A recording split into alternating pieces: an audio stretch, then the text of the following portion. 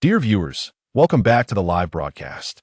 What you're currently witnessing is an asteroid named T30 with a diameter of 170 meters, which has now reached Earth's orbit. Experts predict it will plunge into the Pacific Ocean within 6 days. The 30th asteroid has joined the ranks of impending collisions, likely to land in the ocean. Coastal nations have issued tsunami warnings.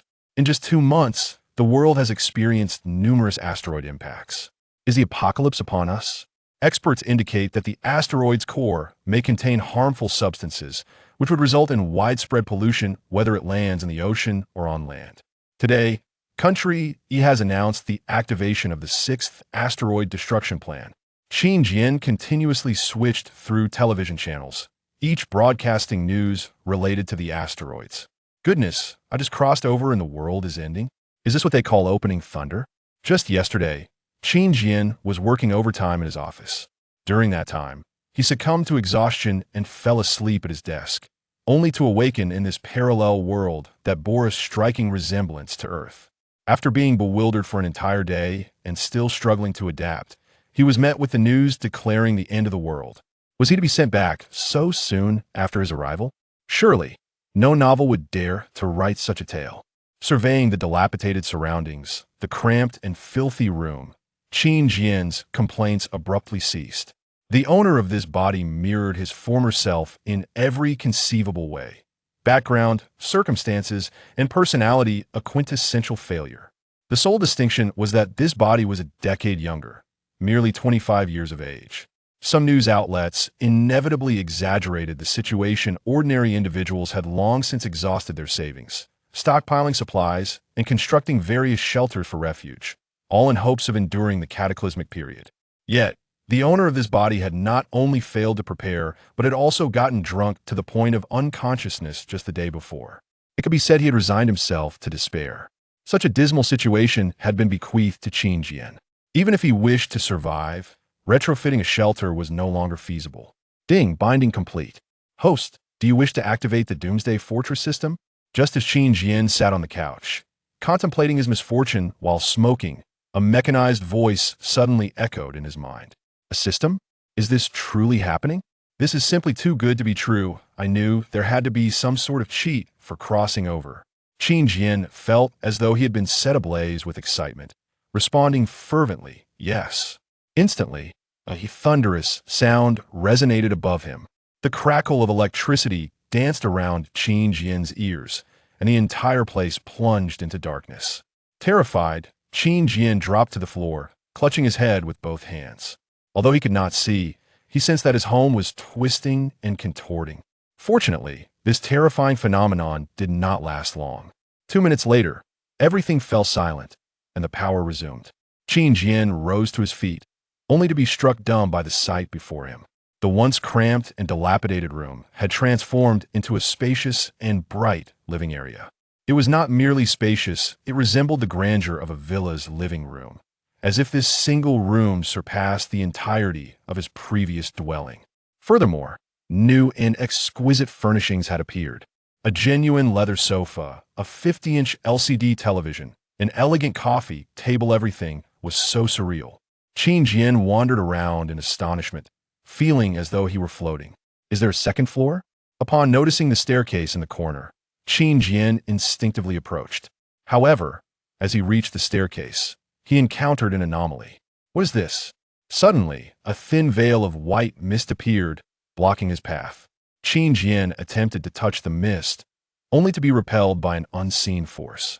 Subsequently, a vibrant red X gradually materialized within the mist, as if warning him to refrain from entering. Activation of the Doomsday Fortress System successful. Do you wish to claim the novice gift package? The system's voice echoed once more. Yes, Qin Jian replied immediately, instinctively stepping back from the invisible barrier.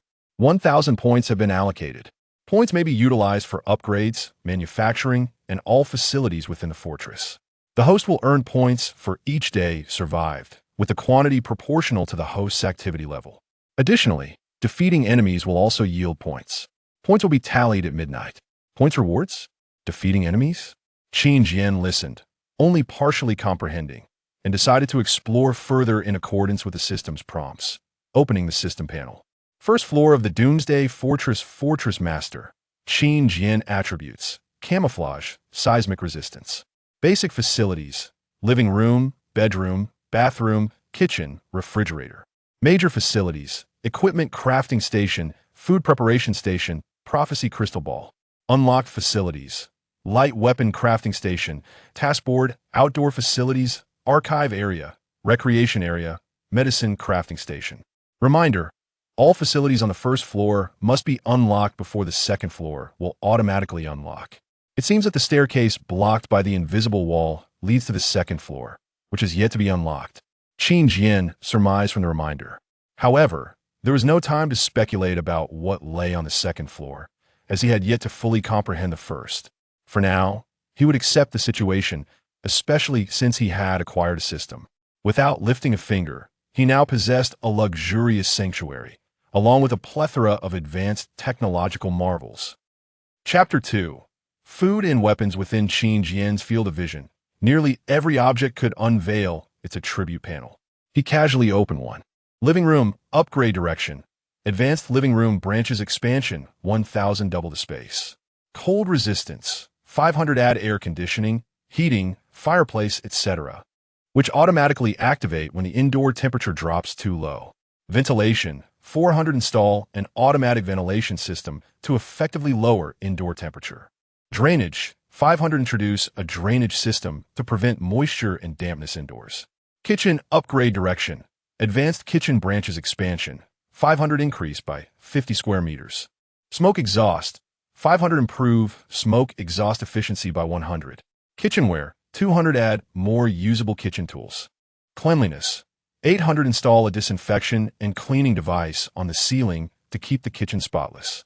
Simply expanding the living room could deplete all his points.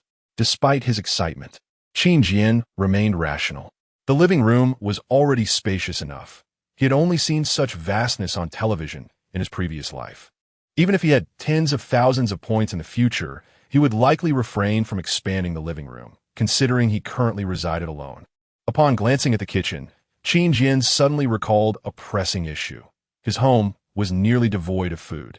The refrigerator seemed entirely empty, as if it had never been stocked since his arrival. Although safety measures had increased, the prospect of starving here was utterly frustrating. Indeed, quite absurd. Yet another dilemma arose. The previous owner of this body had a cash balance of 0 and a negative account balance. It was unimaginable what he had endured before. Fortunately, with the system now at his disposal, Qin Jian could still manage his affairs. With no funds to procure food, he could only examine the food production station that came with the shelter. Approaching the station, he opened the panel. Food production station, upgrade direction. Level 2 food production station, 2000, available to produce. Earthworm cake, 50. Cockroach cake, 80. Rat cake, 100. Could these be edible? Just the sight of these similarly named food items made Qin Jian feel nauseous. He initially intended to spend some points on basic rations and then source food himself. However, this revelation left him aghast. These were not genuine food options, but rather the kind of sustenance one resorted to only in dire circumstances. System. Are there no more palatable options available? Qin Jian couldn't help but inquire. Unless on the brink of starvation, he would never consider consuming these 3 items. Apologies, host. These are currently the only available food options. To access other food items, you must find blueprints or upgrade the food production station. Upgrade. That seemed unattainable. And how could one acquire blueprints? Based on daily activity levels, there is a possibility of obtaining them, or you may unlock the task list and complete tasks within to gain rewards. Immediately, Qin Jian approached the locked task list and discovered it required 2,000 points to unlock. It was hopeless. It appeared he could only sell furniture to raise some funds. Naturally, Qin Jian did not wish to sell the pristine furniture that came with the shelter, but rather the old furniture that had been pushed aside by the new. The new pieces were substantial and heavy, far beyond what his frail body could manage. Otherwise, he might have resorted to exploiting the situation for personal gain. The old furniture, however, was composed of smaller, lighter components, rich in iron. Surely, iron could not be valueless in this world. Without hesitation, Qin Jian lifted an old table and stepped outside. As he turned back to glance at his shelter, he was momentarily taken aback. The exterior of the shelter remained the dilapidated metal shack it had always been, yet the interior presented an entirely different visage. He even opened and closed the door multiple times to compare the scenes inside and outside. It was as if he had entered two disparate worlds. Perhaps this was the shelter's inherent camouflage attribute. Such a feature was undeniably advantageous. In times of catastrophic upheaval, order would inevitably waver and might even collapse. A lavish shelter standing amidst a slum would surely attract the attention of unscrupulous individuals. Presently, the camouflage attribute effectively mitigated this risk and significantly enhanced safety. However, one could not afford to let their guard down entirely. Securing the door was paramount. After moving everything, Qin Jian was drenched in sweat and gasping for breath. He locked the door firmly and carried his belongings to the nearest hardware store. The proprietor, a stout middle-aged man, was bent over something at the counter. "Do you buy scrap iron?" Qin Jian inquired. "Absolutely." The owner stood up with enthusiasm, eyeing the iron chair in Qin Jian's hands. "Do you have more?" "I offer a high price, 20 yuan per kilogram." 20 yuan? Qin Jian was taken aback, instinctively asking, "Is there such a shortage of iron in this world?" "Not exactly, but with the current situation, people are crafting defensive weapons and hoping to profit before the calamity strikes." The owner lowered his voice, producing a welded iron rod from beneath the counter. "Take one, young man. It's been rather tumultuous in Fengcheng lately. You shouldn't venture out without some protection." Chapter 3.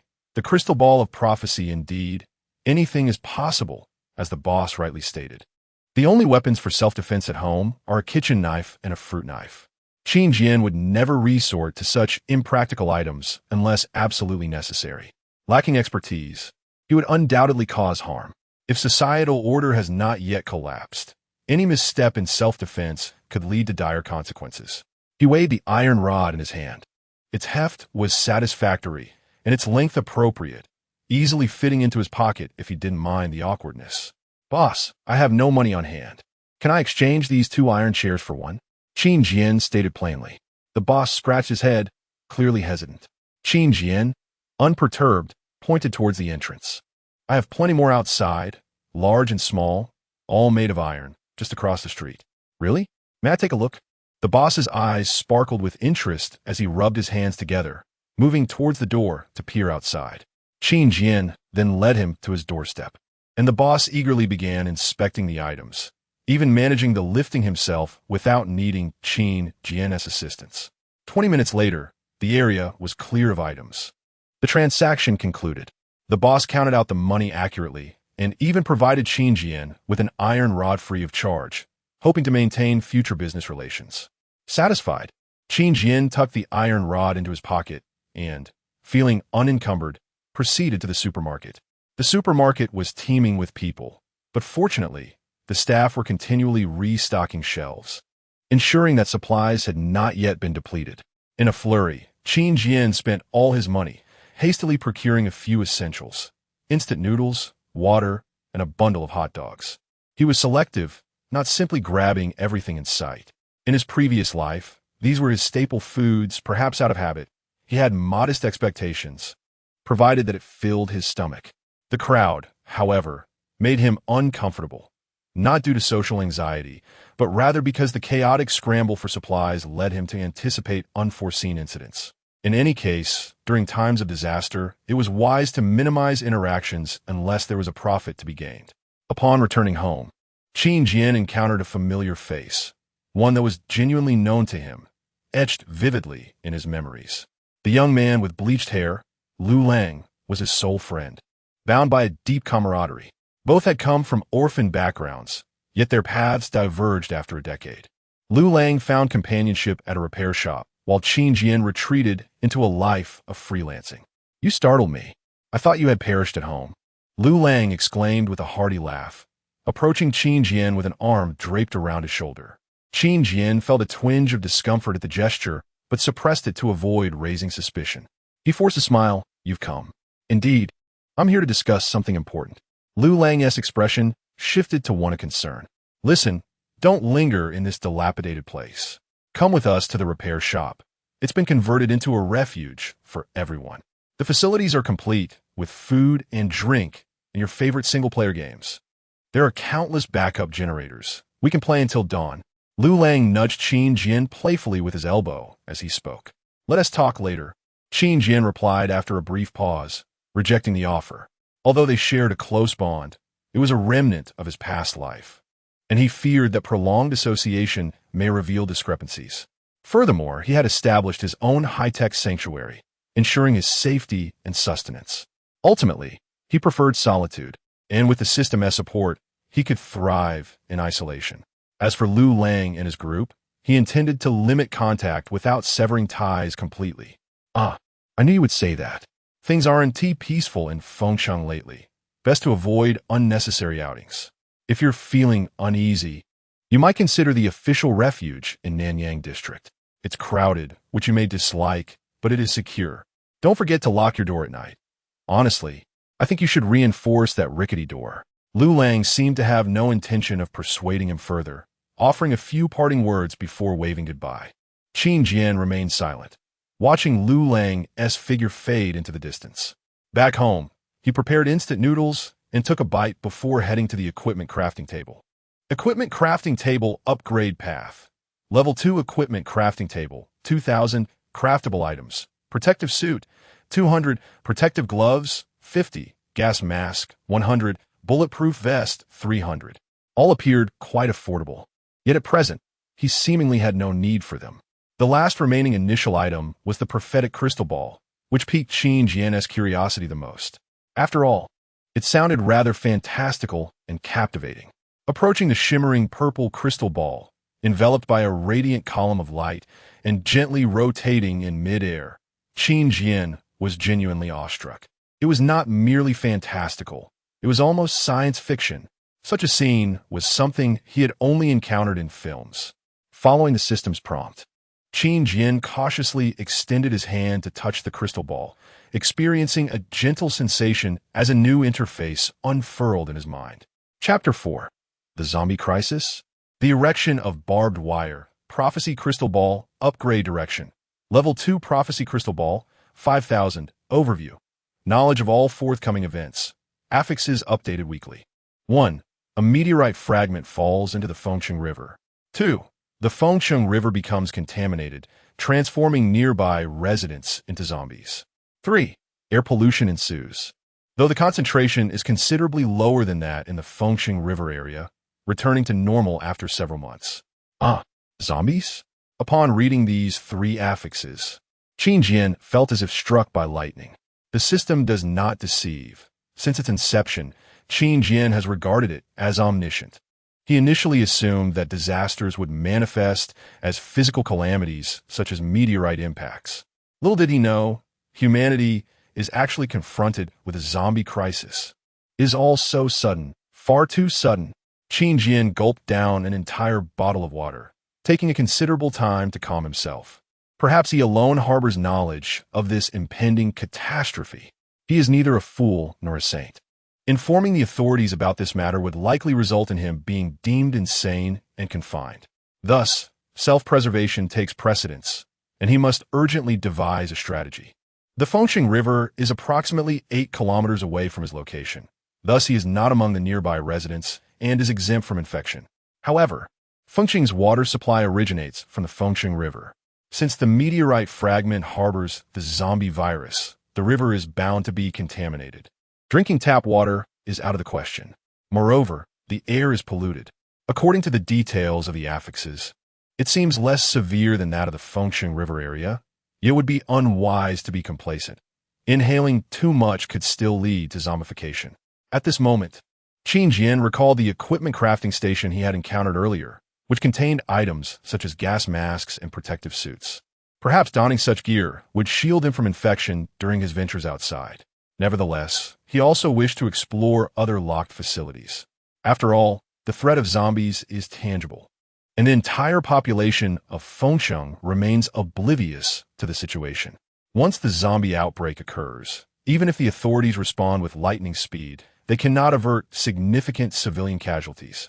In summary, he believes that the city's paralysis is merely a matter of time. When that moment arrives, the city will be overrun by monsters. He certainly does not wish for a zombie to pay him a visit.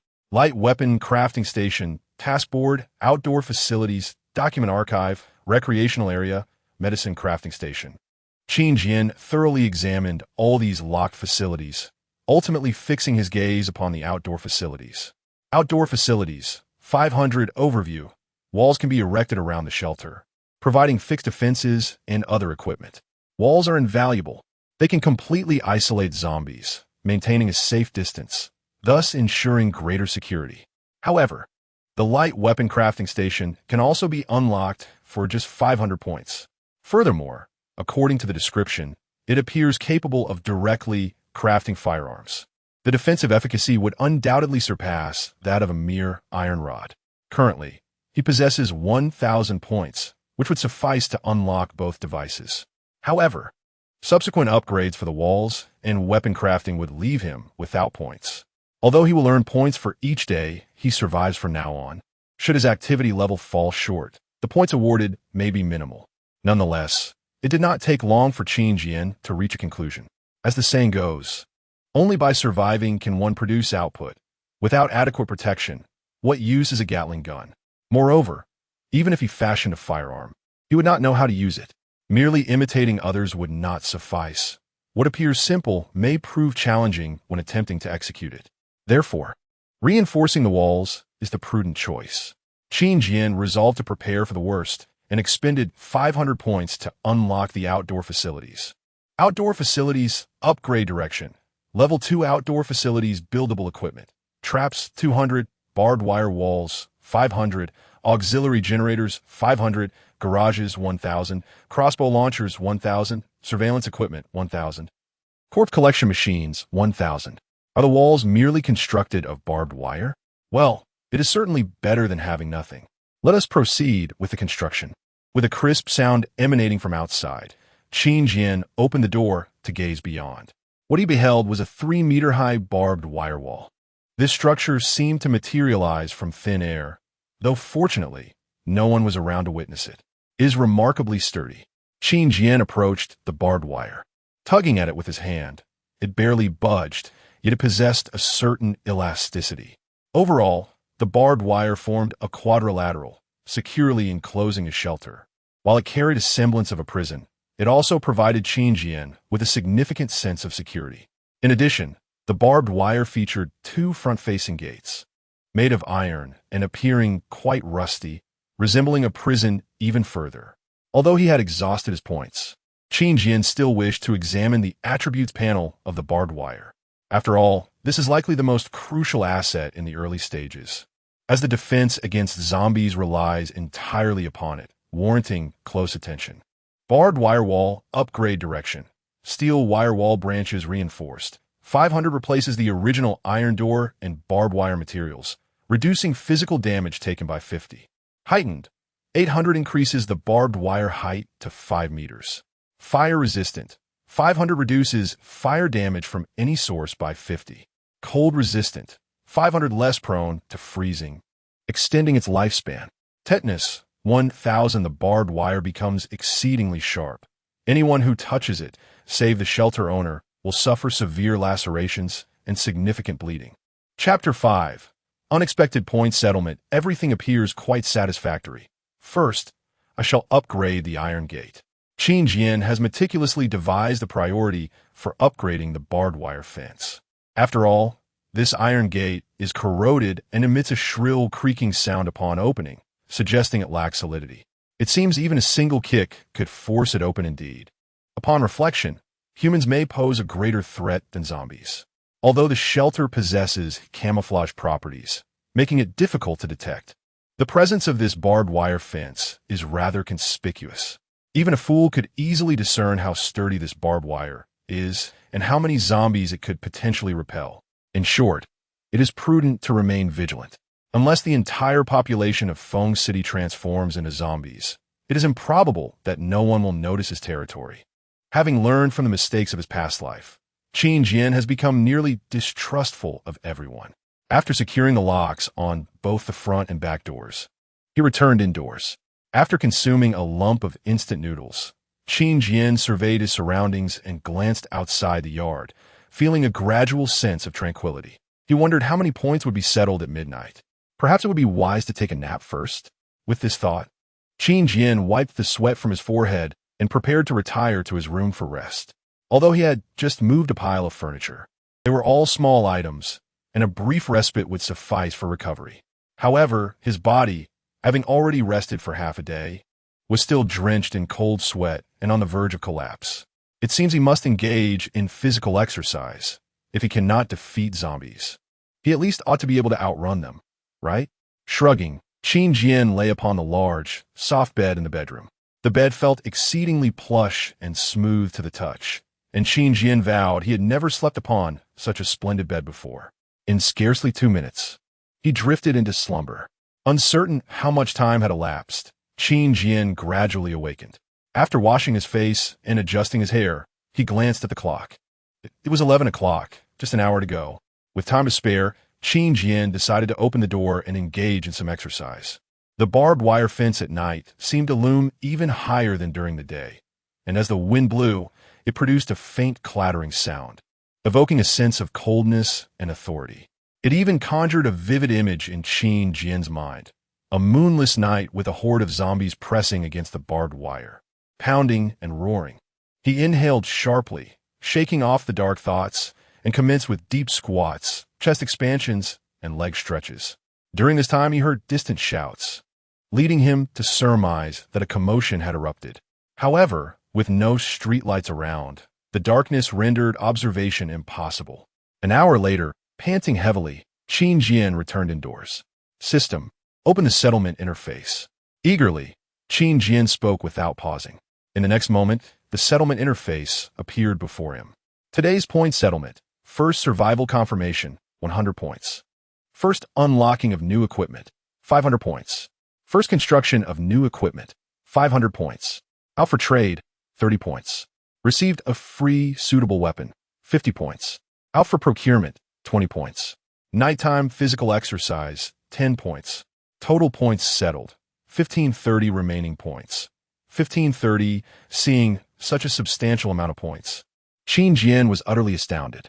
So he had been so active yesterday, he had thought it would be challenging to even accumulate 100 points. Clearly, he had underestimated himself. It seemed that merely eating, sleeping, or even doing nothing at home could earn him points, just varying amounts, of course. However, this windfall might be a one-time occurrence. After all, the items listed were all marked as first time, equivalent to a first charge bonus in a game. It was likely that the next opportunity would yield far less, or perhaps none at all. Nonetheless, he had no complaints about acquiring points. He must make the most of this 1530. Without delay, Qin Jian exited the house and upgraded the materials for the barbed wire and iron gate. As 500 points were deducted, the barbed wire suddenly trembled without emitting a sound. After waiting a moment, he approached to inspect it. The texture of the barbed wire felt entirely different from earlier in the day. Now, it possessed greater elasticity while also being significantly sturdier. A gentle pinch would leave his fingertips aching, indicating it was not merely hard but exceedingly so. As for the iron gate, the rust had vanished, and it appeared entirely new. Upon opening, it moved smoothly without any unusual sounds. Crucially, once the lock was secured, no amount of pushing or shoving could budge it. It was done. Qin Jian clapped his hands, a broad smile gracing his face. Not only could it not be kicked open, but even a vehicle would struggle to breach it. However, soon he was beset by new concerns. While the defense had been enhanced, the height. The barbed wire now stood at a mere 3 meters. Even an average trained individual could easily scale it. As for zombies, they would pose an even lesser challenge. If left unaddressed, their numbers would accumulate, and once a human ladder formed, they could simply climb over to confront him. Thus, he must enhance the height, instinctively glancing upward at the top of the barbed wire fence. He hesitated upon seeing the sharp anti-theft netting. The netting was exceedingly sharp. Without protective gear, attempting to climb it would result in serious injuries. The zombies had yet to appear. They would only emerge once meteor fragments descended in this area. Chapter 6 Kind reminder. Qin Jian initially intended to choose between upgrading the barbed wire's height or enhancing its lethality. The former would increase the difficulty for enemies attempting to climb over it, thereby reducing the risk of being attacked. The latter, however, would transform the barbed wire into a weapon capable of both offense and defense. Any creature that came into contact with it would suffer grievous injuries, effectively eliminating any potential threats. In fact, by upgrading the latter, there would be no immediate need to enhance the former. The dilemma, however, was that the latter would indiscriminately harm all but himself. While he did not hold a particularly high opinion of humanity, he was not irrational. What if some curious individuals, especially mischievous children, accidentally came into contact with the barbed wire? Would their lives be irreparably lost? At least until disaster struck, he wished to avoid any legal complications. Thus, he decided to observe the situation for now. After all, upgrading was a matter of mere moments. As long as he maintained a calm demeanor, he could upgrade when the zombies attacked.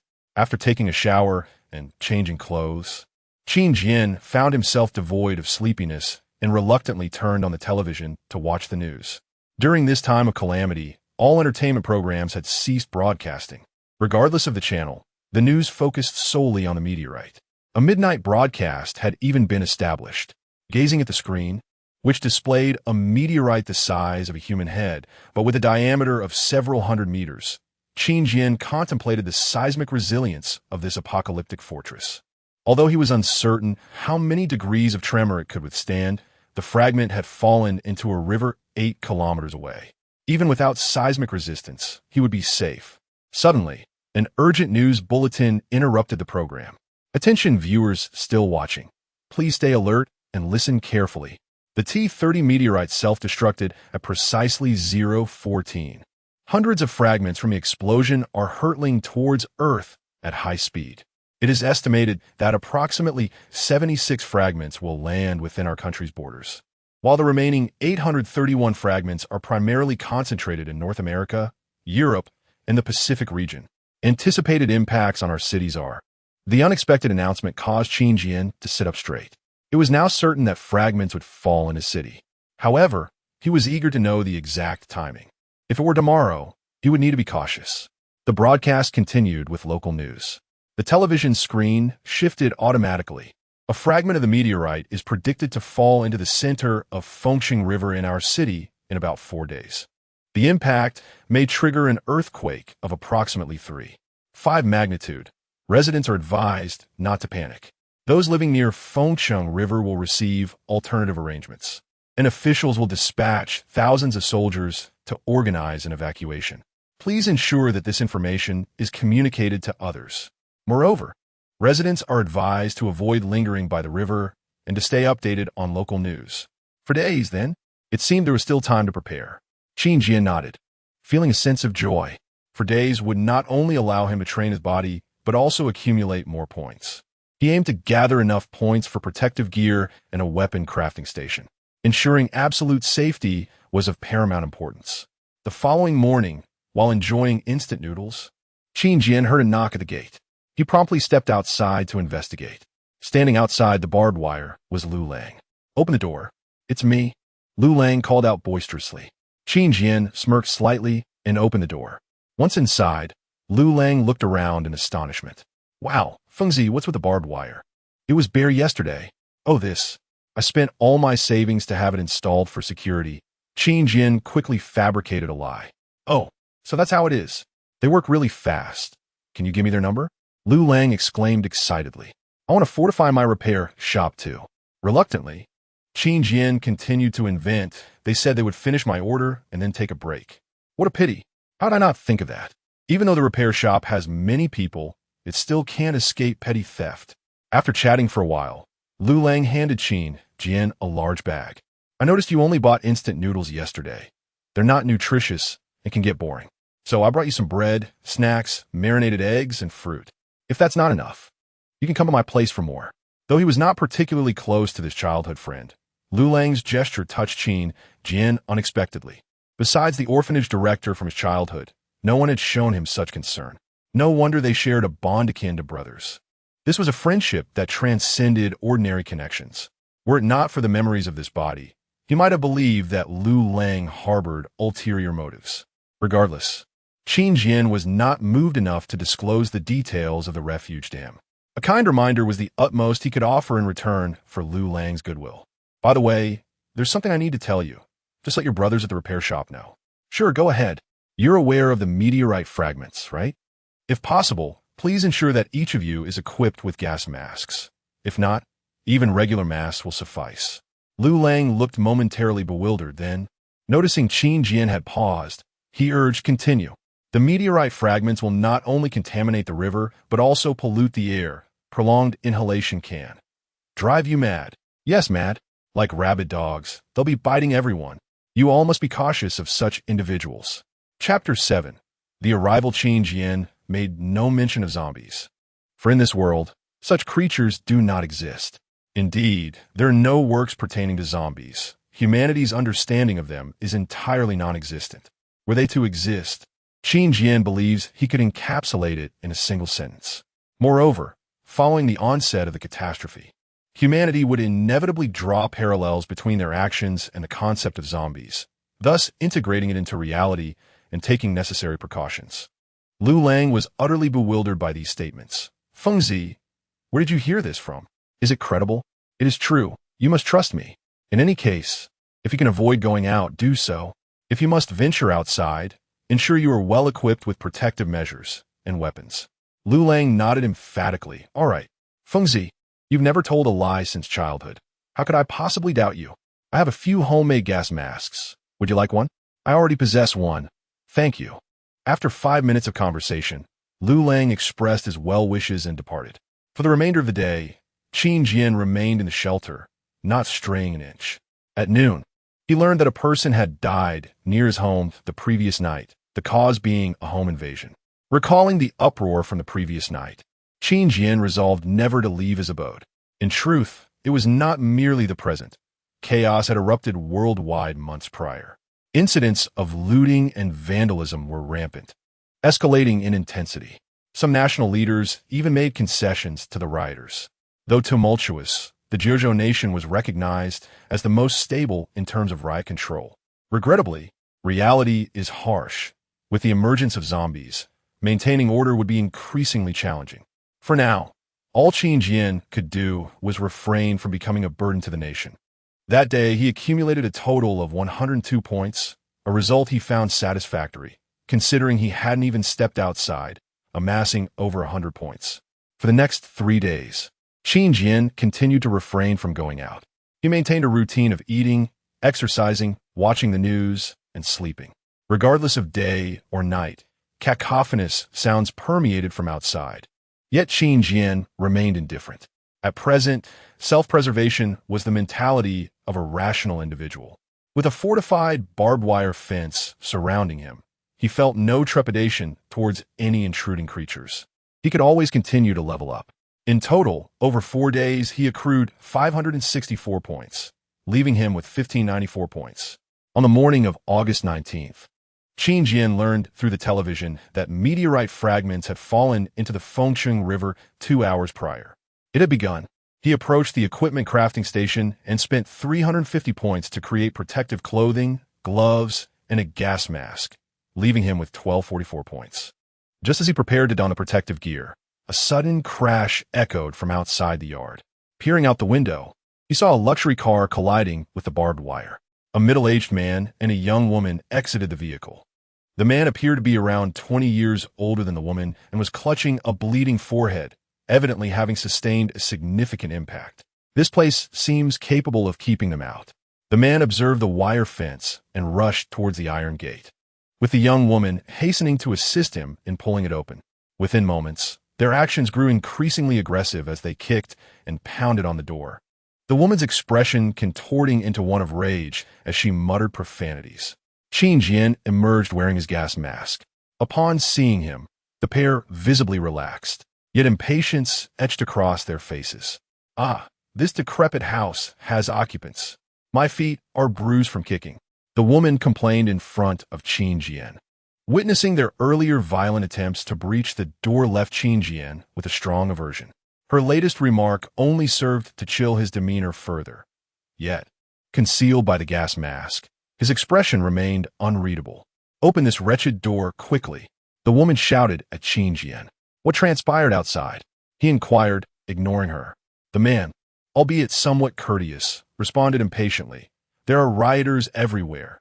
They've gone mad. They pursued us relentlessly. He spoke between labored breaths, then succumbed to a fit of coughing, having nearly ruptured his lungs in his frantic escape. Rioters? Had they arrived so swiftly? Qin Jian mused, tightening his mask as he scrutinized the pair. You should leave. This is a personal shelter, and I do not accept anyone. With that, he turned it apart. Hey, you can't just stand by and watch us die, the man exclaimed, panic evident in his voice.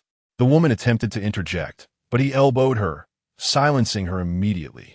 I am the general manager of Fengshan Group. If you save me, there will be benefits for you. Upon hearing the man's status, Qin Jian paused, glancing back. After 20 years as a cog in the corporate machine, the mere mention of such titles repulsed him.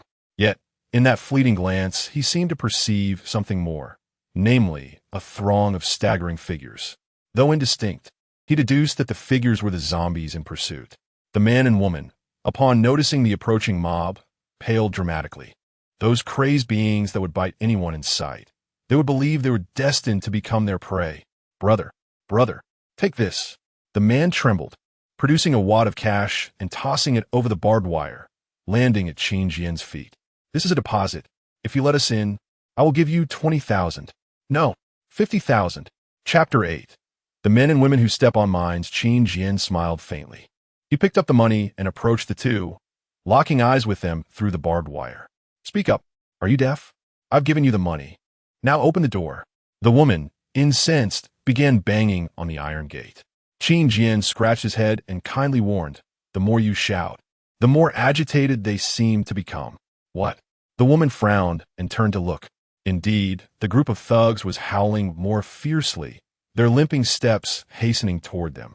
Regret washed over her, her body trembling violently. Yet, she blurted out, You're threatening me. Just wait. You'll see what happens. Qin Jian remained silent, a cold smile creeping into his heart. Wasn't that statement a contradiction? Shut your mouth.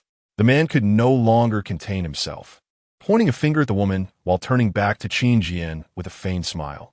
Brother, I know you think the money is too little. Just wait a moment. The man dashed back to the car and soon returned with 2 suitcases. This is 1 million, enough for you to buy an apartment. Just let us in, and it's all yours. He opened one suitcase, revealing neatly arranged stacks of cash for Qin Jian to see. His demeanor seemed obsequious, but his mind was already concocting a sinister plan. Damn it, you ignore me and act superior? Once I get inside, I'll smash your head with this suitcase. You love money? I'll bury you in it. However, in the next moment, Qin Jian shook his head. Sorry, I have no interest in money. With that, he tossed the money back at the man's feet. The man was taken aback.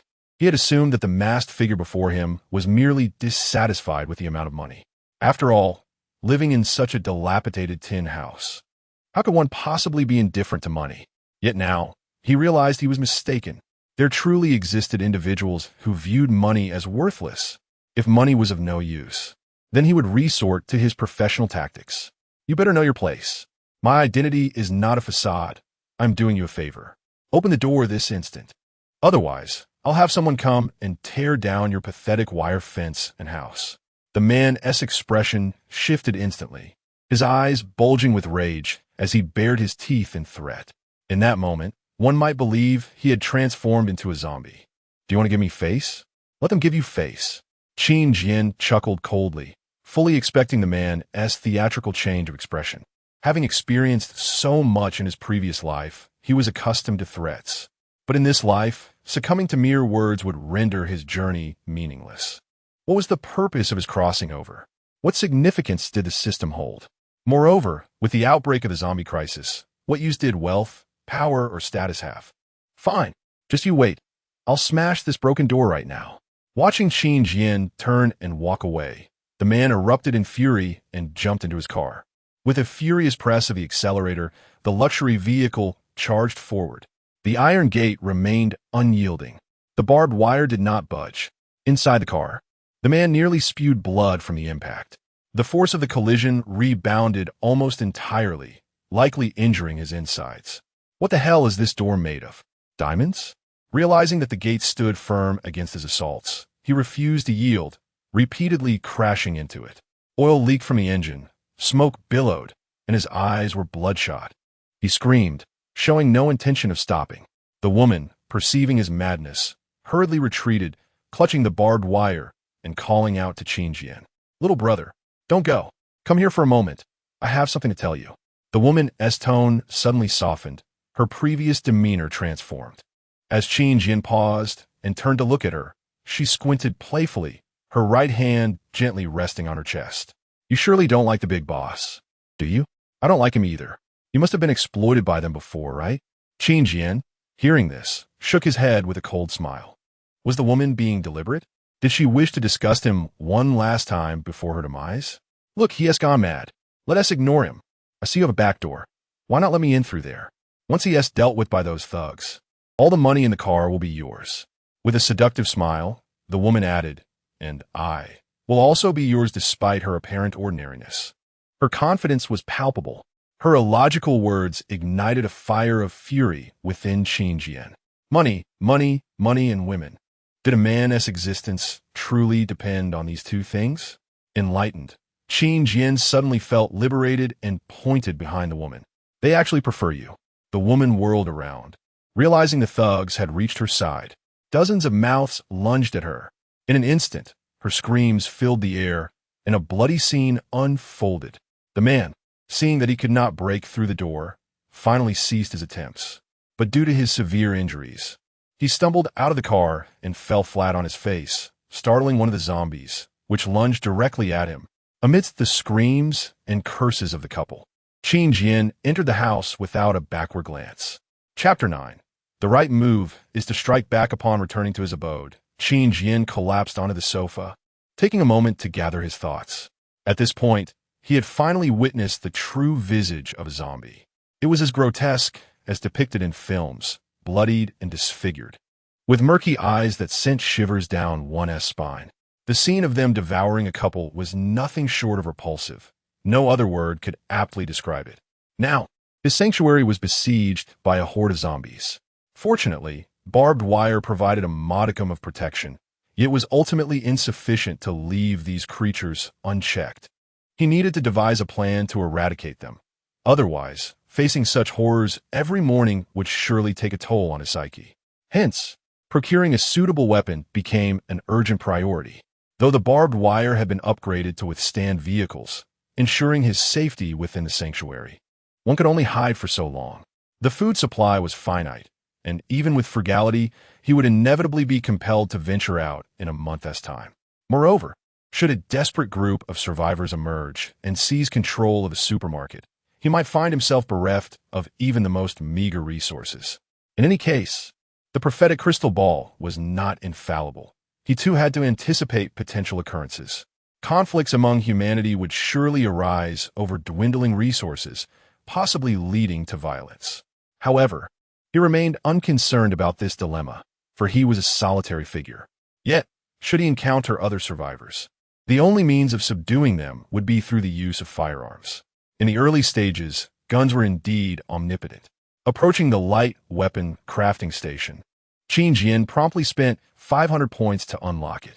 With a resounding crash, the shimmering crafting station emerged before him, illuminated by radiant beams. Light weapon crafting station upgrade path. Level 2 light weapon crafting station, 3,000 points, available creations. Military long knife, 500, M9 pistol, 1,000, double-barreled shotgun, 2,000. He had 744 points remaining, sufficient only for a military long knife. While the knife sounded formidable, his primary intent was not to wield cold steel. Although he lacked proficiency with firearms, they offered the advantage of ranged attacks, allowing him to eliminate zombies from a safe distance. With a bit of practice, he was confident he could master it. Murmuring to himself, a sense of assurance washed over him.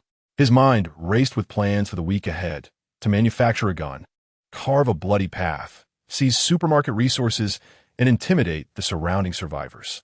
His previous life had taught him that good deeds often went unrewarded, leaving him weary of altruism. Thus, he resolved to abandon the notion of being a good person in this life. After all, if everyone acted in their own interests, was that not a form of equality? The existing social order lay in ruins. Perhaps tomorrow, factions would form, leaders would emerge, and chaos would ensue. Alone, he could not afford to show weakness.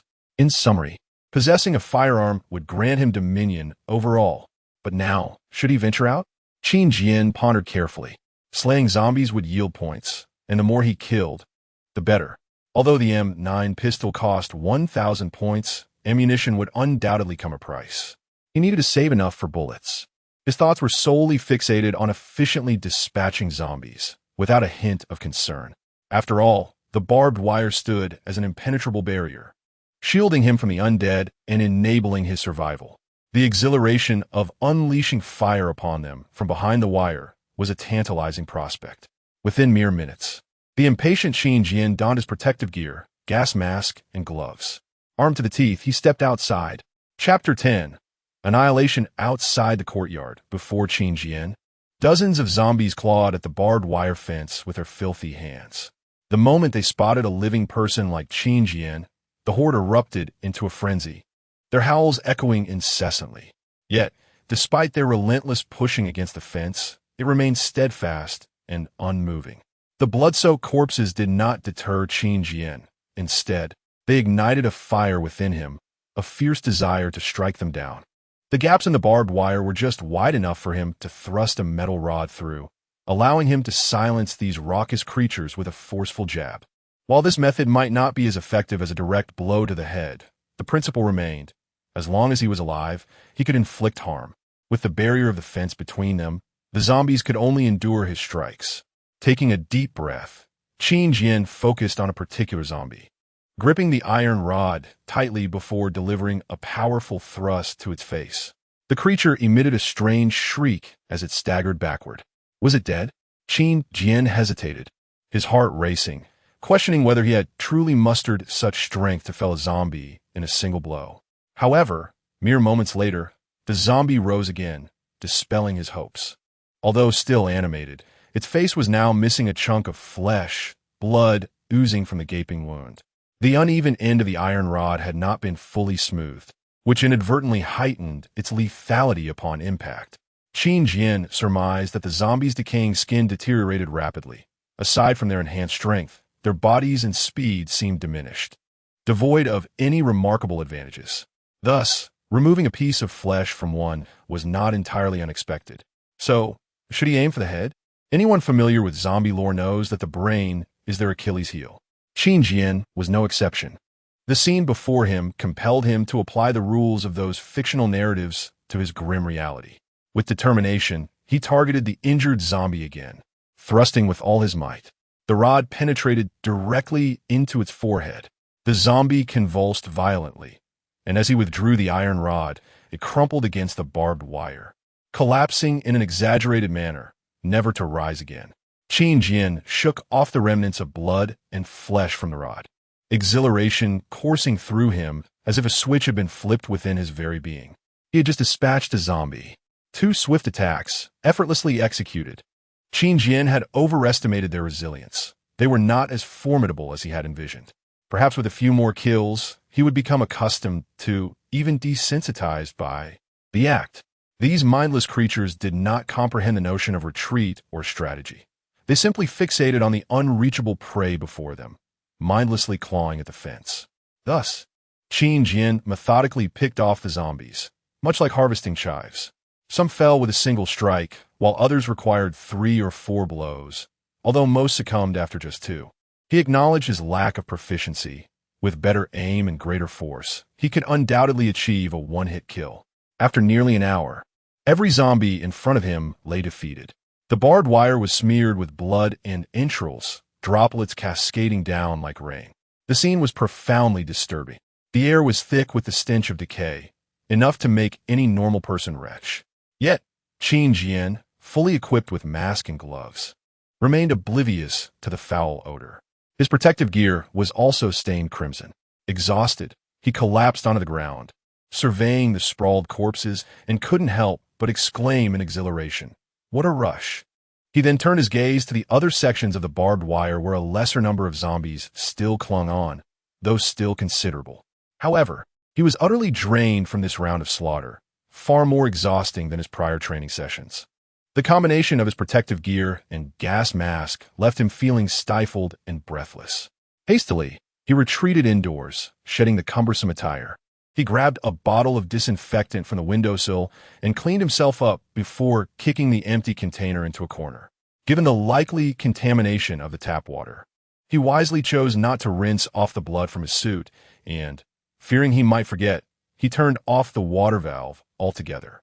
After catching his breath, he chose not to dwell on his recent exploits. Instead, he prepared instant noodles, a bottle of water, and treated himself to a sausage for his commendable performance that day. After satisfying his hunger and thirst, Qin Jian rearmed himself and stepped outside to check the perimeter. Upon confirming that no new zombies had appeared, he felt a wave of relief as he returned indoors and secured the doors and windows. He had lost count of the zombies he had slain during this exhilarating spree, but the thought that the system would reward him with points for each kill spurred a sense of accomplishment within him. That night, Qin Jian adapted rapidly to the chaos. Initially disturbed by the wails outside, he searched for earplugs. Yet, perhaps due to the exhaustion from battle, he soon succumbed to sleep amidst the cacophony.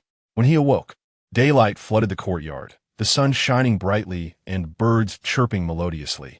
However, the surroundings painted a starkly different picture. Corpses, severed limbs, dried blood, and distant flames consuming buildings. Everything was steeped in death and despair. Chapter 11. The power of tetanus. Qin Jian gazed for a moment, shaking his head, unable to articulate his thoughts. System, please open the settlement interface. Today's points: settlement survival confirmation, 30 points; regular diet, 3 points. Successfully repelled 2 threatening strangers, 100 points. Bravery, arrogance, 50 points; first zombie kill, 200 points; zombie kills, 182 points. Barbed wire absorbed significant damage, 40 points. Total points settlement, 784 remaining points. 1528. The points required to craft a firearm were already sufficient. In fact, there were enough points left over for a military-grade long knife. However, Qin Jian did not rush to create them. During yesterday's zombie extermination, a thought had crossed his mind regarding the upgrade option for the barbed wire's tetanus effect. It clearly stated that any who made contact would suffer grievous wounds and relentless bleeding. The very notion of incessant bleeding was tantamount to a death sentence.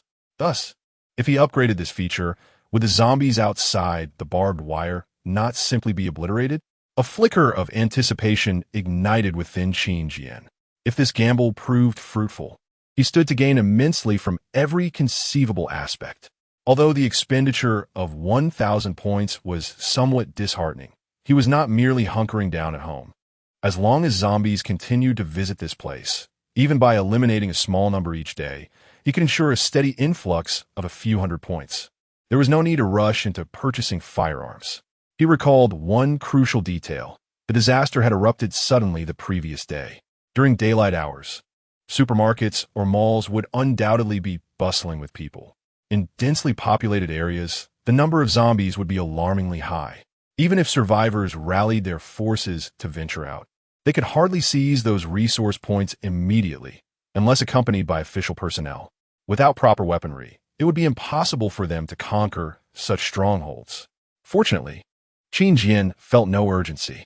With a command, the points were deducted and the tetanus upgrade was complete. Outside, silence reigned. Not a sound was heard. Qin Jian promptly armed himself and stepped outside. To his astonishment, he discovered that the zombies which had previously been clinging to the barbed wire now hung limply, their heads tilted awkwardly to one side, their bodies draped over the wire. No, to be precise, they were ensnared upon it. Their arms dangled lifelessly, swaying slightly. Qin Jian's eyes widened as he rushed to the barbed wire, finally gaining a clear view.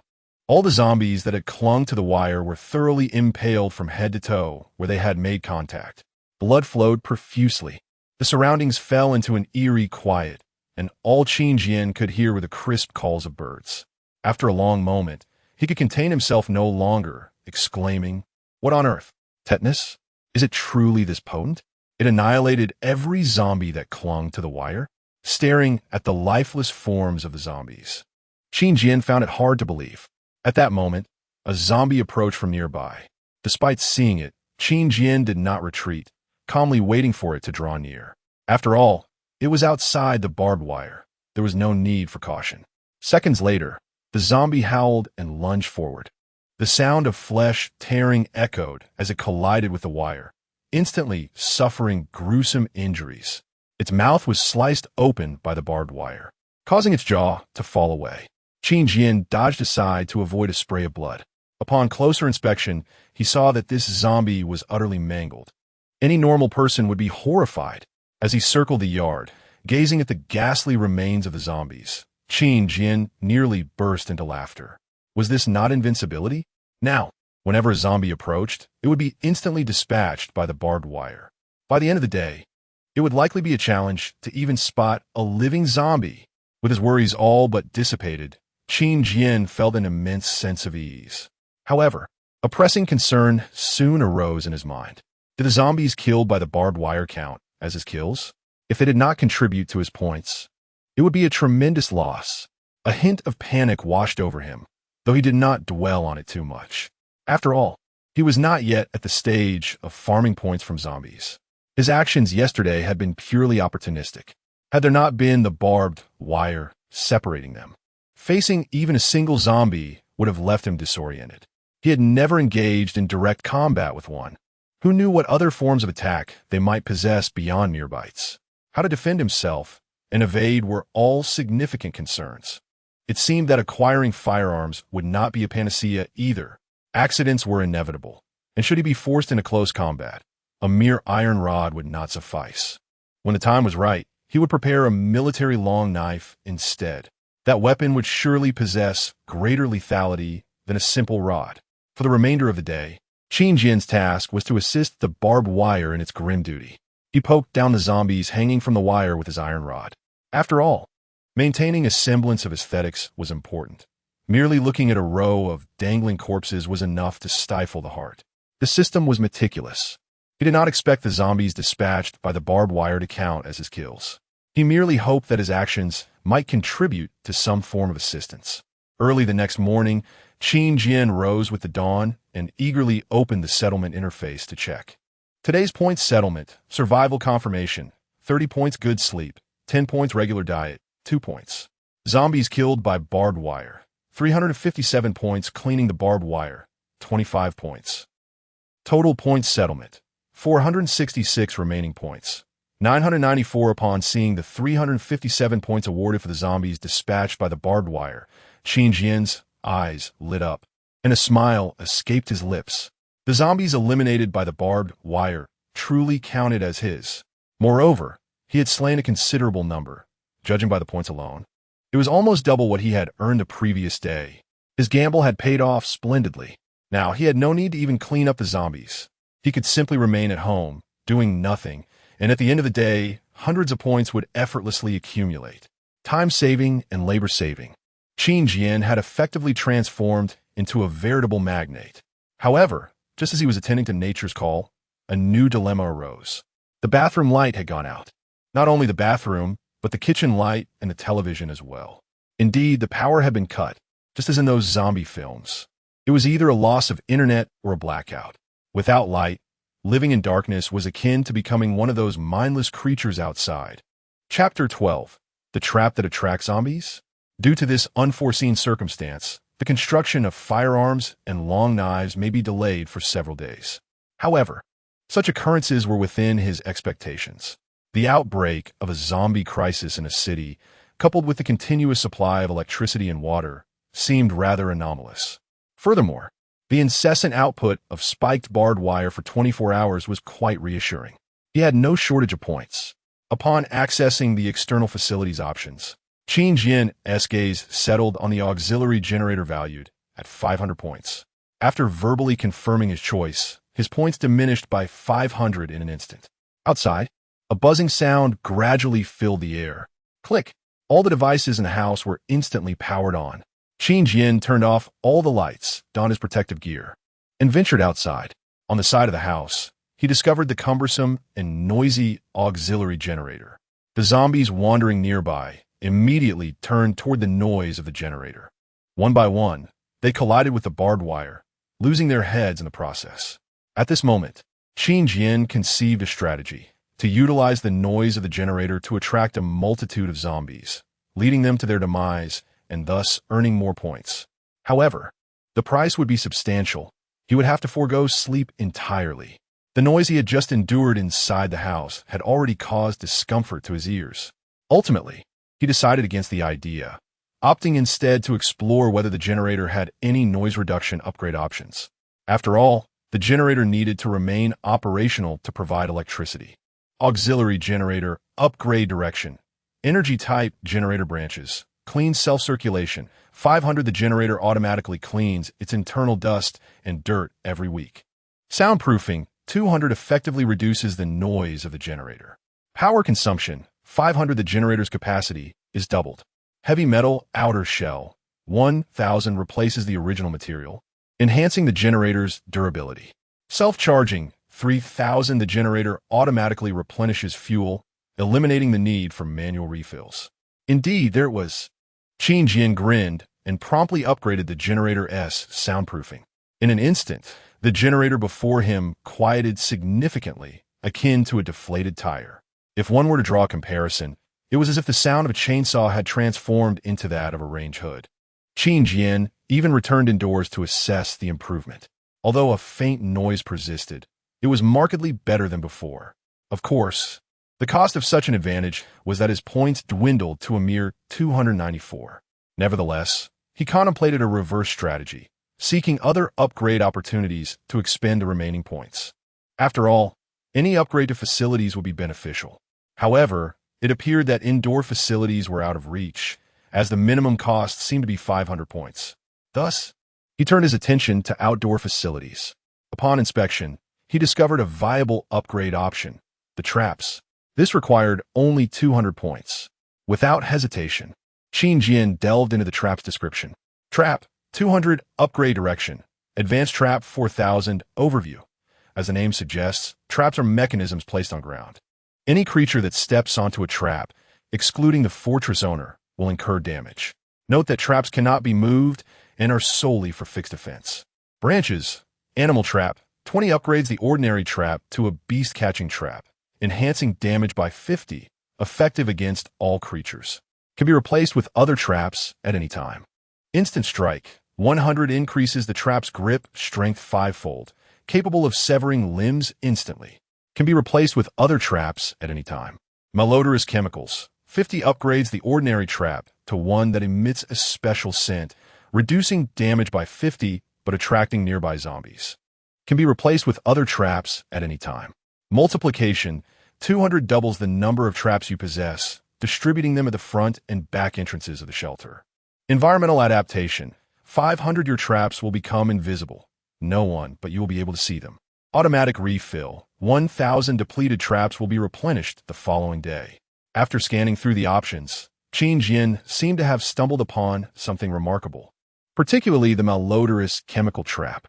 Although it reduced damage, it provided the invaluable ability to attract zombies. The thought of swarms of zombies being drawn to this trap, only to meet their end, filled him with exhilaration. Each of those zombies would yield points. The combination of this upgraded trap with the spiked barbed wire would be utterly invincible. Without a moment's hesitation, Qin Jian spent 200 points to unlock the trap, followed by an additional 50 points to upgrade it to the malodorous chemical trap. In total, he expended 250 points. How fortuitous it was that he discovered such an advantageous upgrade. Had he known about this earlier, he would not have considered the futile strategy of luring zombies with the generator's noise. Nonetheless, each choice has its pros and cons. If the noise reduction upgrade for the generator had not been made, he would have been deprived of sleep. Qin Jian's tasks for the day were straightforward.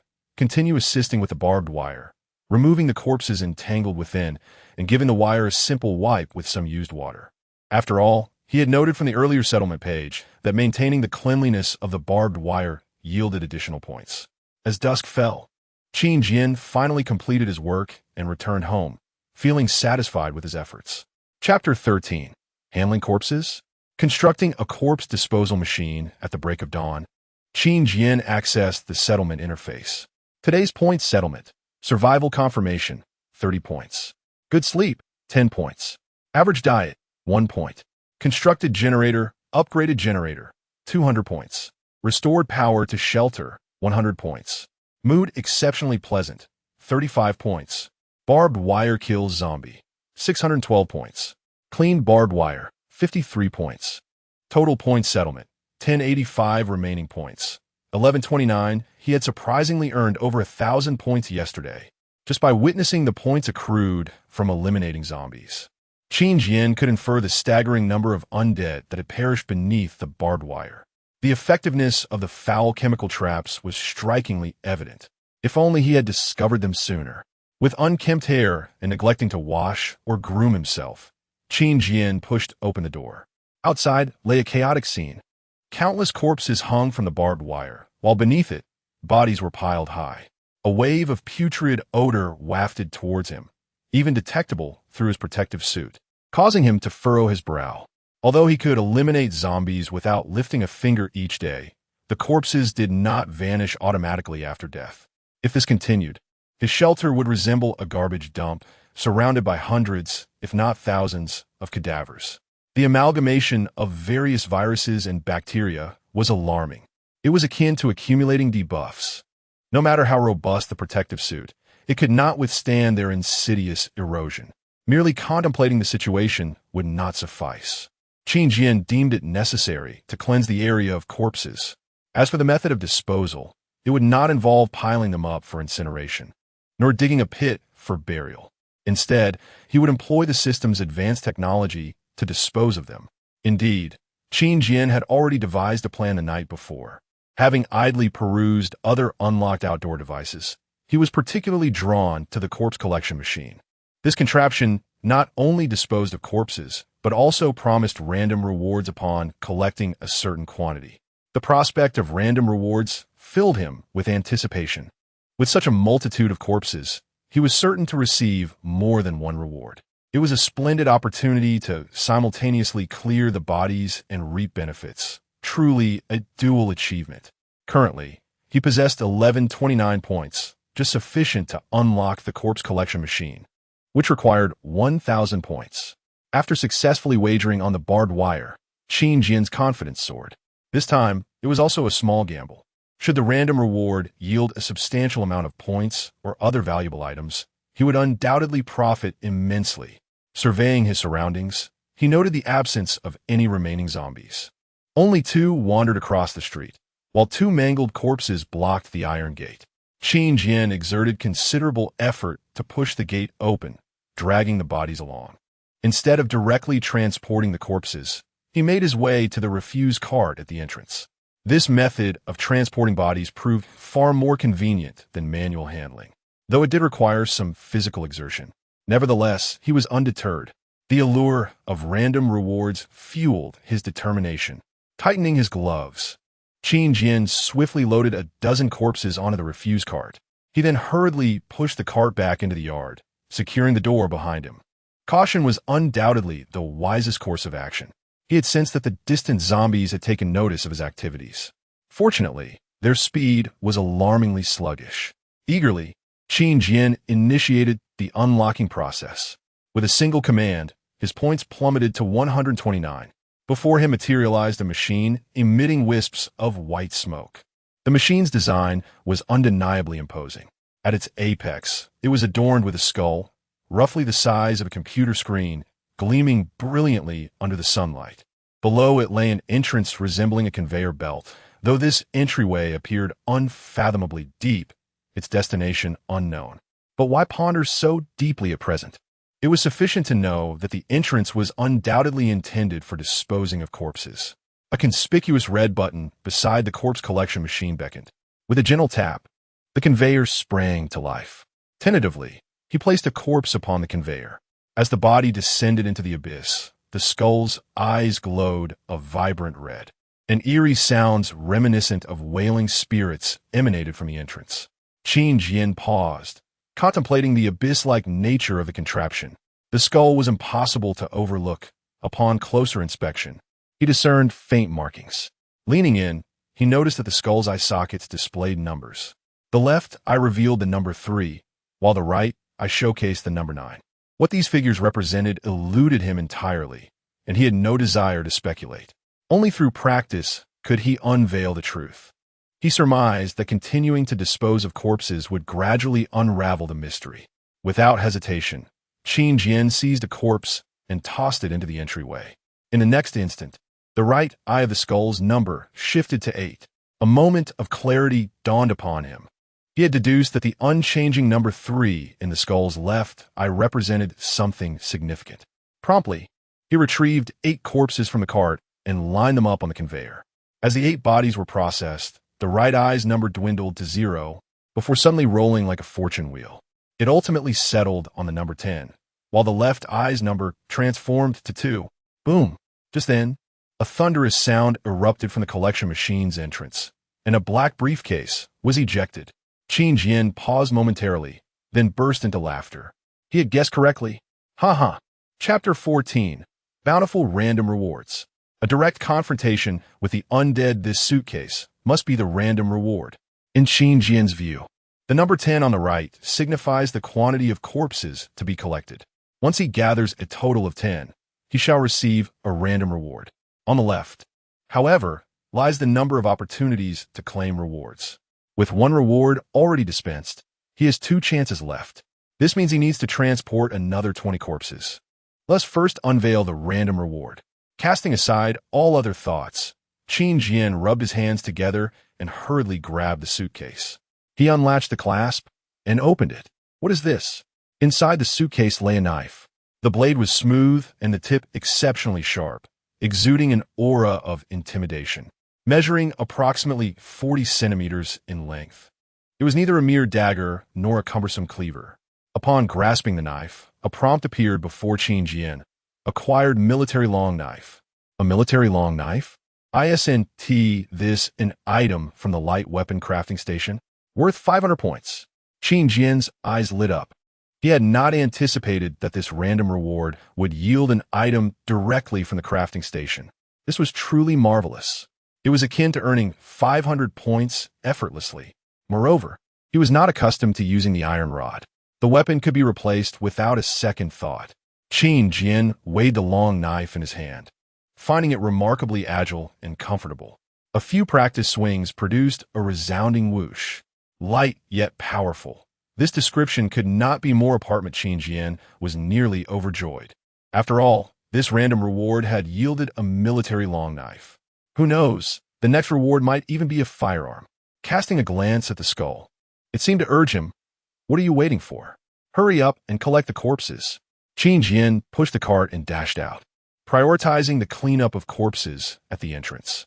Returning to the corpse collection machine, he delivered another 10 corpses. With a resounding thud, another sound echoed from the entrance as a backpack was unceremoniously ejected onto the ground. Not a suitcase this time.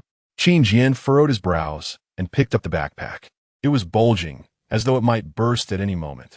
He unzipped it, and its contents promptly spilled out, scattering across the ground with a cacophony. What on earth? As Qin Jian discerned the items, his eyes nearly popped out. Bullets. Countless bullets.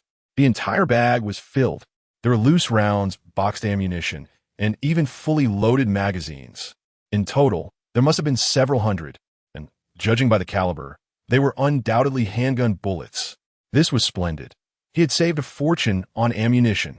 Qin Jian was now exceedingly eager for the final random reward. With melee weapons secured and bullets in hand, wouldn't it be time for a gun? He was particularly thrilled, his hands trembling with anticipation.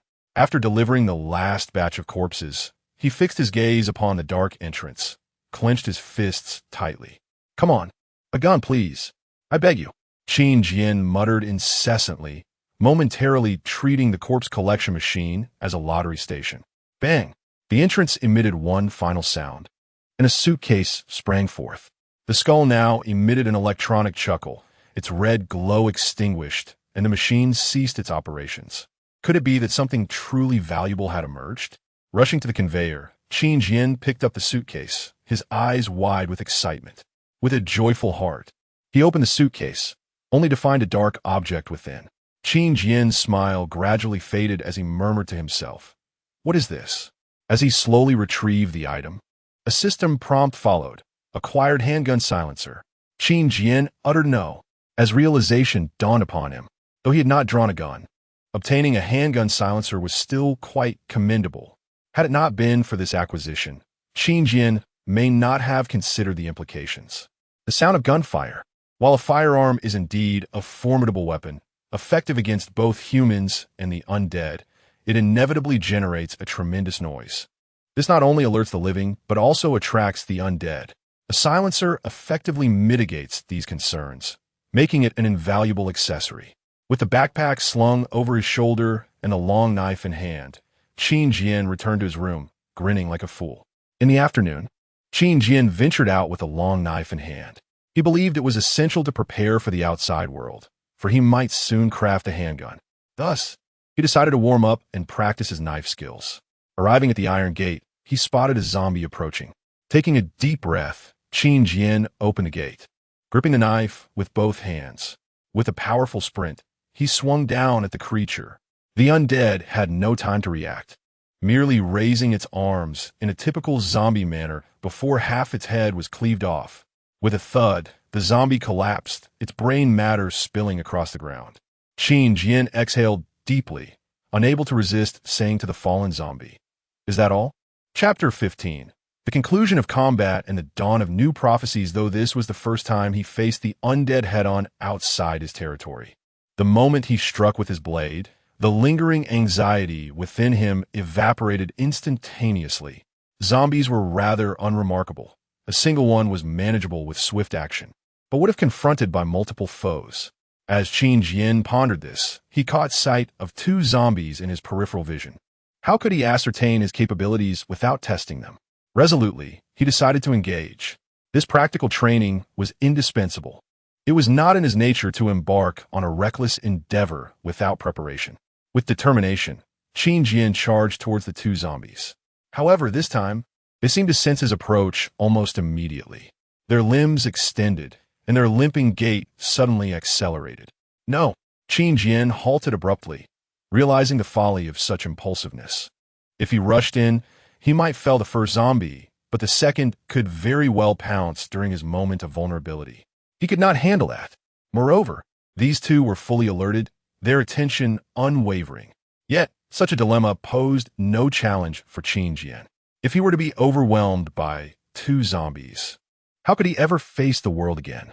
He retreated several steps, glancing back to ensure no undead were sneaking up behind him.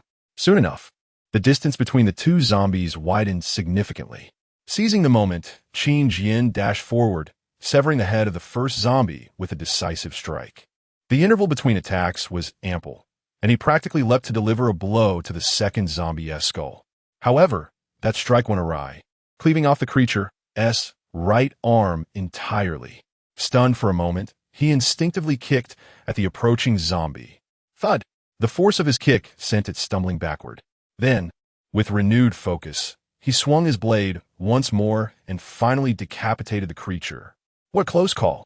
Wiping the cold sweat from his brow, he resolved never to employ such a seemingly impressive yet foolish technique again. In the following hour, Qin Jian dispatched numerous zombies in the vicinity of the shelter, over 20 in total. Some were solitary, while others came in pairs or even trios. All fell victim to his tactical maneuvers. The key was the formidable power of his long blade, which required little finesse. One strike, one kill. Naturally, his courage and morale surged. Of course, mindless bravery would not suffice. Qin Jian had also grasped a few techniques. For instance, when a zombie lunged at him, he could easily sidestep and deliver a kick to avoid being bitten. Such counterattacks were not solely dependent on courage. Perhaps they also hinged on innate talent. After all, he didn't believe that other survivors could react swiftly enough to kick back when faced with a zombie-esque assault. In summary, Qin Jian's success in slaying so many zombies was founded on his unwavering self-belief. Although he reveled in the exhilaration of combat, the day's exertions were beginning to take their toll. After hauling away so many corpses and dispatching countless zombies, it was only natural to feel utterly exhausted. Upon returning indoors, he shed his heavy protective gear. With a twinge of regret, he poured a bottle of water over the suit, washing away the gruesome bloodstains. Kicking the soiled gear aside, he boiled some mineral water to prepare instant noodles. He then treated himself to a sausage and an apple as a reward for the day's efforts. The barbed wire remained unaddressed. But never mind that. It was time to rest. As he paused in contemplation, what had once seemed a bland meal transformed into a delightful feast. Later that evening, after completing his exercises, Qin Jian approached the prophetic crystal ball. He had accomplished much today, so much so that he had forgotten about it. If memory served correctly, a week had passed. The crystal ball's prophecies should be due for an update, and it was prudent to see what new event awaited him. He placed his hand upon the crystal ball. As warmth enveloped him, a series of prophecies unfurled within his mind. Prophetic crystal ball upgrade path. Level 2 prophetic crystal ball, 5,000. 1. Outdoor temperatures will continue to drop, reaching a decrease of approximately 20 degrees, returning to normal within a month. 2. Bacteria in the air will mutate, rendering ordinary masks ineffective against them. 3. The emergence of ferocious zombie dogs. Zombie dogs? It appears that the apocalypse offers no respite. Mere days pass, and new monstrosities arise. Perhaps even more mutated creatures will emerge in the future. Qin Jian pondered deeply, stroking his chin. While zombie dogs may be physically weaker, their agility far surpasses that of the undead. Only through further combat could he gauge their true strength. However, vigilance was paramount. In any case, he would take things one step at a time, never shying away from challenges. As for the first two prophecies, Qin Jian felt no cause for alarm. When the time came, he would simply upgrade his protective gear. The following day, Qin Jian tallied his points. Survival confirmation, 30 points. Good sleep, 10 points. Decent nutrition, 7 points. Combat performance at peak, 60 points. Zombies killed, 205 points. Barbed wire kills, 458 points. Points summary, 877 remaining points. 1,006 exciting. Over 1,000 points. Qin Jian rubbed his hands together, filled with immense joy. This meant he could finally craft a handgun. Chapter 16, Under Surveillance? Approaching the light weapon crafting station, Qin Jian deftly crafted an M9 pistol. As the sleek, cold weapon levitated into the center of the station, Qin Jian slowly extended his hand to grasp it. At last, I have a gun. His excitement rendered his hands restless, eager to venture outside and find a target to practice his marksmanship. Naturally, the target would be zombies, for there were no shooting ranges within the confines of the room, and the outdoors offered ample space. Qin Jian scrutinized the M9 pistol, feeling it fit perfectly in his grip. Why wait any longer? He resolved to step outside and seek a target to shoot at. Remembering to don his protective gear, he grasped the gun and pushed open the door. The moment he did, a gust of cold wind greeted him. Qin Jian instinctively shivered, realizing the outdoor temperature had begun to drop significantly. He had intended to upgrade his protective suit for warmth, but having crafted the gun, he lacked sufficient points and would have to postpone that plan until tomorrow. Despite the noticeable chill, Qin Jian, clad in his protective attire, could still endure it. After all, nothing could extinguish his fervor for testing his firearm. As Qin Jian stepped into the yard, before he could locate a suitable target for practice, he suddenly discerned the sound of hurried footsteps. Who could it be? Qin Jian's eyes widened, and he instinctively turned to raise his pistol. Yet upon turning, he was met only with the sight of a row of zombie corpses hanging beyond the wire fence. Realizing his view was obstructed by the bodies, he hurriedly rushed over and pushed aside one of the corpses to peer outside. There, he spotted a nimble figure darting into the nearby thicket. A human. The thought struck him immediately, for zombies could not possibly possess such agility. Had he been under surveillance? In an instant, a chill crept up his spine. Just as he stepped outside in the early morning, he was confronted with this revelation. It felt akin to a celebrity being caught by paparazzi, infuriating and unsettling. Now, it was impossible for Qin Jian to maintain even a fraction of his usual composure. However, before long, he gradually regained his calm. Regardless of the number of observers, their intentions, or when they began monitoring him, it was evident their aim was directed at his refuge. After all, at first glance, the surrounding wire fence exuded a sense of security. Who wouldn't desire protection behind such a barrier, regardless of the equipment within? Yet, if they truly sought to breach this sanctuary, they would likely pay a hefty price. Unless they were armed as well, confronting them could prove troublesome. Otherwise, Qin Jian would not hesitate to use them as targets for his practice. The door and wire fence were formidable.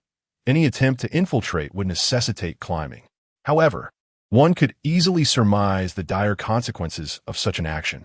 For outsiders with ill intentions, it was an insurmountable predicament from every angle. Merely climbing the wire fence would be enough to invite disaster, not to mention the threat of being met with gunfire upon crossing over. Suddenly, Qin Jian felt no apprehension. There was no reason to worry.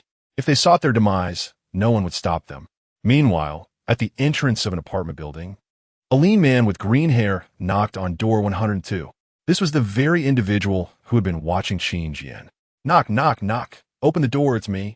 The sound of shuffling furniture echoed from behind the unit door, followed by a cautious face peering out. The two exchanged glances. The green-haired man promptly raised his arm to show the other his status. Then he turned to reveal his back. "Not bitten. Come in." The man stepped aside, allowing the green-haired individual to enter. Inside the cramped space, it was surprisingly crowded, filled with at least a dozen people. Each bore a fierce countenance, with over half adorned in tattoos of dragons and phoenixes, their bodies marked with scars, projecting an overwhelming sense of intimidation. At that moment, a burly middle-aged man stood up from the crowd. He was the leader of this group, known by the moniker Brother Phone. Approaching the green-haired man, he inquired with a serious expression, "What did you find out?" "There are indeed people living in there, and they are quite young, appearing no more than in their 20s. The green-haired man reported. "Just one?" Brother Phone paused, then pressed further. "Yes, just one. Moreover, he has no weapons." The green-haired man affirmed with conviction, continuing his report. After all, he had endured various dangers while observing for over 40 minutes. Apart from a generator, the yard contained only a dilapidated, narrow metal shed. It was impossible for more than one person to reside there. Brother Phone furrowed his brows, contemplating the information. Only one person living there, and without any weapons. Then what about the corpses hanging from the wire? Could they truly have died upon contact? Having analyzed the situation yesterday, Brother Phone found this line of reasoning both plausible and reasonable. Chapter 17. The emergence of the zombie dogs and the commencement of shooting practice before the calamity struck. Phone and his group were undoubtedly a band of nefarious individuals. Their daily sustenance was derived from extorting street vendors, acting as local tyrants, or engaging in petty theft. Once the disaster unfolded, the absence of legal constraints rendered them even more audacious. In a desperate bid to evade the pursuit of zombies, they callously shoved fleeing pedestrians into the throngs of the undead. Subsequently, they seized a rented apartment belonging to a young couple. It was this very abode. The fate of the couple was nothing short of tragic. The male, undeterred by the overwhelming numbers against him, valiantly resisted, only to be brutally beaten to death. The female was captured, subjected to relentless humiliation around the clock, and ultimately used as bait to lure out the zombies, meeting a gruesome end as she was devoured. Such ruthless savagery was indicative of criminals whose malevolence could hardly be satiated, deserving of execution multiple times over. Last night, under the cover of darkness, they stumbled upon Qin Jian's refuge. The barbed wire, draped with corpses, was conspicuously eye-catching, compelling their attention. Initially intending to investigate further, they halted their advance due to the overwhelming horde of zombies congregating near the wire. Unaware that it was inhabited, they later learned from Greenhair's reconnaissance that it served as a private sanctuary for a solitary young man. At this moment, Phone was particularly intrigued. If this were indeed the case, they had stumbled upon an immense opportunity. The barbed wire not only provided a barrier against the ravenous undead, but could also eliminate them. The safety it promised was beyond question. They would no longer need to worry about fortifying their entrance. Moreover, a generator was at their disposal. This city had been plunged into darkness since yesterday, and they had no desire to dwell in obscurity. They yearned for a life ablaze with light and revelry. As the populace descended into madness and the law became irrelevant, they proclaimed themselves the arbiters of justice. To kill, to burn, to plunder. They were the kings of this apocalyptic world. Brothers, prepare for action tonight. We shall embark on a new chapter. With these thoughts, Feng promptly addressed his subordinates. The younger members, however, had been eagerly anticipating this moment. Upon receiving their leader's clear directive, their eyes widened in excitement as they eagerly readied their weapons. After observing for about an hour, Qin Jian confirmed that no one was surveilling him and stepped outside. At this juncture, honing his shooting skills was of utmost importance. If all went well, his list of adversaries had expanded to include 2 new categories: zombie dogs and human foes. The former lacked intelligence, yet possessed formidable aggression and agility. The latter, unless armed with ranged weaponry, posed little threat to him, yet their cunning intellect and strategic thinking could jeopardize his sanctuary. In essence, both adversaries were of comparable strength, but undoubtedly more challenging than ordinary zombies. Suddenly, a cacophony of barking interrupted Qin Jian's contemplation. Turning his gaze, he spotted a blood-soaked dog standing outside the barbed wire, barking ferociously at him. It appeared to be a medium-sized dog, yet its breed was indiscernible due to the gaping hole in its back, revealing a clear view of its skeletal structure. With its flesh barely intact, discerning its breed was impossible. It was unmistakably a zombie dog. What a coincidence! Just as I was contemplating your presence, Qin Jian muttered to himself, pulling the gun's bolt and cautiously advancing toward the zombie dog. He intended to use this creature to practice his shooting. Yet, as he approached the barbed wire, the zombie dog suddenly lunged forward, colliding with the wire and instantly becoming ensnared. Stepping back to avoid the splatter of blood, Qin Jian cursed under his breath, regretting his advance. Had he remained where he was, it might have continued barking, serving as an excellent target. Just as he was about to leave, he noticed another zombie dog outside the wire, positioned sideways, fixating its gaze on him without barking. This creature was far more horrifying, with patches of flesh missing from its face and half of its skin seemingly flayed away. Nevertheless, Qin Jian's expression remained unchanged.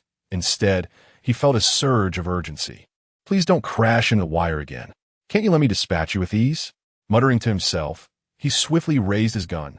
After a brief 3-second aim, he pulled the trigger. The silenced M9 pistol emitted a crisp sound, yet it missed the immobile zombie dog, striking the ground before instead. Chapter 18. The conclusion of the shooting test. Analytical skills. The sound of the bullet had been minimized, yet it still startled the zombie dog that stood before him, causing it to shift slightly in position without any intention of fleeing. How unfortunate! Nevertheless, it was of no consequence. Observing that the zombie dog had not retreated, Qin Jian maintained his aim. Bang! He fired once more. This shot was precise, striking the zombie dog squarely in the head, shattering its already mangled face into fragments. Instantly, it let out a pitiful wail and collapsed to the ground. Huzzah! Oh! Qin Jian exulted with a triumphant cheer, although the creature remained motionless. He had taken 5 seconds to line up his shot. Nevertheless, achieving a headshot was an extraordinary feat for him. Woof! Woof! Woof! Just as Qin Jian reveled in his victory, a cacophony of barking erupted around him. More? So many? Qin Jian was taken aback, turning his gaze to see 4 or 5 more dogs emerging in his line of sight, sprinting toward him from the east and north. The speed of these zombie dogs was indeed remarkable, closing the distance in mere seconds. Furthermore, their small size made them difficult targets for his firearm. However, Qin Jian remained composed, merely analyzing the situation without excessive concern. After all, he had hundreds of rounds at his disposal and was not worried about running out of ammunition. If he were to deplete his supply, he could simply transport the bodies to the collection machine. With any luck, he could retrieve hundreds of rounds in return. Additionally, with the barbed wire serving as a barrier, the zombie dogs could not touch a single strand of his hair. Seizing the opportunity, Qin Jian unleashed a barrage of shots at the advancing zombie dogs. Bang! Bang! Bang! He emptied an entire magazine, and one of the zombie dogs was struck in the leg, tumbling to the ground. As it slowly rose, Qin Jian swiftly fired 2 more shots, ensuring it would not rise again. The remaining zombie dogs had no chance to react before one of them launched itself against the barbed wire, meeting a gruesome demise. However, One zombie dog appeared to exhibit a flicker of intelligence. Observing its companion collide with the wire and suffer a violent fate, it hesitated, halting in its tracks. It then stood still, barking at Qin Jian in a seemingly mocking manner, as if it were cursing him. Qin Jian promptly approached, reloading his handgun along the way. Initially believing the other dogs had perished, upon reaching the zombie dog, he engaged in close proximity, with a casual observation of its grotesque visage. He held his weapon with one hand, took a slight aim, and blew its head apart. "What are you barking for?" he muttered in irritation, holstering his weapon as he departed. The skirmish with the zombie dogs had lasted less than 5 minutes, although he had relied on the barbed wire to gain an advantage. Qin Jian felt he had gleaned valuable insights. The attacks of these zombie dogs were quite similar to those of regular zombies. Both lunged to bite, but the dogs were significantly quicker. While zombies may possess a broader range for their attacks, their speed was slower. Should one choose evasion over retaliation, a simple backward retreat would suffice. In contrast, evasion from a zombie dog's lunge required a lateral dodge, necessitating anticipation of its attack. For the moment, it seemed there were no more zombie dogs nearby. Otherwise, Qin Jian might have sought out one to practice with. After all, he was bold yet meticulous, a combination that rendered such challenges manageable. Only by daring to attempt and confront adversity could one carve out a place in this post-apocalyptic world. Were not the protagonists in those apocalyptic films forged through similar trials? And with his own system at his disposal, why should he not emulate them? Subsequently, Qin Jian approached the body collection machine. He pressed the activation switch, but there was no response. He had intended to transport more corpses to earn random rewards. Yet the machine remained eerily silent, prompting him to scratch his head in confusion. Had he miscalculated? Was it not supposed to refresh the reward count daily? Unable to resist, he opened the upgrade options for the body collection machine to review the details. Body collection machine upgrade options. Corpse harvester branch. Enhanced efficiency. 500 increases the speed of corpse transport by 200. Diverse selection. 1000 expands the range of random rewards to 5 types. Timely harvest. 1500 reduces the number of corpses needed from 10 to 9. Calm and composed. 2000 changes the random reward recovery from once a week to twice a week. Such exorbitant costs. None of these upgrades were within reach. Had he overestimated this device? He had thought it would restore the reward count thrice daily, only to discover it restored once weekly. With that revelation, his initial enthusiasm waned. It appeared that even with a system, one must sometimes engage in diligent labor to achieve results. However, he reassured himself that before the next random reward refresh, he would not exhaust all his resources. Originally, Qin Jian intended to clear the corpses from the barbed wire, but after some contemplation, he decided to abandon that course of action. The bodies had formed an irregular wall, effectively concealing all activities within the shelter. Although it slightly obstructed his view, it mattered little. As long as he remained within the confines of this courtyard, he was invincible. Chapter 19. The Wire Climbers. Flesh torn and bloodied around 10 o'clock at night, a group of figures emerged from the small grove adjacent to the shelter. These were none other than Brother Feng and his companions, armed with an assortment of clubs, machetes, and powerful flashlights. In Brother Feng's hand, he wielded a deadly weapon known as a spring knife. Though it bore a resemblance to a switchblade, its unique mechanism set it apart significantly. This tactical weapon, acquired through smuggling a few years prior, served not only as a close combat defense tool, but also featured a button on the handle that, when pressed, would launch the blade up to 15 meters with the force of a manually thrown knife, capable of piercing a skull with ease. To the unsuspecting, it was undoubtedly a formidable concealed weapon. At that moment, the scout, green hair, returned breathlessly. "Boss, I've checked the area. There are just 2 lunatics nearby." "All right, ignore them. Everyone, let us move," Brother Feng commanded, and his subordinates surged forward. Yet, he noticed 4 individuals lingering behind, awkwardly staring at him. "Are you deaf? Why aren't you moving?" Brother Feng snapped. The 4 subordinates exchanged glances and spoke in turn. "Boss, I have an upset stomach. I might soil myself." "Me, too." "What?" Brother Feng's fury ignited as he seized one by the collar. "Are you all conspiring to deceive me? Planning to back out now?" "No, boss. We would never. Then what's the deal? How coincidentally did you all get food poisoning? The faces of the few turned troubled as they replied. It must be the tap water we drank. Are you all fools? The tap water was yellow like urine, and you still dare to drink it? Brother Feng scolded, giving a few of them a light smack on the head. Enough. Go back and keep watch. There's no need for you against just one person. Since you have diarrhea, don't eat anything for the week. If there are no objections, then get lost. Brother Feng cursed as the four nodded gratefully and hurried away. Turning back, he found Green Hair still staring at him intently. Kid, you've only just arrived, yet your contribution is already several times greater than this bunch of layabouts.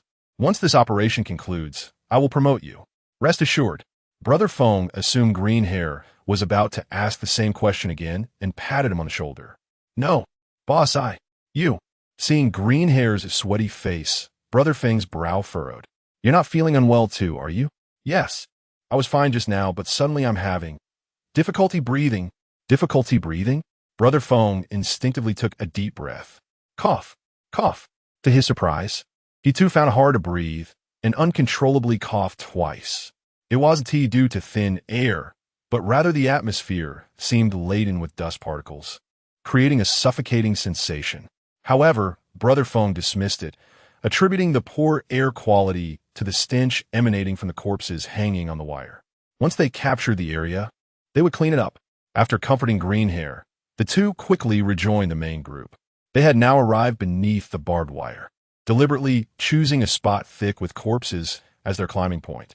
This would serve as both a distraction and a means to avoid effort, allowing them to scale the less than 3-meter-high wire by stepping on the bodies. Nevertheless, considering the wire's lethality, Brother Feng had taken ample precautions. Each person was equipped with cut-resistant gloves, ensuring that the sharp edges of the wire would not harm them in the slightest. Little did the original inhabitants of this place suspect that would become the target of their ambush. Brother Feng smiled faintly, eagerly anticipating how he would transform this location into a luxurious refuge. Time waits for no one. Let us go, Brother Feng urged, and everyone donned their gloves, preparing to climb. Yet, the next moment, as several individuals touched the wire, a cacophony of flesh tearing echoed through the air.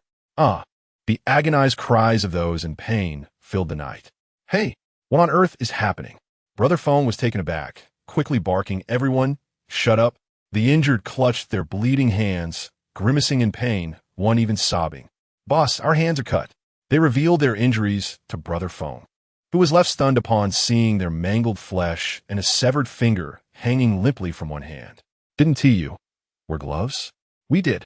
But one of them removed his glove to show Brother Feng the multiple slashes that rendered it tattered. How is this possible? Brother Feng was incredulous. He had taken every precaution.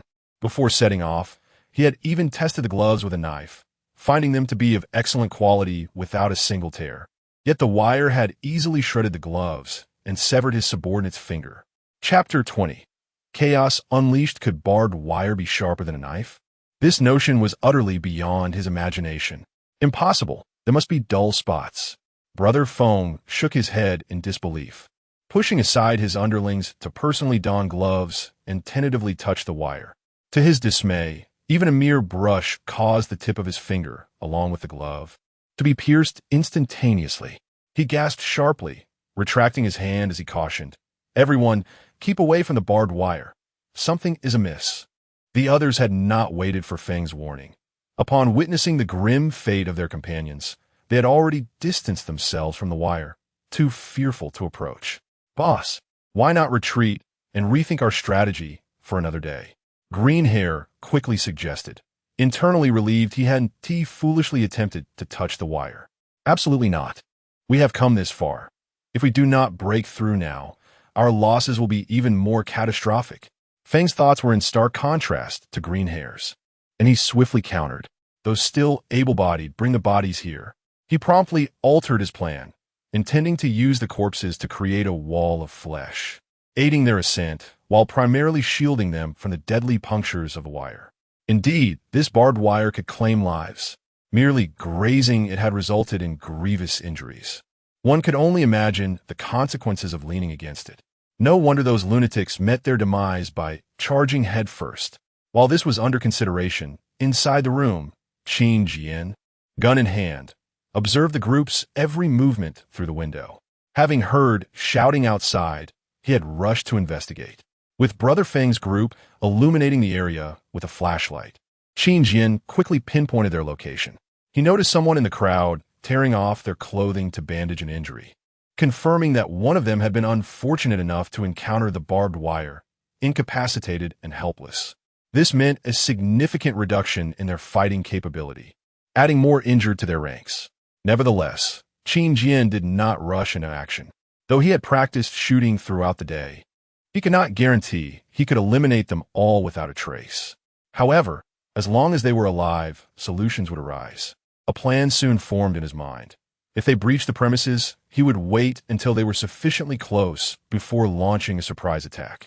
This strategy might allow him to capture them all, for while entry was easy, exit would prove challenging. They would not be able to escape once inside, and the door lock was peculiar. He doubted anyone could decipher on the spot. Observing each individual closely, he noted they were armed only with melee weapons, which eased his mind considerably. Wooden clubs and knives? Is that all? They dared to approach this evening, showcasing remarkable audacity. He wondered just how capable they truly were. At that moment, beneath the barbed wire, Brother Feng and his crew, while transporting corpses, suddenly heard the sound of barking. Is that a dog? Should we catch it as a pet? The group, oblivious to the fact that these were zombie dogs, relaxed and began to murmur among themselves, until someone spotted a dark corner from which a dozen grotesque, bloody dogs emerged. The zombie dogs, now in formation, encircled Brother Feng and his men. Be Brother Feng. This doesn't seem like an ordinary dog. Greenhair's face turned an alarming shade of green, his jaw nearly unhinged. The rest, including Feng, stared wide-eyed. Having scarcely encountered zombies before, how could they possibly comprehend the threat of zombie dogs? They were utterly unaware that even dogs had succumbed to madness in this world. Just the sight of those gaping, blood-soaked maws was enough to send them into near panic. Everyone prepared for battle. As Brother Feng spoke, all halted their tasks and raised their weapons. Escape was no longer an option. Silence enveloped them, each breath held captive. The dogs prowled, waiting for the opportune moment. Cough! Cough, cough! Suddenly, Greenhair's violent coughing shattered the stillness. Brother Feng hurriedly approached. Pull yourself together. We can't before he could finish. Greenhair suddenly lunged at him with a scream. Startled, Feng instinctively shoved him away.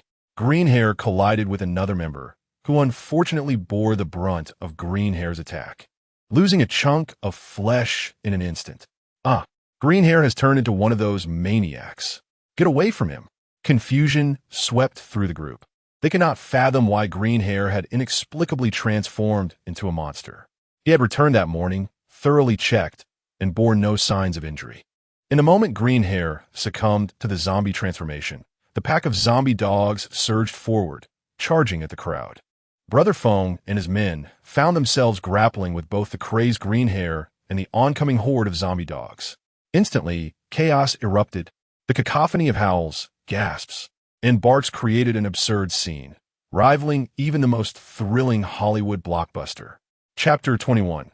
Reaping the benefits effortlessly, everything happening outside was vividly observed by Qin Jian, who was filled with both astonishment and delight. They were under attack by zombie dogs. What a splendid opportunity. It was imperative to prepare for battle immediately, aiming for a bountiful harvest. With this thought in mind, Qin Jian dashed out of the house. At that moment, Brother Feng had already repelled a wave of zombie dogs and had selected 2 individuals who had been bitten. You two, climb up, Brother Feng commanded, pointing towards the barbed wire. This was undoubtedly a reckless decision, but there was no other choice. The fate of those bitten by the zombie dogs was all too clear. If they did not retreat into the courtyard now, they would face total annihilation.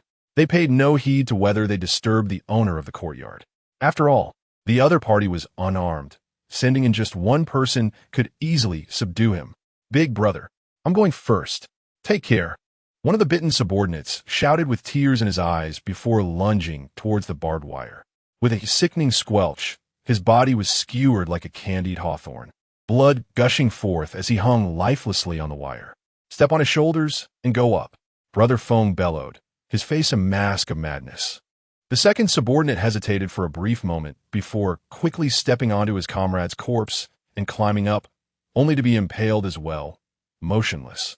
The human ladder was sufficiently high, and Brother Feng climbed over the two bodies, attempting to cross the barbed wire. However, as he made the leap, the anti-theft net scraped away chunks of flesh from his back. Thud! He fell to the ground, skin torn, his arm nearly dislocated, and his back wound stained his shirt, blood pooling around him. The cost of crossing the barbed wire was devastating, having sacrificed a subordinate and severely injured himself. Yet they had made it inside. If they did not act quickly, none of the subordinates would be left. Gritting his teeth against the pain, Brother Feng remained silent, struggling to his feet and limping towards the iron gate. However, the next moment, something suddenly clamped around his foot. Brother Feng could not help but scream in agony. Looking down, he discovered it was a bear trap, crushing his foot mercilessly.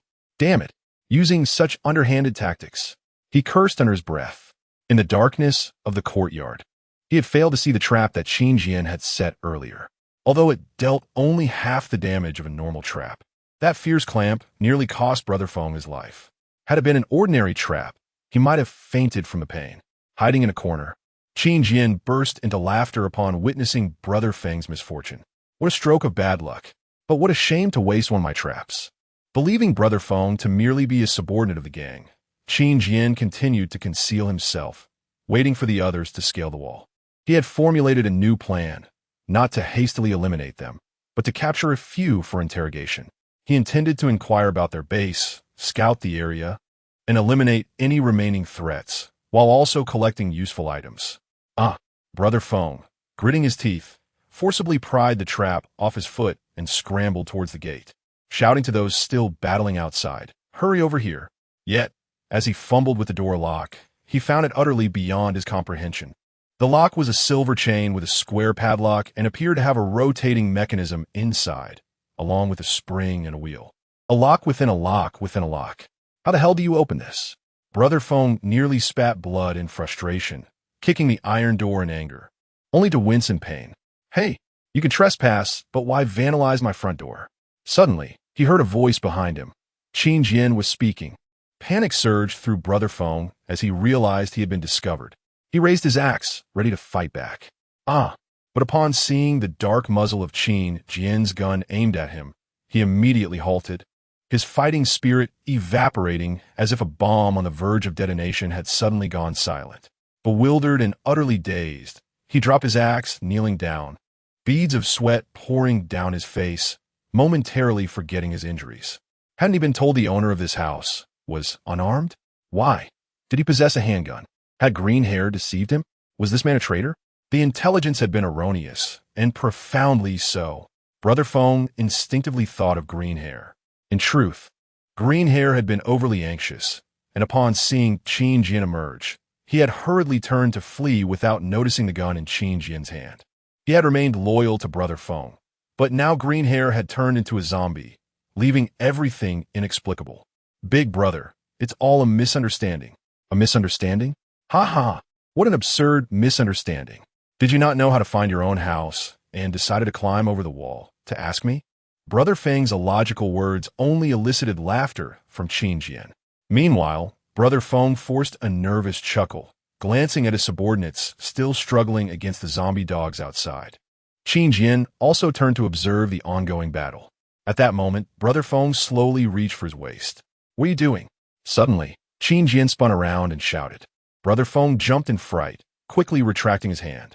This was a psychological maneuver from Qin Jian, who had deliberately tried to probe his intentions. As expected, Brother Feng was not ready to give up the fight. How courageous! And nothing. Just pull out. Quickly. Brother Feng seemed to want to hide his intentions. But Qin Jian showed no mercy, raising his gun as a threat. "It's just a knife, truly nothing to worry about." Seeing the seriousness on Qin Jian's face, Brother Feng had no choice but to comply, slowly drawing out a spring knife, feigning a gesture of surrender. What appeared to be a normal action, however, concealed immense treachery. Even in the darkness, Qin Jian keenly observed that the moment Brother Feng produced the knife, he aimed it directly at him. Instinctively, Qin Jian sensed something was amiss. Bang! Qin Jian fired.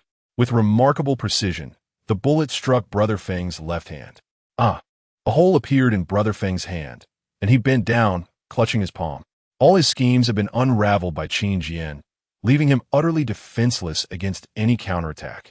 Having risked everything to breach the barbed wire, he found himself injured and with only a breath of life remaining.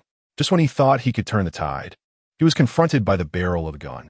It was a swift descent from heaven to hell, nearly driving Brother Feng to madness. Big brother, spare me. I was wrong. I'm such a fool. I have no parents. I can do anything and am quite strong. As long as I'm alive, I'll serve you for a lifetime. Please don't treat me like a person. I beg you, let me live. At last, Brother Feng surrendered, enduring the pain as he bowed 3 times to Qin Jian, nearly knocking himself unconscious. With a blank expression, Qin Jian approached him and picked up the spring knife. This object? It seems rather special. After a moment of playful exploration, Qin Jian could not help but inquire, is there a button on the hilt of this knife? Indeed, this is. Feng Gu intended to provide a serious explanation to Qin Jian. However, upon raising his gaze, he discovered that Qin Jian was pointing the knife's tip towards him, his hand already pressing the button. Hey, don't! But it was too late. With a swift motion, Qin Jian pressed the button, and the blade shot forth from the hilt in an instant. The blade, misaligned, struck Feng Gu squarely in the forehead. Feng Gu trembled violently, his eyes wide with shock, his throat convulsing. Yet ultimately, he uttered nothing and collapsed. What on earth? Qin Jian was taken aback. What sort of advanced technology was this? He had never witnessed anything like it. Thank goodness he had decisively fired earlier. Otherwise, it could have been him with a knife embedded in his forehead. With a long exhale, Qin Jian could not help but curse Feng Gu under his breath. Retracting the blade from Feng Ji's forehead and reattaching it to the hilt, he then brandished his firearm and charged towards the fray. However, upon arrival, he found that the battle was nearing its conclusion. The defeated side was, of course, Feng Ji's group. Lacking combat experience and adequate weaponry, they were no match for the ravenous zombie dogs, which pounced with deadly accuracy, resulting in over half of them having their throats torn out and perishing on the spot. The remaining members were either knocked down but not fatally bitten, continuing to resist with their weapons, or were particularly formidable fighters who not only avoided being overpowered but even managed to take down several zombie dogs. However, regrettably, behind them loomed an opportunist poised to reap the benefits of their struggle, none other than Qin Jian. Chapter 22, The Pursuit. Eradicating future threats with a resounding crack. Qin Jian unleashed a barrage of gunfire toward a group of formidable individuals battling against the zombie hounds. The sharp gunshots reverberated in the air, and before they could react, several of them were struck in the waist or legs, collapsing to the ground with anguished cries, only to be swiftly overwhelmed by the advancing hounds. However, Qin Jian was remarkably quick-witted, ensuring that he finished them off with additional shots, granting them a merciful end, not out of compassion, but rather to secure the points he feared would be snatched away by the ravenous beasts. The remaining zombie hounds, now aware of Qin Jian's presence, charged toward him in unison, only to meet their demise against the barbed wire, reducing them to mere pulp. At that moment, 2 individuals, previously struck by Qin Jian, suddenly rose and began to assist each other in fleeing. Are they feigning death? Qin Jian mused, momentarily taken aback. He had intended to shoot them down, but the encroaching darkness made it impossible to discern their movements, and in mere seconds, they vanished from sight. With a resigned sigh, he reholstered his weapon, a smile creeping across his face. Without exerting much effort, he had effectively eliminated a faction of adversaries, positioning himself as the likely victor of this harrowing encounter. Upon returning to the entrance, he found Brother Feng's lifeless body lying starkly on the ground. Contemplating the advanced weaponry he possessed, Qin Jian approached and commenced his search. Aside from a pack of cigarettes and a lighter, he discovered only a box of belly bombs. Shaking his head, he discarded the explosives into a nearby garbage truck, deeming them useless, at least for the moment. Subsequently, he disposed of Brother Feng's body into the vehicle before retreating to his quarters. The following morning at 6 o'clock, Qin Jian arose, neglecting to wash or tally his points, and armed himself before stepping outside. The silence outside was eerily profound. To the east of the barbed wire, the remains of last night's brutal skirmish lay scattered, a macabre spectacle of blood and flesh. He made his way to the location where the two individuals had fled the previous night, examining the ground closely. Indeed, he discovered traces of blood left behind. Qin Jian had long anticipated this moment. Had visibility not been compromised by darkness, he would have pursued them then and there. Revenge must be swift and unrelenting. He resolved, recognizing the necessity of cultivating such a mindset in a post-apocalyptic world. As long as there were even the faintest clues, he felt compelled to pursue them relentlessly to silence any potential threats. After all, in this new world, leniency towards enemies was nothing short of self-inflicted torment. Thus, he followed the blood trail, which, although dried, remained conspicuously clear. In a mere 20 minutes, he arrived at the entrance of an old apartment building. Along the way, he disregarded a horde of zombies and dispatched two ravenous hounds. At the door of room 102, he found a considerable pool of blood, with more splattered on the doorknob. This must be the place, he mused. Not far from where they fled, but returning home was their folly. With that thought, he kicked the door open with a forceful shove. To his astonishment, it swung wide open without resistance. Aiming his weapon inside, he scanned the cluttered room and immediately spotted several individuals sprawled across the floor. 1, 2, 3, 6 in total? How peculiar. Did I let this many escape yesterday? Momentarily stunned, he quickly regained his composure and barked, "Get up. Now, please. Don't shoot. I swear I won't move." Two individuals, wrapped in bandages, pleaded as they raised their hands in surrender. They were, in fact, the very ones who had fled the previous night. "You four, quit playing dead and stand up," he commanded, leveling his gun at the remaining four. Yet, they offered no response. Upon closer inspection, he noted their vacant stares, pallid faces, and bluish lips resembling those on the brink of transformation into zombies. Something amiss, he thought, his eyes widening. They must be infected. They fell ill after drinking the tap water. The two surrendering individuals divulged. Qin Jian nodded in acknowledgement. Given their admission of drinking the water, the implications were clear. "You two don't look so well yourselves," he remarked, glancing back at them and noting their pallor was not significantly better than that of the four. The distinction lay solely in their capacity for coherent communication. It appeared the four had been infected through the contaminated water, while the two had inhaled tainted air without protective gear. What a situation. This dwelling is a veritable breeding ground for infection. Qin Jian instinctively stepped back, raising his weapon. "Kneel." The two, recognizing the futility of resistance against an armed opponent, complied without hesitation. However, they quickly grasped the implications of their predicament and began to weep pitifully. "Please, spare us. We were forced into this situation, following Brother Feng's orders," they cried, their tears and snot flowing freely as they pleaded their case. Once loyal accomplices to Feng, they had sworn unwavering allegiance years prior. Yet, Qin Jian, ever skeptical, found it hard to believe their lamentations. Curiosity piqued, he inquired, "Who exactly was your leader? I don't recall seeing him." The two exchanged glances before responding, "The one who crossed over the barbed wire." "Ah, him?" Qin Jian was taken aback, nearly bursting into laughter. Unfortunately, he had inadvertently killed Brother Feng the previous day. Yet, upon reflection, it was evident that Feng possessed the qualities of a leader, caring for his subordinates, unafraid of death, and quite cunning. Even in his final moments, he had contemplated a counterattack against Qin Jian. Thankfully, the situation had not escalated dangerously. "Your leader wielded quite the blade. He nearly bested me yesterday," Qin Jian remarked, producing the spring-loaded dagger, still stained with Feng's blood. The sight of the bloodied knife sent the two into a panic, instinctively shielding their heads as they trembled in fear. They understood all too well that the weapon was a ticking time bomb.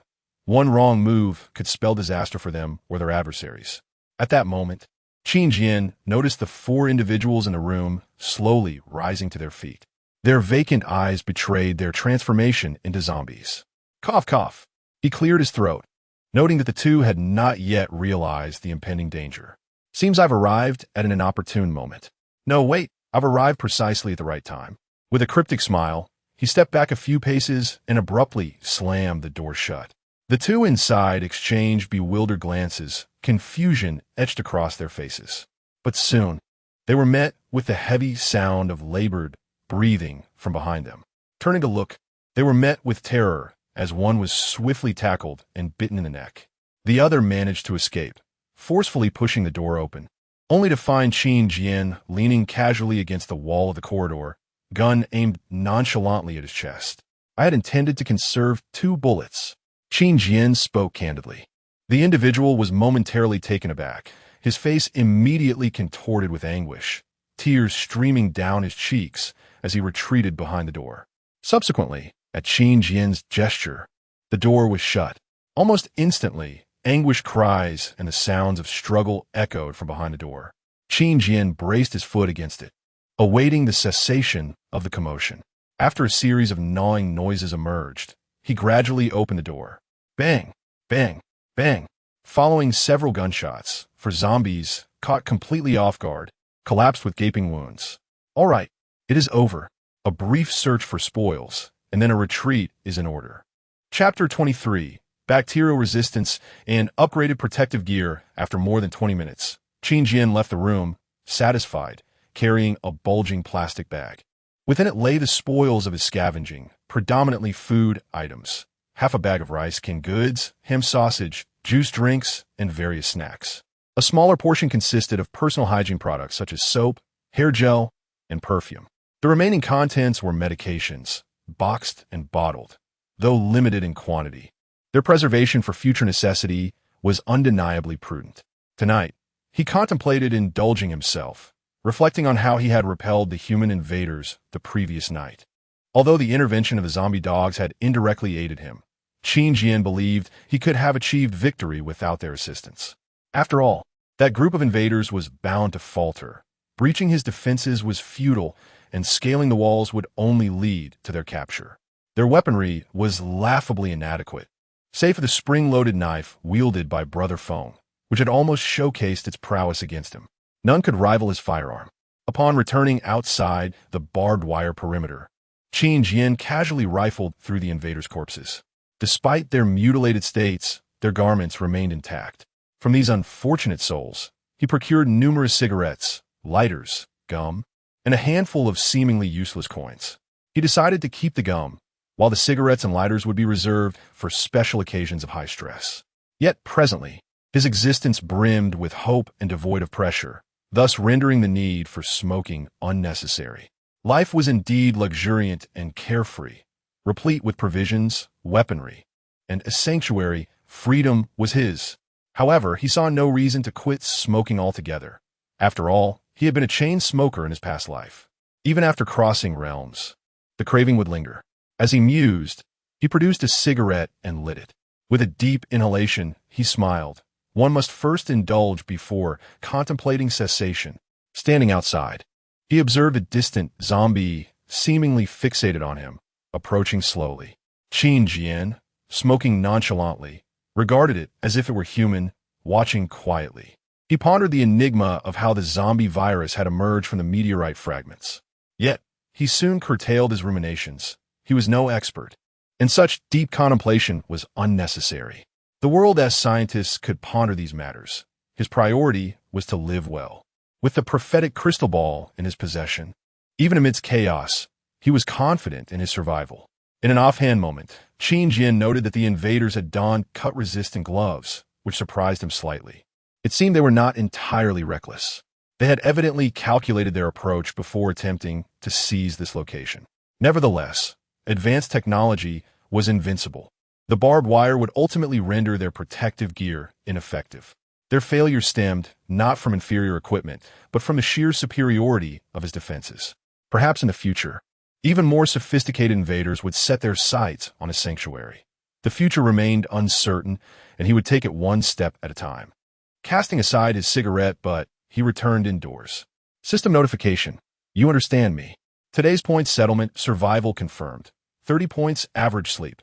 5 points, average diet. 2 points. Morale at peak. 100 points, successful defense of sanctuary. Repelled invaders.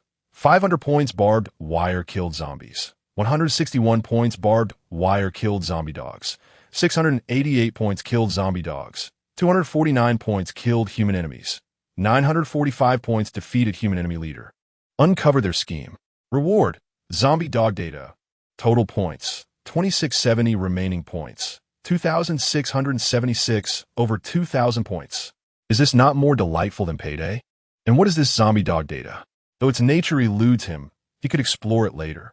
As he chewed gum, Qin Jian slapped the table, nearly biting his tongue. This was no minor gain. It was an absolute windfall. In retrospect, both the zombie dogs and human foes proved immensely valuable. There were only a handful of human enemies, some of whom had been dispatched by the zombie dogs, which did not count toward his points.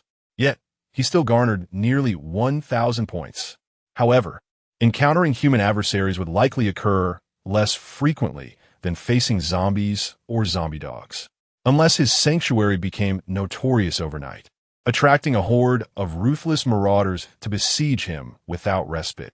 Moreover, zombie dogs were inherently stronger than zombies and less numerous, making their rarity a factor in their worth. Thus, the higher value of human foes and zombie dogs was entirely logical. Qin Jian refrained from further analysis, as he could hardly contain his eagerness to spend his points. He had intended to upgrade his protective gear yesterday, but lacked the points. Today, procrastination was not an option. It was time to upgrade. With this thought, he accessed the upgrade options for his protective gear. Protective gear, upgrade path. Advanced protective gear. Branches breathability. 100 increases ventilation openings to periodically expel heat, alleviating the wearer's discomfort. Heat resistance. 200 adds a layer of heat-resistant film to protect the wearer from high temperatures. Cold resistance. 200 adds a thick insulating layer to withstand frigid conditions. Portable backpack. 500 attaches a detachable large-capacity backpack to the back, which automatically disregards an internal weight of 40 pounds. Bacterial resistance. 1,000 installs disinfection devices on both shoulders, periodically spraying disinfectant to effectively resist 50 of incoming bacteria and viruses. All options appeared commendable, with the most expensive set at 1,000 points, all of practical utility. Qin Jian nodded in satisfaction, prioritizing upgrades for breathability and cold resistance. He donned the protective gear and took a few laps around the room, finding it indeed effective. After upgrading breathability, he noticed a significant reduction in heat discomfort. Whenever the heat began to build, the gear would contract slightly, as if the air inside was being drawn away. A few moments later, it returned to normal, cooling the interior and providing immense relief. Had he not been so tight on points previously, he would have upgraded breathability much sooner. Following his breathability test, he opened the door and strolled around the yard. It was no longer cold. Qin Jian felt greatly relieved. After the cold resistance upgrade, the outer layer had thickened considerably, which would typically hinder breathability. However, with the breathability enhancement, he no longer had to worry about that.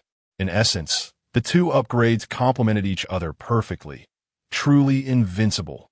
Elated, Qin Jian returned indoors, now facing a decision. Should he upgrade the bacterial resistance of his protective gear? The prophetic crystal ball had indicated that the bacteria in the air had mutated, rendering masks ineffective due to their formidable penetrating power. While the protective gear undoubtedly offered superior defense compared to masks, Qin Jian remained uncertain about which bacteria might penetrate his gear. Unless the crystal ball of prophecy explicitly indicates that the protective suit would be ineffective beneath that bacteria, it is entirely akin to SC Dinger's protective suit. After pondering for a considerable time, Qin Jian resolved that it would be prudent to prepare for the worst. As time passes, the bacteria may continue to mutate and grow ever more formidable. Thus, with determination, Qin Jian upgraded his bacterial resistance. In an instant, he felt additional components on either side of the shoulders of the protective suit, somewhat cumbersome. These components were disinfection devices, oval in shape, reminiscent of a cosmetics case. In the center, luminous points flickered gently, while the inner and outer rings rotated subtly in opposing directions, exuding a sense of advanced technology. It appeared that as long as this device remained undamaged, the disinfectant within would be continually replenished, allowing for perpetual use. With a sudden hiss, less than 30 seconds after the device was installed, it emitted a spray of disinfectant. The liquid soared towards Qin Jian's head, forming a mist that gracefully descended upon the protective suit like the delicate scattering of flower petals. Though seemingly gentle, Qin Jian felt an inexplicable sense of security. Now, whenever he ventured outside, he could cast aside any concerns about being besieged by bacteria or viruses. Moreover, he could even take the opportunity to disinfect his home. Chapter 24. Unlocking the archive zone. At this moment, Qin Jian had 376 points remaining. Naturally, he would not hoard them. He intended to spend them all. He contemplated where to allocate his points. Was it necessary to invest in the core facilities' barbed wire? It seemed there was no urgent need. In terms of both offensive and defensive capabilities, it was already at a peak level. Although the traps had been triggered by Brother Phone, there were still 4 remaining, and their effectiveness in luring zombies would not significantly diminish. Let us first examine the data regarding those zombie dogs. Qin Jian suddenly recalled something and opened the system for review. System, what exactly is this data on the zombie dogs? He inquired. It belongs to the archive zone of the shelter's facilities. It is similar in nature to design blueprints. To view it in detail, please unlock the archive zone and place it within, the system promptly replied. So I must expend points to unlock the archive zone, then? Sigh, I have yet to acquire any design blueprints, and this is supposed to be similar. Qin Jian pouted, feeling somewhat dissatisfied. Unlocking the archive zone was not expensive. It required only 500 points. Moreover, he did not have anything urgent that needed upgrading at the moment. Otherwise, he would have quickly spent more than 2,000 points in the blink of an eye. Thus, Qin Jian consumed 500 points to unlock the archive zone. Boom! A resounding noise echoed through the room, startling Qin Jian. Soon after, white smoke began to rise from corner of the room. Cautiously, he approached to investigate and discovered that a door had appeared in the previously bare wall of that corner. Is this the archive zone? Qin Jian mused aloud, waving away the white smoke before pushing open the door to the archive zone. Upon entering, he was greeted by a breathtaking sight. Before him lay a narrow corridor. Towering bookshelves, over 5 meters high, stood on either side. Crafted from sleek black ebony, the shelves were immaculate and brand new, yet devoid of any books, entirely empty. A metal ladder was placed in one corner. Aside from that, there was nothing else. This is truly another realm. Qin Jian couldn't help but mutter. Just gazing down the endless corridor filled him with an unsettling feeling. Well, it didn't matter. The system was all-powerful. Wandering amidst the bookshelves, he recalled his purpose for unlocking this place, to place the data on the zombie dogs into the archive zone. Let us do this, Qin Jian declared. As the data on the zombie dogs vanished from the system's repository, the surroundings fell eerily silent, as if nothing had occurred. Qin Jian was momentarily bewildered. Was that it? As he glanced around, he noticed something peculiar. In the uppermost section of the bookshelf near the entrance, there was a book positioned at an angle. Shrugging, he retrieved the metal ladder from the corner, climbed up, and took the book, settling onto the ladder to read. Upon turning the page, he was greeted by a gruesome photograph, the very image of a zombie dog. Goodness, does it have to be this terrifying? It even includes illustrations. Horror novels don't even go this far. Qin Jian shuddered, continuing to flip through the pages. The zombie dog, abbreviated as corpse dog, was once a dog before infection. Its rate of decay was swifter than that of ordinary zombies, with some even shedding their skin, resulting in a ghastly appearance. Its strength rivaled that of zombies, and it was agile, though more fragile. Its primary method of attack was to leap and bite, preferring to sever the throats of its prey. The virus within was potent. Those bitten would turn into zombies within 8 hours, experiencing no unusual sensations during that period. At night, they favored moving in packs, lurking in the shadows, waiting for opportunities to strike. This brief account seemed to encapsulate all the information regarding the zombie dog. Flipping the page revealed nothing but blank sheets, no further records. So, the purpose of the archive zone is to document information about monsters, Qin Jian realized with clarity.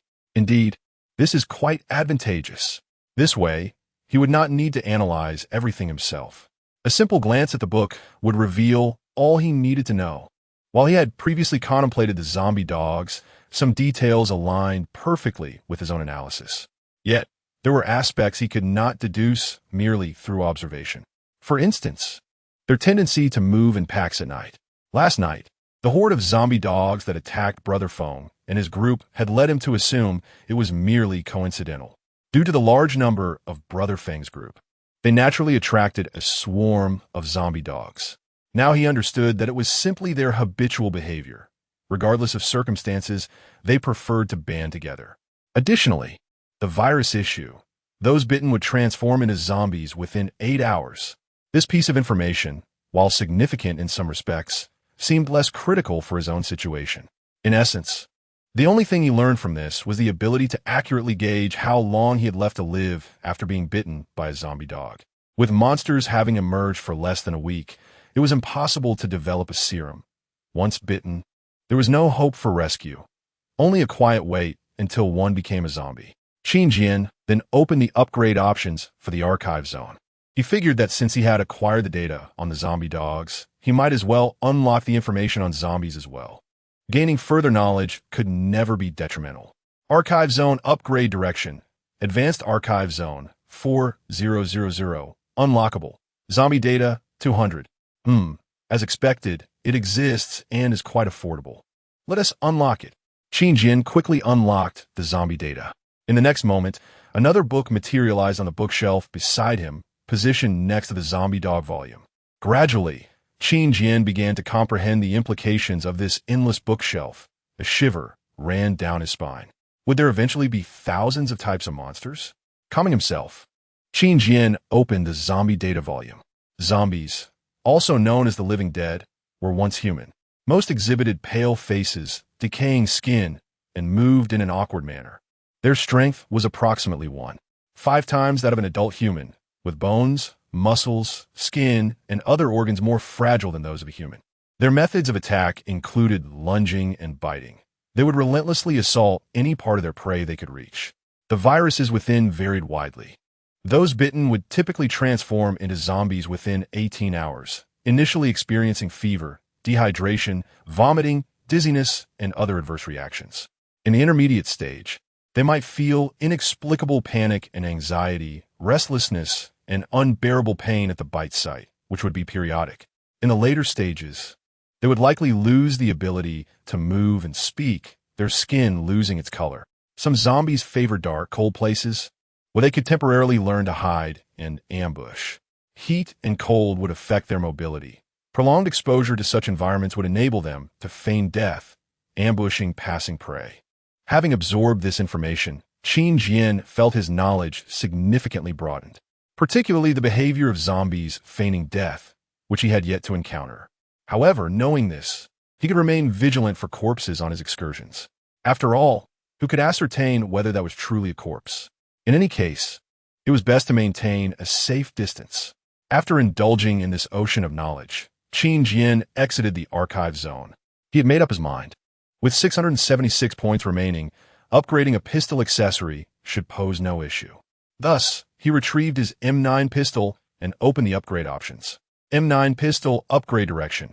Military M9 pistol branch ammunition. 50 supplement 50 rounds of ammunition. Capacity 100 replace with an extended magazine, increasing from 15 rounds to 32 rounds.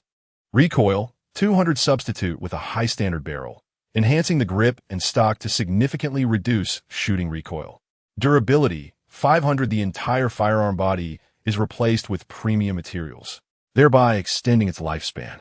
Sight 500. Incorporate a low magnification red dot sight, improving shooting precision. Let's first enhance the capacity, as it is quite economical.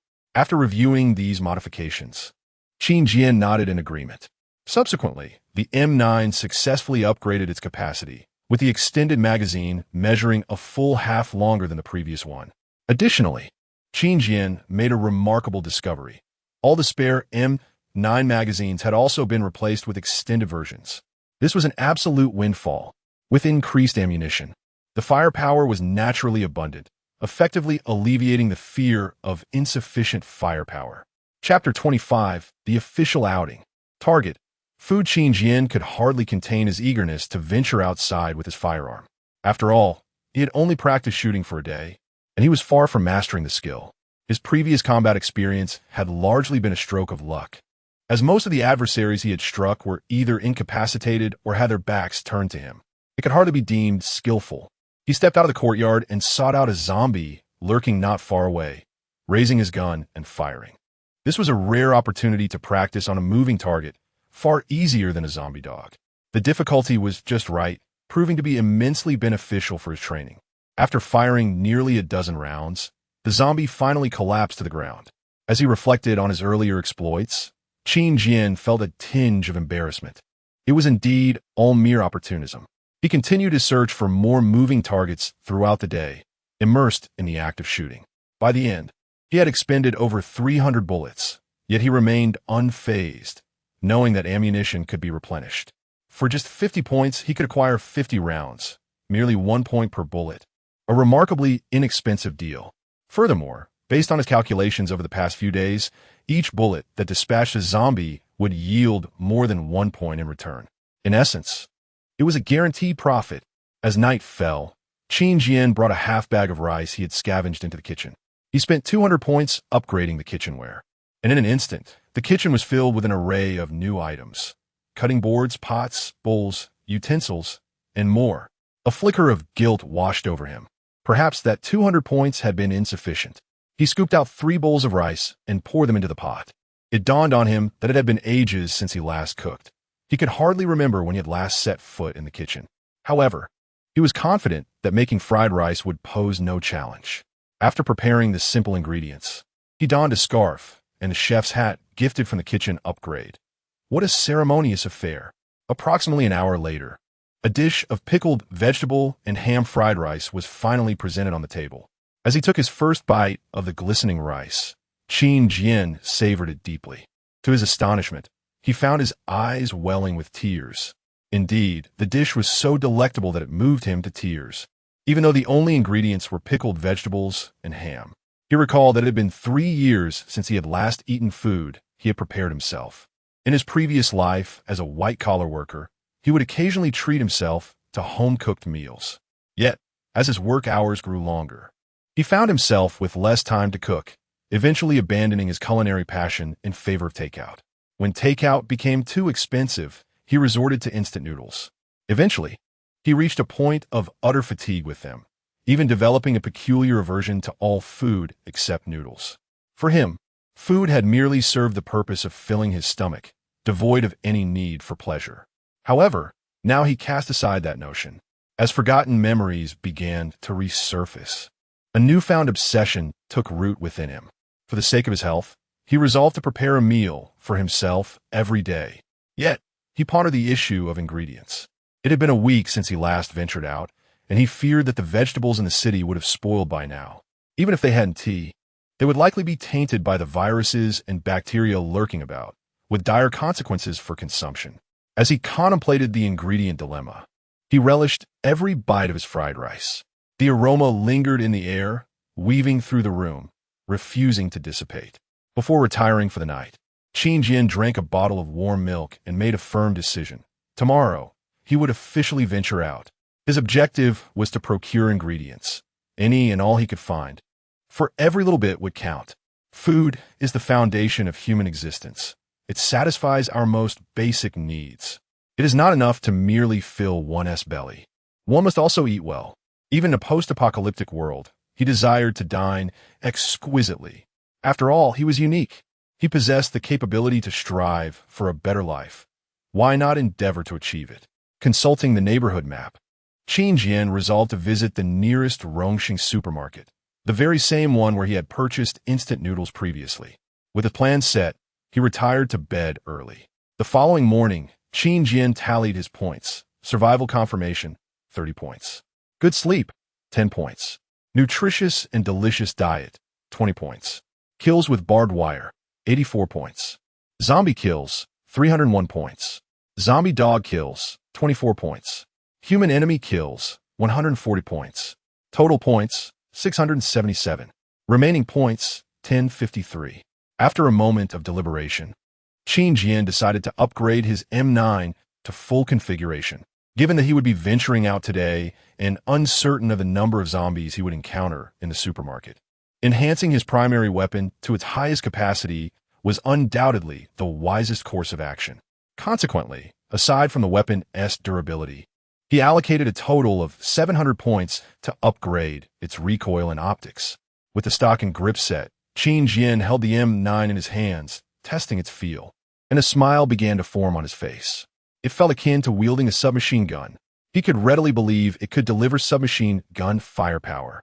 The red dot sight was particularly crucial, as it was undoubtedly superior to iron sights. After all, aiming with a dot made it nearly impossible to miss. The combination of grip, stock, and scope all contributed to enhancing accuracy. With the M9 firmly in hand, Qin Jian felt as though he had unlocked a new level of prowess. Fully equipped, he spent an additional 100 points to replenish 100 rounds of ammunition before popping a piece of gum into his mouth, ready to storm the supermarket and execute a daring raid. Pushing open the door, a gust of wind greeted him, nearly causing him to stumble. The scene outside appeared more pallid compared to the previous day. The stark whiteness was a result of frost, and it was significantly colder than the day before. Moreover, judging by the trend, the temperature was destined to drop further. Originally, it was early autumn, with temperatures neither hot nor cold. Should it drop by 20 degrees, it would plummet below freezing. In such a scenario, survivors would not only have to contend with the virus and zombies, but also the onset of an abrupt winter. Those without spare winter clothing would find it perilous to seek resources. Even staying indoors could lead to frostbite. The only silver lining was that they need not worry about global warming. But what did that matter to him? He was well-fed, warmly clothed, and adequately equipped. He could hardly complain about his situation. He was unlikely to perish easily. As he stepped outside, he nearly slipped on the icy ground, narrowly avoiding a fall. Clearly, in addition to food, he would need to seek out a pair of non-slip shoes, he mused. He traversed the street with ease, encountering no zombies along the way. Only the scattered bodies of the fallen. Wait a moment, bodies? A thought struck Qin Jian as he recalled what he had learned yesterday. Extreme temperatures, either too high or too low, could induce zombies to feign death. He furrowed his brow as he approached a body blocking his path. Bang! Qin Jian pulled the trigger, firing a shot at the corpse. The body remained still, prompting him to exercise caution and fire 2 more shots. To his surprise, the body began to convulse violently, emitting a wail as it slowly raised its head. How cunning! Qin Jian was taken aback, grateful he had fired those extra rounds. Subsequently, he dispatched the feigning zombie with a shot to the head, ensuring it was truly dead. He had never anticipated that zombies could be so deceitful. A single shot fired, yet not a soul stirred. Were it anyone else, they might have fallen victim to the trap. Caution is paramount. Caution is indeed wise. Qin Jian slowed his pace, meticulously avoiding the surrounding corpses, maneuvering his way to the lucky supermarket at last. The entrance was a scene of utter chaos. The walls were marred with dried blood, and various mangled bodies lay strewn about. The biting cold, brought by the frigid wind, dispersed the stench of decay. Yet it also ushered in the essence of death. Given the presence of intact corpses at the entrance, Qin Jian exercised utmost vigilance. Initially, he probed with his firearm. Then, emboldened, he approached with a long knife to test the waters. Almost every corpse had its skull pierced by his blade. None feigned death. With a sense of relief, Qin Jian passed through, only to be met with yet another grim tableau of bodies. Indeed, there were so many corpses that he instinctively resorted to the term a multitude to describe their number. Chapter 26. Survivors on the rooftop. At this moment, Qin Jian found himself unable to avoid the corpses scattered around him. To retrieve the items from the shelf, he had to continue his probing. Either some of these bodies were merely playing dead, or they were all pretending. He climbed onto the checkout counter and gazed into the depths of the expansive supermarket. Corpses lay everywhere. The count likely exceeded 100. He could only hope that among these 100 or so, there was just one that was feigning death. Qin Jian had no intention of employing a clumsy method to eliminate them one by one. Instead, he opted for a more straightforward and audacious approach, creating a noise. After all, zombies possessed highly sensitive hearing, and he doubted they would continue to feign death upon hearing a commotion. Near the entrance of a supermarket stood a large vase, exquisitely designed with light blue patterns that highlighted the profound culture of Kyushu porcelain.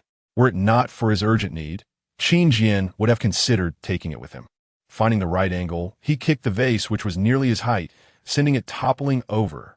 With a resounding crash, the vase shattered into countless pieces. Immediately afterward, Qin Jian was met with a chorus of wails from all directions. To his astonishment, every single corpse in front of him began to rise slowly. In that instant, it felt as though he had been transported back to the chaos of a supermarket scramble, crowds surging, an uproar all around. Without firing a single shot, Qin Jian turned and sprinted out of the supermarket. This was entirely contrary to his expectations. Instead of finding one among 100 that was merely pretending, it was evident that all but one were playing dead. Perhaps the sound of the vase had resonated too loudly, rousing even the zombies outside the supermarket, blocking his escape route. Naturally, Qin Jian did not indulge these obstacles. He raised his weapon and fired. With a formidable 32 rounds in his M9, he dispatched several zombies before finishing a single magazine, their bodies collapsing lifelessly to the ground. Though it may sound exaggerated in Qin Jian's view, the M9 equipped with a red dot sight and a reduced recoil grip allowed him to hit precisely where he aimed. He casually fired 2 shots, each obliterating a zombie's head.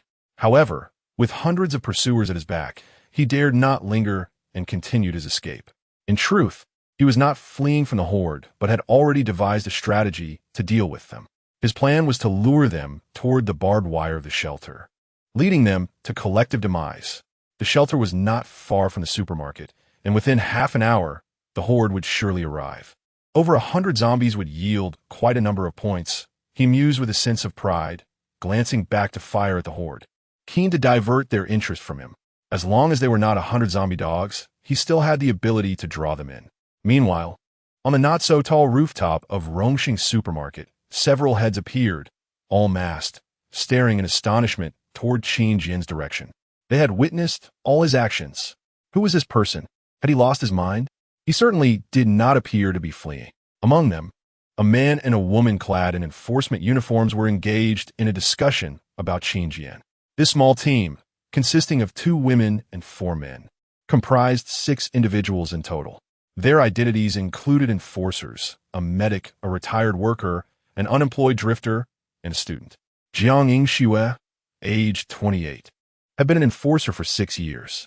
Her apprentice, Shun Haidong, was 4 years her junior. The two had been dispatched together by their superiors to patrol the northern district a month prior. When the catastrophe struck, they happened to pass by Rongxing Supermarket. Initially believing it was a riot, they soon realized the situation was more complex and quickly organized a rescue operation. However, with too many people inside the supermarket and only the 2 of them to assist, they managed to save only a handful and retreated to the rooftop. Their retreat to the supermarket rooftop had been a desperate measure, yet at the time, it was the best option for safety. Originally, their group had consisted of over 20 members. The first 2 days saw relative unity, but by the 3rd day, internal conflicts arose. Some could not tolerate the food distribution rules and formed cliques to venture out independently. Others clamored to return home, eager to rescue their families. Faced with such strong opposition, Jiang Yingxue was compelled to compromise, allowing more than half of them to leave. They secured ropes to a concrete pipe, enabling the group to escape along the sidewall. In the days that followed, more individuals continued to depart, leaving only the 6 of them now. Although they could not fathom why the young man had deliberately created noise to attract over 100 undead, it seemed beneficial for them. As the horde was drawn away from their position, Jiang Yingxue considered this a prime opportunity to scavenge for supplies and swiftly urged, "Shun, come down with me." "Huh? Sister Xue, is that wise right now?" Shun Haidong understood her intent, but hesitated. After all, the zombies were cunning and had already injured their retired team member, Old Fu, by feigning death just yesterday. No time to waste. If we don't find some warm clothing soon, we'll freeze to death up here tonight. Jiang Yingshue's voice rose significantly. She was no fool. The temperature had dropped at least 10 degrees compared to yesterday and appeared poised to fall further. Food was becoming a secondary concern. Lacking winter clothing, they would be doomed to perish from the cold on the rooftop, and it was merely a matter of time. Ugh! What on earth has happened to this world? People have turned into the undead, and now the weather is turning foul too? Shen Haidong could not suppress his complaints, glancing at the middle-aged man beside old Zhang. The middle-aged man was old Fu's son, named Fu Hao. Hey, you come over here. Shen Haidong, having learned that Fu Hao was in his 30s and still reliant on his father, held a rather poor impression of him from the earlier collective actions. I still have to take care of my dad. Fu Hao replied awkwardly with a smile, then turned to the elderly man leaning against the wall, asking Dad, "How are you feeling now?" Old Fu waved his hand dismissively, indicating he was fine, though his pale and weak visage betrayed the truth. Ugh! Shen Haidong sighed in resignation, turning his gaze toward the young female student.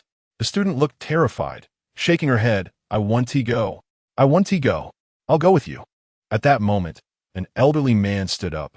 If possible, could you visit my clinic? Dr. Liu, we need to assess the situation outside. We will notify you when we return. For safety's sake, you should stay behind. Jiang Yingshu interjected, preventing him from proceeding. All right then. Dr. Liu's expression was grim as he nodded in agreement. The two quickly removed the obstruction at the rooftop entrance. As they opened the door, a zombie lunged at them. Watch out, Sister Shui. Shen Haidong immediately shoved Jiang Yingshu aside and pulled the trigger, but instead of the expected gunfire, a crisp sound echoed. No bullets left. Shen Haidong froze, momentarily stunned. Seeing the zombie nearly upon him, he let out a terrified scream and collapsed to the ground. With a resounding bang, a shot rang out, and the zombie's head exploded, collapsing lifelessly. This scene sent the nearby female student into a panic, screaming, while the others turned pale and retreated to a safe distance. Jiang Yingshu set down her pistol and hurried to help him up. Actually, I'm nearly out of bullets too, she whispered, a hint of helplessness etched across her face. Sister Shui, I apologize. After the thrilling yet uneventful experience, the two of them descended the staircase and arrived at the supermarket. Chapter 27. Encountering human adversaries again? Qin Jian had expended 2 magazines and successfully stabilized the aggro of the horde corpses. It seemed that everything was under control, and all that was left to do was... Suddenly, Qin Jian's train of thought was interrupted by the sound of barking behind him. Cursing under his breath, he quickly turned around. 2 undead hounds were charging at him, approximately 20 meters away, one in front of the other. Bang! Bang! Bang! Qin Jian pulled the trigger without hesitation. If he recalled correctly, this was his first time confronting a hound without the protection of barbed wire. Although his adversaries were swift, they were charging directly at him, allowing Qin Jian to easily hit the foremost hound. Once struck, the hound stumbled, its speed significantly reduced, giving Qin Jian the opportunity to fire several more shots. The leading hound was hit 3 times, with a shot to the head causing it to roll on the ground before dying on the spot. However, the situation was far from over. Its demise had afforded its companions a moment to advance. Initially, Qin Jian had hoped to distribute his fire evenly, but the fallen hound inadvertently shielded its partner from his bullets, allowing the remaining hound to reach him unimpeded.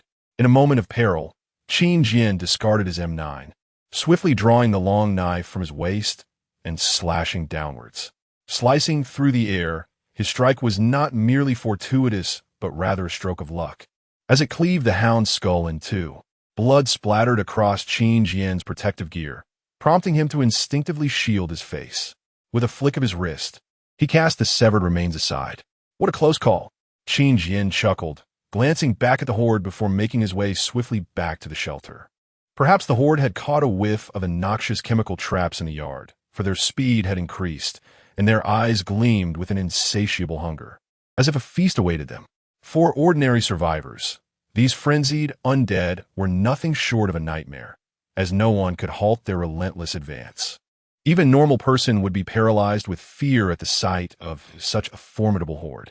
Yet their path had narrowed, and they had unwittingly provoked someone they ought not to have trifled with.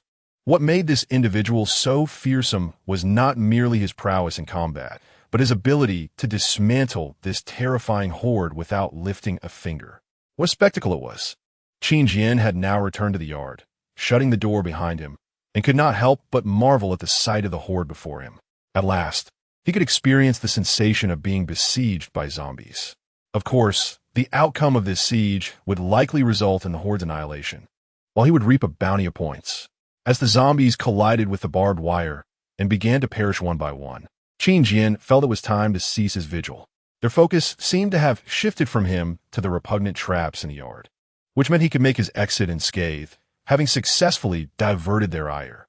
Thus, Qin Jian stealthily opened the back door of the yard and slipped away. After scavenging supplies from the supermarket, he would return home just in time to collect the corpses of the undead, a perfect plan that served both purposes. With a sense of pride swelling within him, Qin Jian quickened his pace. Though he maneuvered around the horde, he was still within proximity, yet they were oblivious to his presence, fixated instead on the enticing traps in the yard. 5 minutes later, he was back inside the supermarket. The scene within had transformed dramatically since his last visit, although it remained dilapidated, with bloodstains littering the floor and a few skeletal remains in the corners. There were almost no corpses in sight. Moreover, the shelves still held a considerable stock, even if most items lay scattered on the ground, making retrieval inconvenient. However, this was of little consequence to Qin Jian, for once he cleared the horde from this supermarket, it would belong to him. It seemed evident that the nearby survivors had perished, explaining the abundance of goods still available. Perhaps some survivors had attempted to scavenge here, but had ultimately met their demise, joining the ranks of the horde. Regardless, there was no point in dwelling on such thoughts. Even if there were survivors still lurking, he could easily intimidate them into leaving or, if necessary, employ force to drive them away. With a broad smile on his face, Qin Jian grabbed a bloodied shopping cart, ready to indulge in a delightful spree of free shopping. In every sense, he had been anticipating this day for a long time. The opportunity to take whatever he desired from the shelves without spending a single cent, to nibble on something and then put it back, or even discard it without a second thought. His actions were entirely unrestrained. After all, this supermarket now belonged to him. What is this? As he glanced down, Qin Jian suddenly noticed a severed hand, presumably belonging to some unfortunate soul, resting in the cart. With a swift motion, he tossed it aside. Oh no! Snow Sister, a hand. Be cautious, there must be zombies nearby. However, the next moment, a few startled exclamations emanated from the direction where he had thrown the hand. Qin Jian froze, instinctively lowering himself into a crouch behind the cart. Silence enveloped the supermarket. An eerie stillness, as if a pin drop, could be heard. From above, one would see that both parties were merely separated by a single shelf. At that moment, Qin Jian pressed against the shelf, adopting an exceedingly cautious stance. On the other side, Jiang Yingxue and Shun Haidong used the waist-high grocery counter as cover, slowing their pace and moving stealthily. Both were undoubtedly intent on locating the other's position. However, their motivations were fundamentally different. Qin Jian sought to pinpoint the whereabouts of the man and woman, while they had mistakenly identified him as a zombie and were searching for him. They should be right next door. Hush, keep it down. There may be more than one. I'll go around, and we can flank them. All right. At that moment, Qin Jian overheard their conversation, a glimmer of murderous intent flashing in his eyes. So they were right next door? He speculated, noticing a gap between the shelf that allowed him to glimpse the scene beyond. Just then, a figure passed by slowly. It was Shun Haidong, attempting to maneuver around. Yet, Qin Jian had no way of knowing who he was. He abruptly turned to focus on him. An enforcer? Upon seeing Shun Haidong's attire, Qin Jian was momentarily taken aback. Could it be that this supermarket was under official oversight? No, that didn't make sense. If that were true, with their capabilities, they shouldn't have been unable to clear the undead from the supermarket. The first thought left Qin Jian feeling somewhat embarrassed, for it would thwart his aspirations of claiming dominion over this territory. However, upon contemplating the second thought, he regained a sense of hope. After all, there appeared to be only 2 enforcers. Perhaps they were simply lagging behind. Or perhaps, Imposters? Regardless, there were numerous possibilities. It was best to ascertain the situation first. Perhaps engage in a little diplomacy before resorting to force. As Qin Jian pondered, another figure drifted past, Jiang Yingxue. He cast a glance and noted that she was armed, yet she exhibited no signs of panic. It was normal for enforcers to carry weapons, suggesting they were indeed legitimate enforcers. Suddenly, Qin Jian conceived a method to evade direct confrontation while gathering information. He could inquire about their whereabouts from behind a shelf. However, just as he prepared to speak, he noticed the woman turning back again. In the blink of an eye, the woman's figure vanished like a specter. Chapter 28. Just a misunderstanding the actions of the other party left Qin Jian somewhat bewildered. Suddenly, a clattering sound erupted from the shelves. The woman's face appeared between the gaps of two products, her gaze sharp and her gun trained on Qin Jian's direction. Naturally, Qin Jian saw her too, and upon noticing the icy barrel aimed at him, his mind went blank. A human? Jiang Yingxue had sensed that something was lurking behind the adjacent shelf when she passed by moments earlier. She intended to make a swift return and eliminate the zombie lurking there. However, upon realizing that the figure was indeed a human, she was momentarily taken aback. Moreover, the next instant, she quickly recognized him as the young man who had just attracted a horde of zombies away. Why had he returned? No. How could he have come back so quickly? Just as Jiang Yingxue prepared to lower her gun and inquire, Qin Jian suddenly raised his M9 and began to pull the trigger frantically. Bang, bang, bang. Though Qin Jian's demeanor was generally composed, he was not so calm as to engage in a standoff or utter phrases like "don't move" or "put down the gun." Instead, he instinctively felt that this individual posed a threat to him, prompting him to act preemptively. Two bullets whizzed past Jiang Yingxue's ears, snapping her back to reality. In shock, she immediately ducked down to evade the onslaught. She had never imagined that upon being spotted, the first reaction from the other party would be gunfire. Although she was aware he possessed a firearm and had speculated whether he might be a fellow enforcer like herself, she had never considered him a ruthless madman. After all, at first glance, he appeared so youthful and innocent. Yet, to see another human being and fire without a word, it was clear that one should never judge others by their appearance. She had underestimated him far too much. In mere seconds, Jiang Yingxue reassessed Qin Jian's identity, transforming her perception from that of a good person to a cold-blooded fugitive without a hint of hesitation. Simultaneously, she began to retaliate, and the two engaged in a fervent exchange of gunfire across the shelf. The products on the shelves were easily shattered and pierced. The remaining bullets ricocheted off the shelves, creating dazzling sparks. Yet perhaps due to the peculiar angle of their shots, both were evenly matched and ultimately failed to hit each other. However, in terms of sustained firepower, Jiang Yingxue was no match for Qin Jian. She wielded a domestically produced Type 07 handgun, which had a magazine capacity of 8 rounds. In contrast, disregarding any differences in additional equipment, Qin Jian's M9 boasted a staggering 32 rounds, 4 times her capacity.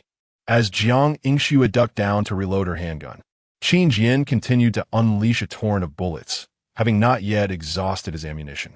Perhaps Qin Jian's hand speed was too swift. Jiang Yingxue began to panic and spiraled into wild thoughts. Was he wielding a submachine gun, or was it silenced? Could he possibly be an escaped drug dealer with such impressive equipment? Better armed than an enforcer? Just as Jiang Yingxue was lost in her astonishment, a bullet grazed her delicate, fair cheek. The burning sensation made her feel as though her life was slipping away. Losing her grip, the uninserted magazine flew from her hand, and she instinctively threw herself to the ground, covering her head with her hands. It was then that Qin Jian prepared to reload. Meanwhile, Assert and Haidong rushed over, shouting, "Sister Shui, don't come over!" Bang, bang, bang. With the woman's line of sight lost, Qin Jian naturally redirected his gun towards the man. Assert and Haidong's face paled, and in fear, he dove forward, narrowly evading the bullets. Both parties lost sight of each other. Yet Qin Jian knew that neither dared to act recklessly, continuing to apply pressure with his firepower. While this notion might seem unrealistic, Qin Jian genuinely aimed to penetrate the shelves and strike his adversary. After all, he still had 10 magazines, totaling over 300 bullets. He was determined to obliterate them. Hey, brother, stop shooting. We are humans, not zombies. Hey, can you hear me? And Haidong immediately attempted to clarify, his voice trembling amid the gunfire. Qin Jian heard him but remained silent, continuing to fire. Stop shooting, brother, we should talk. Finally, after expending 4 or 5 magazines and creating a gaping hole in the shelf before him, Jiang Yingxue could no longer hold back. She felt that a counterattack was unnecessary, for based on the intensity of his firepower, she believed he was carrying an entire arsenal. The only way to ensure her survival at this point was to negotiate. Since he had rushed into the supermarket, it was reasonable to assume he was there to scavenge for resources. Let him rummage. There was plenty to go around. For now, it was crucial to stabilize the other party's emotions. Of course, she couldn't allow him to monopolize the resources. Negotiations would not end with just one round. There'd be a second. During her previous duties, she had also acted as a negotiation expert, successfully reaching agreements with numerous hostage-takers. She was confident in her ability to de-escalate the situation. Qin Jian, not entirely devoid of reason, ceased firing upon hearing her mention negotiations. What do you wish to discuss? Let us begin with introductions. I am Jiang Yingxue, an enforcer, and this is and Haidong, also an enforcer. I am Qin Jian. May I inquire why, as enforcers, you seek to kill me? Qin Jian introduced himself, and then directly posed his question. Kill you? Jiang Yingxue paused, recalling the earlier incident, and suddenly realized the truth. It dawned on her that this entire situation was merely a misunderstanding. She had mistakenly identified Qin Jian as a zombie and, having recognized her error just in time, he had perceived her as a threat and retaliated. Listen, brother, I owe you an apology. This was entirely my mistake. I thought you were a zombie and almost shot you. As Jiang Yingxue explained. Qin Jian shook his head. I don't believe you unless you provide proof of your status as enforcers. In Haidong sighed, quickly rising, only to find Qin Jian's gun trained on him once more. Don't panic, brother. Look at my uniform. Doesn't that suffice to prove our identities? In Haidong hastily tugged at his uniform, feeling embarrassed. Do you think I'm a fool? If I were to pick up a uniform off the ground, I could pose as an enforcer too. At Qin Jian's words, in Haidong was left dumbfounded. His reasoning was sound and indeed convincing. Previously, donning a uniform and claiming to be an enforcer would likely have resulted in being reported to the authorities. Yet now, with societal order in disarray, one could impersonate an enforcer or even run naked down the street without anyone batting an eye. Xiao Shun, don't just stand there. Show him your duty badge. At that moment, Jiang Yingxue stood up and promptly reminded him. Yes, the duty badge. In Haidong finally recalled, visibly relieved, as if he had grasped a lifeline. This will prove our identities. Let me show you. Jiang Yingxue slid their duty badges across the shelf towards Qin Jian. Qin Jian caught them and examined the badges while still aiming his gun at the two. Put down the gun. There is no need to be so cautious, Jiang Yingxue suggested, yet Qin Jian frowned and shot her a glance, not complying. Only after scrutinizing their badges did he slowly lower his weapon. The photographs on the duty badges were undeniably authentic. They were indeed enforcers. The farce had come to an end. Qin Jian felt a sense of relief wash over him, yet his mind remained tense, for a significant issue still awaited resolution. Chapter 29, An Alliance? Qin Jian, why not come over to our side? Let's get to know each other better. Jiang Yingxue spoke, her face adorned with a sweet smile that made it difficult for anyone to feel wary or cautious. Qin Jian lowered his weapon and navigated around the shelves until he finally stood face to face with the two. Jiang Yingxue extended her hand towards him. For a moment, Qin Jian was taken aback, realizing she sought a handshake, a gesture symbolizing reconciliation and goodwill. Her hands were delicate and fair, soft as cake. Yet an inexplicable aversion stirred within him. Since his fiancée, he had betrayed him in his previous life, he had grown wary of women. Where do you come from? Qin Jian? Why should I divulge my origins? Qin Jian replied with a smile. Jiang Yingxue was momentarily speechless. All right then, let me begin. Our team consists of 6 members, currently residing on the rooftop of this supermarket. Besides us, the others are students, doctors, and retired workers. We witnessed you draw away all the zombies in the supermarket. You're quite impressive and brave. I sincerely appreciate your assistance in tackling this troublesome issue. Although we had a brief misunderstanding earlier, thankfully, it was all a miscommunication, and we didn't lose anything. You must be here to gather supplies, so please do so quickly. This place remains perilous. Jiang Yingxue spoke rapidly, seemingly giving Qin Jian no opportunity to interject. However, he could discern the underlying meanings in her words, particularly the final remark. In essence, they desired the supermarket just as much as he did. The implication was clear. As a token of gratitude, they would permit him to scavenge for supplies before urging him to vacate the premises. There was no way Qin Jian would allow them to take advantage of him. Just as he suspected, Jiang Yingxue harbored such intentions and even sought to recruit him. Indeed, her team's weaponry and equipment were remarkably sophisticated. Protective suits, gas masks, gloves, and a fully equipped M9 pistol with a firepower rivaling a submachine gun. With him amongst them, their chances of survival would significantly increase.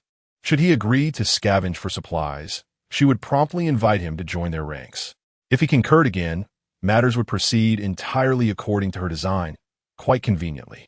This way, they would save on supplies while gaining a formidable ally.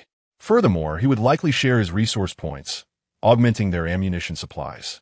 Naturally, if there were excess protective suits and gas masks, that would be even better. He would no longer need to wear that tattered cloth, cowering from the bacteria in the air.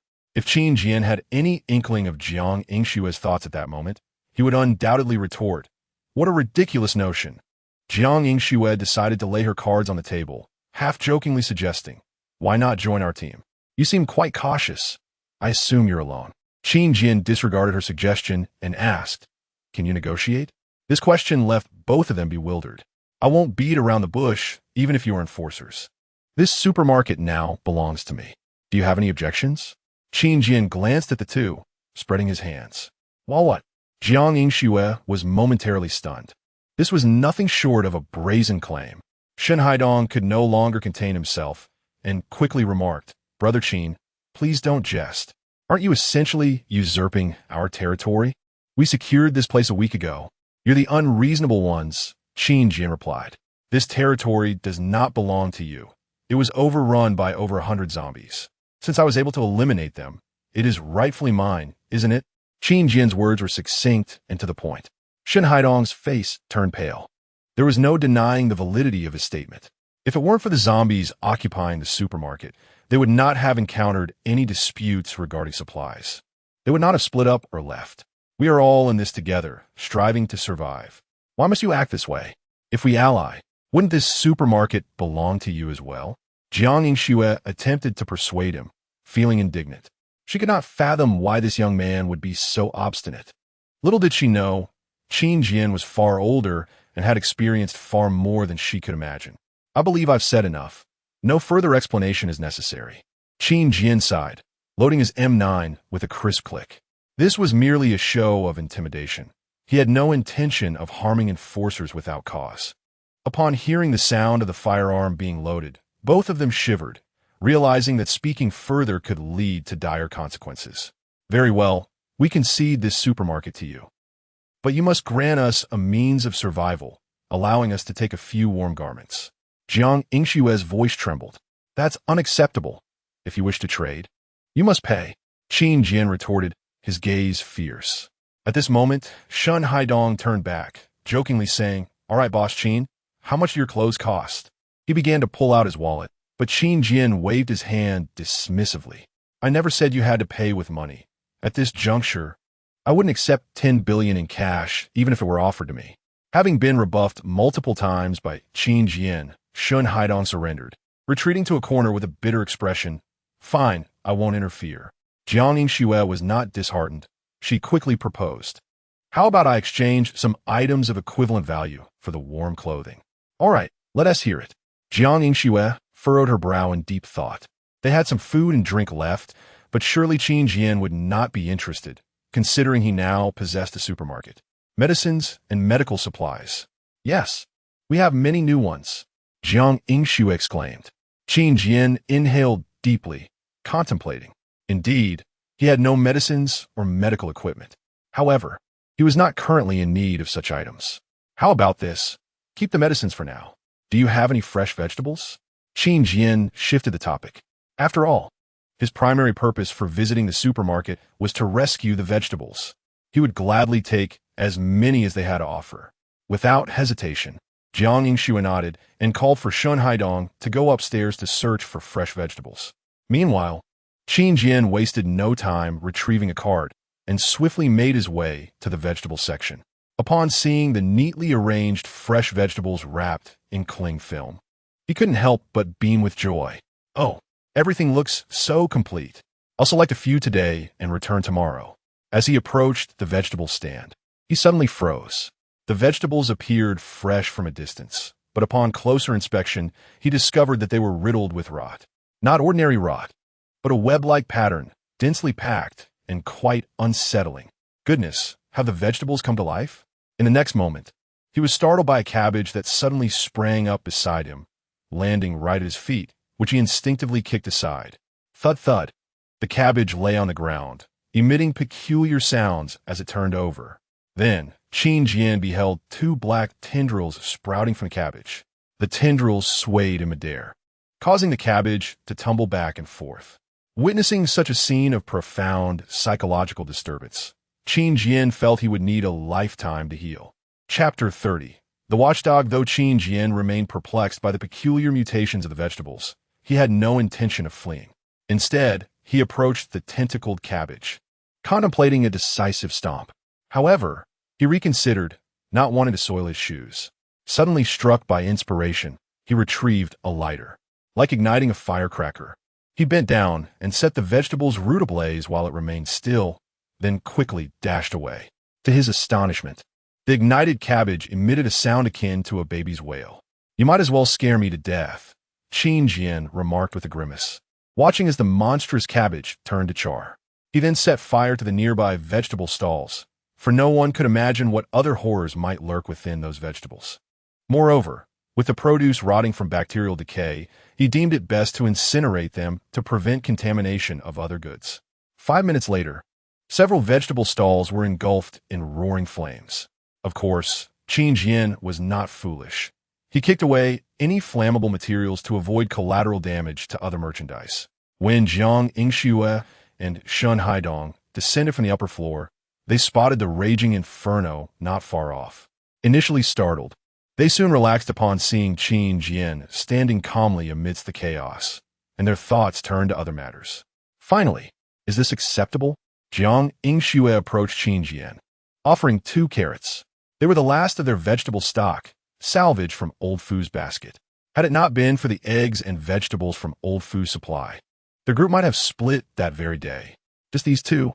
Qin Jian asked disdainfully, eyeing the meager offering. Well, there are others, but they are rather special, Jiang Yingshu replied, glancing back at Shun Haidong, who presented 2 flower pots. Upon seeing the pots, Qin Jian frowned. Are you trying to trick me with potted plants? Is this a joke? Not at all. Take a closer look, Shun Haidong urged. Stretching his neck to peer inside, Qin Jian discovered that the flower pots contained not ornamental plants, but rather green onions and garlic. These had been fortuitously discovered by Shun Haidong in a corner of the rooftop, seemingly fully grown. Well, this qualifies as a vegetable, provided there's no objection, Qin Jian mused. He certainly had no qualms about green onions and garlic, as they could be transformed into sustenance and boasted detoxifying and anti-cancer properties. In this post-apocalyptic world, their value had significantly risen. Yet, recollecting the grotesque, decaying vegetables he had encountered earlier, he swallowed hard and said, "Let me inspect them first, to ensure they haven't sprouted legs." The duo, having missed the earlier spectacle, exchanged bewildered glances at Qin Jian's remark. Fortunately, upon examination, the vegetables appeared entirely normal. All right, transaction complete. 2 carrots for garlic bulbs and 4 green onions can be exchanged for 10 sets of thermal clothing. Since clothing holds no value for me, I'll let you take advantage, Qin Jian calculated. Jiang Yingxue felt this was somewhat disproportionate and quickly interjected, we only need 6 sets. Could we exchange the remaining for something else? Qin Jian furrowed his brow, casting a disdainful glance her way. I suggest you keep some spare clothing, as temperatures may plummet to below freezing in a few days. 1 garment, 1 tea suffice. How do you know that? Jiang Yingxue asked, puzzled. I'm merely guessing. Qin Jian replied bluntly. Thus, after a brief negotiation, Jiang Yingxue's group conceded, carrying a basket of thermal wear upstairs. Before departing, Qin Jian shared his address, requesting that should they discover any surplus fresh vegetables, they must deliver them to him, as he would be eager to trade. He also cautioned them sternly against pilfering during his absence, warning that if he caught wind of any thievery, they would no longer be welcome on the rooftop. Jiang Yingxue and her companion dared not disregard his warnings. Despite any notions of mischief, they lacked the courage to act upon them. After all, it would be trivial for Qin Jian to impose his will upon them. Although he verbally cautioned them against raiding the supermarket, he could not remain vigilant at all hours to catch them in the act. Moreover, the sheer volume of goods within the supermarket made it easy for them to abscond unnoticed. As Qin Jian pondered this dilemma, he was suddenly alerted to the presence of 4 undead dogs, emerging from the shadows, now blocking the entrance as they feasted upon a nearby corpse. Confronting 4 at once posed a significant threat. He had barely managed to fend off 2 previously, and even then, it had been by sheer luck. Yet, the supermarket boasted a back door. An idea struck him. He could cleverly evade the 4 creatures while simultaneously employing them as his sentinels.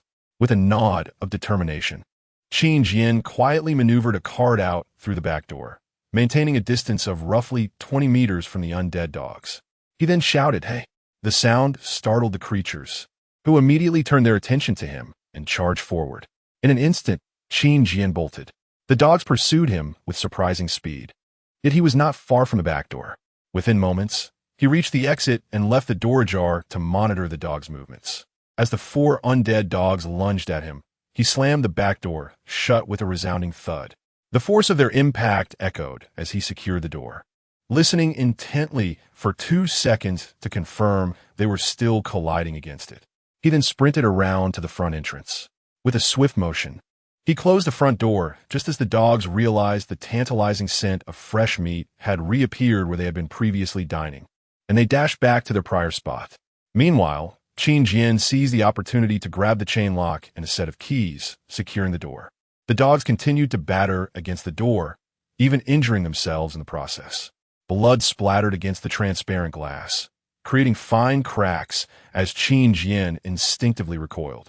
In a composed manner, he pulled down the overhead shutter and secured it with the keys from the chain lock, then retrieved his cart and departed with a sense of triumph. Everything unfolded according to his meticulous plan. The supermarket was now considerably secure. It was difficult for outsiders to enter, and those inside found it equally challenging to descend, unless 100 individuals attempted to breach this fortress. The 4 undead dogs would pose a nightmarish challenge to any small group of survivors. Upon returning to the wire mesh gate, Qin Jian surveyed the situation. The horde of over 100 zombies had nearly been eliminated. The few fortunate survivors remained trapped, obstructed by the bodies of their fallen comrades. Yet, they too would soon meet their end at Qin Jian's hands. Taking aim, he accurately dispatched them with precision shots to their heads. Good heavens! How will I clean this mess? He mused, gazing at the heap of corpses before him. His sole thought was that if the recycling machine had no limit on rewards, he would reap a fortune. Though the surplus of bodies was overwhelming, they were undeniably valuable. However, the question remained, how long would it take to move them all? Deciding to put that thought aside for the moment, Qin Jian turned back to his quarters. That evening, he treated himself to a delightful meal, scrambled eggs with green onions, accompanied by ham sautéed with carrots. 2 simple yet exquisite dishes, both satisfying and devoid of waste. Chapter 31. All equipment on the first floor unlocked. Qin Jian took a hearty sniff, instantly enveloped by the aroma of stir-fried dishes wafting through the air. The delightful scent confirmed that his culinary skills had not diminished. He chuckled, lifting his bowl to devour the meal with the fervor of a tempest. finishing the vegetables in mere moments. Not a single grain of rice remained in the bowl, and the plate was left impeccably clean, devoid of any oily residue. How splendid it would be to cook daily. Alas, fresh vegetables were in short supply. The memory of the lively cabbage he had seen at the supermarket earlier sent shivers down his spine. Sighing, he lamented that while the Doomsday Fortress had its merits, the inability to grow vegetables was a significant drawback. How he wished for some advanced technological greenhouse to sprout forth, allowing him to gather seeds and achieve self-sufficiency. Just as Qin Jian reclined on the leather sofa, toothpick in hand, the system suddenly spoke. Rest assured, host. The items you seek are located on the second floor of the Doomsday Fortress. Please endeavor to continue unlocking the equipment. What? Qin Jian shot up, his eyes wide with excitement. Are you saying there's a greenhouse on the second floor? Your spoilers are making me blush. He chuckled, attempting to engage the system in light-hearted banter while seeking further details about the second floor of the fortress. However, the system fell silent after that single proclamation. Qin Jian shrugged in resignation. The system was notoriously aloof and rarely inclined to engage in casual conversation. Nevertheless, this unexpected tidbit piqued his curiosity regarding the equipment on the second floor. A greenhouse would mean no more worries about vegetables. Yet, it seemed he had to unlock all the equipment on the first floor to access the second. With this thought in mind, Qin Jian opened the device interface of the shelter. The unaccessed equipment on the first floor included a task board, a recreational area, and a medicine crafting station requiring 1,000, 300, and 500 points to unlock, respectively. All quite affordable. If he could accumulate 1,800 points by tomorrow, he would unlock them without hesitation. He mused that these three items appeared quite useful. The first would allow him to accept tasks issued by the system, offering not only point rewards, but also potential blueprints. The second, a source of entertainment, would elevate his quality of life amidst the apocalypse, providing the luxury of playing billiards or using a computer. The third, while perhaps not immediately beneficial, would serve as a prudent precaution against unforeseen circumstances, considering he could not guarantee he wouldn't fall ill in the future. Having made his decision, Qin Jian returned to the kitchen, retrieving an assortment of fruits from the refrigerator, which he meticulously sliced into an attractive platter to savor at the coffee table. These fruits had been provided by Lu Lang. He pondered how his childhood friend was faring in their shelter. Had he heeded his advice to wear a gas mask, or had misfortune befallen him? Surely he could not have met a grim fate. Despite his carefree demeanor, the memories of this body revealed Lu Lang to be astutely perceptive and cautious. Thus, there was no need to trouble himself with visiting their shelter. As he often reminded himself, ensuring his own well-being was paramount. After enjoying the fruit platter, Qin Jian retired to bed. He slept deeply, and upon waking, discovered it was already 8:30. However, there were no pressing matters today, prompting him to adopt a leisurely pace. He ambled into the bathroom, gazing into the mirror, finally resolving to freshen up. Instinctively turning on the faucet, he paused, remembering that he had shut off the water valve and that the tap water was contaminated and unusable. Surely, he couldn't rely on bottled water for his daily hygiene? While brushing his teeth, this thought lingered in his mind. He had brought in 2 cases of bottled water yesterday, and the supermarket still had hundreds of cases available. It sounded ample, and he had been the sole user. Yet, upon further reflection, without tap water, he had been using bottled water for cooking these past few days. And now, for washing up. Eventually, he might need it for laundry or boiling water for tea. In essence, substituting bottled water for tap water would be unsustainable. He could easily believe that he would exhaust several hundred cases within a year. Attempting to access the upgrade options for the sink, he found no purification devices available and had to abandon the thought. He silently prayed that the second floor would offer some water-related equipment. After a swift wash and breakfast, Qin Jian opened the settlement interface. Daily points settlement, survival confirmation, 30 points. Quality sleep, 23 points. Extravagant dining, 21 points. A weapon nearing full configuration, 50 points. First melee encounter with a zombie dog. Blueprint reward for blue pill. Spike wire kills zombie, 860 points. Attracting over 100 zombies, demonstrating remarkable bravery, 80 points. Negotiating with survivors, achieving a resounding victory, 100 points. Occupying the supermarket for personal use, 2,000 points. Point settlement, 3575 remaining points. 3,828 over 3,000 points. The mere act of occupying a supermarket awarded him 2,000 points. After his expedition yesterday, he had essentially returned with a fortune. Now, he could unlock all 3 pieces of equipment and still have over 2,000 points remaining. Qin Jian patted his chest, attempting to calm his exhilaration. However, he couldn't help but emit a hearty, bell-like laugh. How could he possibly contain his excitement? Just by luring a zombie and shopping, he had amassed such a wealth of points. At this rate, not only would he unlock the 2nd floor, but he might even access the 3rd in no time. Speaking of which, it appeared he had also received a blueprint. Stopping his laughter, he composed himself and searched the system warehouse for the blueprint of the blue pill. A blue pill? The name of the blueprint suddenly reminded him of a legendary male enhancement drug. However, it held no relevance for him. He had no issues in that department. But alas, it seemed the system's rewards were random. Perhaps, if conditions permitted in the future, he might give a try. Subsequently, Qin Jian inquired through the system about the location of the blue pill blueprint. Discovering it was stored in the medicine crafting station he was about to upgrade. Thus, he spent 1,800 points and swiftly unlocked all 3 facilities. As the room trembled, a cloud of dust erupted. Qin Jian quickly moved to the doorway, instinctively donning the gas mask at his feet. After approximately 5 minutes, tranquility returned. In the hall, a platform emanating a mysterious light now occupied the space, along with a blackboard-like structure, and a new door appeared in the corner.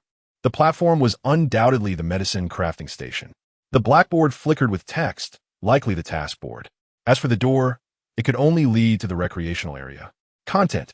Qin Jian stepped into the center of the hall, surveying his surroundings and nodding appreciatively.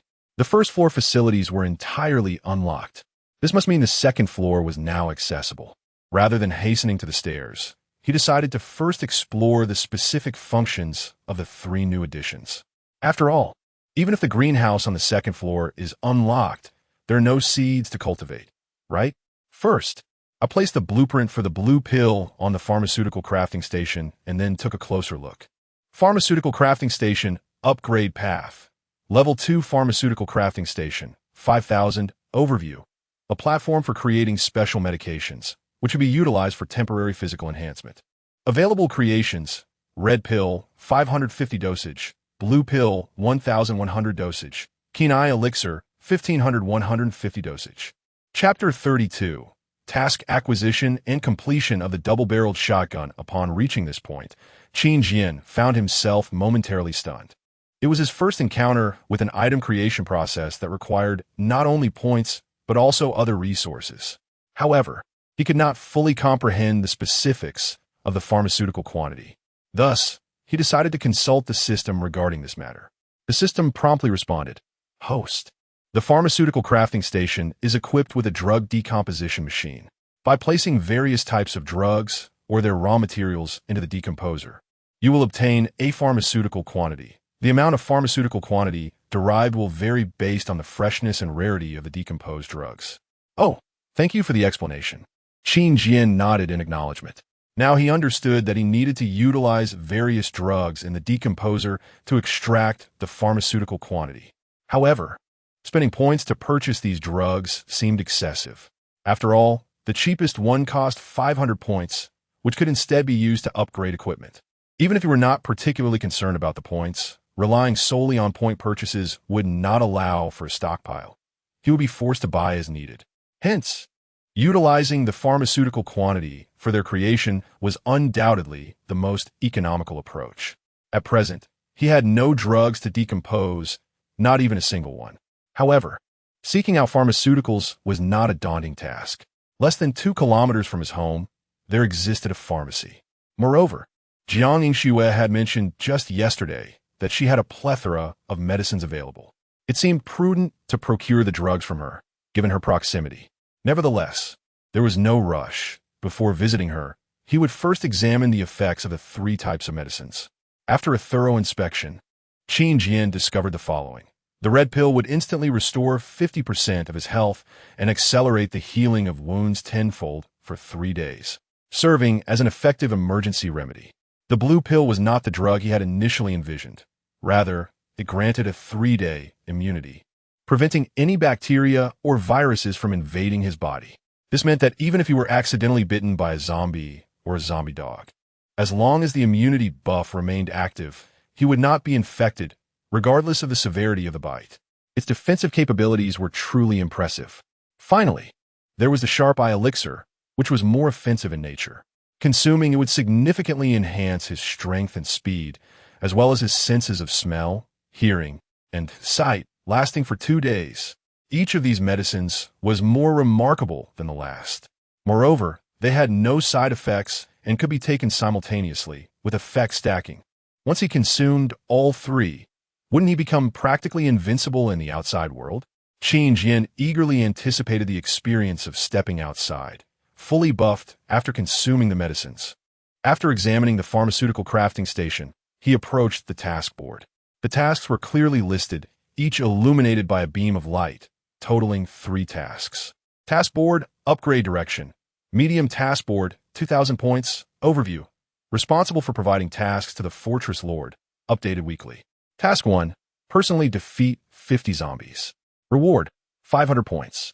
Task 2, personally defeat 15 zombie dogs. Reward, 800 points.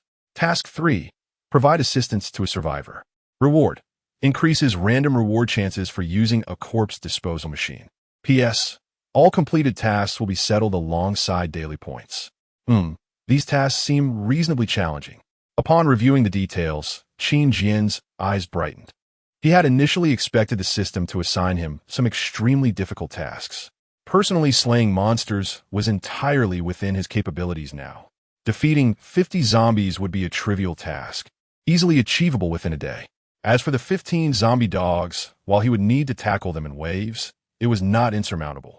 Regarding assisting a survivor, would trading with Jiang Yingshu count as aiding her? Since he was already planning to visit her, why not test the waters?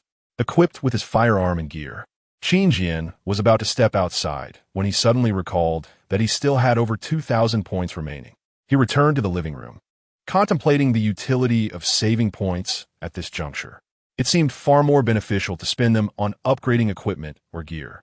With that thought, he swiftly scanned through the various gear and devices.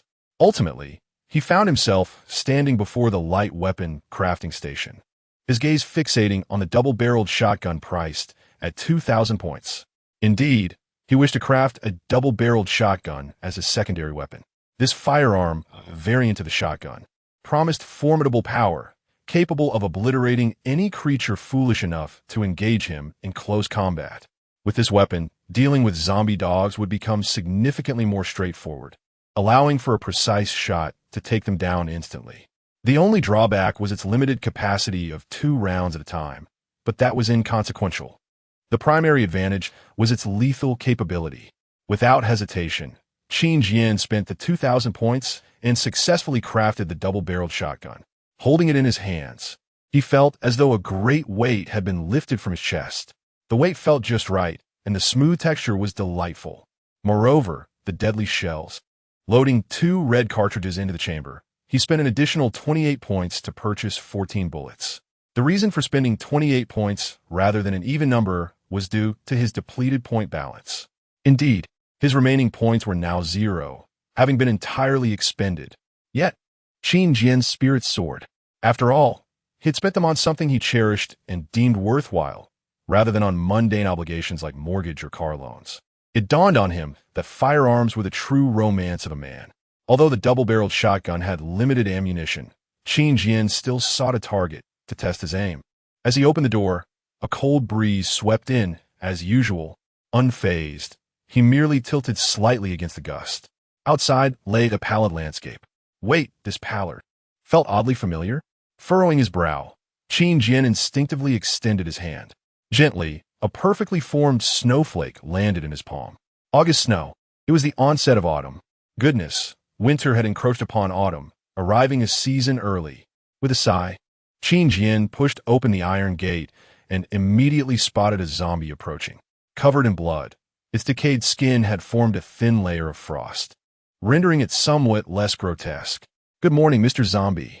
Would you care for a fresh bullet?" Qin Jian absurdly greeted the creature before raising his double-barreled shotgun and pulling the trigger. Boom! The shotgun erupted with a deafening roar, causing Qin Jian's ears to ring and his body to instinctively flinch. Since obtaining the M9 pistol, which had been fitted with a silencer, this was his first encounter with the sound of a normal gunshot. As the shotgun unleashed a fiery blast, it fragmented into numerous pieces that instantly penetrated the zombie's body, creating dozens of gaping wounds. The immense force sent the creature flying backward. When it landed, its form was grotesquely disfigured, fingers missing and innards scattered across the ground. Chapter 33. The second transaction. Qin Jian stepped forward to take a glance and was instantly astounded. Everything was utterly decayed. Indeed, the power was astonishing. If the force were insufficient, how could it be used for hunting creatures larger than a human? Qin Jian grinned and loaded another round of ammunition. There was no other choice. This weapon could hold 2 bullets at once. And had it not been for the imminent danger, he would have ensured that his ammunition was fully stocked. With his hunting rifle in hand, Qin Jian's stride became more audacious, standing tall and proud, as if he were the most confident person in the world. Bang! Bang! As he traversed the street, Qin Jian casually dispatched 2 zombies feigning death on the ground. Attempting to deceive me? Not a chance. He deduced that those 2 zombies were merely pretending to be lifeless because the ground beneath them was too pristine. No entrails were spilled, not even a trace of blood. In contrast, the truly deceased zombies were either grotesquely mutilated or left pools of blood. At least in his neighborhood, this was the case. In any event, he had developed a complete immunity to such ruses. In fact, to conserve bullets, Qin Jian mockingly kicked the zombies pretending to be dead, startling them awake before swiftly decapitating them with his blade. How many fakers are there? Along his path, not a single standing zombie could be found. Instead, all were sprawled out on the ground, feigning death. Their antics made it inconvenient for Qin Jian to walk, so he had no choice but to slow his pace, waking them one by one, and then executing them. This method also served to mark the deceased zombies, allowing him to identify the pretenders upon his next visit. After expending considerable time, Qin Jian managed to clear most of his essential route. He estimated that he had slain around 40 zombies. Remembering the task to eliminate 50, he nodded slightly, speaking to himself. Less than a day since his departure, and he was already on the verge of completing a task. Such efficiency was unparalleled. "Oh!" Qin Jian let out a triumphant shout, surrounded by the decapitated corpses, standing proudly among them like an executioner. Unbeknownst to him, his ostentatious display had caught the attention of a hostile group of survivors lurking nearby, though there were still zombies in sight. Qin Jian felt no urgency to hasten the completion of his task. After all, he could effortlessly dispatch a few zombies along the way, and the deadline for the task was a full week. He could postpone it until the weekend if necessary. His foremost objective now was to locate Jiang Yingxue and her companions to offer them assistance. After all, the third task promised an additional opportunity for rewards from the recycling machine, which had a strong element of randomness, potentially yielding various rewards far more bountiful than mere points. If he were to unearth a formidable weapon or something even more impressive, he would strike it rich, with anticipation swelling in his heart. Qin Jian soon arrived at the supermarket's entrance. Just as he was about to lift the rolling shutter, he suddenly recalled that 4 zombie dogs were still inside, prompting him to halt his actions. Given the current terrain and his double-barreled shotgun, dealing with the 4 undead canines would certainly be much easier. However, if he eliminated them all, he would lose the watchdogs guarding the supermarket. Qin Jian was no genius, unable to devise a method to capture and confine the zombie dogs within the supermarket. Moreover, upon reflection, while this might effectively prevent theft, it would also hinder his own access to the supermarket. After all, those creatures did not recognize their master. Sighing, Qin Jian patted his head and resolved to find another way to reach Jiang Yingxue. Thus, he circled around to a side alley of the supermarket and called out, "Hey, Jiang Yingxue, and you too, Hai Dong. Can you hear me? I need to talk to you." Meanwhile, Jiang Yingxue and her companion heard Qin Jian's call. their eyes lighting up in disbelief at his initiative. Following the sound, Jiang Yingxue peered down from the rooftop and waved. "I heard you. We're here. I want to trade some things with you. Just a moment." After speaking, Jiang Yingxue withdrew momentarily, and shortly after, a thick rope was tossed down, swaying gently before Qin Jian. "Wow, I didn't expect such a method. How splendid. This will make trading so much more convenient." The appearance of the rope alleviated many of Qin Jian's troubles, as it allowed them to conduct transactions without entering the supermarket. Jiang Yingxue soon appeared above the rope, displaying remarkable agility as she grasped it and slid down within mere seconds. Qin Jian thought to himself that he would never dare to slide down the rope like that, fearing he might set it ablaze with friction and lose his hands. In any case, the distinction of professional training was evident. If they were ever forced into close combat, he would undoubtedly be no match for her. Had it not been for Qin Jian providing them with clothing, they might have frozen into popsicles last night. Therefore, it was only fair. Qin Jian was their savior. Furthermore, his proactive approach to trading today warranted a personal reception from Jiang Yingxue. "What do you wish to trade?" She did not inquire why Qin Jian had not approached via the supermarket staircase, but smiled instead. "You mentioned yesterday that you had a surplus of medicine. I need some now, so please present your offers," Qin Jian stated directly. Jiang Yingxue had no intention of beating around the bush. She was even more straightforward than Qin Jian. "I need to replenish my ammunition. Is that possible?" At present, food was not lacking, but Jiang Yingxue had only a single magazine left, and Haidong had none whatsoever. Without ammunition, venturing out to scavenge for supplies was futile. Naturally, without scavenging, there would be nothing to trade with Qin Jian. However, Jiang Yingxue harbored little hope. Given that she had only recently met Qin Jian and their previous transaction had been minimal, their relationship was still quite distant, making trust difficult. As expected, the next moment, Qin Jian chuckled, and Jiang Yingxue awkwardly smiled in return. "How about I offer you a weapon?" Qin Jian's sudden proposition left her momentarily stunned, but she quickly perceived that he intended to sell her a firearm and couldn't suppress her excitement as she nodded vigorously. Yet, she was mistaken. "This one, what do you think?" Qin Jian produced a military long knife from behind him, and noticing the bloodstains still present, he felt a bit embarrassed and wiped the blade clean. "I've only used it once," he defended, knowing full well that the knife had been employed just an hour prior to slay zombies. The reason he was willing to part with the long knife was that he found it increasingly inconvenient to carry. With the addition of the double-barreled shotgun, he had to remove the shotgun to fasten the knife, and vice versa. There was never a moment when he could be unencumbered. The long knife, valued at 500 points, was no longer precious to him, especially considering that the recycling machine might yield another. While he had previously used it to dispatch zombies, and had even used it to slay an approaching zombie dog at a critical moment, he could overlook the former, and he now had a method to deal with the latter. With his double-barreled shotgun, which boasted high damage and a wide spread, it could easily obliterate not just one, but even 3 charging foes. Thus, Qin Jian felt that trading the long knife was not particularly advantageous for him. Chapter 34. Ambushed. Although Qin Jian did not sell ammunition to himself, the sight of the brand-new, gleaming long knife captivated Jiang Yingxue. The knife exuded an aura of both lightness and lethality. Despite the heavy snowfall and overcast skies, the blade shimmered with a faint glimmer. It was astonishing and rather unscientific. How much could it possibly be worth? No, how much medicine could it fetch? Jiang Yingxue resolved to purchase it, feeling that her ammunition was insufficient and a sharp weapon was essential.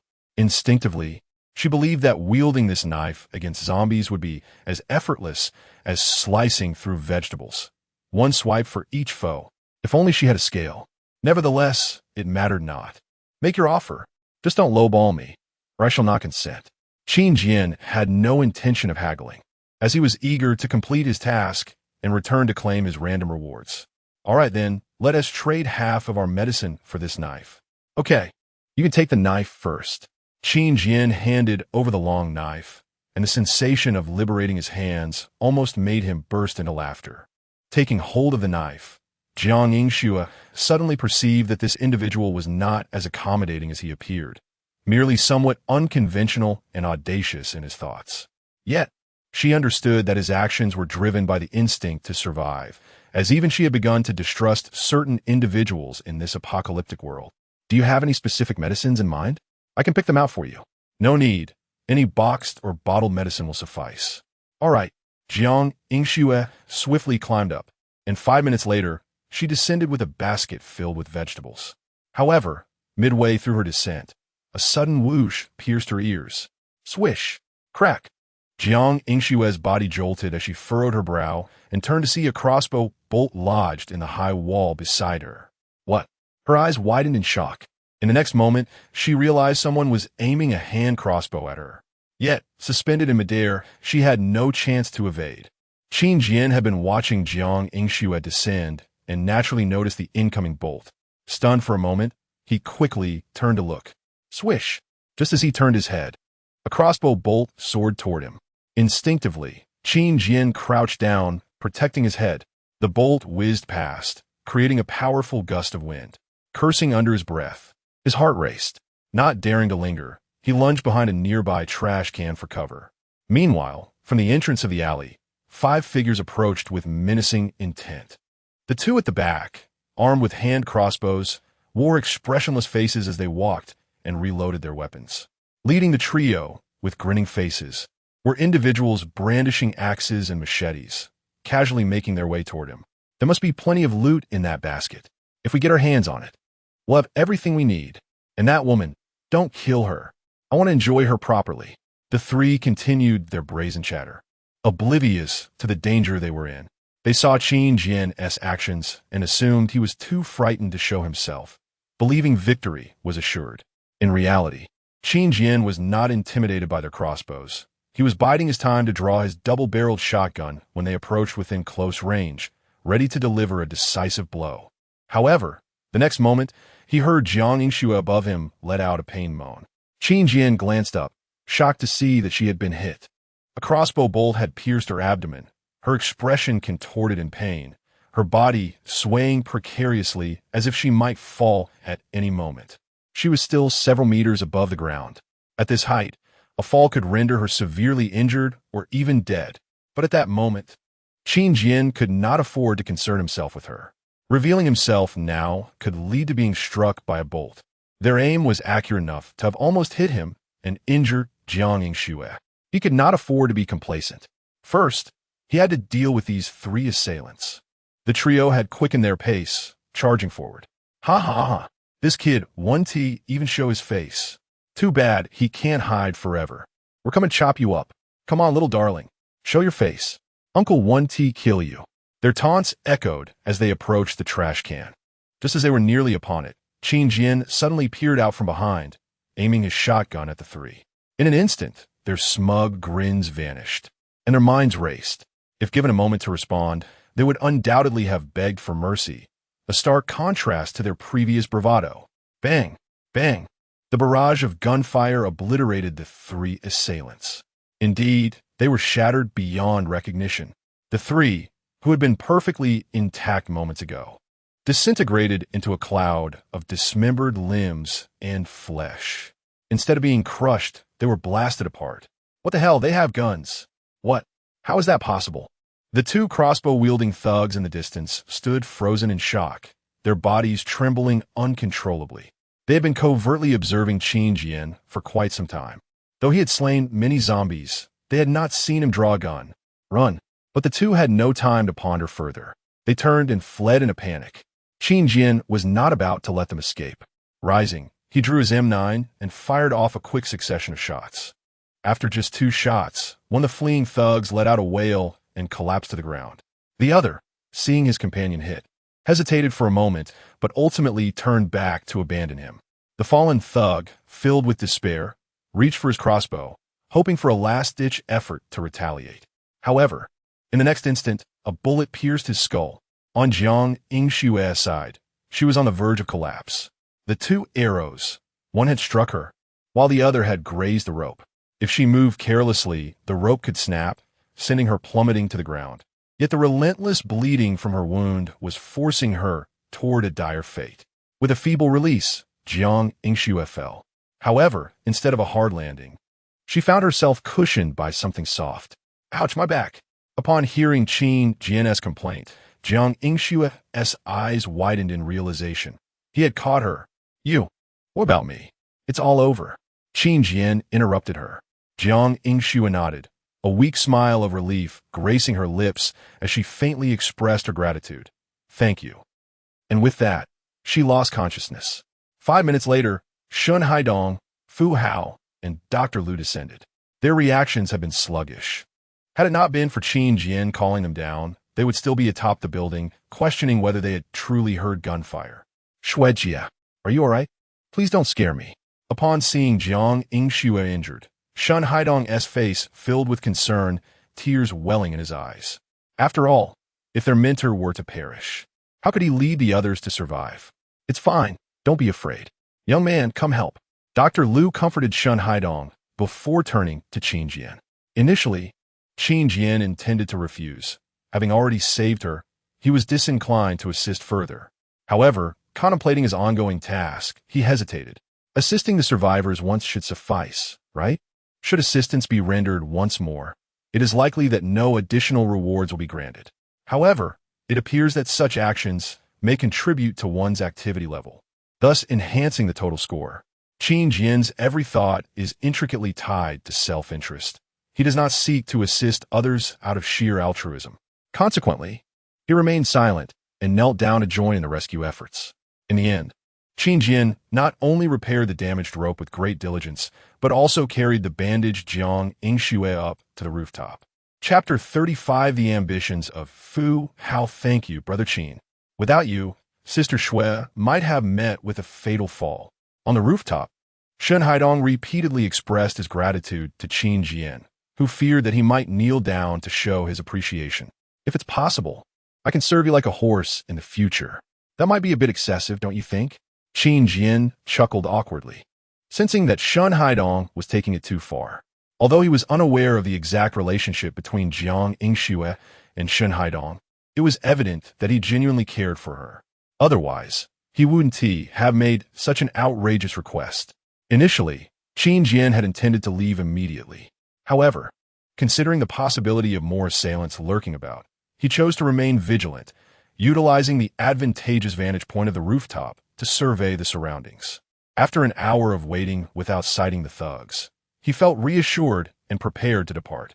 Just as he was about to leave, he noticed Fu Hao staring intently at him. It seemed he was not fixated on Qin Jian himself, but rather on his weapon. Is there something you need? Qin Jian inquired. Nothing.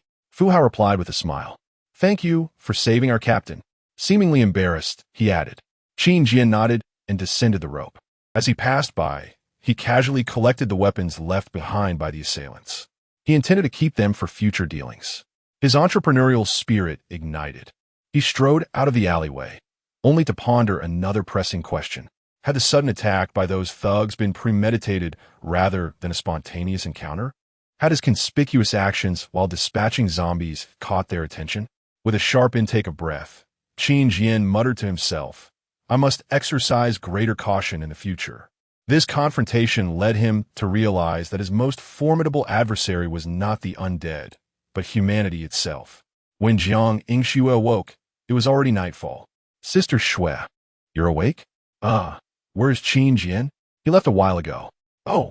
Jiang Yingxue involuntarily recalled Qin Jian's actions. Although she appeared unconscious, she retained some awareness. She recognized that he had tirelessly assisted in her rescue, repaired the rope, and even carried her weighty form up to the rooftop. This was truly the mark of a good person, or rather, a person with a sharp tongue but a kind heart. Despite his desire to engage in business, he had risen to the occasion and saved her when it mattered most. Though they were not yet well acquainted and had even harbored mutual disdain initially, there was something undeniably charming about him. Despite being somewhat slender, he possessed a striking handsomeness. For a moment, she forgot the pain of her wounds.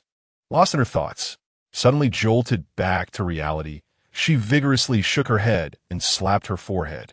How strange. Even at this time, I'm still thinking of such things.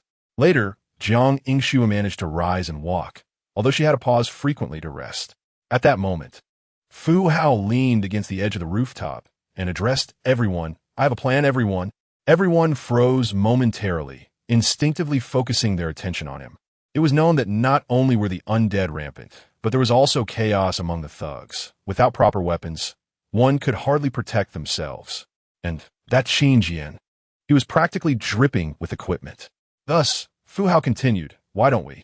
His gaze hardened slightly as he made a cutting gesture with his hand. A few people exchanged glances, undoubtedly grasping the implication behind Fu Hao's words. When do we start? One of the female students asked wide-eyed. Fu Hao, feeling he had found allies, smiled and said, we wait for him to come looking for us again, or we proactively seek him out at his refuge. He wants fresh vegetables, doesn't he? We can pretend to bring some, lure him out, and then strike. At that point, we would reap a double harvest. Not only would we acquire equipment, but we would also secure a new shelter from the elements. Jiang Yingxue and Shun Haidong exchanged glances, then both turned away with disdain. They were enforcers, not mindless thugs who killed indiscriminately. Such behavior, seizing by force and killing at will, was beyond their moral compass. Even if they had decent weapons to confront Qin Jian, they would never resort to such morally reprehensible tactics. Only through peaceful coexistence, maintaining a cooperative relationship, and gradually building mutual trust would they find the safest and most correct path forward. Fu Hao, are you speaking such nonsense in front of us? Are you looking for a fight? Shen Haidong remarked with a forced smile, dismissing Fu Hao's words as nonsense. Fu Hao shot him a contemptuous glance. Hey, it's the end of the world, and you still want to play the good guys? Can't you abandon your previous identities? Then you can go alone. Jiang Yingxue crossed her arms, casting a look at Fu Hao as if he were a fool, before turning her back on him. Yet the female student continued, almost hysterically. I completely agree with Fu Hao. I can't stand living on this rooftop any longer. I want to sleep in a real bed under warm blankets. Not this down jacket. I want to eat delicious food, fried chicken, hot pot, instead of chewing on instant noodles. The female student gradually escalated her volume, as if unleashing all her pent-up frustrations from the past few days. Once again, if you want to go ahead. No one will help you. Jiang Yingxue, still facing away from them, reminded the two. For some reason, her disdain for this girl surpassed even that for Fu Hao. Whenever the rooftop door was rattled by the undead, the girl would scream in fright and hide away, doing nothing. Conversely, her screams would only attract more zombies. On the first day, it was because of her that the door was nearly breached by the horde. Fortunately, the sheer number of people had allowed them to forcefully block it. At that time, some had angrily suggested throwing her off the rooftop, but considering her position, Jiang Yingxue had promptly intervened to halt such actions. You all are letting the opportunity slip right through your fingers. If you want to help, at least don't hinder me. Seems you're the only one who can assist me. Fu Hao approached the female student, speaking earnestly. The girl was taken aback by his words, then hastily retorted, I'm a girl. How could I possibly undertake such dirty and laborious tasks? Then what can you do? Fu Hao replied, bewildered. How about this? I'll handle the killing, and you just need to lure him out. No, I want to go. There are monsters outside. I refuse. The girl shook her head vigorously. I only agreed with your plan. I never promised to go with you. I'll cheer you on from here and wait for your triumphant return. Her declaration evoked laughter from Shun Haidong and Jiang Yingxue, who were both amused by her words. Let us stop this, both of you.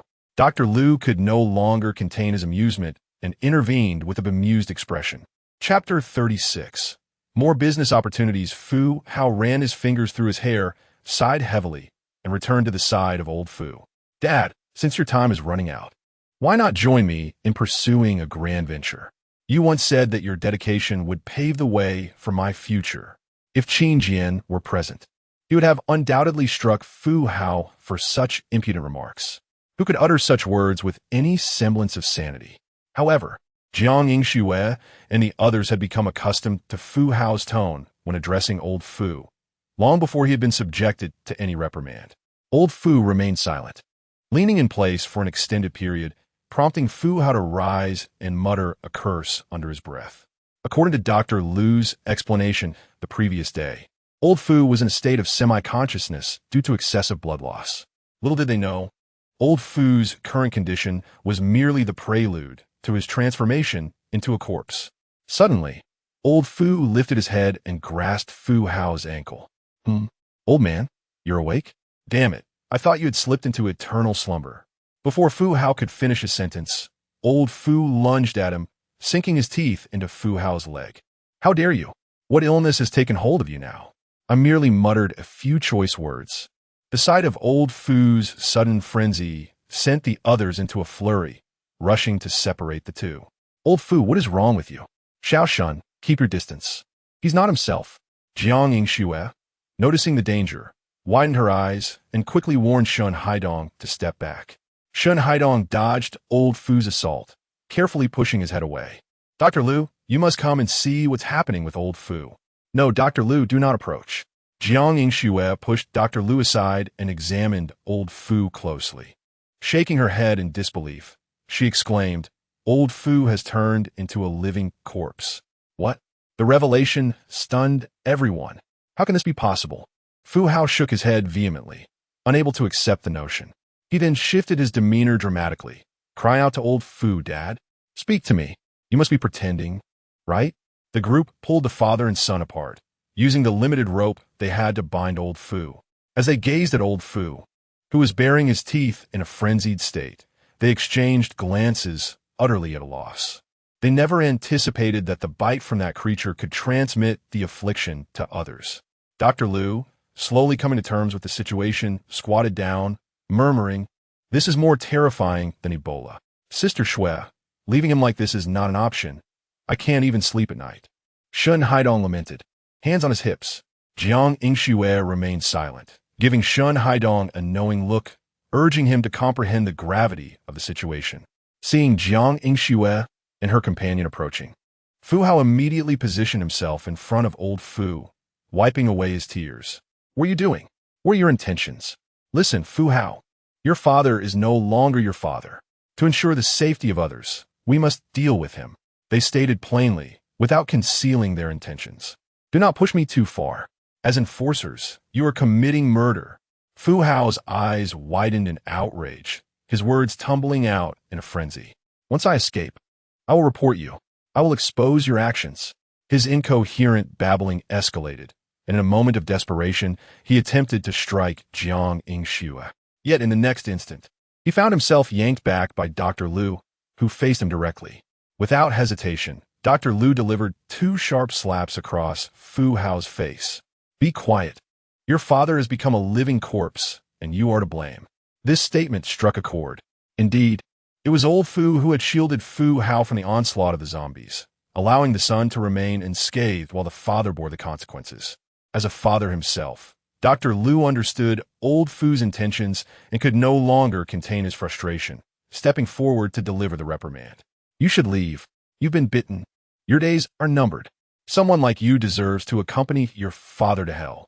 Dr. Liu exclaimed, his anger palpable, leaving Jiang Yingxue and her companion wide-eyed in shock. Fine. You all want to bully me, do you? Today, I shall confront Qin Jian. If he prevents me from stealing in the supermarket, I shall steal regardless. Let us see who dares to stop me. Fu Hao snarled, already resigned to his fate.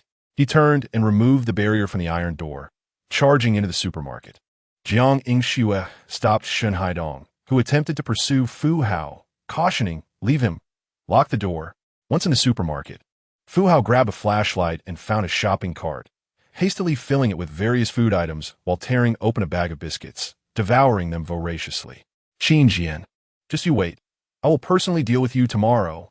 I want to see how capable you truly are to have convinced those 2 enforcers. Leaning against the cart, Fu Hao continued to eat and drink, vaguely plotting his confrontation with Qin Jian. However, at that moment, Fu Hao caught an eerie sound. Who is there? He paused, thinking it was Jiang Yingxue and the others pursuing him, shining the flashlight in that direction, chuckling. Have you changed your minds?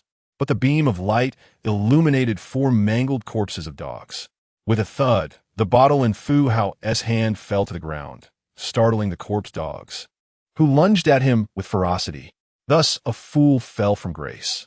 Meanwhile, Qin Jian, upon returning to the shelter earlier that day, had not ventured out again until nightfall, when he stepped into the courtyard to exercise. He had learned his lesson today. He would not allow any scoundrel to approach him unchallenged again. Speaking to himself, Qin Jian realized he had been stealthily pursued by that gang of thugs. Caught off guard by their sudden attack, he had assumed there were few survivors in the area, but the reality was quite the contrary. There were indeed many. Hiding on rooftops and scurrying underground, more active than the zombies themselves. Equipped with firearms and crossbows, they were well prepared. It was as if they were just waiting for a tank to roll in. He had thought that aside from himself, the survivors in this city had regressed to an age of melee weapons. Perhaps it was due to the parallel universe, where the control over firearms was not as stringent. Or perhaps there was no regulation at all, allowing them to indulge like those in North America. As Qin Jian exercised, his mind wandered, pondering these matters. After all, he had let one slip away this morning, failing to trace the headquarters of the group, thus unable to silence them. However, should he uncover even a hint of a clue, he would not let them evade justice. An hour later, Qin Jian returned to his quarters. It was time to break down the medicines. With that thought, he hastily retrieved various drugs from the basket. If possible, he believed it wise to stock up on small pills for future excursions. Should he find himself embroiled in a difficult battle, he could consume them all at once, stacking buffs for a fierce counterattack. In no time, Qin Jian cast all the medicines into the drug-making station's disassembler. With a satisfying click, the disassembler's opening sealed shut. Inside, the medicines were contained by an extending iron plate, and a sound reminiscent of a juicer filled the air. 600 units of medicinal ingredients have been stored in the drug-making station. Upon hearing the system's notification, Qin Jian nodded in satisfaction. He had successfully disassembled a significant quantity of medicine. Each concoction would be more than sufficient for his needs, even though he had sustained little injury in that morning's battle. However, Jiang Yingxue was an entirely different matter. She had nearly succumbed to excessive blood loss. Qin Jian considered himself quite astute in business. He conceived the idea of crafting a red pill to sell to Jiang Yingxue. It is worth noting that consuming this red pill would instantly restore 50% of her injuries, with the added benefit of accelerating the healing process thereafter. For Jiang Yingxue, this was undoubtedly a lifeline. Moreover, the production cost was merely 50 units of medicinal ingredients, making it an exceptionally cost-effective solution. Chapter 37. Preview of second-floor equipment. Creation of ID identifier. Upon completing his plans, Qin Jian expended 100 units of medicine to craft 2 crimson pills. One was reserved for himself, while the other was intended for Jiang Yingxue. These red capsules, elliptical in shape and reminiscent of taro balls, emitted a faint fragrance that nearly tempted Qin Jian to sneak a taste. Subsequently, he invested 250 units of medicine to produce a blue pill and a secret potion, keeping them as reserves for future endeavors. As long as there was ample medicinal decomposition, he need not fret about running short on supplies. Furthermore, Jiang Yingxue had half of her medicine remaining, approximately equating to 600 units, thus granting him a total of 850 units. Even with intermittent skirmishes, this amount would suffice for an entire month. After completing these tasks, Qin Jian carefully stored the enhanced potions in a plastic bag, separating them from Jiang Yingxue's pill. He then turned his attention to the task board to assess his progress. The first mission, to slay 50 zombies, was accomplished. Although he had not reached the required number earlier that day, he fortuitously encountered a few wandering zombies on his return journey, which he promptly dispatched. Thus, he secured a reward of 500 points. The second task required the elimination of 15 corpse hounds, but he had not spotted any during his outing, leaving the tally at 0. The third mission, assisting survivors, was also completed. Tomorrow, he would finally be able to claim his random rewards. Qin Jian rubbed his hands together, excitement bubbling within him. The courtyard was already stocked with dozens of corpses, and if the recycling machine did not refresh its reward quota soon, the bodies would freeze solid, making retrieval inconvenient. For dinner, Qin Jian attempted to knead dough, planning to make 2 buns. The filling comprised ham, scallions, and carrots, lacking any conventional meat. He yearned for meat, as the sumptuous dinner from the previous evening had whetted his appetite and elevated his expectations. Unfortunately, in the current circumstances, not only was meat scarce, But even fresh vegetables had spoiled beyond recognition. With a greenhouse now established, he wondered if there might also be facilities for livestock. After consuming the buns, an idea struck him. He realized he had yet to explore the second floor. He decided to take a glance, even if nothing could be unlocked. It was prudent to familiarize himself with the surroundings. Rushing to the staircase, he tentatively reached out. This time, no red cross appeared, nor was there any invisible repulsion. The stairs were entirely accessible. Elated, he ascended the staircase. The lighting on the second floor of the Doomsday Fortress was dimmer than that on the first, and the space appeared larger. Yet, despite its modest size, it was fully equipped with essentials such as a sofa, television, and refrigerator. System. Display the overview of the second floor facilities. Qin Jian eagerly commanded. The system panel for the second floor materialized before him. Doomsday Fortress second floor. Fortress owner. Qin Jian ordinary facilities. Living room, bedroom, bathroom, kitchen, refrigerator. Major facilities. Tactical throwables crafting station. Trap crafting station. Unlocked facilities. Heavy weapons crafting station. 8,000. Greenhouse. 2,000. Livestock area. 10,000. Training ground. 5,000. Reminder. All facilities on the second floor will unlock the third floor automatically. The second floor's facilities, while fewer in number compared to the first, appeared to hold greater significance. A glance revealed sustainable resources that would undoubtedly become pivotal sources of sustenance in the future. The greenhouse was reasonably priced at only 2,000 points, and once seeds were acquired, unlocking it could commence. To his surprise, a livestock area truly existed. However, unlocking it would require a staggering 10,000 points. The heavy weapons crafting station and training ground were also quite expensive, and he pondered the purpose of the training ground. Was it solely for training? The diverse functions of the second floor equipment astonished Qin Jian, leaving him in a quandary over his choices. He concluded that securing the greenhouse should be his priority, as he currently possessed 0 points, rendering him unable to purchase even a single bullet. Whether it was 10,000 or 5,000 points to him, it was an astronomical sum. Nevertheless, there were still 2 built-in facilities awaiting his curiosity. Thus, Qin Jian approached the Tactical Throwables Crafting Station. Tactical Throwables Crafting Station Upgrade Path. Level 2 Tactical Throwables Crafting Station, 10,000 craftable items. Molotov Cocktail, 500. Smoke Grenade, 500. Both the Molotov Cocktail and Smoke Grenade were undeniably valuable. The former could create a blazing inferno, incinerating anything in its path, while the latter facilitated retreat or assault, effective against both humans and monsters. Regrettably, the costs were prohibitively high. At 500 each, he could have upgraded the downstairs equipment instead. Shaking his head, he moved to the Trap Crafting Station. Trap Crafting Station Upgrade Path. Level 2 Trap Crafting Station, 5,000, Overview.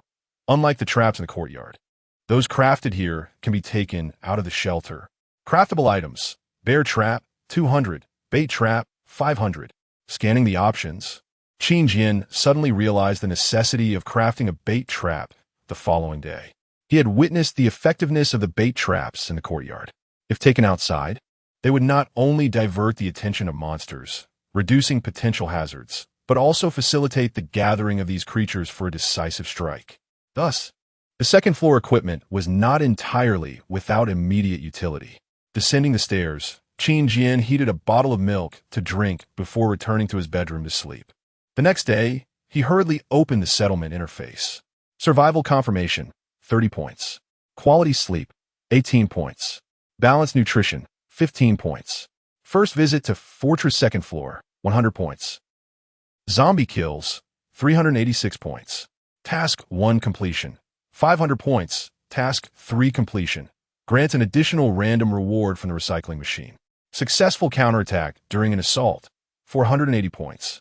Fearless in the face of danger, save a companion, 200 points.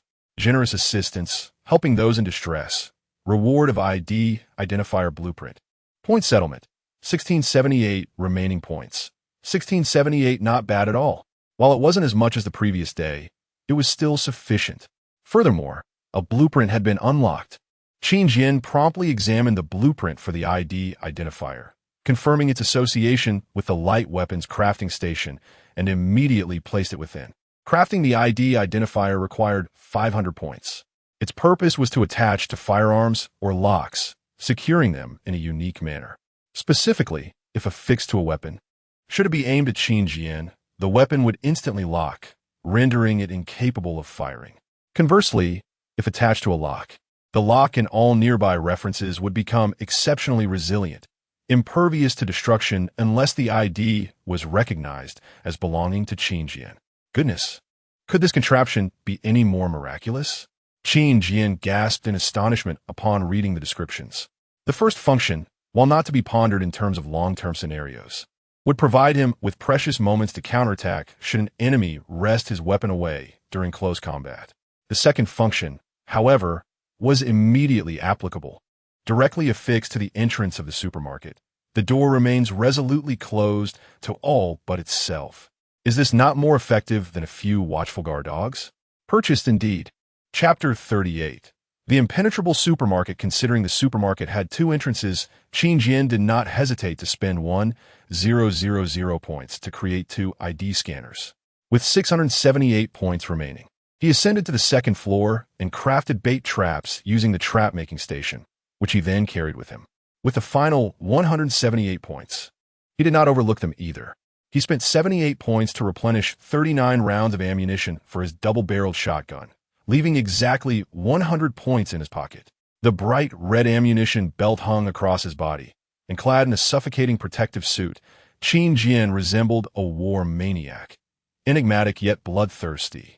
Upon reaching the yard, Qin Jian did not rush outside, but instead approached the corpse recovery machine to inspect it. Random rewards remaining. 1 time.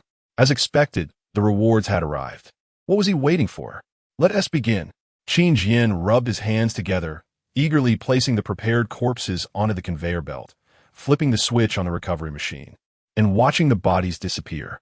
10 corpses collected. With a bizarre laugh emitted from the recovery machine, a suitcase flew out. I bet it's a gun. Or perhaps some accessories. Qin Jian muttered, excitement coursing through him like checking a lottery ticket. Abruptly opening the suitcase, he found no gun or gun accessories. Instead, it contained an assortment of incongruous items. Who would put food in a suitcase? Yet it looked rather appealing. Inside the suitcase, neatly arranged were food items resembling cookies. He casually picked one up and tasted it. It was not a cookie, but had a meaty flavor, quite palatable. Perfect, as he had tea at breakfast. He could munch on a few pieces on his way. Qin Jian devoured it enthusiastically, crumbs scattering everywhere, and shoved another piece into his mouth, only to be interrupted by the system's prompt. Acquired 20 rat cakes, 30 roach cakes, 40 worm cakes, 10 fried chicken fillets. As soon as he heard the term rat cake, Qin Jian spat it out. He retched for a while, but could not expel anything. Rushing back inside, he quickly gulped down a bottle of water, regaining his courage, and returned to the suitcase to close it. What the hell? No wonder it felt so strange. It tasted like meat, but what kind of meat was it? Did I just eat a few dead rats? Qin Jian's face turned pale, but then he remembered something. Aside from these bizarre food items, wasn't there something else? The fried chicken fillets. Qin Jian swiftly rummaged through the suitcase, discovering a hidden compartment. Upon opening it, he was greeted by 10 fried chicken fillets neatly arranged in a food container, wrapped in oil paper. Each piece was the size of 2 palms, golden and crispy, completely different from the meat-colored rat cakes. He brought the suitcase back inside, eagerly taking a piece of chicken to savor. So hot. Delicious. Qin Jian was covered in grease. Recalling his complaints from the previous night about not being able to eat normal meat, given that there wasn't a single live poultry in sight for miles. And yet, this morning, he had drawn the luck of obtaining sumptuous fried chicken fillets. Was he truly blessed, or was the system merely playing tricks on him? If it was the latter, dear system, please feel free to continue your amusing antics. The hidden compartment of the suitcase was perfect for keeping the food warm. So Qin Jian decided to leave the remaining chicken undisturbed, allowing it to rest inside. Sated, he finally stepped outside. Upon exiting, he placed a bait trap on the mandatory path to the supermarket. The moment the trap hit the ground, white gas erupted from its 4 corners. Before he could rise, Qin Jian was immediately assaulted by a foul stench. Damn, is that from the trap? Its penetrating power is outrageous. Even through the protective suit, he could smell it. Qin Jian quickly covered his nose and ducked aside, glancing around. Not far away, several zombies lying on the ground, pretending to be dead, slowly stood up, their gaze fixing on him as they accelerated towards his direction. Good gracious, this trap can even lure out the feigned dead. The 500 points spent were truly worth it. Qin Jian deliberately distanced himself, observing the trap's effectiveness from behind a row of snow-dusted small trees. Within 5 minutes, nearly 10 zombies had gathered around the bait trap. Within 10 minutes, almost 20 zombies were milling about, aimlessly pacing back and forth. Excellent. Qin Jian could not help but give a thumbs up towards the bait trap. Hopefully, by the time he returned, there would be 100 zombies gathered here for him to reap, and he could also hone his shooting skills. Wearing non-slip shoes, Qin Jian swiftly made his way to the supermarket entrance in 10 minutes. Next, he pulled out the ID scanner. Can this thing really attach to the rolling shutter? He pondered, disregarding any doubts, and directly placed it against the shutter. To his astonishment, the ID scanner emitted a beep and successfully adhered to the rolling shutter. In the next instant, the ID scanner emitted a green light, followed by a sweet female voice. ID authentication successful. With a clatter, the rolling shutter automatically began to rise. Watching this scene unfold, Qin Jian felt a thrill of incredulity. This was simply astounding. He couldn't help but exclaim. This device was akin to a security system. Moreover, it was an authentic security measure. Once attached, any reference point in the vicinity would be utterly impregnable. Uncertain of the specifics of its impenetrability, Qin Jian decided to test it. Taking a step back, the rolling shutter immediately fell back down, demonstrating its sensitivity. Qin Jian retreated nearly 10 meters, then raised his M9 and fired a shot at the rolling shutter. Bang! The rolling shutter emitted a crisp sound, and Qin Jian distinctly saw the bullet ricochet off its surface. Could it truly be that resilient? He approached for a closer look, only to find that the spot where the bullet struck left no mark or dent at all. Although the shutter was made of metal, it was not particularly thick. If shot, it would at least show some visible signs of damage. Thus, it was evident that under the ID scanner's influence, the rolling shutter had indeed achieved an invulnerable effect. Skeptical, Qin Jian raised his gun and aimed a shot at the wall beside the rolling shutter. Again, sparks flew as the bullet ricocheted off elsewhere. The wall was likely thicker than the rolling shutter, but given the different materials, it should have left a more conspicuous mark. Yet, upon inspection, there was still no trace left, as if nothing had occurred at all. Qin Jian clapped his hands together, breaking into a grin. Invincible. Not only had it discouraged intruders from entering through the front door, but it also deterred them from breaking in through the walls. Next, Qin Jian affixed the second ID scanner to the supermarket's back door. The entire supermarket was now entirely under Qin Jian's control. No fly could enter. Beep. Identity verification successful. After the back door opened automatically, Qin Jian contemplated for a moment and decided to enter the supermarket. With the ID scanners in place, there was no need to keep the 4 watchdogs. Retaining them would only complicate matters for himself. Chapter 39. The immediate effect of the red pill. Qin Jian deliberately muted his footsteps and soon discovered the location of the 4 zombie dogs. The creatures were lounging beside a mangled corpse, appearing quite lethargic, likely having feasted not long ago. Qin Jian dropped to the ground, extracted his M9, and began to fire with precision. One zombie dog was instantly struck in the head and fell lifeless, while another met its end mid-run. The remaining 2 intended to employ a tactical maneuver, flanking him from both sides, but Qin Jian was not swayed by such flamboyant tactics. He maintained his distance and swiftly drew his double-barreled shotgun, firing twice. Both creatures were obliterated before they could even leap toward him. By the way, whose unfortunate corpse is this? It appears rather fresh. Qin Jian felt the gnawed body was markedly different from the others he had seen in the supermarket, and he curiously approached for a closer inspection. Upon closer examination, he was taken aback. Wasn't this the individual from yesterday? Through the half of a face that remained, he recognized one of Jiang Yingshue's team members, the middle-aged man who had been gazing at him with peculiar eyes. To be honest, just the first glance had suggested that he was no ordinary fellow. And here he was, finally revealed in his true form. What a pity. He had left a hand unplayed, and it seemed he had met his demise while attempting to steal. Qin Jian couldn't help but chuckle at the irony and proceeded up the stairs towards the rooftop. He politely knocked on the door, and a cautious voice from within responded. "Who is it?" "It's me, Qin Jian. Brother Qin." Over the course of a night, Shen Haidong had altered his address for Qin Jian, even mistakenly reversing their age difference.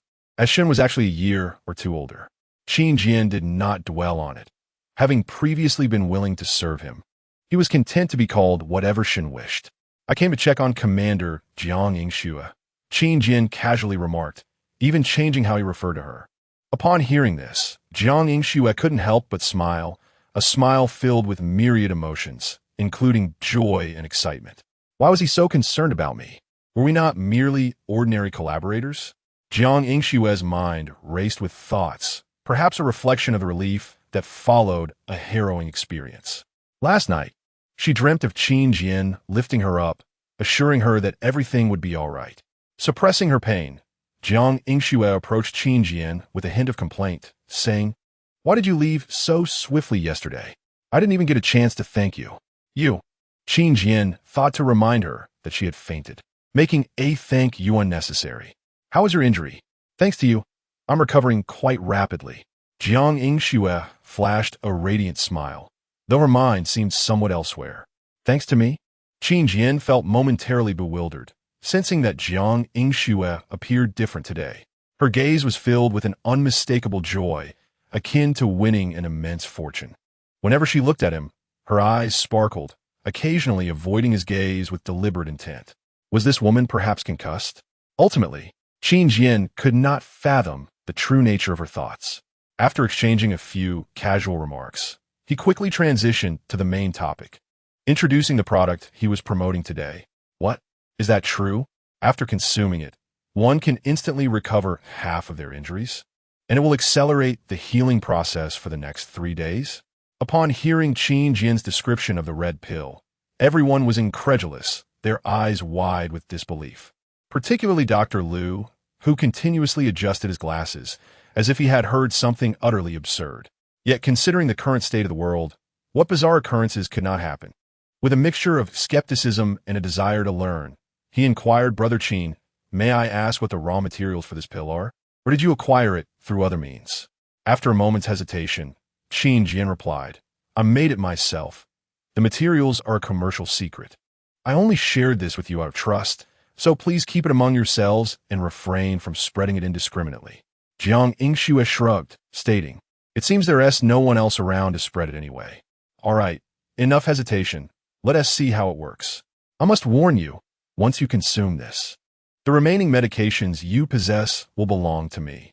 Jiang Yingxue turned and commanded, "Xiao Shun, gather all the remaining medicine and prepare it for Qin Jian." "Understood." Shen Haidong nodded and promptly began his task. Meanwhile, Dr. Liu hesitated, wanting to voice his thoughts, but ultimately remaining silent, musing to himself that they ought to keep at least one bottle. Seeing Jiang Yingxue's decisiveness, Qin Jian decided not to linger any longer and handed the red pill to her. "Take it with water," he kindly reminded her, as the pill appeared rather dry, and swallowing it without water would be sheer torture. This seemingly casual remark secretly delighted Jiang Yingxue, leading her to ponder if there was mutual sentiment between them. Thus, she obediently consumed the pill with water. "What does it taste like?" Qin Jian curiously asked. "Slightly bitter, yet not overwhelmingly so." Jiang Yingxue's response was rather perplexing, prompting Qin Jian to consider awarding her a literary prize for her ambiguity. 5 minutes passed, seemingly without incident. The group sat in awkward silence, exchanging bewildered glances. Qin Jian, having never used the pill himself, cleared his throat to ease the tension. The effect should manifest soon. No sooner had he spoken than Jiang Yingxue exclaimed, "I'm feeling so hot." All eyes turned to her, rushing forward to check on her condition. Then, Jiang Yingxue made a startling move that left Qin Jian astonished. She suddenly lifted her shirt, revealing the wound on her abdomen. Qin Jian was momentarily taken aback, Her physique was quite impressive, with visible abs and a well-defined waist. However, the priority was her injury, which was now emitting wisps of smoke. Jiang Yingxue gasped, unwrapping the bandage around her wound to reveal the gory sight beneath.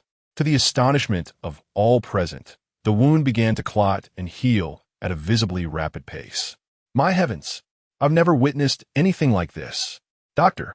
Liu was rendered speechless, repeatedly exclaiming in disbelief, tugging at his hair as if he had encountered an extraordinary phenomenon. Indeed, this scene could astonish the entire world, as no medicinal marvel existed that could staunch bleeding and promote healing within mere minutes. How do you feel? Qin Jian asked with a slight smile. Still in shock, Jiang Yingxue tentatively touched her wound, finding it completely dry, devoid of pain, yet with a pleasant tingling sensation. It feels wonderful, she reported. Qin Jian clapped his hands. Excellent. Our transaction has been delightful. I look forward to our next collaboration. With that, he prepared to take his leave with the medicine box. Wait, Jiang Yingxue called out, stopping him in his tracks. What? Are you still interested in doing business? Qin Jian had already formulated plans for his next offerings, including the 3 peculiar pastries drawn from today's lottery: rat cakes, cockroach cakes, and earthworm cakes. After all, only he knew the true nature of their ingredients. What if they found them delicious?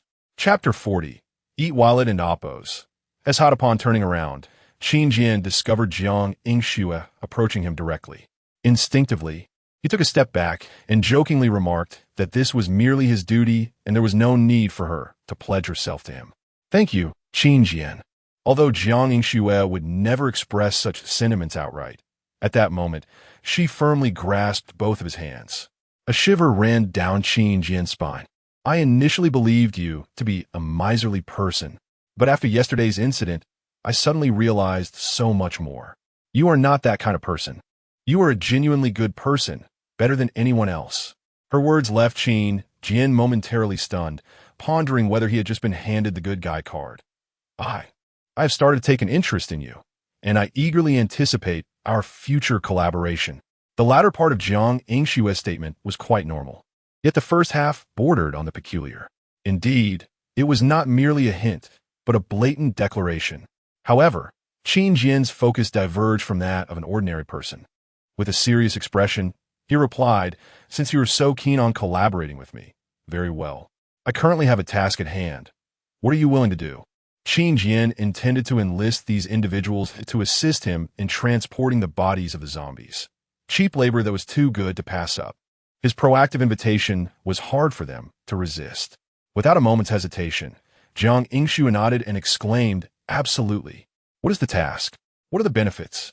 To be honest, given Jiang Yingxue's current mood, she would willingly offer her services to Qin Jian for free. It was not work directly related to slaying zombies. It was merely a bit dirty and laborious. The benefits are confidential for now, but rest assured, you will not be shortchanged. That was certainly not an issue. Almost in silent agreement, those present accepted Qin Jian's proposition, except for the female student in the corner, who had not spoken to Qin Jian the entire time and seemed to shrink back in fear, as if she had something to ask of him. Since she had not expressed any position, Qin Jian naturally did not extend warmth towards her, categorizing her as someone whose credibility might be questionable. Under Qin Jian's guidance, everyone exited the supermarket. During this time, Jiang Yingxue spotted Fu Hao's corpse and could not help but murmur, he really did die. He deserved to die. After all, he was bitten by his father. He wouldn't he have lived long anyway? Dr. Liu expressed his resentment, believing that a person like Fu Hao deserved to be scolded. Qin Jian distinctly recalled that Jiang Yingxue's team had another member apart from Fu Hao. However, considering Fu Hao's venture into the supermarket to steal and subsequently being bitten by the zombie dog, coupled with the mysterious disappearance of that other individual, Qin Jian refrained from inquiring further. Regardless, he speculated that their team must have experienced a division yesterday.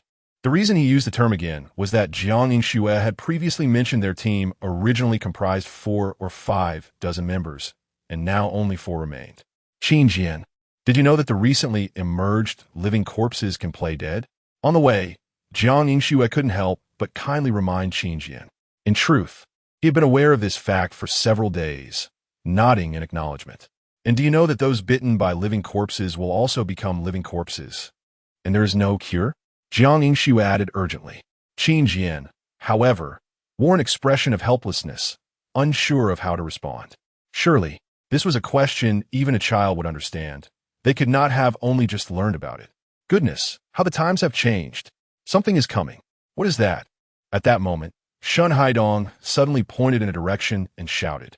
Qin Jian turned to look, and a zombie dog was lunging towards them, baring its fangs. Could it be that you do not recognize a zombie dog? Your vision is quite limited.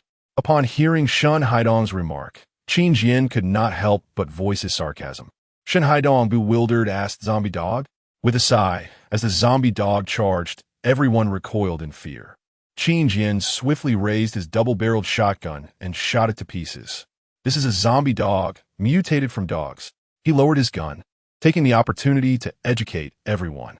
At that moment, he realized that their ignorance could lead to trouble in the future. Thus, he decided to exchange the previously agreed-upon meager compensation of rat and cockroach cakes for valuable information. Specifically, information regarding the zombie dogs and the living corpses. Once they completed their task, he would retrieve a copy of the original document from the archives to hand over to them. Jiang Yingxue and the others nodded in agreement, while the female student beside them continued to clutch her head, shrieking loudly. Hey, shut up! Before Qin Jian could utter a word, Shun Haidong lost his temper, shoving her roughly. The female student trembled all over, finally coming to her senses, her eyes brimming with tears. If you make any more noise, you could just roll back by yourself, Shun Haidong threatened, knowing that under normal circumstances, he would have disregarded her. However, now they were working for Qin Jian, and if they messed up or displeased him, could this girl bear the consequences? Yes, I'm sorry, I was just so scared. The female student sobbed, unable to meet anyone's gaze.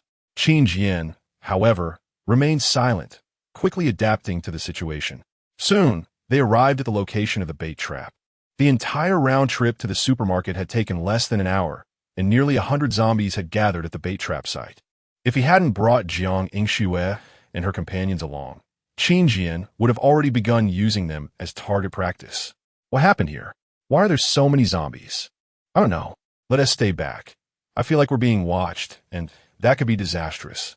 Jiang Yingxue and the others whispered nervously, while Qin Jian chose not to disclose the truth.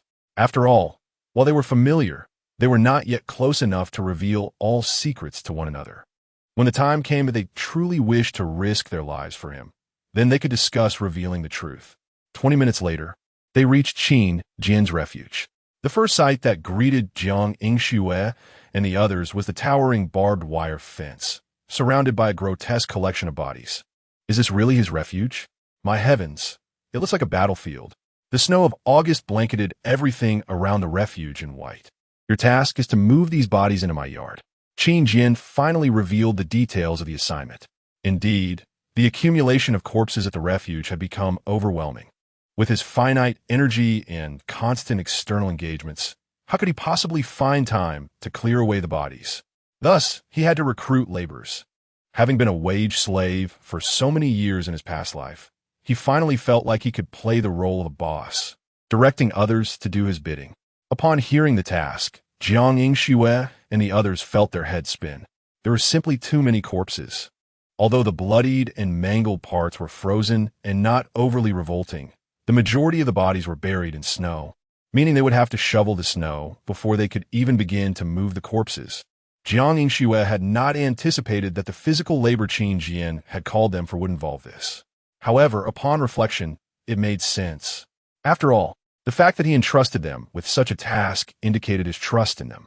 To strengthen that trust and nurture her relationship with Qin Jian, she was willing to undertake any dirty or exhausting work. Provide us with some tools, and we will get to work immediately. Jiang Yingxue beamed at Qin Jian. Is she really that happy to be doing such work? Although they were technically working for themselves, seeing Jiang Yingxue's incongruous smile made Qin Jian unable to suppress a thought. What a peculiar woman. Thus, Qin Jian gathered all the necessary tools and handed them to Jiang Yingxue and the others. Everyone worked in harmonious order to clear the snow accumulated at the entrance. and then they collaboratively began to transport the bodies. By midday, nearly all the bodies at the entrance had been removed. The group, their faces flushed and ears reddened from the cold, exhaled puffs of warm air to stave off the chill. At that moment, Qin Jian swung open the door, appearing behind them, holding a platter of rat cakes. "Ladies and gentlemen, lunch is on me. Enjoy it while it's warm." Chapter 41. The bottom line of Qin Jian could hardly fathom that his mere experimental heating of 20 pieces of rat cakes in a microwave would result in an enticing aroma wafting through the air. Indeed, it was a genuinely alluring scent, reminiscent of chicken.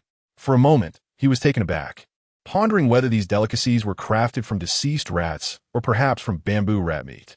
It was said that bamboo rat meat was edible, delicious, and quite flavorful. However, no matter how delectable it might be, he simply could not accept it. "Brother Qin, you're taking care of our lunch? How embarrassing. Qin, you are far too polite." "Thank you, Qin Jian. What is this? It smells so good." Upon catching a whiff of the aroma from the rat cakes, everyone found themselves salivating uncontrollably. Although their provisions were still ample, their meals usually consisted solely of dry instant noodles, with the occasional treat being a hot dog or some meager snacks. Thus, the prospect of savoring a meat pie, let alone a warm dish, felt like a dream to them. Seemingly without any hesitation, the group swiftly polished off the rat cakes, devouring them voraciously while praising Qin Jian's culinary skills. They exclaimed how delicious and tender the meat pies were, dripping with oil. "Is it really good? As long as it tastes good."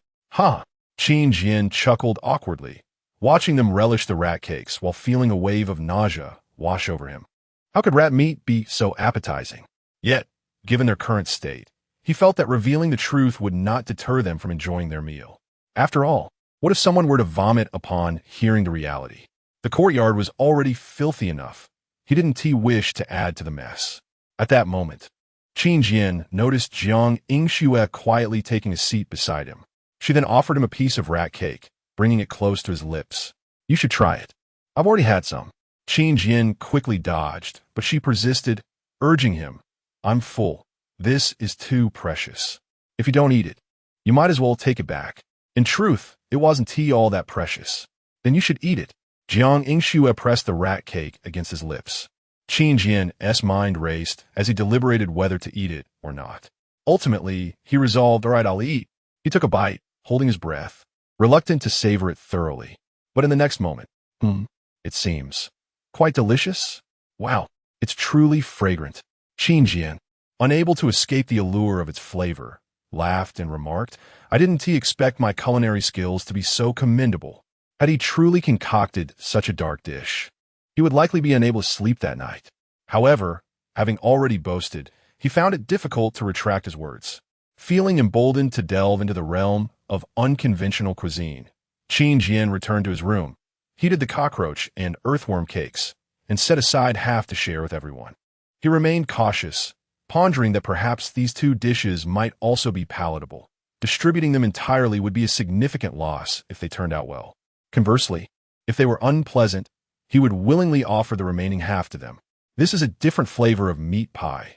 Consider it a taste test. Is it truly acceptable? I'm already full. There's no need to waste food on us." Jiang Yingxue maintained her principles, offering a gentle reminder. Qin Jian, feeling unbothered by any losses, replied impatiently, "Just eat yours." With that, he somewhat roughly shoved the cockroach cake into her mouth. After a few chews, she rolled her eyes and handed him the remaining half. "Try it. What does it taste like?" For a moment, Qin Jian was taken aback. Then he took it and tossed it into his mouth.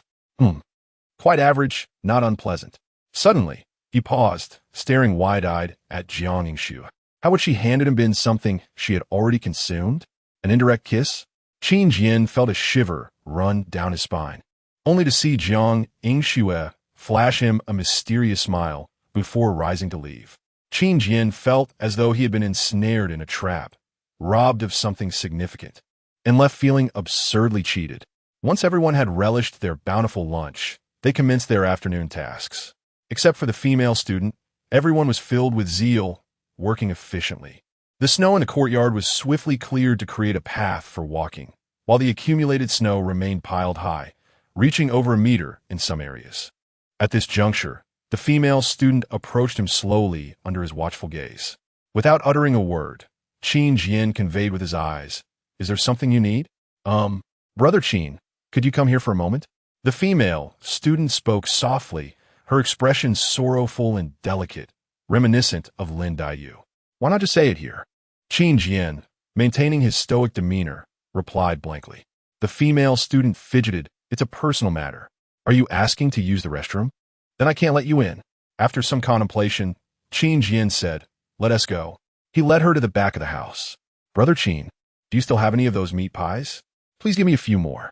The female student halted, extending her hand in earnest. Qin Jian was momentarily taken aback before letting out a long sigh. He was infuriated. Was she truly so brazen? During lunch, he had specifically observed her snatching a handful of rat cakes, half in her mouth and half in her pocket, taking the most of anyone. When it came time to share the cockroach and earthworm cakes, she had been the most eager of all. Now, she had the audacity to seek him out privately to request more food.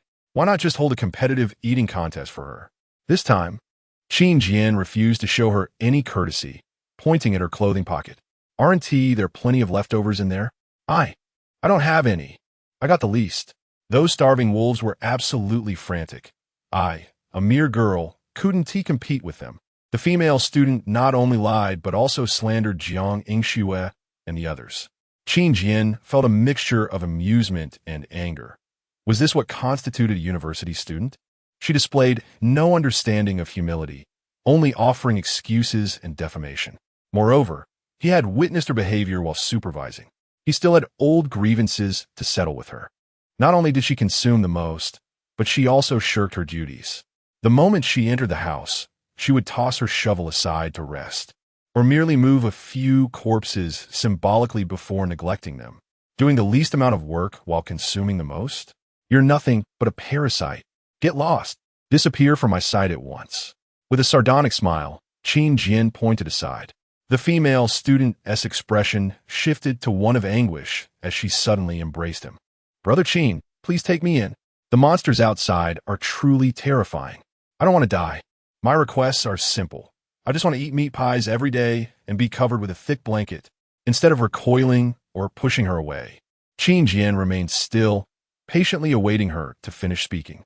The female student rambled on, her intentions unmistakable. She wished for him to take her in. Yet, she skirted around the crucial matter, failing to mention any form of reciprocity. She merely wanted to eat meat pies each day, at 100 points per rat cake. Could he even afford that? How shameless could she be, presenting only her demands with not a word of cost? Couldn't she at least feign some effort by promising to help with laundry or cooking in return? Was this a place to foster a giant infant? "Let go." Qin Jian spoke coldly. "Not letting go.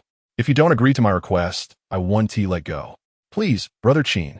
The female student persistently clung to her shamelessness, even believing that by employing her charms, she could compel Qin Jian to reluctantly acquiesce. Chapter 42. The midnight assault. Her confidence stemmed from several successful encounters during her university days, where she had charmed and cajoled, employing her cuteness to extract various advantages from male peers. However, such antics were entirely ineffective against Qin Jian, instead igniting his fury. It was nothing short of a miracle that she had not been expelled from the team by Jiang Yingxue and her companions. "Are you joining because you can't win?" Qin Jian remarked with a curious smile. The female student froze at his gaze, slowly loosening her grip. "What are you saying, Brother Qin Jian?"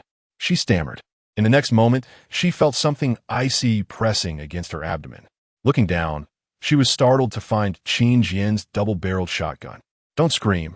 I find noise exceedingly irritating. I'll say nothing further. You understand my meaning, do you not?" Anticipating her scream, Qin Jian swiftly threatened her, and she immediately covered her mouth, tears streaming down her face. "Please," she wept silently, hoping that her display of sorrow would evoke a final shred of sympathy. Qin Jian aimed at her head, deftly disengaging the safety on a shotgun. Realizing her last hope was futile, the female student turned in fright and fled. Qin Jian holstered his weapon, muttering to himself, "I hope no one dares challenge my limits again." As dusk approached, The bodies hanging from the barbed wire had been nearly cleared away. The courtyard was now strewn with corpses and snow, yet it appeared significantly tidier than before. At least it would facilitate the disposal of bodies into the collection machine. And with no corpses obstructing the view, the surroundings felt much more open. Before work commenced, Qin Jian cautioned Jiang Yingxue and the others to avoid tampering with the barbed wire, warning that they would bear the consequences should they disregard his advice. Everyone heeded his words, resulting in no one suffering accidental injuries. When Qin Jian handed Jiang Yingxue 2 pages filled with notes, she furrowed her brow and inquired, "What is this?" "Intelligence on zombies and corpse hounds." "Keep it safe," Qin Jian replied. "Intelligence? Isn't this a bit too much?" Jiang Yingxue was taken aback. "You're giving us such vital information so easily as a reward?" Qin Jian was equally surprised by her reaction. "Isn't it normal to provide compensation for work done, along with a meal? Why does it sound to you as if I've divulged state secrets?" "Because I trust you, I sell you the intelligence. You may need to undertake more tasks for me in the future. If you don't understand the characteristics and habits of zombies, what use are you to me?" His reasoning was sound, and Jiang Yingxue nodded as she accepted the information, suddenly laughing softly. "I thought our reward was just that meat pie. It was initially, but I made a last-minute adjustment. Thank you for your hard work. I want to see you off." 5 minutes later, Qin Jian watched as they departed. The light snow continued to fall in the courtyard, but the sounds of shoveling had ceased, and all fell silent. Qin Jian settled beneath the eaves and lit a cigarette. "What shall I have for dinner tonight?" he mused aloud as he smoked. Meanwhile, Jiang Yingxue and her companions faced unrest on their return journey, encountering a horde of zombies. The bait trap had initially gathered hundreds of them, but because they moved stealthily and quickly, only a dozen followed them. Will this ever end? Why are they so relentless? Jiang Yingxue grew impatient with the pursuing zombies and spoke out. She then gestured to the others. "You all go ahead. I'll catch up shortly. Be careful of your wounds, Sister Shui." Shun Haidong, aware that his mentor was restless and not intending to dissuade her, quickly urged her. Jiang Yingxue nodded, and the others swiftly departed. At that moment, a dozen zombies approached them head-on. Jiang Yingxue drew the long knife she had purchased from Qin Jian. In the next instant, she charged into the throng of corpses. Not recklessly, but with a light step, her form was as elusive as a wild goose. With a swift stroke, 2 zombie heads fell, and she emerged on the opposite side of the horde. She moved in and out with agility, able to execute the feat even with her injuries not fully healed. "This knife is terrifyingly fast." Jiang Yingxue marveled at the blade, thinking to herself, "It's quicker than a butcher's knife. It slices through flesh and bone with ease." With knives, guns, and the lethal barbed wire, along with that inexplicably potent red pill. What on earth is the origin of Qin Jian's equipment? Who is he really? A week had passed since the apocalypse began, yet he effortlessly grasped the attack methods and characteristics of both zombies and corpse hounds. Even seasoned veterans could not possibly summarize such information as comprehensively as he had. Terrifying. It was fortunate he was not our enemy. Regaining her focus, Jiang Yingxue charged again, severing several more zombie heads. Then, unhurriedly glancing at the intelligence provided by Qin Jian, she transitioned from offense to defense, testing the zombies' attack patterns, dodging their lunges. Indeed, their attacks were merely monotonous lunges. Their weakness lay in the head. How wonderful it would have been to know that sooner, as it would have saved so many bullets. She had yet to encounter a corpse hound, but she had already mastered all available data on them. There was no need to fear that skinning monster. After dispatching the remaining zombies, Jiang Yingxue turned to leave. In the dead of night, near Rongxing Supermarket, a group of masked individuals appeared, numbering over 20. They pressed against the wall, advancing with caution, each armed with machetes, axes, or hand crossbows. Leading them was a bald man clutching a single-barreled shotgun.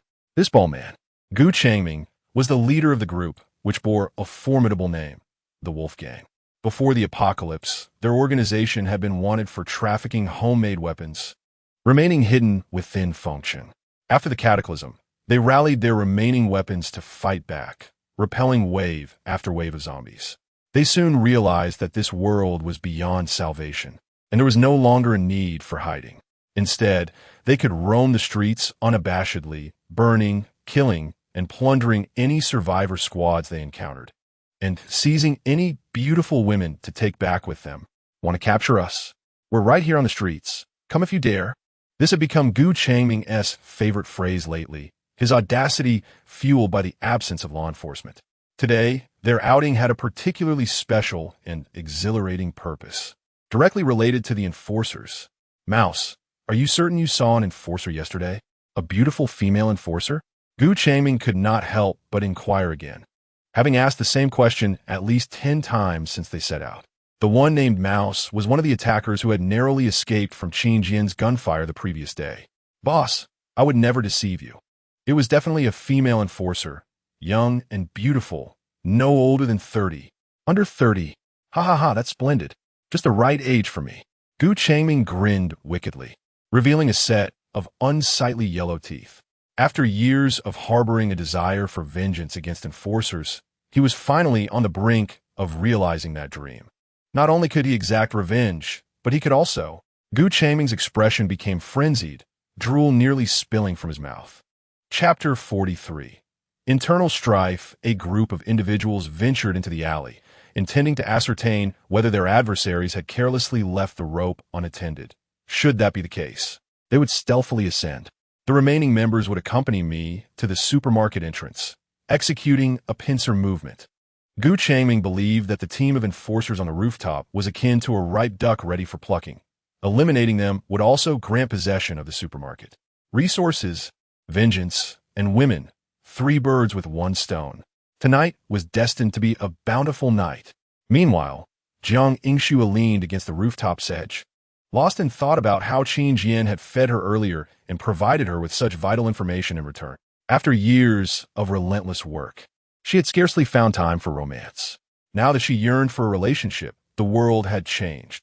Alas, the phrase adversity reveals true affection was no mere platitude.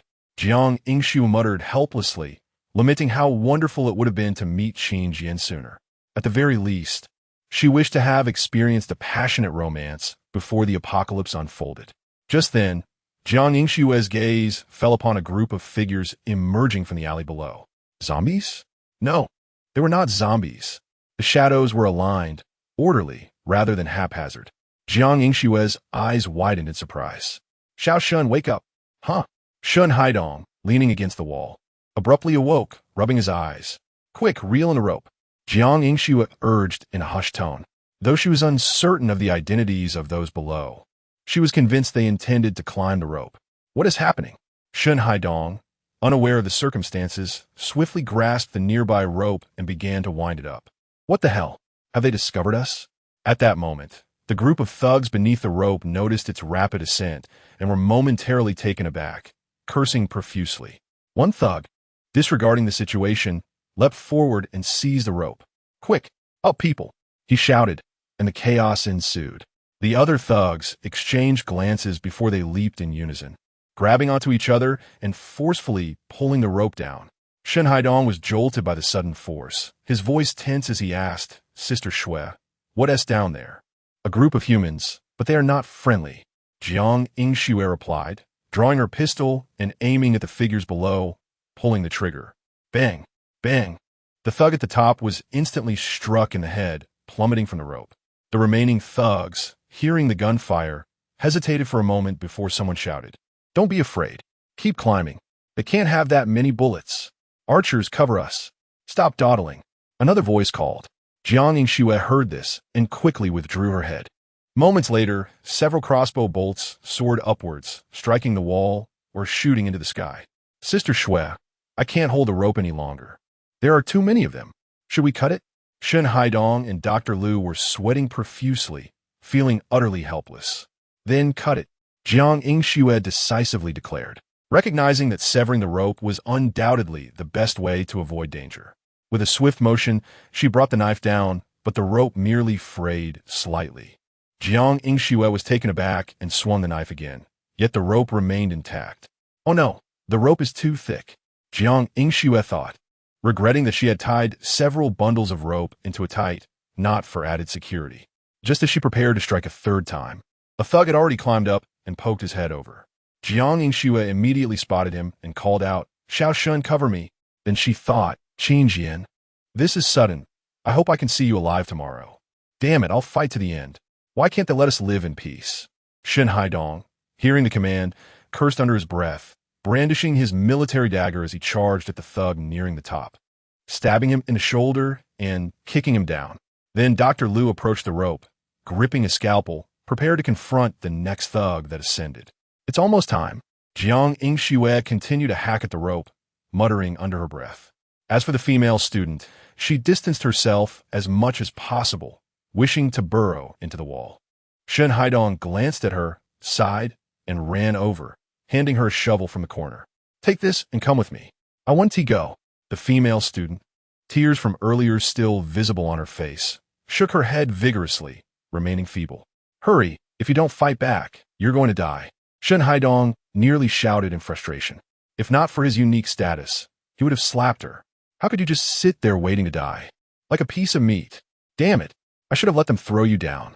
Shen Haidong couldn't hold back his anger.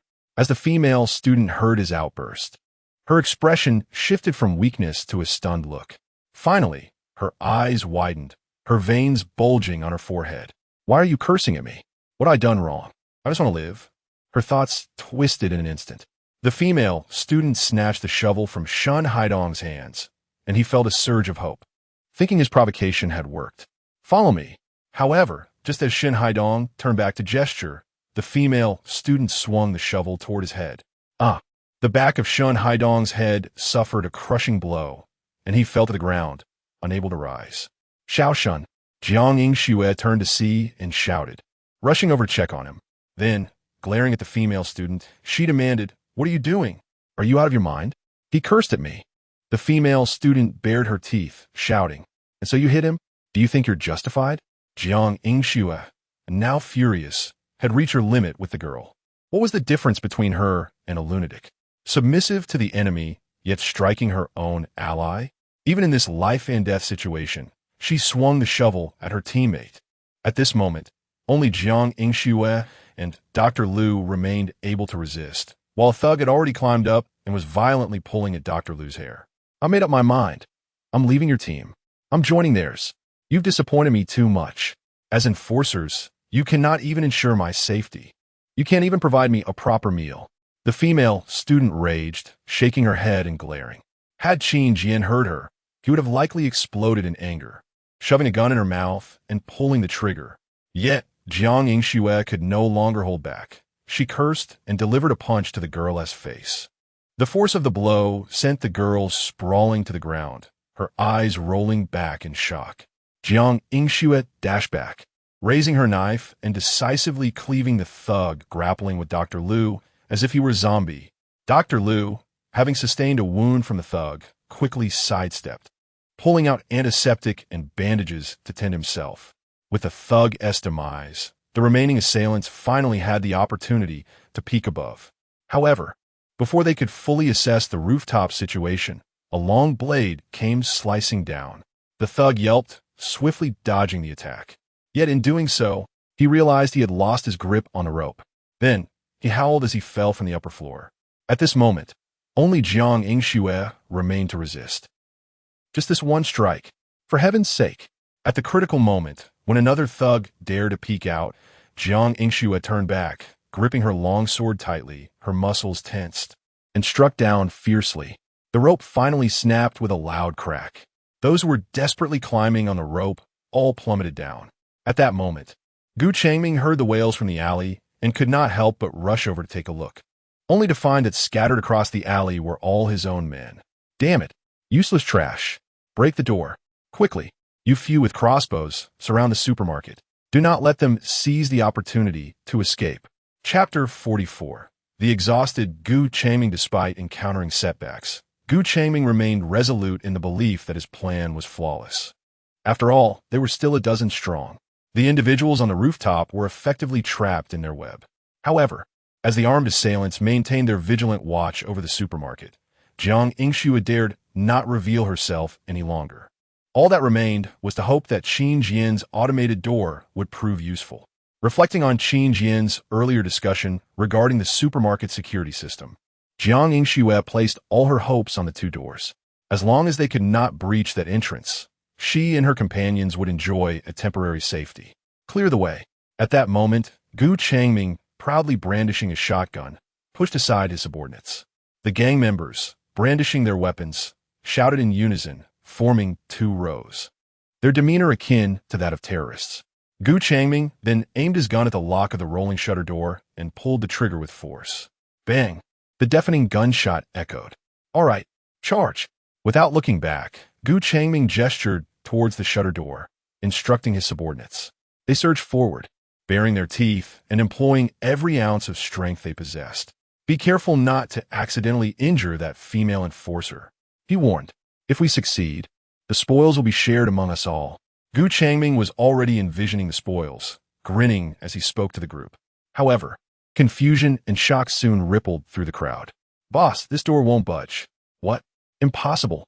Gu Changming was momentarily taken aback, pushing his way through the throng to scrutinize the lock.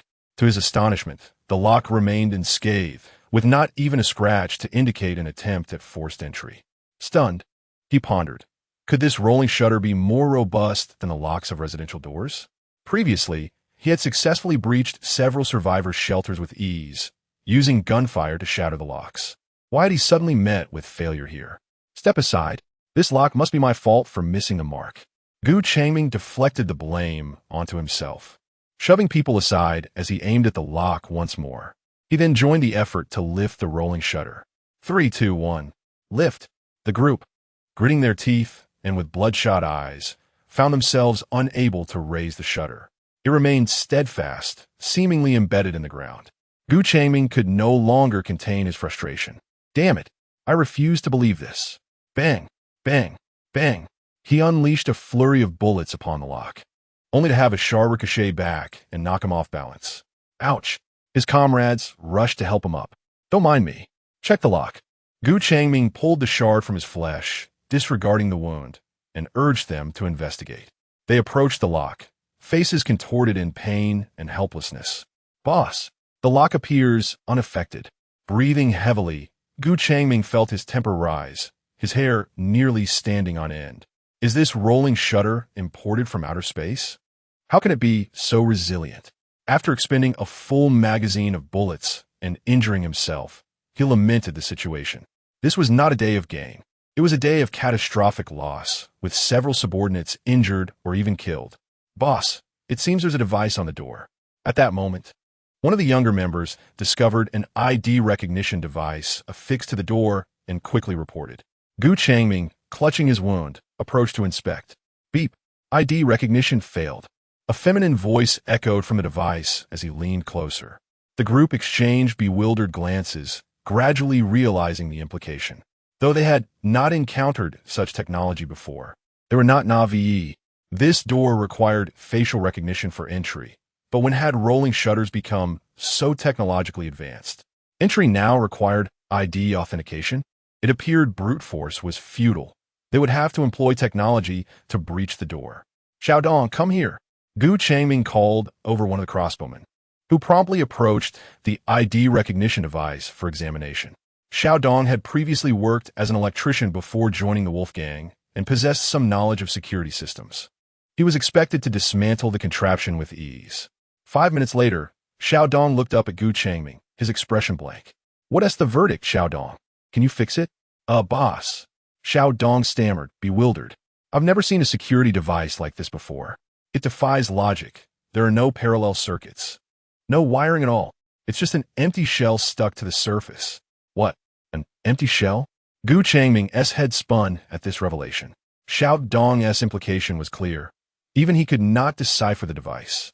This is unbelievable. Let's check the back door. Gu Changming waved his hand, and everyone rushed towards the supermarket's rear entrance. While this door also bore the strange device, it lacked the impenetrable rolling shutter. Gu Changming, having learned from previous mistakes, ordered his men to kick it down. After several attempts, with their legs straining and the door remaining unyielding, Gu Changming cursed under his breath. Ignoring the risk of friendly fire, he aimed his weapon at the device and fired. Bang! Without pausing to assess the situation, he fired again. After expending over 20 rounds, The device finally bore a scar, albeit a small one. However, this minuscule sign of damage ignited a flicker of hope among Gu Changming and his crew. Let us strike it with something. It's damaged. If we keep at it, it might come down. His subordinates, invigorated, grabbed axes and knives, launching an assault on the device. Xiao Dong, meanwhile, returned to the main entrance to continue his examination, ensuring both brute force and technical prowess were employed. Their efforts were exhausting, and the commotion attracted the attention of zombies and undead dogs. In the ensuing chaos, they suffered further casualties, with one member dead and another wounded. As dawn approached, Gu Changming and his team found themselves slumped against the walls of a narrow alley, utterly spent. Their spirits were low, expressions vacant. They resembled mere shadows of their former selves. A sleepless night of failed attempts had yielded nothing but a few new scars on the device, which remained steadfastly intact. This venture had yielded no rewards, only heavy losses. Gu Changming, trembling, managed to rise, his vision blurry and the world spinning around him. He was not only on the verge of freezing, but also near the brink of exhaustion from a night spent futilely battering the door. To compound matters, his wound throbbed painfully, and upon touching it, he felt an unsettling, moist elasticity. Instinctively, he looked down to discover a ring of tumor-like growths forming around his injury. He cried out, jolted into clarity. Gu Changming was acutely aware of the myriad pathogens in the air. Even brief exposure could result in various ailments, while prolonged exposure could lead to zombification. Yet, he had not anticipated that merely a night of exposure would lead to such a grotesque transformation. Get up, everyone. We're retreating to rest. Faced with the insurmountable challenge of breaching the supermarket, Gu Changming reluctantly organized a tactical withdrawal. As his comrades began to stir, a slender figure descended from a rope that had mysteriously dropped from the wall behind them. However, the rope was too short, and the figure had no choice but to jump down, bracing for impact. A soft moan reverberated through the air, startling Gu Changming and his companions. Everyone turned to investigate, only to behold a girl, resembling a student, struggling to rise to her feet. Indeed, it was the same female student who had descended. Unable to endure the torment inflicted by Jiang Yingxue and her associates any longer, she had seized the opportunity to escape while they slumbered, fashioning a makeshift rope to descend and seek refuge with this relentless group. Chapter 45. Crucial intelligence, even though the individual before them was a girl. Gu Changming and his companions remained exceedingly vigilant, brandishing various weapons aimed at her. The female student promptly raised her hands in a gesture of surrender, exclaiming, "Do not shoot. I am here to seek refuge with you." Seeking refuge with us? Gu Changming lowered his firearm, scrutinizing the girl from head to toe. "Are you from that group on the rooftop?" "Yes. I harbor no ill intentions towards you. I genuinely wish to ally with you. That group treated me poorly, even resorting to violence." Even in the face of potential adversaries, the girl deftly avoided the gravitas of her situation. Gu Changming hesitated, still skeptical. "You too. Go and search her." "Yes, boss." The two underlings approached her, their gazes taking on a lewd quality. The girl, having awakened the previous night after a tumultuous internal struggle, had reached a high level of awareness. If she did not forsake her dignity, how could she acquire the means to survive? Given that these men were rough and uncouth, perhaps they would find her appealing. As the two underlings searched her, she remained utterly still, even puffing out her chest and raising her chin, allowing their restless hands to roam. Although her appearance was unremarkable, she seemed quite youthful. She was likely still tender, and since she had defected from the rooftop group, she might possess valuable intelligence. In that moment, Gu Changming had thoroughly assessed her. "Boss, we finished searching her but found nothing. Yet everything is evident." The two underlings returned to Gu Changming, whispering with mischievous grins. "Indeed, I can see that. I am not blind." Gu Changming replied with a slight nod and a smile. He then gestured for the girl to come closer. Without hesitation, she boldly approached him. "Our organization is called the Wolf Gang. I am Gu Changming, but you may call me Brother Ming." Gu Changming embraced her warmly, introducing himself with a smile. "Hello, Brother Ming." The girl forced a smile in response, then briefly introduced herself. Shortly thereafter, the group departed the alleyway. Half an hour later, The girl was led into their sanctuary by Gu Changming and his companions. This so-called sanctuary was merely a farmhouse in a village within the city. However, compared to living in an apartment, it provided a perimeter wall that could accommodate many people while also fending off zombie incursions. As the girl passed by one of the buildings in the courtyard, her gaze caught sight of a group of disheveled, filthy women huddled in the corners. Each woman appeared to be lost in despair, with some burying their heads in their knees, while others gripped their hair, their eyes wide in a state of madness. The scene was not lost on the girl. Her heart raced with anxiety. Perhaps she too would become one of those women in the future. In that moment, regret washed over her. Within Jiang Yingshue's team, though food was scarce and clothing inadequate, she was not subjected to forced labor or restrictions on her movements. But the current situation left no path for retreat. The girl bit her lip, resigning herself to endure it all. Yet soon, a thought struck her. Perhaps if she revealed certain information, her standing could be elevated. At the very least, she would not be subjected to the same torment as those women. Gu Changming then escorted her into a room. Upon entering, he began to remove his clothing until he was left in a tank top, locking the door behind him. He then stood before the mirror, inspecting the growth on his wound. Damn it! How much time has passed, and it's grown again? Gu Changming cursed, setting a basin beneath himself and grabbing a knife from the table. He placed a cloth in his mouth and swiftly made an incision on the growth. The girl initially did not comprehend Gu Changming's actions, curiosity piquing as she rose to observe. She was immediately met with a gruesome sight, covering her mouth with her hands, her eyes widening in horror. 5 minutes later, Gu Changming finished his gruesome task. The basin was stained a vivid red, with several pieces of flesh floating atop the water. After dabbing the remnants with disinfectant, he hastily bandaged himself before approaching the girl. You look quite distressed. I suppose you must be hungry? Gu Changming gestured invitingly, and the girl followed his hand to see a table laden with an array of food. Braised eggs, hot dogs, braised chicken feet, canned goods, and even remnants of 2 dishes. Without uttering a word of thanks, she began to devour the food ravenously. However, she was not oblivious.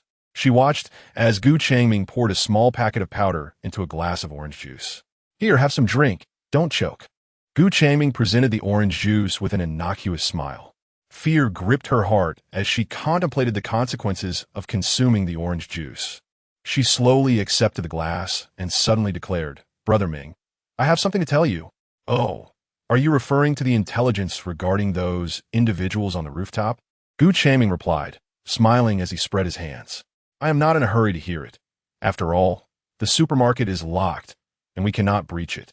We are contemplating our next move, so let us calm our nerves with a drink. Gu Changming had anticipated her intention, but the girl continued, Brother Ming, what if I told you that I have a way to crack the supermarket's lock? Gu Changming paused, furrowing his brow. What? You can dismantle that faulty device? Yes. The girl nodded vigorously, showing no signs of hesitation. I cannot do it myself, but Qin Jian can. The key is with him. Who is Qin Jian? Is he one of your rooftop companions? No, let me explain. The girl quickly recounted everything about Qin Jian to Gu Changming. What? This cannot be true. Gu Changming was taken aback, incredulous. He thought to himself, even novels would not dare to create such a character. A single person monopolizing the resources of an entire supermarket, possessing an impenetrable personal sanctuary, fully equipped, with 2 guns at hand, bountiful food, and the ability to savor meat pancakes daily? Had he not listened to the entire account, Gu Changming might have dismissed her words outright. However, if what she said was indeed true, perhaps there was a remedy for his injury. Trusting the girl, who was alone and had no reason to deceive him, Gu Changming chose to believe her. Ultimately, if they could seize Qin Jian, then his sanctuary equipment, and the rooftops' female enforcers, along with the supermarket, would all be theirs. They could wipe away the humiliation of the previous night. Thus, did they face only one enemy? Although the opponent possessed 2 guns, they had their own firearms and a dozen crossbows. Strength in numbers would tip the scales in their favor. In a direct confrontation, they would hold their ground. Continue eating. I will discuss this matter with the brothers. Your intelligence is vital.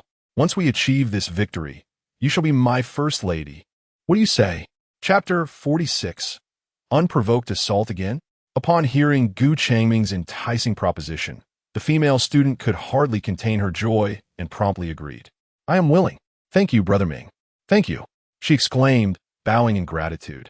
Gu Changming gently ruffled her hair with a smile before stepping out the door. Everyone gather around. I have something to discuss, Gu Changming shouted as he made his way to the center of the yard. In the next moment, several underlings rushed out from the room where the women were held captive, bare-chested and hastily fastening their belts. Others emerged from various rooms, and once everyone had assembled, Gu Changming began to speak about Qin Jian. Wait, boss, I have a question. A figure emerged from the crowd, frowning as he raised his hand. What is it? Speak. This Qin Jian, how does he resemble the one I encountered 2 days ago? Gu Changming nearly forgot, as it was indeed the same person who had chased away the underlings with a shotgun and a handgun. Had it not been for that individual, they would have already overpowered the group on the rooftop and rescued the female officer. It appeared that Qin Jian's equipment was identical to that of the man they had encountered. Hold on, I will ask when I return. Gu Changming felt a twinge of uncertainty. He hoped that Qin Jian and that individual were not one and the same. Inaccurate intelligence could lead to a lowered state of alertness, resulting in unnecessary casualties. However, Gu Changming soon returned to the yard, grinning widely. I inquired, and it's indeed the same person. No need for concern. Let us proceed directly. Whoever captures Qin Jian alive will be rewarded with a feast. Produce. They may take a few women with them. A chorus of cheers erupted as the group raised their weapons, celebrating this news. Jiang Yingshu yawned and slowly awakened. Listening intently, she realized that the group of assailants had ceased their attempts to break in, perhaps having given up on the peculiar lock and left the premises. Though she had only slept for 2 hours, she felt quite content. Adjusting her thick clothing, Jiang Yingshu exhaled a breath of cold air and suddenly turned to look toward the corner. There lay Shun Haidong, his head wrapped in bandages, quietly resting, while Dr. Liu leaned against the wall, dozing off. Wait, where's that girl? Jiang Yingshu scanned the room, but found no trace of the female student. Her brows furrowed in unease. Then, she recalled the girl's words from the previous day. She had grown weary of them and was contemplating joining the group of assailants. That girl, how infuriating! Jiang Yingshu couldn't help but curse, thinking that the girl had merely spoken in anger, not realizing she was serious. Wasn't she the timid type? How had she suddenly decided to align herself with the assailants? It was madness, truly madness. Jiang Yingshu felt the situation worsening, especially since she had no idea how long the girl had been gone. It wasn't that she feared for the girl's safety. After all, it was her own choice, and whether she lived or died was no longer her concern. What troubled her was the possibility that the girl might divulge all their information, leading to a second wave of attacks from the assailants. Wait, my reasoning is flawed. Jiang Yingshu's mind raced as she shook her head. Qin Jian had mentioned that the supermarket's lock could only be opened with his ID verification. The failed assault the previous night proved that Qin Jian was indeed telling the truth. Even if their ultimate target was them, the assailants would still need to bypass the supermarket lock. Otherwise, they would never reach them. Thus they might. The weather was remarkably clear, with a hint of sunshine. Yet at that moment, Jiang Yingshu's heart felt as cold as ice, as if it had momentarily stopped. Qin Jian was in danger. She quickly roused Dr. Liu, instructing him that she was stepping out, then turned and descended the rope. I have 2 boxes of Banlan Jian. Could you trade them with Qin Jian for some meat pies? Hey, don't leave so quickly. Dr. Liu, having just retrieved the medicine, was taken aback to find Jiang Yingshu had vanished, muttering to himself, there's not enough food. Jiang Yingshu sprinted ahead, bypassing a horde of zombies. Along the way, she encountered a patch of icy ground and, unfortunately, slipped and fell. Fortunately, the fall only dirted her clothes and did not result in any injuries. Before long, she spotted Qin Jian's refuge. Meanwhile, Qin Jian had only just awakened. Calculating points, he yawned languidly. Survival confirmed, 30 points. Quality sleep, 17 points. Luxurious and nutritious meals, 23 points. Killed zombies with barbed wire, 94 points. Healed allies, 100 points. Provided food to allies for free, 100 points. Clear the yard, 572 points. Allies killed zombies with your provided weapons. 52 points. Allies successfully defended against nighttime attacks with your weapons. 250 points. Total points, 1232. Remaining points, 1332. What are these last two entries? Noticing the details of the last 2-point acquisitions, Qin Jian perked up. Allies? It can't be referring to Jiang Yingxue and her group. Can't. Can they still earn points by using the weapons I provided? And they were attacked again last night? Is it possible to be assaulted while residing on the rooftop? However, it seemed they were safe. Qin Jian breathed a sigh of relief, then frowned. Am I actually worried about them? Sigh. Kindness truly is uncontrollable. He opened the door and checked the temperature outside. Though it was no longer snowing, it felt significantly colder than the previous day. Even in his reinforced protective suit, he could still feel the chill creeping up his legs. Qin Jian knew a little physics. Melting snow is indeed colder than falling snow.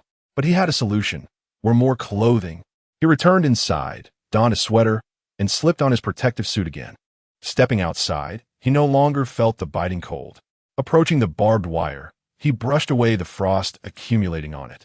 I believe it's time to upgrade the barbed wire's cold resistance.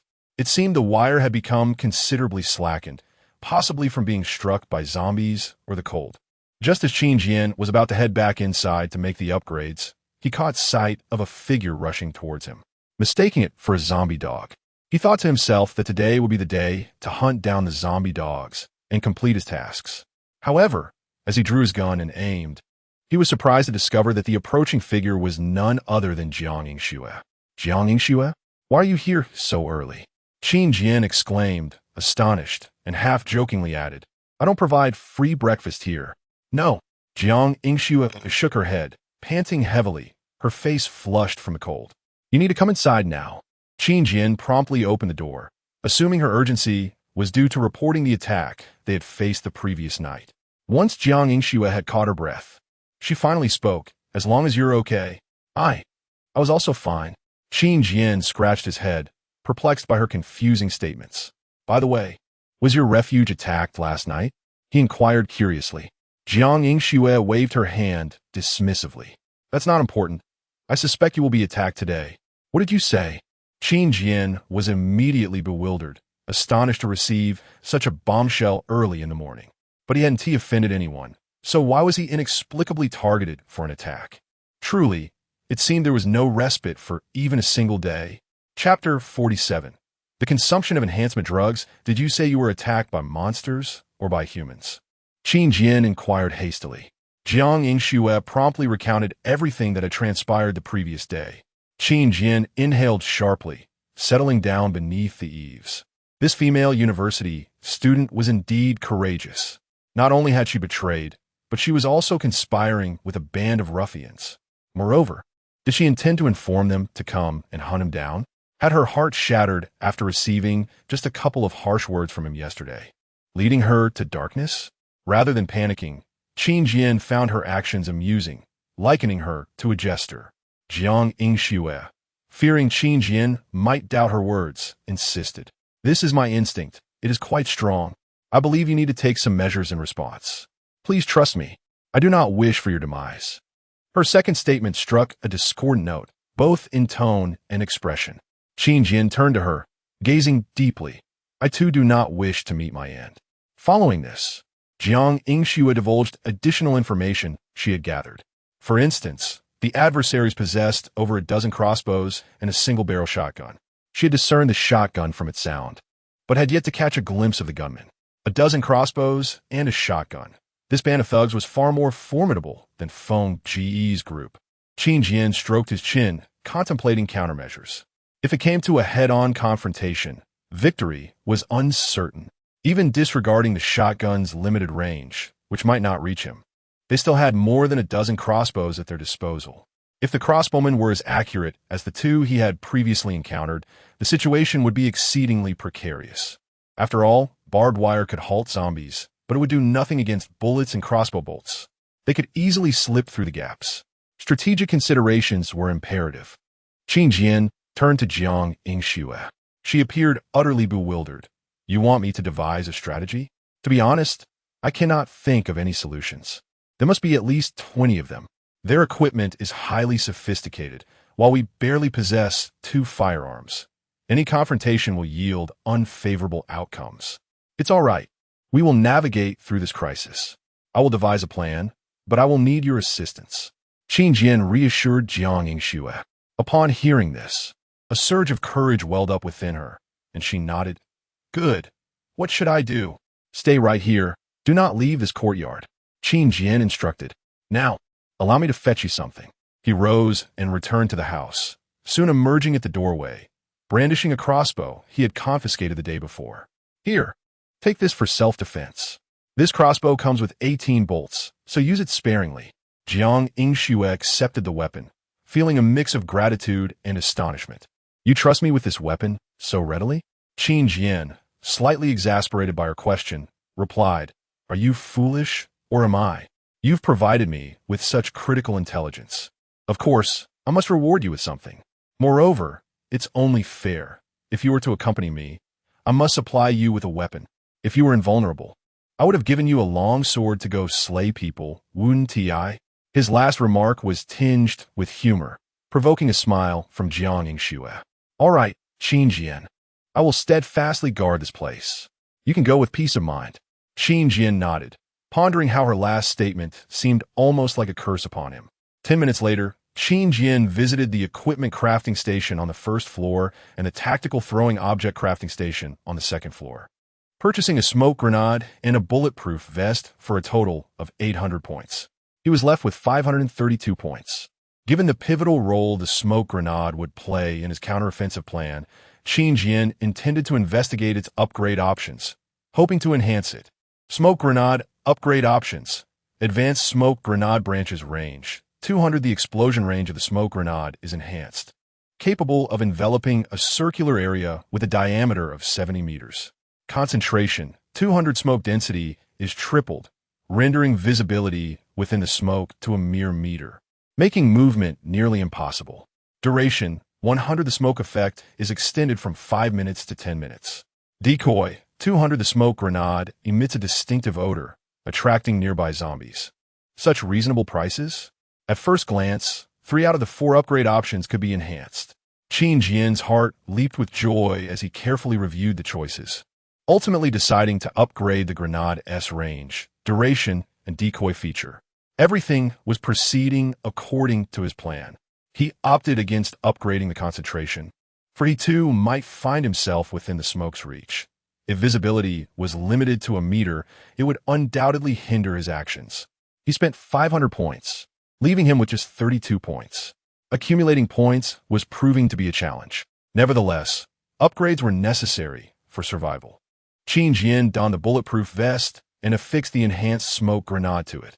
With a protective suit and sweater, he now wore the equivalent of 5 layers of clothing. It was beginning to feel hot. Fortunately, it had ventilation features. Feeling relieved, Qin Jian grabbed a cup of hot milk from the table, poured half into another cup, and stepped outside. Here, he offered half of the hot milk to Jiang Yingxue.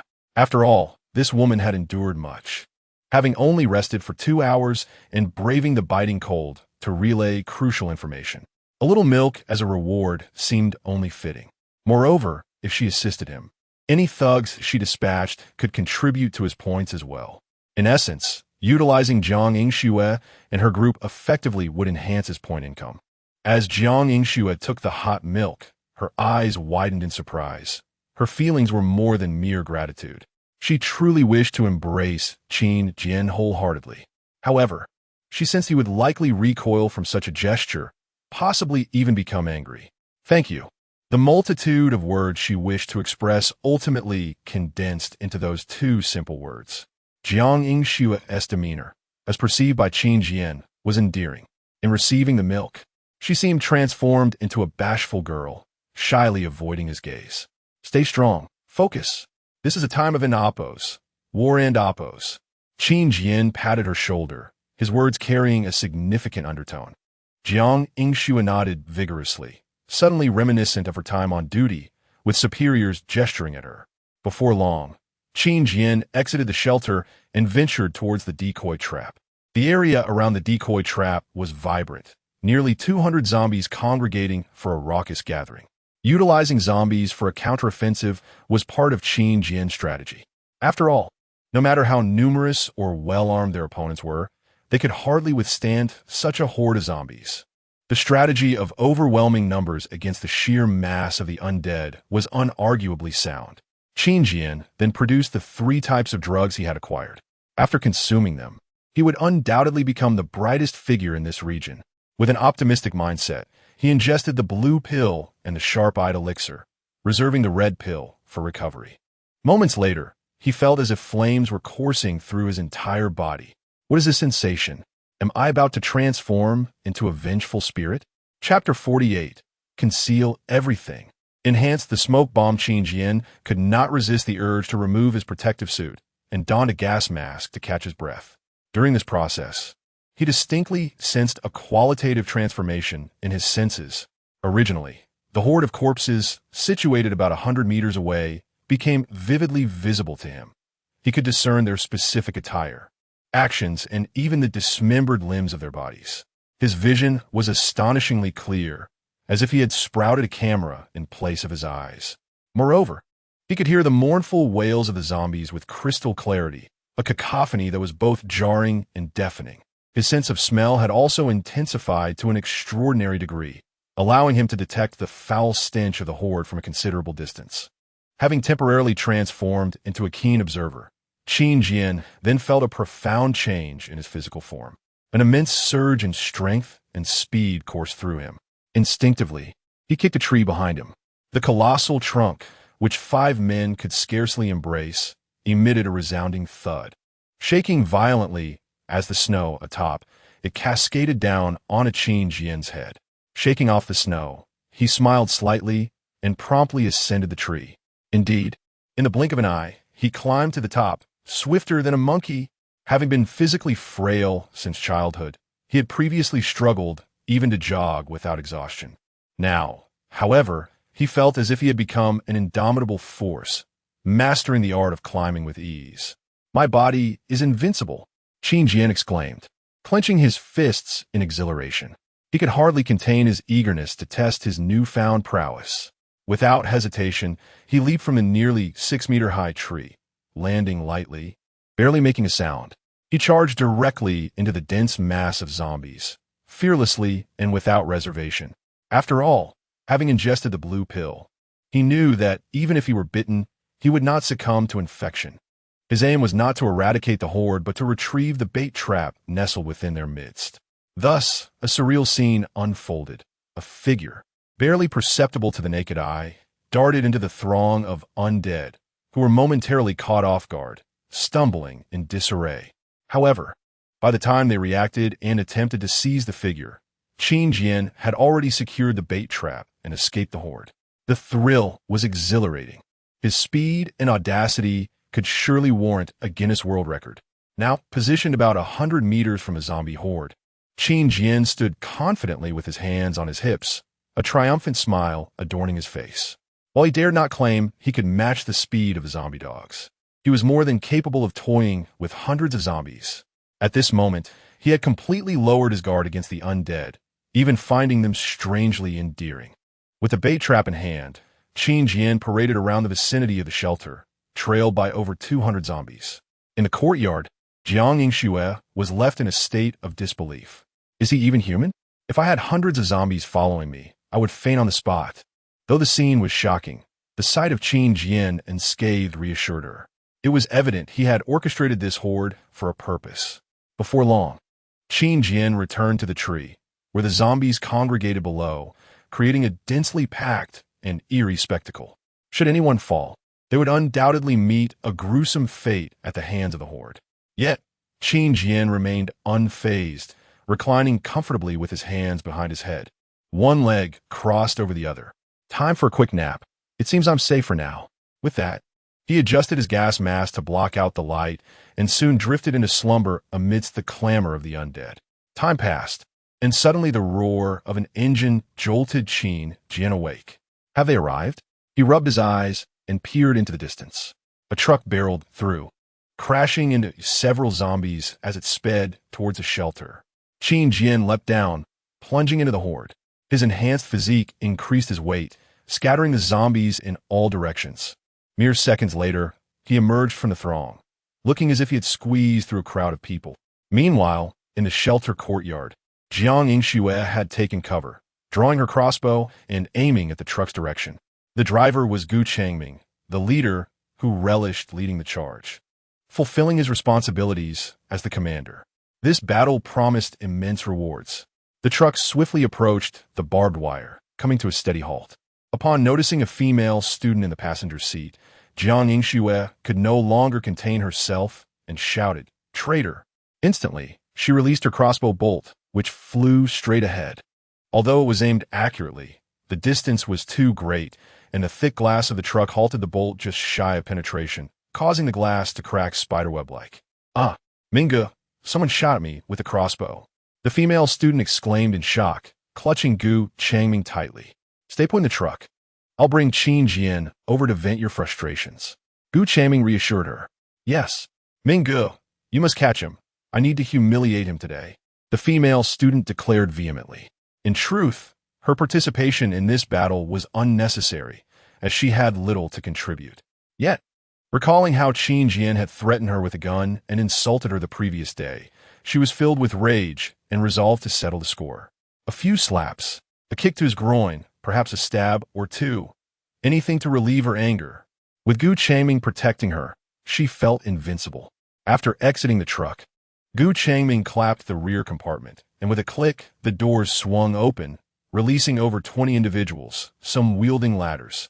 Heeding the female student's warning about the impossibility of scaling the barbed wire, Gu Changming had wisely prepared ladders to facilitate entry into the courtyard. The group worked swiftly, setting 2 ladders against the wire, with several henchmen already beginning their ascent. Suddenly, a crossbow bolt shot through the air, striking one of the henchmen in the shoulder. He let out a pained cry, collapsing sideways onto the wire, impaled and lifeless. The remaining members were momentarily stunned. Is this wire made of blades? Well, as long as we don't touch it, we're fine. Find Qin Jian and give him 2 bolts, Gu Changming commanded, mistakenly believing the crossbowman in the courtyard to be Qin Jian. Little did they know, Qin Jian was racing towards them from behind.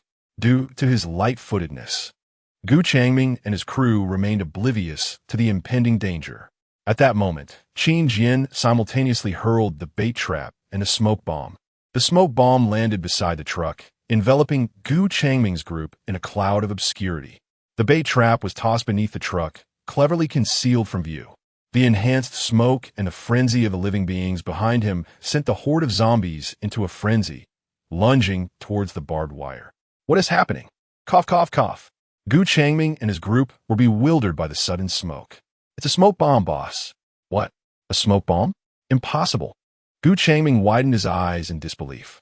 Wasn't this something that only the military possessed? Could it be that the military had arrived? The smoke enveloped an area too vast, and despite walking for quite some time, Gu Changming and his companions found no escape. Unbeknownst to them, at that very moment, Qin Jian had transformed into a phantom, blending seamlessly into the shroud of smoke. Chapter 49. The Endless Trap. A sudden wail erupted from the crowd, followed by a body collapsing to the ground. The unfortunate victim, struck by Qin Jian's M9, was none other than the rat who had narrowly escaped just days before. Who? The noise of the crowd was overwhelming, compounded by the silenced nature of Qin Jian's weapon, rendering the gunfire inaudible. All that could be seen was a figure lying motionless amidst the throng. It was the rat. What happened to him? Gu Changming rushed over to inspect the fallen man, only to be met with the horrifying sight of blood seeping from his abdomen, leaving him utterly astonished. The wound was unmistakably inflicted by a bullet. Remembering the smoke grenade that had been thrown at their feet, Gu Changming's heart raced with panic. Everyone be careful. Someone is shooting at us. His shout sent chills down the spines of those present, instinctively causing them to crouch down and frantically search for the shooter's location. However, Qin Jian was not about to be discovered. He darted in and out of the smoke, firing 2 shots before disappearing back into the concealment of the haze, expertly evading detection. His enhanced physique allowed him to navigate the smoke with ease, making it exceedingly difficult for Gu Changming and his group to catch a glimpse of him. In fact, Qin Jian had memorized the positions of several thugs and, upon exiting the smoke, began to fire blindly back into the fog. Two more individuals fell to the ground, sending Gu Changming into a state of utter panic. One by one, his subordinates were dropping like flies, yet he could not pinpoint the enemy's location. To rush blindly out of the smoke would be to walk into a trap, hastening his own demise. At that moment, Gu Changming caught sight of a peculiar shadow slipping into the smoke. "There!" he exclaimed, pointing and immediately raising his shotgun to fire. Damn! The shot was too slow. Qin Jian felt something collide with him and instinctively realized the gravity of the situation. He turned and sprinted back out of the smoke, lowering his head to inspect the impact. To his astonishment, he discovered several bullet fragments embedded in his bulletproof vest. The enemy had indeed shot him. While shocked, Qin Jian also felt a surge of relief. Fortunately, he had taken the precaution of wearing a bulletproof vest. Otherwise, that bullet could have cost him his life. However, to be honest, the vest created by the system was exceptional. Though he felt the force of the impact, he experienced no pain. Damn it, I might as well not enter the fray at all. After all, my reinforcements are on their way. Qin Jian glanced back at the approaching tide of corpses, a faint smile gracing his lips. He then aimed his gun into the smoke and unleashed a barrage of fire. Bullets whizzed past Gu Changming and his comrades, with one unfortunate thug struck in the calf and collapsing, while another was fortuitously shot in the forehead, dying instantly. Damn you! How dare you toy with us? Gu Changming felt as though they were mere lab rats, trapped and mocked, and he could not help but curse violently. Yet, he dared not rush out, immediately dropping to the ground and returning fire with a shotgun. The others quickly mimicked Gu Changming's actions, crouching low and using crossbows to shoot towards the smoke. Qin Jian, having anticipated the counterattack from the smoke, had already taken cover behind two stacked corpses and continued firing. During this time, he even retrieved a double-barreled shotgun to shoot into the haze. Although its range was limited, the widespread of pellets might yield unexpected results. His hypothesis proved correct. The barrage of pellets from the double-barreled shotgun struck 3 of Gu Changming's men, one losing an ear while 2 others collapsed on the spot. The smoke lingered for about 5 minutes without dissipating, while the sounds of gunfire continued unabated. What the hell is this? Gu Changming increasingly sensed something was amiss. In his youth, he had served in the military and had some knowledge of military weaponry. A standard smoke grenade typically lasted around 30 seconds, while a specialized one might last up to 5 minutes. But this? 5 minutes had passed, and the smoke showed no signs of thinning. Could it be a nuclear smoke grenade? So persistent? Instinctively, Gu Changming began searching for the origin of the smoke grenade, quickly locating it. However, with bullets still flying overhead, he could only crawl towards it. Reaching the vicinity, he seized the smoke grenade and hurled it far away. Now, the smoke should dissipate soon. Gu Changming thought with a sense of pride, believing there was nothing he could not handle. For now, let's disregard those outside. We must seize the opportunity to infiltrate. We must capture Qin Jian first. Besides, the smoke in the courtyard shouldn't be so thick, allowing us to better observe his movements. With his experience, Gu Changming swiftly altered his strategy. His subordinates nodded in agreement, stealing their resolve as they began to climb the iron ladder while braving the bullets. But how could Jiang Yingxue allow them to succeed? Although the smoke grenade obscured Gu Changming and his men, preventing them from seeing the enemy's movements within, the smoke did not cover the barbed wire above. As soon as one thug poked his head over the ladder, Jiang Yingxue spotted him instantly. Without hesitation, she released a crossbow bolt. The thug was instantly struck in the chest and fell. The second thug, emboldened by the first demise, attempted to leap over during Jiang Yingxue's moment of distraction. However, his foot accidentally grazed the barbed wire, and his leg was instantly impaled. The thug let out a cry before losing consciousness, his body wedged in the iron ladder, completely immobile and blocking the others below. Jiang Yingxue was naturally delighted by this turn of events, as the enemy had effectively eliminated themselves without her lifting a finger. What's going on? Are you not inside yet? Boss, someone got caught in the barbed wire. We're blocked. Damn, a bunch of useless fools. unable to lend a hand at a critical moment. Just as Gu Changming was about to take matters into his own hands and crawl over, he noticed that the outside smoke had seemingly quieted down. Could it be that we have killed them all? He speculated warily, fearing that the outside would be littered with the bodies of their enemies. After 10 seconds of silence, feeling reassured, he slowly rose. The others cautiously followed suit. "Let us go take a look," Gu Changming commanded.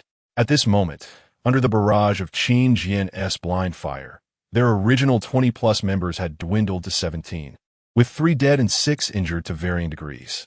Suddenly, Gu Changming and his men noticed a large swarm of figures emerging from smoke. The figures were staggering, emitting continuous wails. "Damn! Zombies! Where did so many come from? Shoot them!" No one anticipated that just as one crisis was averted, another would arise. A horde of zombies inexplicably surged from all directions, completely trapping them by the barbed wire. "Boss, we're surrounded. I don't want to be eaten." In mere seconds, hundreds of zombies amalgamated into a sea of corpses, flooding into the smoke, leaving no avenue of escape. Despair washed over the group, with some even succumbing to panic and crying out, "Damn, we have fallen into an endless trap." Gu Changming's eyes widened in realization, belatedly grasping the gravity of their predicament. Chapter 50. The exploding truck. One would think that Qin Jian and his refuge were merely ripe for the taking. Yet unexpectedly, the adversary was not only more than one individual, but had long ago set a trap, eagerly awaiting their fall into it. In an instant, Gu Changming was consumed by fury, nearly biting his own tongue in rage. All the intelligence had been provided by a female student. Yet at this moment, he realized that the reality was vastly different from what she had claimed. Gu Changming swiftly turned and dashed towards the truck, flinging open the passenger door and yanking the trembling female student from her hiding place, sending her crashing to the ground. "Damn it, this deceitful woman dared to trick me?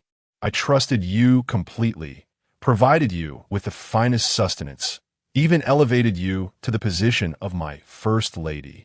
I swear I will end you." In a fit of rage, Gu Changming unleashed a flurry of kicks upon her, cursing vehemently.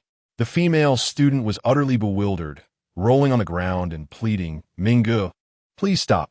What I said was true. How could I dare deceive you? Get lost, you filthy traitor. I should have shot you on the spot." With that, Gu Changming raised his gun, aiming it at the female student.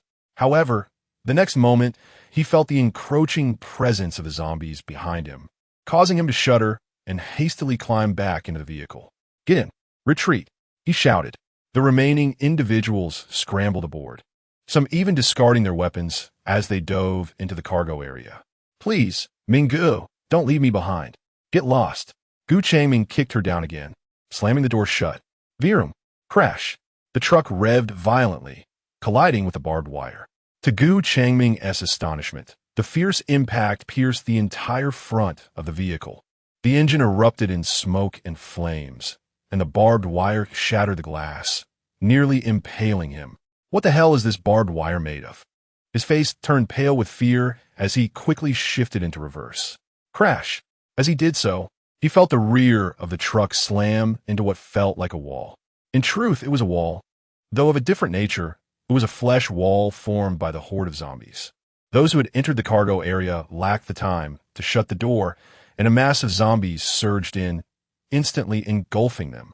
Gu Changming, realizing what had transpired in the cargo area, felt cold sweat trickle down his back, yet he refused to give up, flooring the accelerator. Virum! The truck seemed unstoppable, grinding its way through the horde. Gu Changming disregarded everything else, thinking to himself that as long as he remained alive, he could always find another way. He burst forth from the smoke, a cargo full of zombies in tow. This scene was witnessed by Qin Jian, who was hiding beneath a tree several hundred meters away. Due to damage to the truck's engine and punctured front tires, its speed had significantly diminished, swaying left and right, tossing zombies from the back, creating a bizarre, yet inexplicably humorous spectacle. Qin Jian had anticipated that the adversaries would be completely devoured by the zombies, only to discover that they had managed to survive and were attempting to flee in the truck. Wait! In the next moment, with keen eyesight, Qin Jian unexpectedly noticed that the truck was leaking fuel. There was an opportunity to halt it. No, it was more accurate to say, to obliterate it. Like a sword, Qin Jian sprinted forth, pursuing from a diagonal angle, and, after several seconds, he finally closed in on the truck. Inside, Gu Changming caught a glimpse of Qin Jian in his rearview mirror, momentarily unable to discern the situation. How can this zombie run so fast? No, this is not a zombie. Gu Changming was instantly filled with dread, for even with 2 tires gone, his truck still moved at considerable speed. Yet, the figure pursuing him matched the truck's speed almost perfectly. This was beyond his comprehension. However, extreme fear can often spiral into frenzied rage. Gu Changming was now in that very state, throwing open the window and brandishing a shotgun, howling in desperation. Don't come any closer.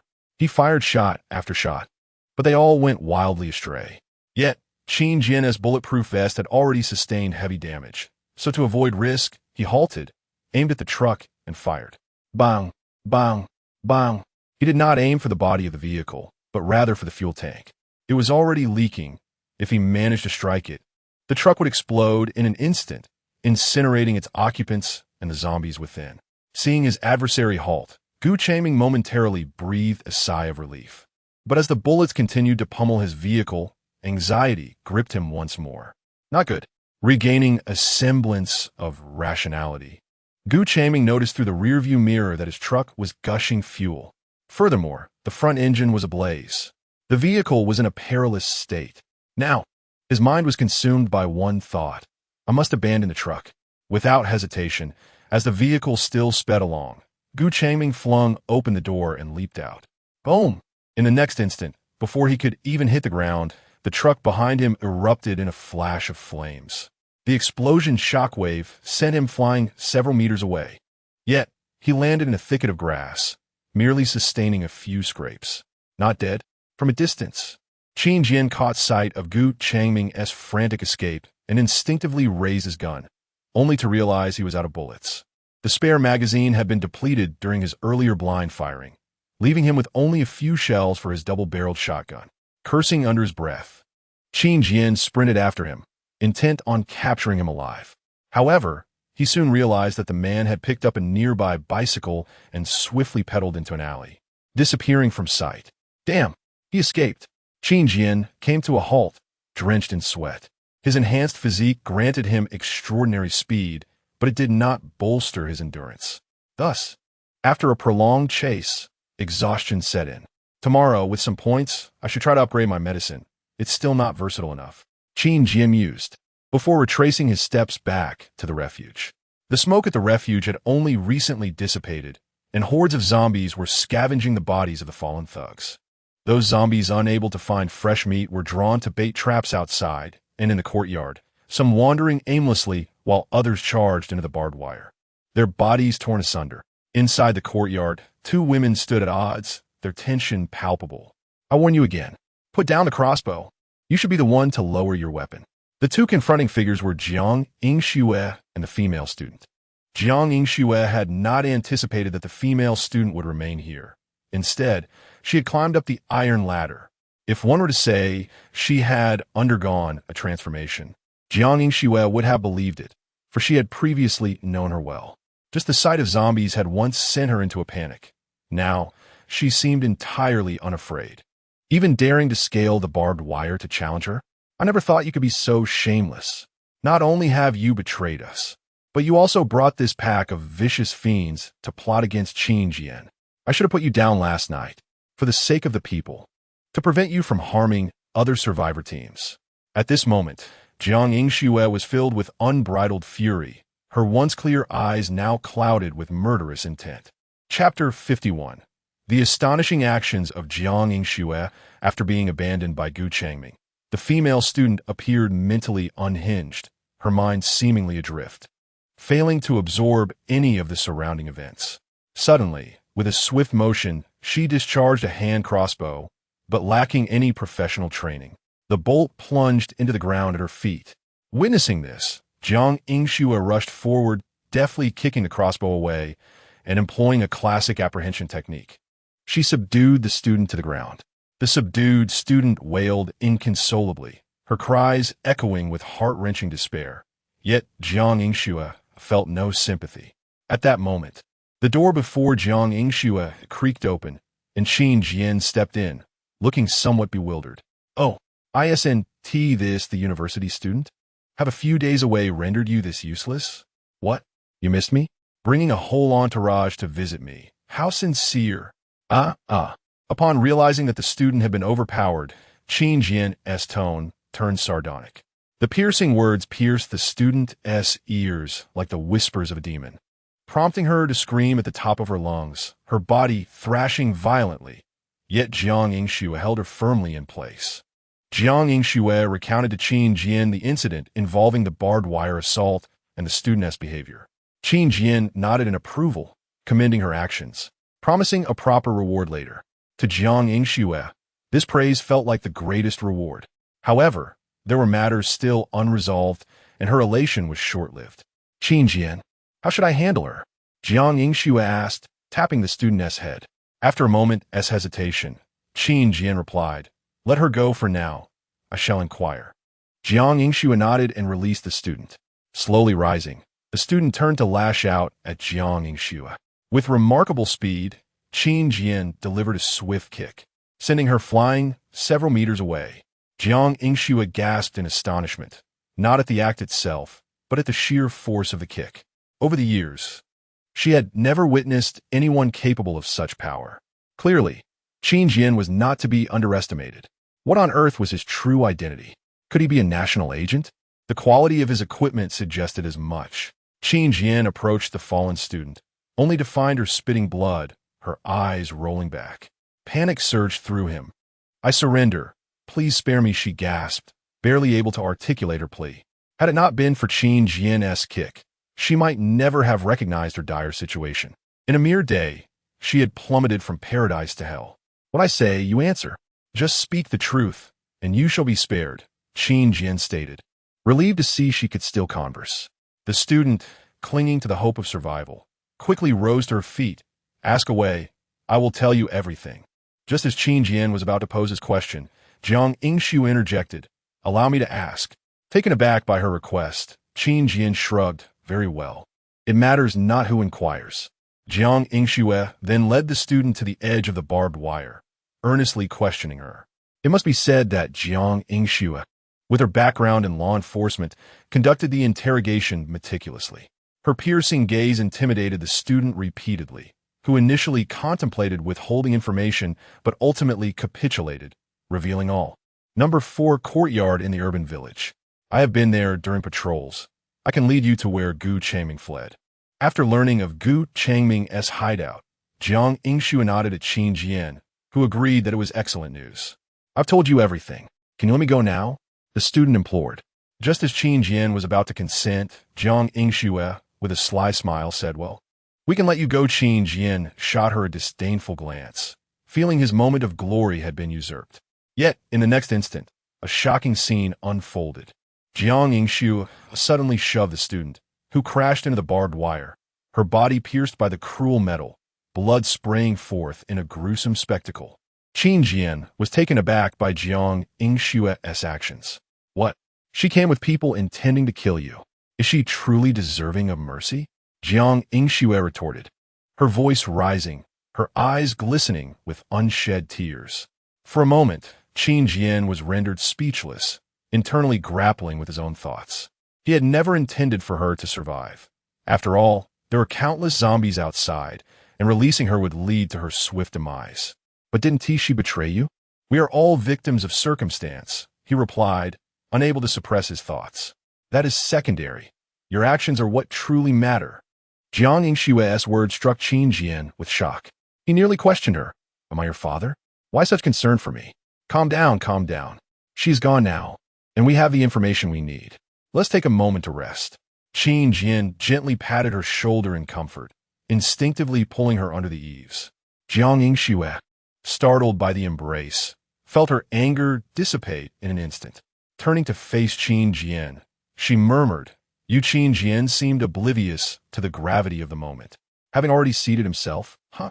No, it's nothing." Jiang Yingxue's cheeks flushed as she lowered her gaze. The original plan had been to head to the urban village to deal with Gu Changming directly, But the presence of hundreds of unwilling zombies outside thwarted that intention. Thus, Qin Jian decided to let the zombies slowly perish against the barbed wire before making their exit. As time dragged on, it eventually reached noon. Qin Jian returned indoors to heat the remaining half of the cockroach and earthworm pancakes, along with 2 bottles of drinks, and they stood beneath the eaves, partaking their lunch. By this point, Qin Jian had grown numb to the peculiar food. As long as he refrained from overthinking, he could manage to consume the somewhat palatable fare.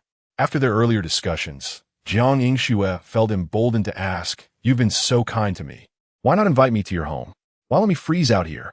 Qin Jian had anticipated this inquiry, smiling as he replied, "You see this dilapidated tin shack. It offers little warmth. Moreover, I have certain business secrets housed within, so I cannot invite you in just yet." Upon hearing his response, Jiang Yingxue could not counter, merely shrugging her shoulders before curiously stating, "You identify as a businessman, but you hardly seem like one. You resemble a person of great knowledge." An Unreachable Sage, Chapter 52. Awakening Qin Jian furrowed his brow and cast her an impatient glance, remarking, "Why are we still indulging in poetic sentiments? The zombies outside have nearly perished. It's time for us to depart." He directed his gaze beyond the barbed wire. Jiang Yingxue snapped back to reality and nodded in agreement. "All right, I'll lead the way, but you must ensure my safety. Focus on your own survival.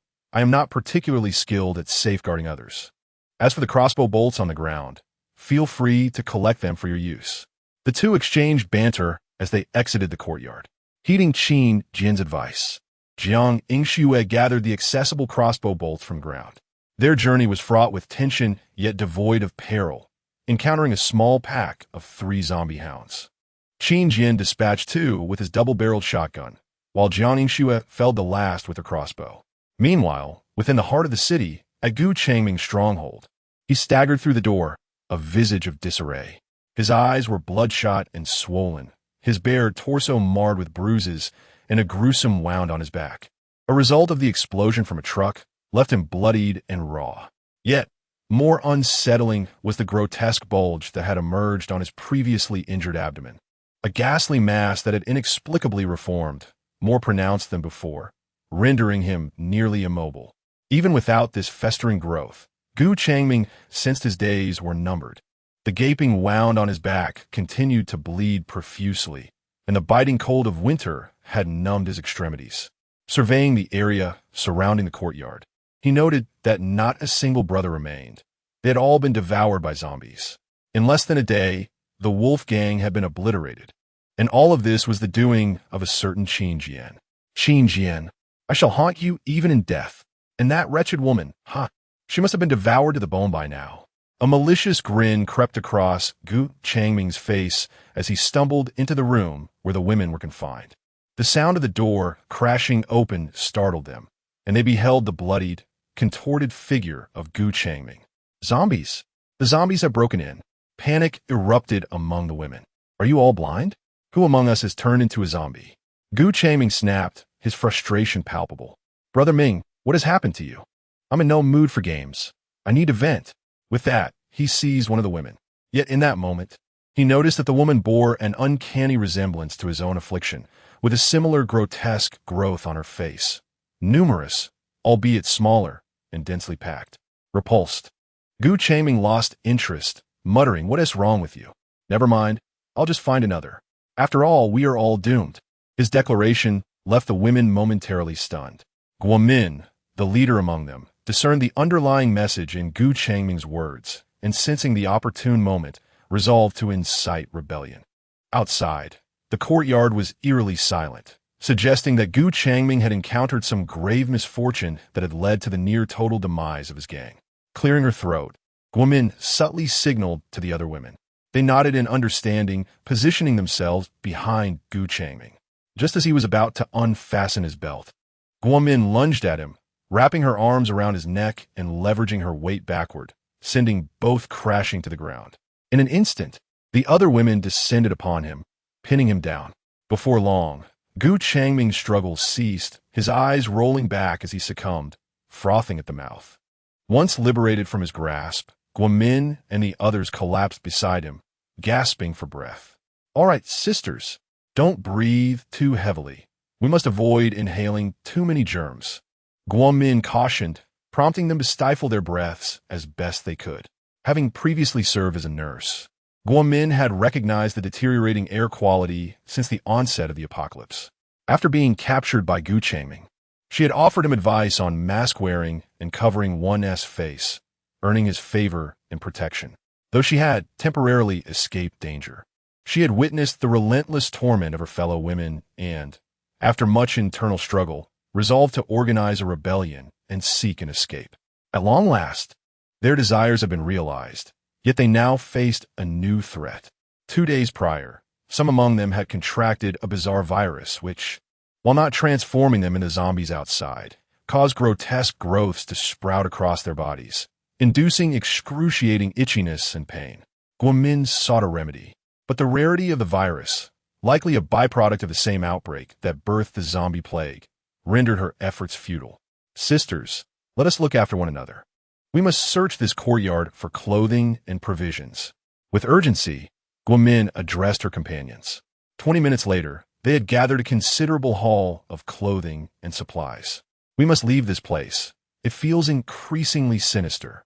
Guomin urged, yet her words met with resistance. To them, this place had been akin to hell, where they had endured unspeakable horrors. Even with the demise of their tormentors, an unsettling aura lingered. Suddenly, as they prepared to depart, the courtyard's door swung open, and a man and woman, armed and resolute, burst in. It was Qin Jian and Jiang Yingxue. Both parties froze momentarily upon seeing each other. Do not move. Qin Jian and Jiang Yingxue commanded in unison, weapons trained on Guomin and her companions. We won't move. Guomin raised her hands, and the women behind her quickly followed suit, surrendering their burdens. Yet, in the next moment, someone spotted the uniform beneath Jiang Yingxue's outer garment, exclaiming in excitement. It's an enforcer. An enforcer? Could it be true? Has the rescue team arrived? A wave of hope surged among the women as they eagerly surrounded Jiang Yingxue, their questions pouring forth before she could respond. Qin Jian found himself sidelined, bewildered by the throng of women, pondering. So these must be the harem group the college students spoke of? Amid the fervor, Jiang Yingxue felt overwhelmed, and after much contemplation, she made a crucial decision. I'm sorry, there is no rescue team. I am not an enforcer. I am merely an ordinary person, and this uniform, I found it merely for warmth. With those words, Jiang Yingxue exhaled a sigh of relief. But the hope within Guomin and the others was swiftly extinguished. Qin Jian observed Jiang Yingxue's gradual transformation since their encounter, a maturation of thought born from necessity. Yet, it was understandable. Had she not faced betrayal, she might not have reached such an epiphany. Ultimately, the truth remained. If one could not care for oneself, how could one possibly care for others, even if they bore the title of enforcer? Excuse me, may I inquire about Gu Changming? I have a personal matter to discuss with him. Qin Jian inquired with a smile directed at the women as he held his double-barreled shotgun upright. Gumin glanced towards the small room and pointed out, He is over there, but we have already dealt with him. Huh? Qin Jian was momentarily taken aback, pondering the futility of his visit. It seemed that eliminating the leader of the human adversaries would have conferred additional rewards. It appeared that all the spoils had been claimed. How frustrating. However, upon noticing the women carrying bags filled with what appeared to be relatively fresh vegetables, Qin Jian quickly reassessed the value of his visit. Chapter 53. The heart-wrenching sarcoma. Ladies and gentlemen, might you pause for a moment? Upon learning that Jiang Yingxue was not an enforcer, Guomin and her companions, despondent and ready to depart, were abruptly halted by Qin Jian. Might I inquire if there is something else at hand? Guomin approached Qin Jian with utmost politeness, posing her query. However, Qin Jian showed no inclination toward civility, stating, Shouldn't the fresh vegetables be left behind? No, not just the vegetables. I mean everything. Leave it all. In the next moment, Qin Jian altered her stance. Huh? Guomin was momentarily taken aback, glancing back at her bewildered companions, who mirrored her shock, appearing indecisive. Sir, you do not seem like the shameless type of person like Gu Chaoming. Why would you seize our belongings, even in the face of armed opposition? Guomin summoned her courage and spoke candidly, for she believed her stance was justified. As a hospital worker, she excelled at reasoning with others. Your belongings? Qin Jian retorted sharply. You do not resemble those devoid of shame either. Even in death, Gu Chaoming's reputation endured. Guomin, momentarily silenced, hastily defended herself. It was we who brought Gu Chaoming to his end. Therefore, this territory is ours, and all that lies within rightfully belongs to us. Despite her reluctance to regard this place as a sanctuary, with Qin Jian's domineering presence, she felt compelled to argue her case. I surmise you merely delivered the final blow to the already weakened Gu Chaoming. Moreover, had we not vanquished all his minions, would you have been liberated? While she expressed sympathy for their confinement, she believed in maintaining boundaries. Your minds cannot have been dulled by imprisonment, can they? Qin Jian, unwilling to yield, continued her line of questioning. Guomin found herself at a loss for words. How could that not be true? Even if one of Gu Chaoming's minions had returned, they wouldn't have dared to act. Without their intervention, she pondered when this suffering might have concluded. Hence, the credit for this victory belonged to them. They effectively breached Gu Chaoming's stronghold, and the resources here rightfully belong to them. Sir, I am grateful for your generous assistance, but might you spare us some provisions? Guomin abandoned her argument and shifted to a plea. As you can see, we are but a group of women. I am fine, but my sisters are ill and destitute, inadequately clothed for warmth, and without a suitable refuge. If we do not secure food, we cannot survive. Rather than invoking pity, Guomin aimed to present the stark reality in hopes of eliciting Qin Jian's compassion. Yet, Qin Jian remained resolute, vowing to withhold any charity for strangers. With an air of indifference, she replied, "What does that have to do with me? What benefit have you provided to me that warrants my generosity?" Upon hearing this, Guomin had an epiphany and quickly responded, I can offer you valuable information. Qin Jian furrowed her brow, contemplating her response. Proceed. I once overheard Gu Chaoming mention an enterprise shelter not far from here, housing numerous survivors. It is said to be well organized, with each individual assigned roles, fostering a strong sense of unity. Thus, I believe this vicinity will no longer harbor individuals akin to Gu Chaoming. If you encounter others in this area, they are likely from that enterprise shelter, so you need not regard them with suspicion. At the very least, you won't mistakenly harm them. Guomin explained, her gaze drawn to Qin Jian's cold weapon.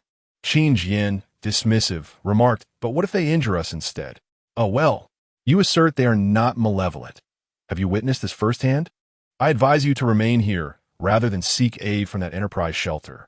What if you inadvertently walk into a den of thieves? We may not be able to rescue you then.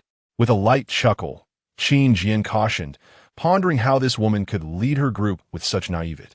Should they venture beyond this haven, not only might they face monstrous threats, but encounters with other survivors could prove disastrous. Guomin was momentarily rendered speechless, yet she could not deny the validity of Qin Jian's assertions. In this world, knowing a person's face does not guarantee understanding their heart. Who could predict whether a seemingly affable individual might betray you in an instant? It appeared her optimism had blinded her to reality. Thank you for the warning. Please forgive my earlier bluntness. Guomin promptly bowed in apology. Seeing her sincerity, Qin Jian nodded slightly. Very well. At the very least, your information has mitigated our risks. Aside from the fresh vegetables, you may retain all other provisions. With that, Qin Jian intended to explore the surroundings for any further supplies. Throughout this exchange, Jiang Yingxue remained silent, fully aware that Qin Jian was negotiating terms with Guomin and her group. She had no authority to interject. Her role was to monitor the situation and assess everyone's reactions, ready to intervene should tensions escalate. However, she soon noticed something alarming. May I ask about those two? Jiang Yingxue inquired, directing her attention to two women in Guomin's group, whose faces were marred by grotesque sarcomas. You mean them? Guomin promptly began her explanation. Jiang Yingxue, sensing her expertise, posed a follow-up question. Have you studied medicine? Indeed. I am a nurse on the verge of being promoted to head nurse before. Alas, the apocalypse struck. Guomin sighed heavily, shaking her head, suppressing her unspoken thoughts. Filled with sympathy, Jiang Yingxue reflected on her own near promotion to team leader prior to the world's collapse. How about this? I have a doctor on my team with 35 years of experience in medicine. I can take you to him shortly. I do not intend to diminish your skills, but his expertise is significant. He can at least provide a preliminary analysis of this strange illness. Really? Is that truly possible? Guomin's face lit up with astonishment, her disbelief palpable as she glanced back at the erratic Qin Jian. Rest assured, that doctor is part of our team, and he will attend to your medical needs free of charge. Jiang Yingshue's assurance calmed Guomin, who expressed her gratitude profusely. Meanwhile, at the entrance, Qin Jian discovered a single-barrel shotgun lying on the ground and quickly retrieved it. Oh, so this was discarded.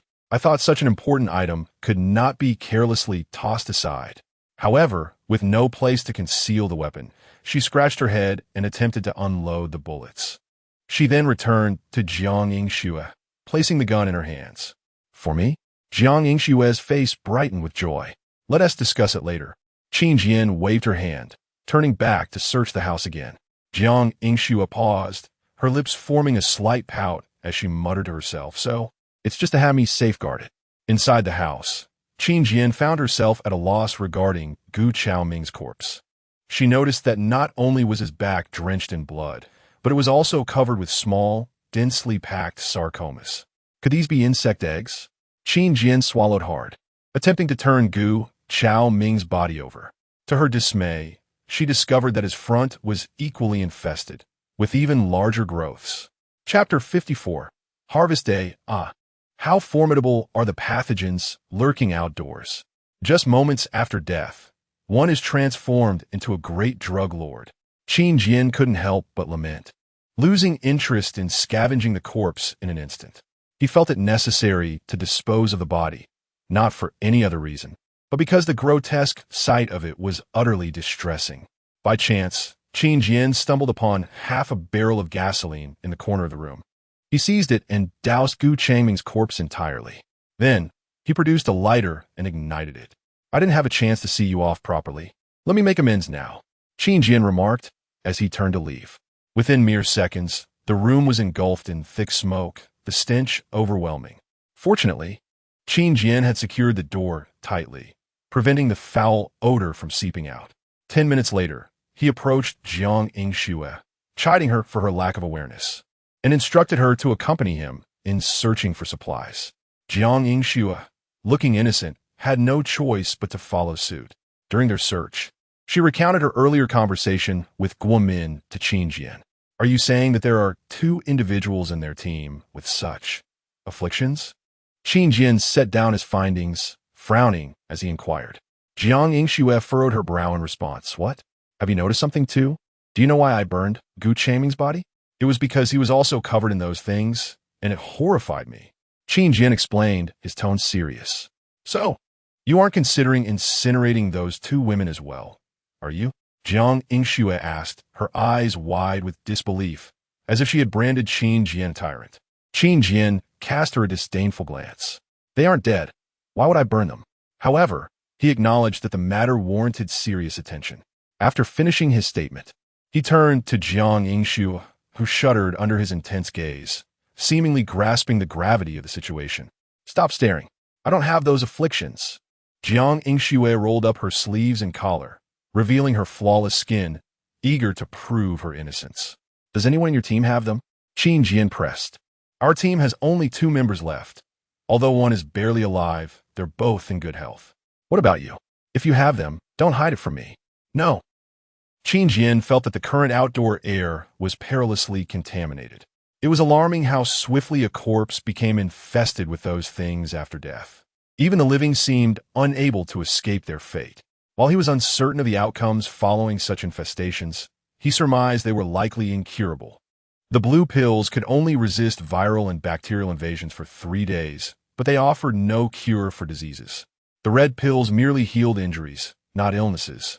I must urgently upgrade my supplies to prepare for any eventuality. I certainly do not wish to contract this affliction, Qin Jian thought to himself, gathering all the supplies he could carry. Unable to transport everything in one go, he negotiated with Guomin and the others, offering them a deal. He would protect them as they transported the goods in exchange for their assistance. As luck would have it, they needed to return to Jiangxue, making the journey quite convenient. Guomin did not hesitate to agree. After a little over 10 minutes, everyone set off with their loads. On their return journey, they encountered numerous zombies. Guomin and her companions had never been so close to the undead. Upon seeing the terrifying, grotesque faces, they were immediately filled with fear and scattered in panic. Jiangxue attempted to organize them, while Qin Jian firmly warned that anyone who screamed would be left behind for the zombies. His threat proved effective, silencing them instantly. Thus, they traveled without incident, reaching Qin Jian's refuge. What tall barbed wire fence! While the interior was not luxurious, it appeared quite secure. How I wish to reside here. Guomin and her companions couldn't help but admire the formidable barrier, lamenting how much better it would have been to have such a sanctuary from the start, sparing them the ordeal of seeking help and ending up in Gu Changming's clutches. Mr. Qin, may I inquire how much contribution is required to join your refuge? Guomin asked, unable to contain her curiosity in the face of such an appealing prospect. Qin Jian turned to her, raising an eyebrow. Don't get your hopes up. Ms. Guo, this is a personal refuge. I do not accept any survivors unless you bring me airplanes, tanks, or heavy artillery. Then I might consider letting you in. Qin Jian's words sounded absurd, yet they were undeniably true. Guomin and her companions quickly dismissed the notion. The corporate refuge was also not an option, and even if it were, their sudden addition of a dozen individuals could lead to resource allocation issues. Thus, Guomin and her group ultimately had no choice but to use Gu Changming's courtyard as their refuge. Just leave the supplies at the entrance. I will tend to them myself. Thank you all for your hard work. Qin Jian expressed his gratitude. I will take them back to Dr. Liu for further examination and will bring you news tomorrow. Before departing, Jiangxue approached Qin Jian. All right, do you have anything decent left over there? Bring it tomorrow, and we can exchange supplies. Qin Jian nodded, inquiring further. Jiangxue shrugged, indicating there was nothing of worth remaining. In that case, I can advance you some weapons tomorrow, and you can search for seeds. Qin Jian proposed, stating his terms. Seeds? Jiangxue frowned, not delving deeper. You mean seeds for crops, right? Okay, I will do my best to find some for you. Excellent. May our collaboration be fruitful. Qin Jian extended his hand with a slight smile. Jiangxue glanced at his hand, hesitantly reaching out, feeling less at ease than during their first handshake. His hand was so soft and warm. As they shook hands, she involuntarily felt a blush creeping onto her face. Yet, Qin Jian remained oblivious. Once everyone departed, Qin Jian closed the courtyard gate, moved all the supplies into the house, and then emerged to clear the bodies hanging on the barbed wire to the ground. After completing these tasks, darkness had fallen. Inside, Qin Jian began to tally the supplies. Today's haul was indeed substantial. He had over 50 pounds of fresh vegetables, more than 30 pounds of fruit, daily necessities, condiments, a variety of tools, a box of medicines, and hundreds of crossbow bolts, along with 60 shotgun shells and 23 hand crossbows. There were also countless smaller items. I must upgrade the refrigerator tomorrow, otherwise the vegetables and fruits will spoil. Observing the mound of produce, this thought struck Qin Jian. As for the numerous hand crossbows and bolts, he needed to find a way to sell them, with his primary target being Guomin and her defenseless companions. Qin Jian believed that, given Guomin's character, even with weapons, she would not harbor ulterior motives towards his refuge. If more individuals wielded his sold weapons to hunt monsters, he would undoubtedly reap significant rewards. Even while resting at home, his points would steadily accumulate. Chapter 55. Disease Expulsion. Tier 2 Crimson Pill. It is noteworthy that when queried about her zombie kills from the previous day, Jiangxue reported eliminating approximately 20. However, the yield from these kills amounted to a mere 50 points, a stark contrast to the 100-plus points Qin Jian garnered from a similar number of kills. Consequently, Qin Jian surmised that the point yield from allies was likely half, if not less, of his own. Nevertheless, he could augment the number of allies indefinitely, accumulating incrementally. He need not fear diminishing returns. Soon, Qin Jian prepared his supper with a whistle. It was an opulent feast. Half a package of the scarce bacon, procured that very day, was used, each slice adorned with a fried egg. A basin of lettuce and cucumber was washed, accompanied by dipping sauce, garlic cloves, and onion. A bottle of salvaged red wine was uncorked and poured to the brim. A scene of utter contentment and leisure. He felt like the wealthiest man in this beleaguered city. After all, he had earned this, and was more entitled than anyone to savor it. "Ah, this is divine. It has been ages since I've tasted bacon," Qin Jian exclaimed, his mouth full, his expression one of pure delight. Contemplating how few in the city could replicate his experience, Qin Jian chuckled. "I wager, even if there are some, they don't live as luxuriantly as I do," he mused with self-effacing humility. After dinner, Qin Jian indulged in some fruit and milk. "I'm a bit stuffed," he admitted, belching and reluctantly venturing out for a stroll. Given the extermination of the zombies outside, Qin Jian opened the gates, flashlight in hand, and retrieved the hand crossbows from the fallen thugs. The iron ladder was also brought back into the courtyard. "This fellow's demise is quite comical," Qin Jian remarked, chuckling at the sight of a thug's corpse splayed in a split on the security fence. As it was late, he decided to leave the amusing cadaver until morning.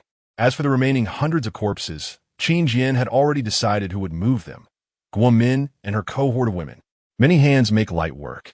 He would compensate them with a dozen crossbows, unaware that their zombie kills would ultimately benefit him. "Am I becoming a capitalist?" Qin Jian pondered, halting his triumphant thoughts with a cough. However, he soon shrugged, muttering, "So what if I am?" The following morning, Qin Jian awoke and immediately checked the point tally. Survival confirmation, 30 points restorative sleep, 16 points sumptuous and nutritious feast, 31 points iron wire netting zombie kills, 1598 points tactical smokescreen elimination of human enemies, 458 points detonated truck zombie kills, 366 points recovery of substantial supplies, leading to euphoria, 500 points successful defense against human hostiles, 400 points incineration of insect eggs, 41 points ally zombie kills, 52 points ally human enemy kills, 97 points total points, 3471 remaining points, 3,503 over 3,500 points. "Ha ha!" Qin Jian exclaimed, invigorated, rubbing his hands together with a mischievous grin. He then noticed a crucial detail in the points breakdown: incineration of insect eggs. Qin Jian involuntarily recalled burning Gu Changming's corpse the day before. Good heavens, it's true. It really was insect eggs. Qin Jian was taken aback, a sense of dread creeping in. He had no idea why a corpse would host insect eggs, let alone what might hatch from them. Mother of mercy, could this get any stranger? First, sentient cabbage, now corpses as insect nests. Qin Jian ran his hands through his hair, his scalp prickling. The thought of hundreds of corpses, both inside and outside his yard, sent a chill down his spine. He rushed outside to investigate. First, he examined the zombie corpses in the yard, finding no abnormalities on their skin. Relieved, he hurried outside. Perhaps due to the corpse's freshness, the bodies outside were markedly different. Approximately 1 in 10 corpses was covered in insect eggs of varying sizes. In total, there were nearly 30 egg-infested corpses near the shelter. However, Qin Jian's fear turned to elation. Only 30 infected. That's nothing to worry about. There are nearly 500 corpses around the shelter. The probability is quite low. Moreover, the insect eggs could be advantageous. How many points per incineration? 40-something, right? Qin Jian's eyes lit up as he counted on his fingers. Burning 30 egg-infested corpses yields over 1,200 points. I hope you grow more of them. As long as they don't hatch, I promise to give you a warm send-off. Qin Jian excitedly returned to the yard, pulled out the garbage truck, and loaded the egg-infested corpses, piling them up in the yard.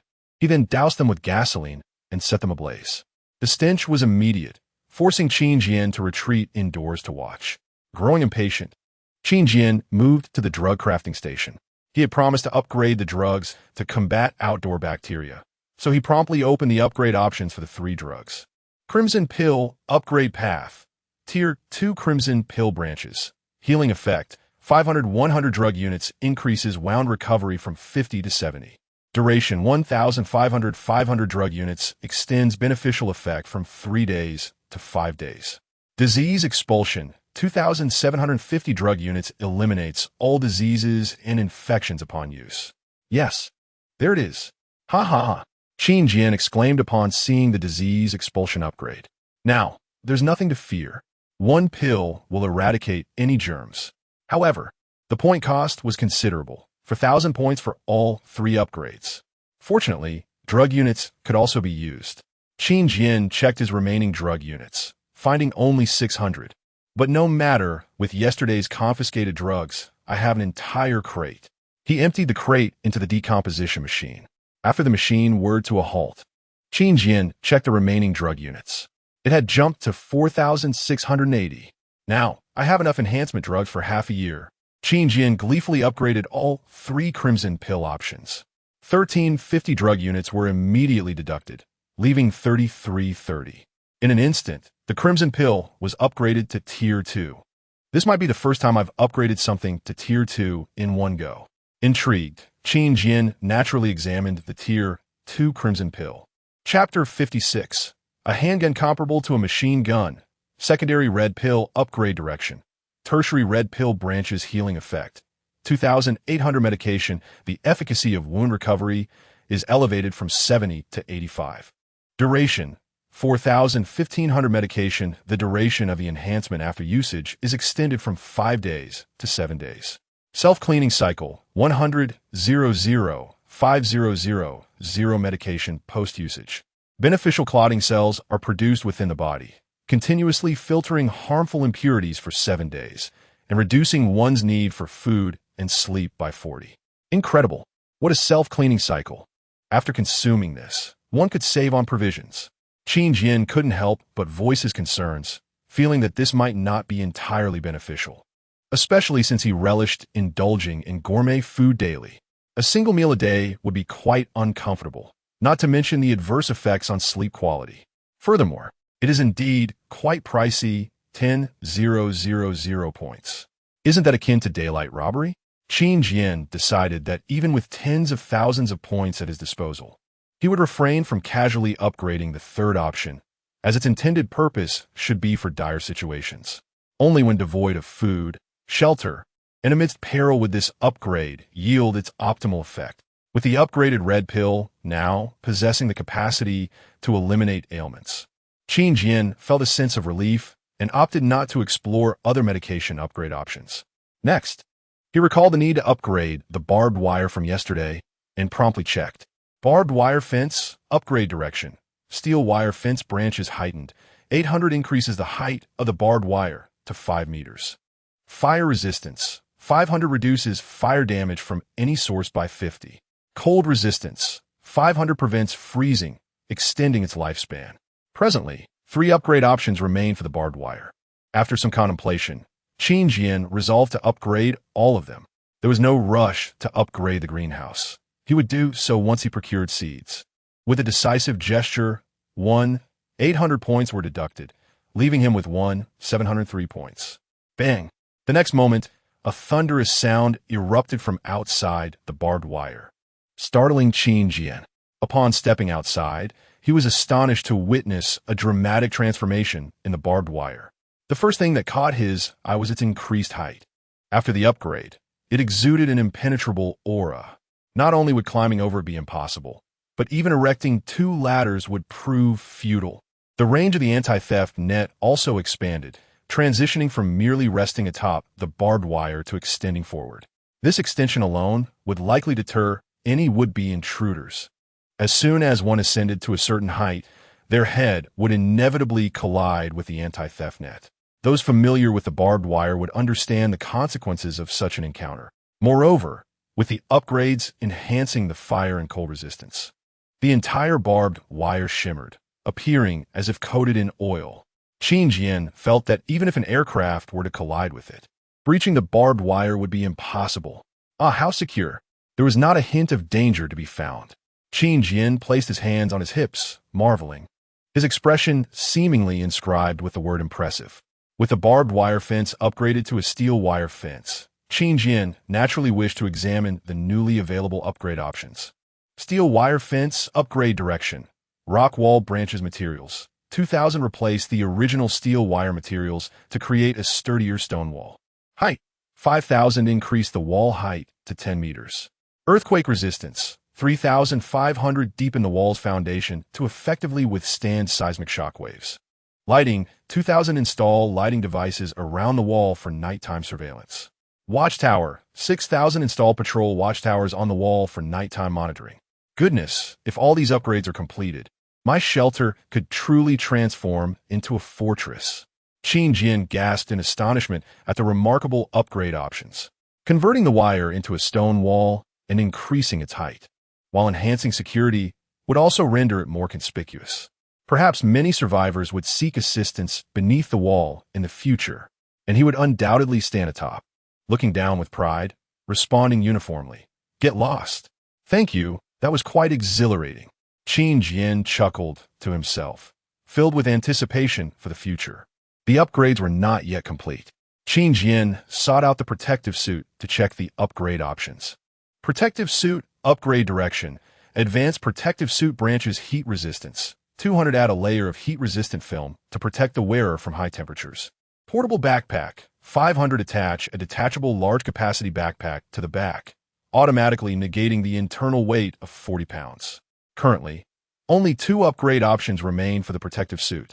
Without hesitation, Qin Jian upgraded both. His points immediately decreased to 1,003, with exactly 1,000 remaining. Heat resistance was paramount.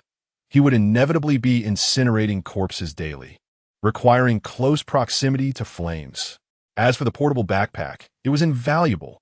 It was akin to carrying a large bag for transporting supplies, even featuring advanced technology that disregarded an internal weight of 40 pounds. Thus, he could carry not only weapons and provisions, but also a full load of 40 pounds without feeling any burden, allowing him to run as if weightless. With all options upgraded, the protective suit was rebranded as an advanced protective suit. What a day it had been. Consecutively maxing out the upgrade options for 3 items: the red pill, the barbed wire, and the protective suit.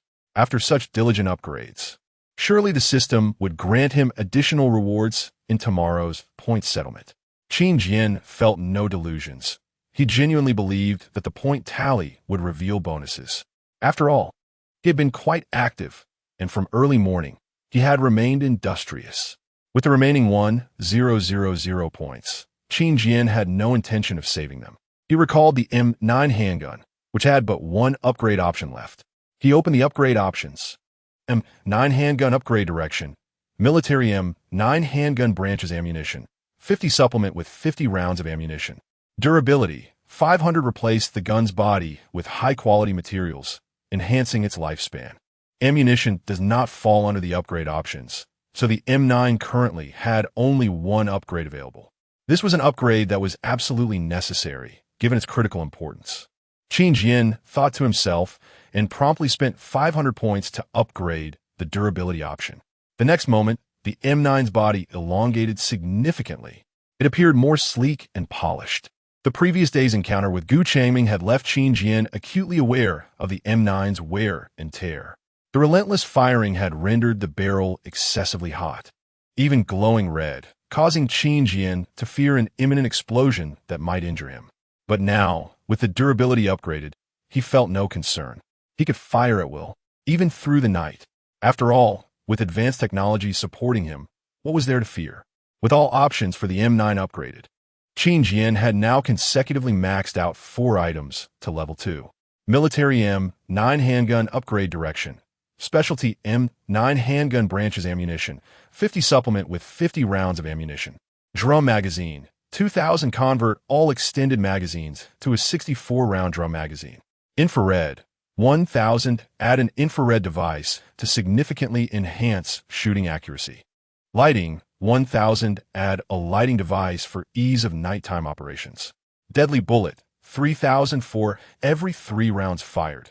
The 4th bullet inflicts double damage. What an exhilarating sensation. Qin Jian couldn't help but exclaim, pondering how an M9 pistol, through continuous upgrades, could rival the firepower of a machine gun. First and foremost, the magazine, which has been expanded to accommodate 64 rounds. surpassing even that of a light machine gun. The infrared feature undoubtedly enhances firing accuracy. After all, with infrared targeting, one need not aim precisely to hit the enemy. The illumination lamp is also crucial, allowing for nighttime excursions without the need for a flashlight. Lastly, for those in the know, this transforms into a piece of cutting-edge technology. One round equates to the damage of two. What could possibly withstand such force? Chapter 57. Physical Labor. Not too dismissive, I hope. Although today, he upgraded 4 items to level 2, Qin Jian found himself with only 500 points remaining, while each upgrade option required at least 1,000 points. Thus, he reluctantly decided to settle for less. I shall craft an ID identifier. He mused as he approached the equipment crafting station. He made a significant decision to entrust the single-barrel shotgun he had seized yesterday to Jiang Yingxue. After all, with her background as an enforcer, her courage and marksmanship far surpassed that of the average individual. Moreover, having commissioned her to search for seeds, it was imperative that he provided her with a suitable weapon. Nevertheless, despite their familiarity, having dined and ventured out together, he could not entirely lower his guard around Jiang Yingxue. It was prudent to remain cautious. Should he ever sell surplus firearms, each must be affixed with an ID identifier.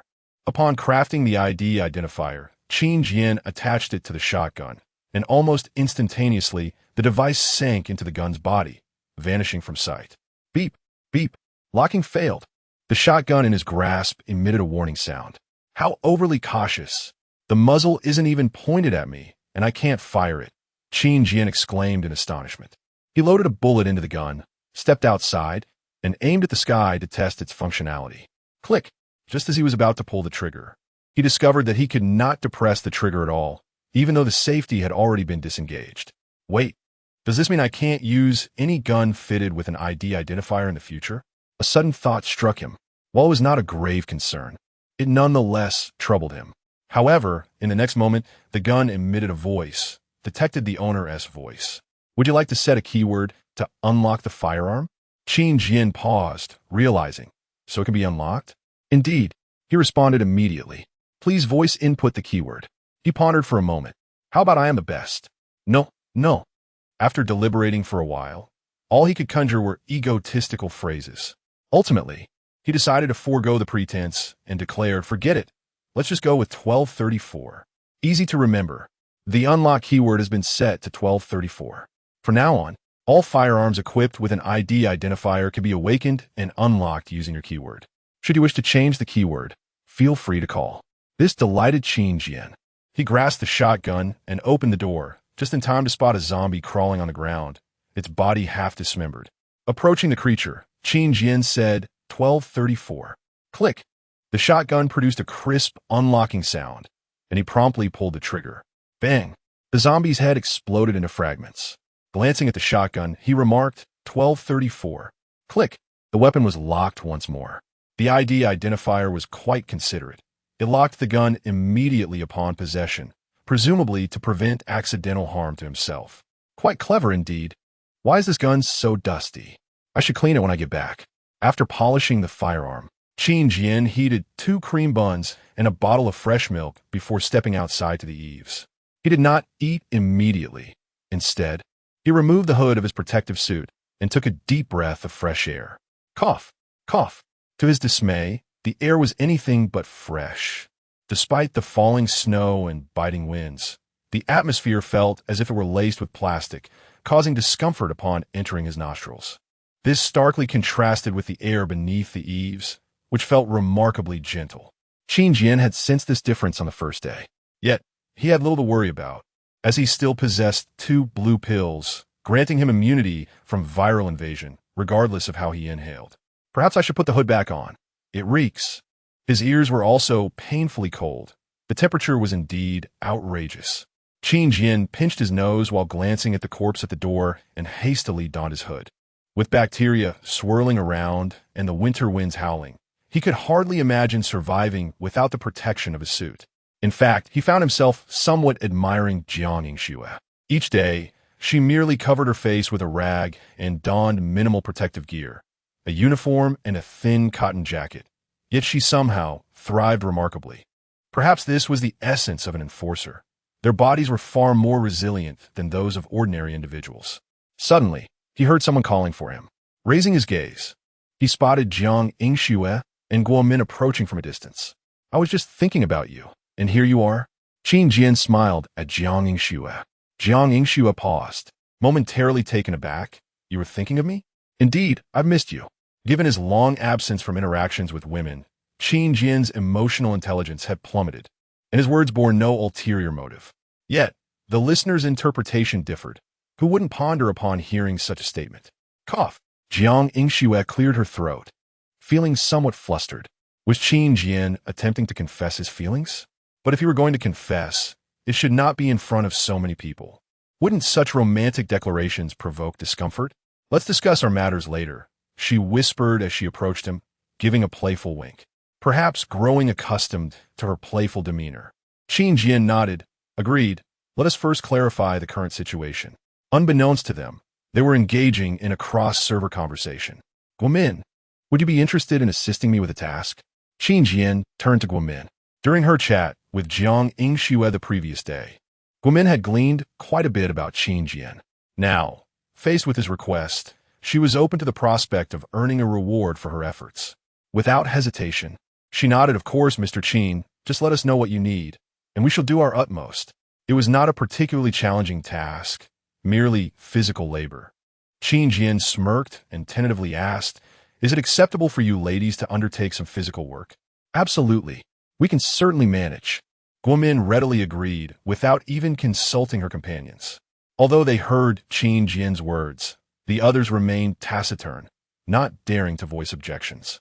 Given the current state of affairs, surrounded by zombies and lacking proper weapons for self-defense, they had no means to acquire resources. Therefore, it seemed prudent to stabilize their situation by working for Qin Jian and earning some rewards to tide them over. All right. Qin Jian was pleased with their willingness and clapped his hands, assigning them the tasks of transporting corpses and cleaning the courtyard. As Guomin and her companions gazed at the pile of corpses outside, their expressions turned grim, ranging from bewilderment to disgust.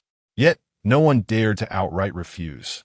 They picked up their tools and began to labor diligently. Isn't it a bit problematic to have hundreds of corpses piled up in the courtyard? Jiang Yingxue inquired, curiosity evident in her voice. It should be fine, as long as it doesn't block the door, Qin Jian replied. Jiang Yingxue rolled her eyes and continued. Do you need any medicinal supplies?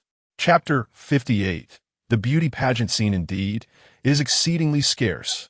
Qin Jian nodded vigorously in response, for he yearned to amass a substantial quantity of enhancement drugs, perhaps even tens of thousands, to stockpile several years' worth.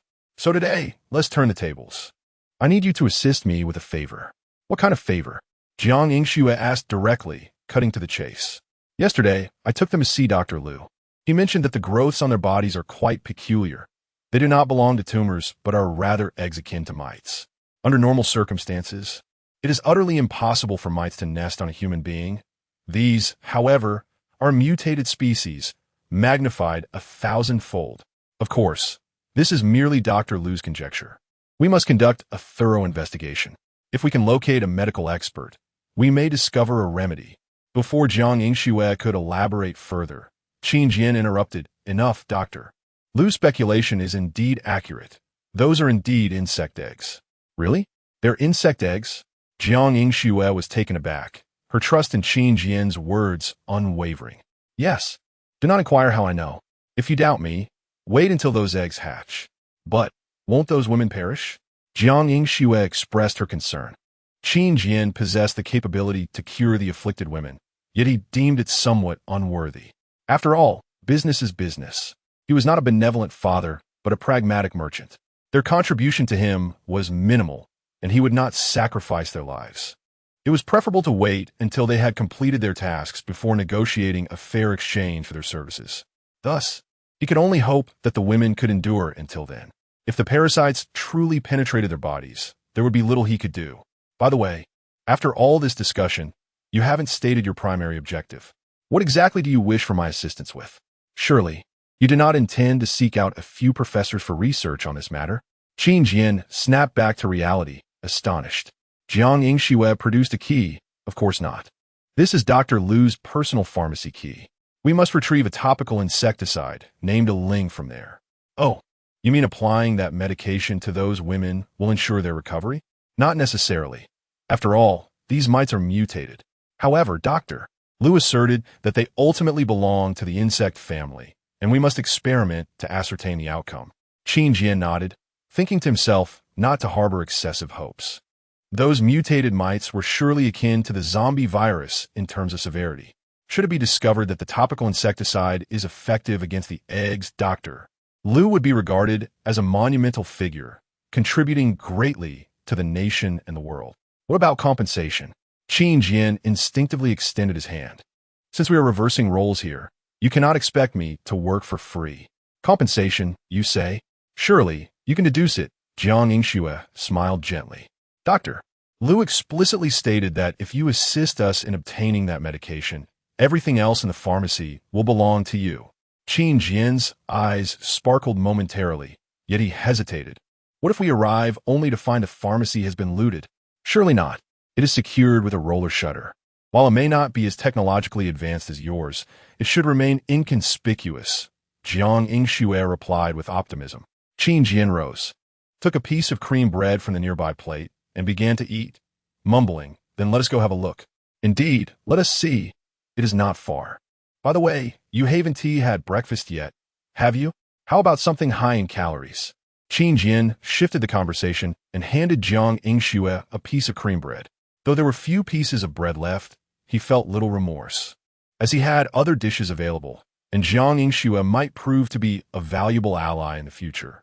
It was essential to establish a system of rewards and penalties. I haven't eaten.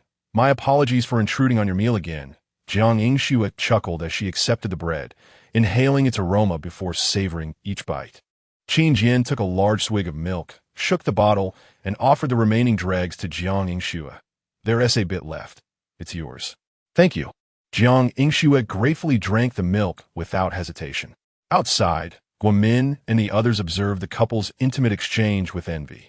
It was not their affection they coveted, but rather the delectable items in their possession, freshly baked cream bread and steaming milk. Even before the apocalypse, they had never truly enjoyed such a lavish breakfast. Moreover, after the onset of the apocalypse, they had been at the mercy of Gu Changming, enduring intermittent hunger and feasting, with even a grain of rice becoming a luxury. Before long, rumors began to circulate. The enforcer had mentioned that she had only recently met Qin Jian and that they were not romantically involved. So, was she perhaps being kept by him? This seemed quite plausible. After all, in the apocalypse, even enforcers could undergo changes. Given her striking beauty, perhaps she had already become a loose woman before the world fell apart. Guomin's group was not solely comprised of women in their 30s. Some were in their 40s and nearing 50. These women did not hail from affluent backgrounds, possessing limited education, and were intimidated by Qin Jian's authority, only able to gossip behind his back. Guomin had attempted to silence them, but they could not restrain their tongues. Once they observed something, they were quick to leap to the worst conclusions. Thus, Guomin's team appeared united on the surface, yet beneath lay a tumultuous undercurrent, already divided into smaller factions. Had it not been for their encounter with Qin Jian yesterday, they might have succumbed to infighting after eliminating Gu Changming, leading to their disbandment. Soon, someone took the initiative to shift the focus of discussion regarding Jiang Yingxue onto themselves. What? If you're so capable, why not give it a try? See if he finds you appealing. I'm too old for that. We have our dignity. Unlike you young ones, who are all so wanton. Hee, you have some self-awareness. I see. If you hadn't mentioned your age, I would have assumed you were 70. Half of the women joined in this banter, each exchanging barbed remarks, filling the air with tension. Noticing the disinterest of the women, Qin Jian frowned and approached them. Hey, what are you all doing? Why the sudden chatter? The women, seizing the opportunity with Qin Jian's arrival, decided to inquire directly. Mr. Qin. Oh no. Qin Ge. Do you like someone like me? Qin Yi. Don't pay attention to her. Look at me first. And me. Instantly. 4 or 5 young women sprang before Qin Jian, and he found himself momentarily bewildered, pondering how their task had devolved into a beauty contest. Hey, stop this. Return to work. Guomin, taken aback by the sudden turn of events, rushed over to intervene, but was promptly pushed aside by three middle-aged women. These three middle-aged women then crowded around Qin Jian, raising their voices. "Young man, for heaven's sake, do not choose them. They've all been used by Gu Changming's gang. Not to mention she and her. They were all escorting before. Who knows what ailments they may carry? Think carefully, Qin. While we may be older, we are far more capable than they are. We can handle all sorts of chores, from cleaning to cooking." Chapter 59. The sudden embrace. The words of the middle-aged women were exceedingly candid, exposing the true nature of the several young and beautiful women. Instantly, the latter became displeased and began to scold the former, leading to a chaotic scene. Bang! The next moment, a deafening gunshot rang out. All the women were startled, quickly covering their mouths and retreating to the side. Qin Jian lowered his weapon, his expression darkening as he addressed the women. "What do you take me for?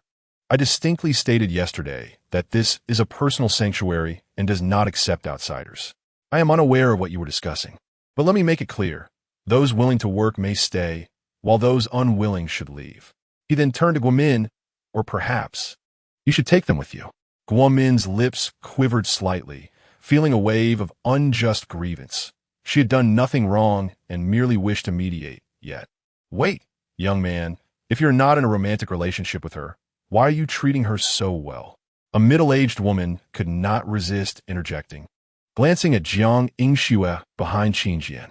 Her words were undoubtedly self-incriminating, leaving the young women stunned, internally lamenting their own cowardice for not daring to ask such a question. The middle-aged woman even believed she had articulated her point quite delicately. But how could Qin Jian fail to grasp the underlying implications? Connecting the dots from the earlier conversation among the young women, he quickly understood. "Are you suggesting that my kindness stems from an infatuation with Jiang Yingxue's beauty?" Qin Jian exclaimed, his eyes wide with disbelief. "Isn't that the case?" The middle-aged woman retorted. "You all think the same, which is why you dare to set conditions with me." Qin Jian directed his gaze at the young women, who averted their eyes, unwilling to affirm his statement, their expressions betraying their guilt. "I will give you 30 seconds to disappear from my sight." Qin Jian sighed, addressing the middle-aged woman. Initially, she did not comprehend his meaning, but upon seeing him draw his M9, her face filled with shock. "What are you doing? I haven't wronged you. 20 seconds. You are utterly insane. How can you justify this?" 10 seconds. As Qin Jian continued to count, fear finally gripped the middle-aged woman. She turned and pushed through the crowd, fleeing in haste. Despite her previous bulk, she ran with surprising speed, quickly distancing herself from the sanctuary. But in the next moment, she stumbled and fell, not due to a stone, but because someone seemed to have grasped her foot. Dazed, she glanced back and was met with the sight of a bloodied zombie clinging to her ankle. The only dormant zombie near the sanctuary had now been awakened by her misfortune. In the next instant, the zombie lunged at her, sinking its teeth into the fleshy nape of her neck. Guomin and the others witnessed this scene, their faces filled with shock, trembling yet remaining frozen in place. Qin Jian holstered his weapon, his expression devoid of emotion. "Jiang Yingxue is my partner. My kindness towards her is because she can assist me in slaying zombies, while you cannot. If any of you dare to wield a knife and confront a dozen zombies, or stand up to armed thugs, then by all means demonstrate it through your actions, and I assure you, you will receive the same treatment. I have said all I need to. I hope this matter does not arise again. Now, return to your work." To the women, his final words took on a threatening tone, as if implying that any further disobedience could result in immediate execution. All the women quickly retreated from Qin Jian's side, returning to their posts, diligently toiling away, not daring to utter a single word. Jiang Yingxue had heard everything and found nothing particularly alarming. However, she was taken aback by Qin Jian's anger. Yet, she understood that the middle-aged woman's remarks not only slandered her, but also indirectly tarnished Qin Jian's character. Even without taking direct action against the middle-aged woman, Qin Jian's fury had subdued everyone present, leaving even Jiang Yingxue hesitant to speak to him, opting instead to give him some space to cool off. Perhaps frightened by the earlier incident, Guomin and her group worked with remarkable efficiency, quickly clearing the snow from the yard. Subsequently, they helped one another, two women lifting a zombie's corpse, and, as per Qin Jian's instructions, placing it in the back of the courtyard. As dusk approached, all the bodies outside the sanctuary had been relocated. Qin Jian expressed his gratitude to everyone and called Guo Min aside. Your reward is a hand crossbow. Count your number and report back to me. A hand crossbow? I know. I've seen Wu Changming and the others use it. Upon hearing about the reward, Guo Min was overwhelmed with excitement. With a weapon, they would no longer fear the zombies while searching outside. You've seen them use it? Then you should be able to replicate it, right? Pretty much. Good. That saves me the trouble of teaching you. I'll provide you with 50 bolts. Distribute them wisely. Just remember to retrieve the bolts once they are shot. And you won't have to worry about running out. Yes, I understand. Thank you, Mr. Qin. In just a few exchanges, Qin Jian completed the reward distribution. There were a total of 18 women, so Qin Jian allocated 18 hand crossbows among them. Despite having eaten little that day, each woman who received a hand crossbow wore a look of relief. After all, they believed that weapons were even more crucial than food. If they could not ensure their survival, what was the point of worrying about a full stomach? Guo Min, I hope you can manage them well moving forward, especially their behavior. Before Guo Min departed, Qin Jian called out to her with this admonition. Reflecting on the morning's turmoil, Guo Min felt a deep sense of self-reproach, laden with helplessness. Fortunately, Mr. Qin had afforded them a final opportunity to redeem themselves. Without uttering a word, Guo Min simply nodded in silence and turned to leave. Once Guo Min and the others had departed, Qin Jian approached Jiang Yingxue, finally breaking the silence. Given how these women speak about you behind your back, do you still wish to save them? Jiang Yingxue understood he was referring to the matter of the eggs, and she replied with a wry smile, to be honest, I never intended to save them. Firstly, I believe that once one has that thing, it is beyond remedy.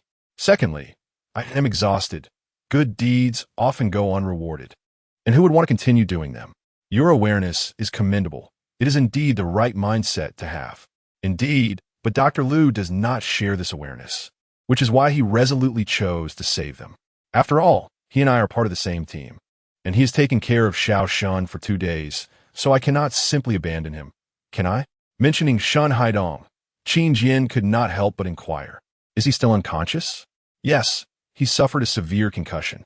When he wakes up, he may very well be half-witted. Through their previous conversations, Qin Jian learned that Shun Haidong was Jiang Yingxue's disciple. Although they had known each other for less than a few months, their bond was akin to that of siblings. Inseparable. Qin Jian naturally understood the depth of their platonic camaraderie. Ah, then I shall assist you until the end. I cannot let you search for seeds alone. After speaking, Qin Jian rose and returned indoors to concoct a red pill, which he handed to Jiang Yingxue. Qin Jian. Jiang Yingxue recognized the significance of what he was giving her and understood why he entrusted such an important item to her. Surely you are not at a loss for words? Seeing Jiang Yingxue rendered speechless, Qin Jian could not help but chuckle. But in the next moment, Jiang Yingxue suddenly embraced him. Chapter 60. The colossal figure, the mutated vulture Qin Jian, was momentarily taken aback. This embrace felt entirely different from the one he had received from the female student earlier. The contrast was not merely physical, but carried a weight of significance that was worlds apart. After a considerable time, Jiang Yingxue released her hold on Qin Jian. May I interpret this as a gesture of gratitude? Qin Jian inquired, his brow furrowed. Indeed, Jiang Yingxue replied, initially intending to say more, but quickly sought a graceful exit from the moment, nodding in agreement. Well, it seems late. Shall we proceed to that pharmacy? Let's go. Jiang Yingxue answered without hesitation. Wait, take this, Qin Jian called out to her. Retrieving a single-barrel shotgun and 60 rounds of ammunition from his protective gear's backpack and handing them to her. Jiang Yingxue did not offer any superfluous thanks. Their mutual understanding rendered words unnecessary. One provided effort, the other weapons. This gun is quite old, homemade, and the regulations have tightened significantly in the past year, Jiang Yingxue remarked, expertly loading the shotgun with bullets. Isn't that what Wu Changming does? Yesterday, we did our part in ridding society of a menace. Qin Jian replied as the two stepped out. At that moment, both Qin Jian and Jiang Yingxue armed themselves with formidable weapons. Appearing like the most powerful duo in the city, impervious to the encroaching hordes of zombies. As they advanced, they dispatched the bothersome undead with ease. The shotgun's thunderous blast attracted numerous zombies, yet the pair remained unperturbed, their synergy enabling them to effortlessly disperse wave after wave of the undead, as if engaged in a game of mowing grass. "Leave that dog to me," Qin Jian exclaimed as he spotted a zombie dog charging towards them. He swiftly drew his M9 and dispatched it with precision. Jiang Yingxue, unaware that Qin Jian was fulfilling a weekly task assigned by the system, assumed he was merely practicing his marksmanship on the zombie dog. After a surprisingly smooth journey, they finally approached the pharmacy. The sun had fully set, casting a dim pall over the city. "Wait!" Just as Jiang Yingxue was about to unlock the pharmacy door, Qin Jian suddenly warned her, pulling her aside and into the shelter of a wall. "What's wrong?" Jiang Yingxue, still in the dark, asked nervously. "It seems someone is approaching," Qin Jian said, his eyes wide with focus. Having consumed an enhancement drug, his hearing was several times sharper, allowing him to detect the distant thudding of heavy footsteps. "How come I didn't hear that?" Jiang Yingxue pondered aloud, when suddenly she caught sight of a group of people bursting forth from an alley beside the pharmacy. "Are these all humans? So many of them," she exclaimed, observing nearly 20 individuals, all in a hurry and panting heavily. However, the scene that unfolded next left both Qin Jian and Jiang Yingxue in utter disbelief. One among the crowd suddenly lunged at another, seizing an object and striking the fallen individual on the head. Instantly, chaos erupted, a cacophony of screams, curses, and frantic shouts filling the air. Qin Jian finally grasped the situation and could not help but mutter in a low voice, "This group is not united." Jiang Yingxue, coming to the same realization, understood that these individuals were divided, one faction pursuing another for reasons unknown, leading to the brawl. "Should we intervene?" she asked, unable to contain her curiosity, especially since the conflict was occurring right at the pharmacy entrance while they were eager to secure the medicine before nightfall. "Intervene? How will we do that? Are we to eliminate both groups?" Qin Jian responded with a question of his own. Jiang Yingxue paused, realizing the complexity of the situation. It was impossible to discern which faction was virtuous or nefarious. How could they possibly assist? Yet, she mused, in this world, did good and evil even hold any meaning? As the brawl intensified, a sudden mournful cry resonated from the sky. Everyone, including Qin Jian, was startled, and soon someone shouted, "Oh no, it's that vulture! Run!" In an instant, the crowd seemed to have reached an unspoken truce, scrambling to escape in a comically chaotic manner. Whoosh!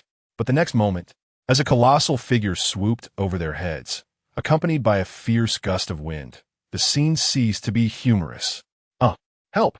The enormous creature snatched up an individual, soaring low, as the unfortunate soul cried out in desperation, but no one could save him. The crowd quickly scattered, vanishing from sight, while the colossal figure continued to circle above the alley, emitting a piercing wail. Realizing that the term vulture had been repeatedly uttered by the fleeing individuals, Qin Jian could not help but conclude that this formidable creature was indeed a mutated vulture. After all, how could an ordinary vulture grow to such a size? Its wingspan alone must have exceeded 5 meters. Damn it, this is unequivocally a boss-level monster, Qin Jian thought to himself, unable to suppress his internal lament.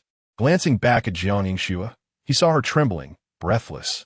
Humans instinctively fear the unknown, and Jiang Yingxue was no exception, despite knowing it was a vulture. She found it more peculiar than zombies or zombie dogs. 5 minutes later, the silhouette of the mutated vulture vanished from the sky, and the two cautiously emerged from their hiding spot. "Let's act swiftly. If that creature returns, we'll be in dire straits," Jiang Yingxue said, her voice quivering as she unlocked the rolling shutter and pushed open the pharmacy door to enter.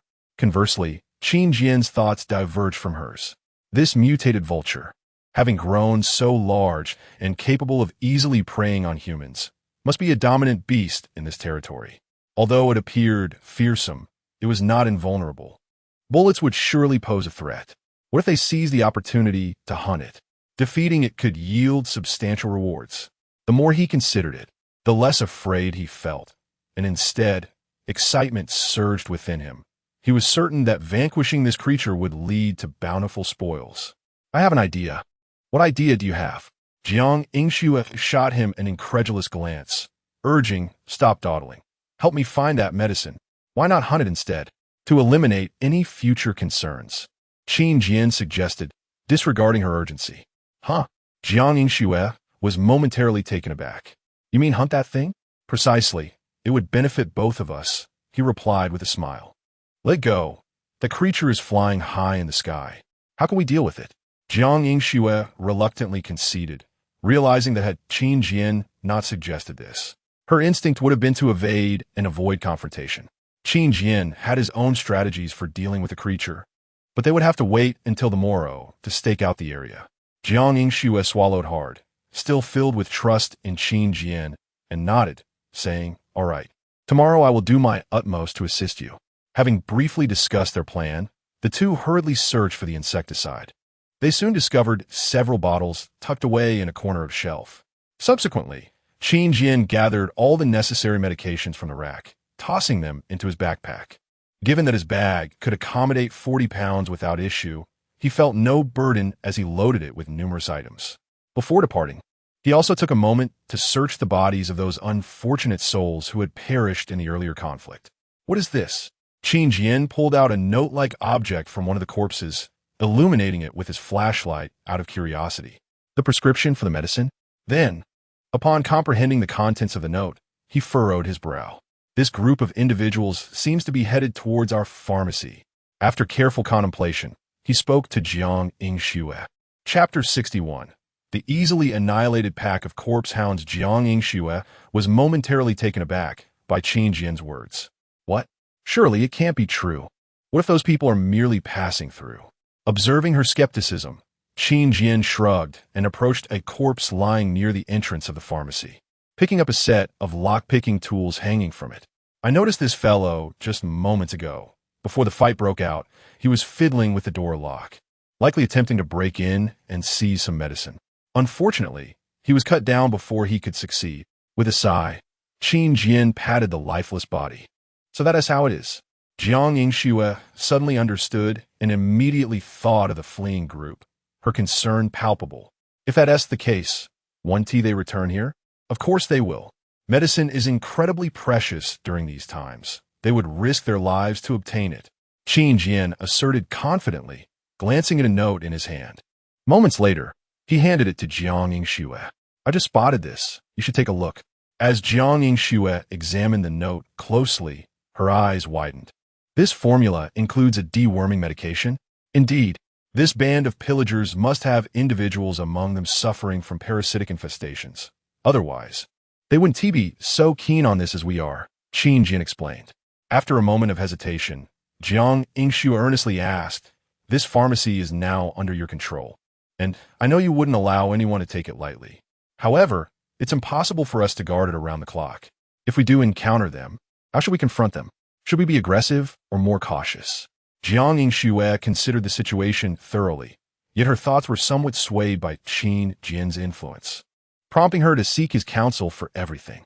Had she not met Qin Jian, her instinctive response to the encounter with the pillagers would have likely been to negotiate peacefully.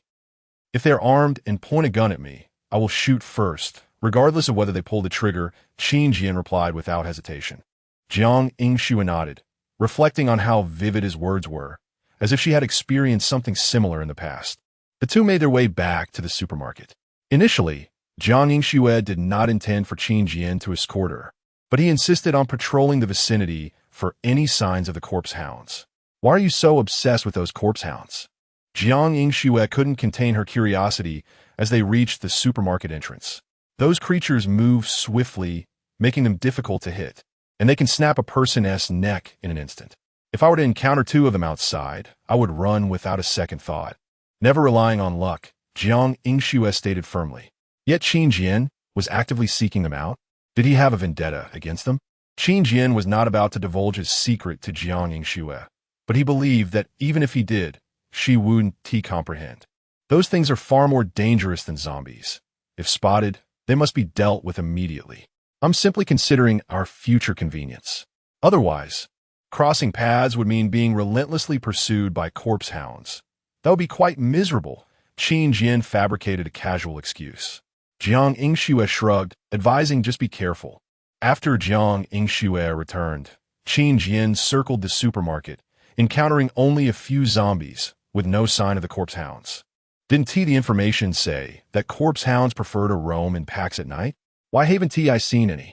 Could it be that I've cleared this area of them? He pondered, frowning as he headed back to the shelter. Before long, he heard barking not far away. Turning his head, he spotted nearly a dozen corpse hounds about 50 meters away, some resting on the ground, others feasting on nearby corpses, while a few patrolled like sentinels around their companions. Am I just lucky? I said I couldn't see any corpse hounds, and now a whole pack appears? Qin Jian was momentarily stunned before snapping back to reality, preparing his gun. Wait, I can't act recklessly. That is a dozen hounds. Even with the boost from the blue pills, I'd rather not engage them directly. Being bitten might not lead to infection, but it would certainly hurt. Losing a limb would be a disaster. Determined to avoid unnecessary injuries, Qin Jian scanned his surroundings and noticed a small tree nearby, smaller than the one he had previously climbed. Surely, those hounds couldn't climb trees, could they? He contemplated and decided to test his theory.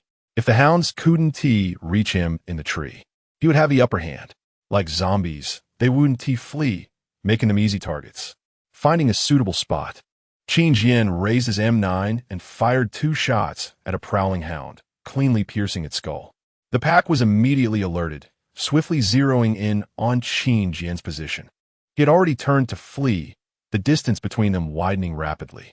Had it not been for the sharp-eyed secret potion, the hound would have been at his heels in mere seconds. In no time, Qin Jian ascended the tree, and moments later, the hounds reached the base. Leaping upwards in vain. You can't reach me.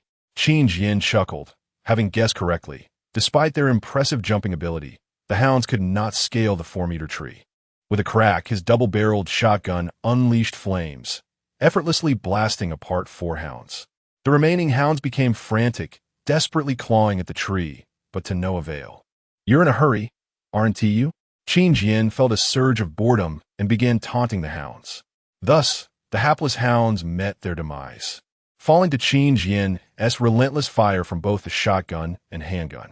Once he descended from the tree, he kicked aside the hounds' carcasses and, gun in hand, whistled as he strolled back to the shelter. Upon returning, he checked the mission board, confirming the completion of the task to slay the hounds. In truth, he had far exceeded the requirement. He had lost count of how many he had dispatched prior, but he likely hadn't reached the target of 15.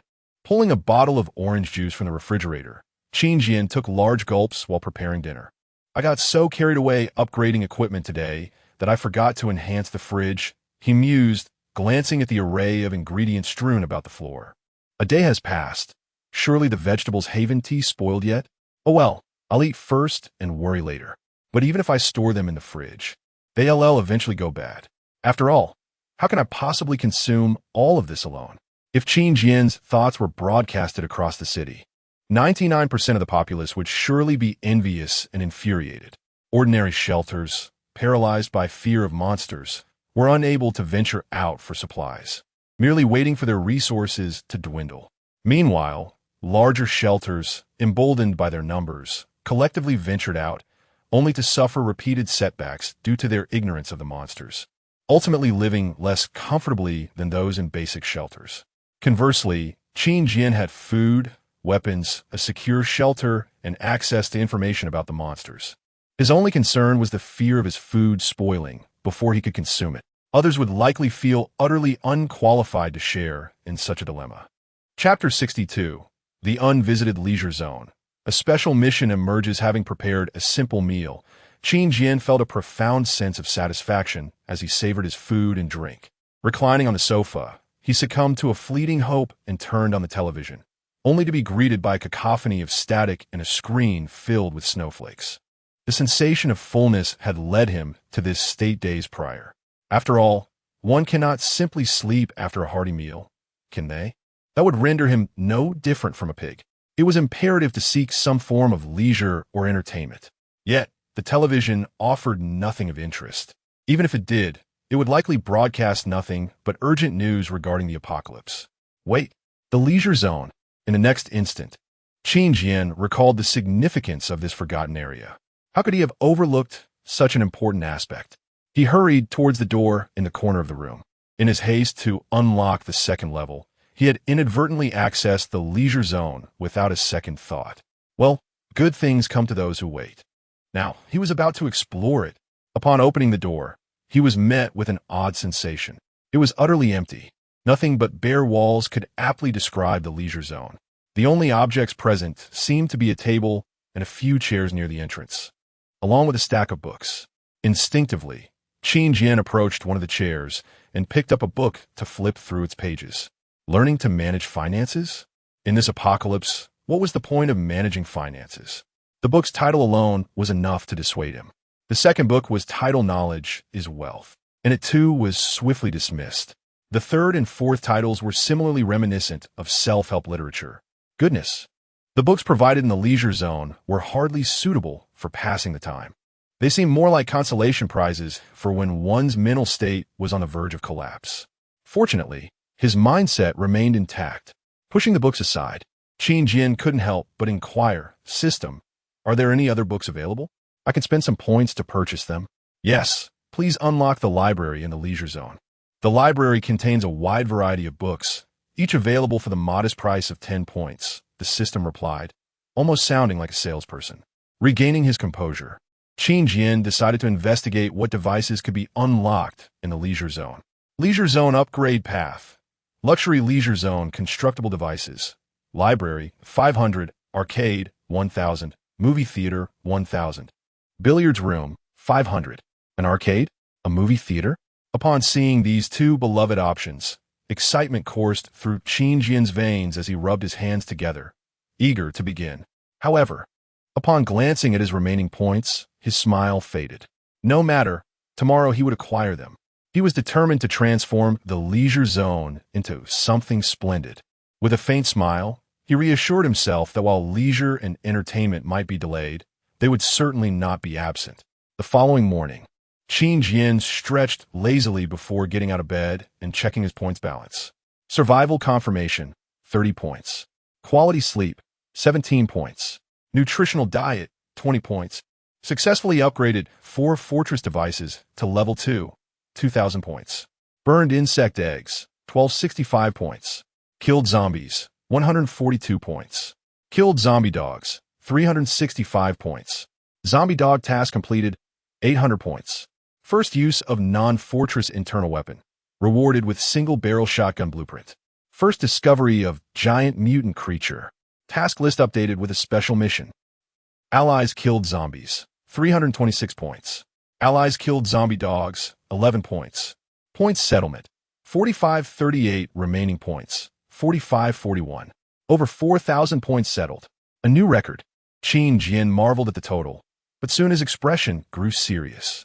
The settlement rewards included not only points, but also critical information. The task list had updated with a special mission. Just the term special mission suggested it was far superior to regular tasks. The standard task list was updated weekly. Yet his outing yesterday had triggered hidden conditions, leading to this additional task. Thus, it was evident that this special mission must be related to the mutated vulture.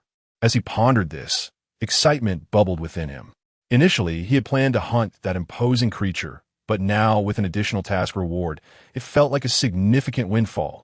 The prospect of an extra special mission solidified Qin Jian's resolve to hunt the mutated vulture. After all, with only 2 days until the task list refreshed, losing this special mission would be akin to missing out on a fortune. Quickly, he approached the task list to inspect the details. Special mission: kill the mutated vulture you discovered, retrieve its head, and place it in the corpse disposal machine. Reward: 5,000 points. And an increase in the random reward count of the corpse disposal machine by 3 times. Seeing such generous rewards, Qin Jian exclaimed, "This is incredibly lucrative." The 5,000 points reward, coupled with 3 additional random rewards from the disposal machine, felt like he was effectively earning 1,000,000. Without delay, he began drafting a plan for hunting the mutated vulture, eager to waste no time. First and foremost, he needed to check his equipment. After all, as the old adage goes, one must be alive to yield results. Without adequate defense, nothing else mattered. He opened the upgrade options for his protective suit. Advanced Protective Suit, Upgrade Path, Custom Protective Suit. Branches diverse virus protection. 2000 Your protective suit can resist a wider range of mutated viruses and bacteria. Impact resistance. 1000 added shock-absorbing pads reduce 75 of external impacts and damage. Explosion resistance. 3000 embedded with explosion-proof plates, reducing 80 of explosive damage. Fall protection. 2000 added fall protection devices reduce 80 of fall damage. Bacteria scanning. 3000 enhanced automatic air scanning system provides real-time bacterial concentration information to the fortress host. Qin Jian glanced over the options, his gaze settling on impact resistance. It was prudent to be prepared. What if the mutated vulture attempted to take flight or escape during the hunt and collided with him? Although he had not seen the creature's full form the previous night. Its wingspan alone was over 5 meters, and it undoubtedly weighed a considerable amount, perhaps even over a ton. If his defenses were inadequate, a collision could be fatal.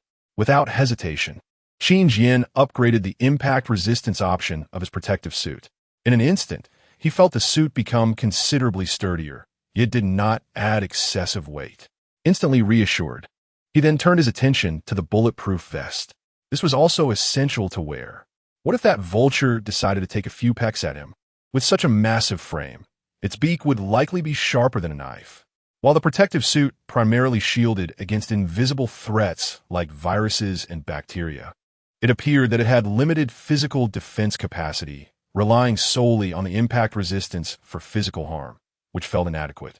Thus, Qin Jian promptly examined the upgrade options for the bulletproof vest. Bulletproof Vest Upgrade Path. Military-grade bulletproof vest. Branches automatic repair, 100 every 12 hours. The bulletproof vest automatically repairs all damage. Stab resistance, 200 increases elasticity, reducing 80 of piercing damage.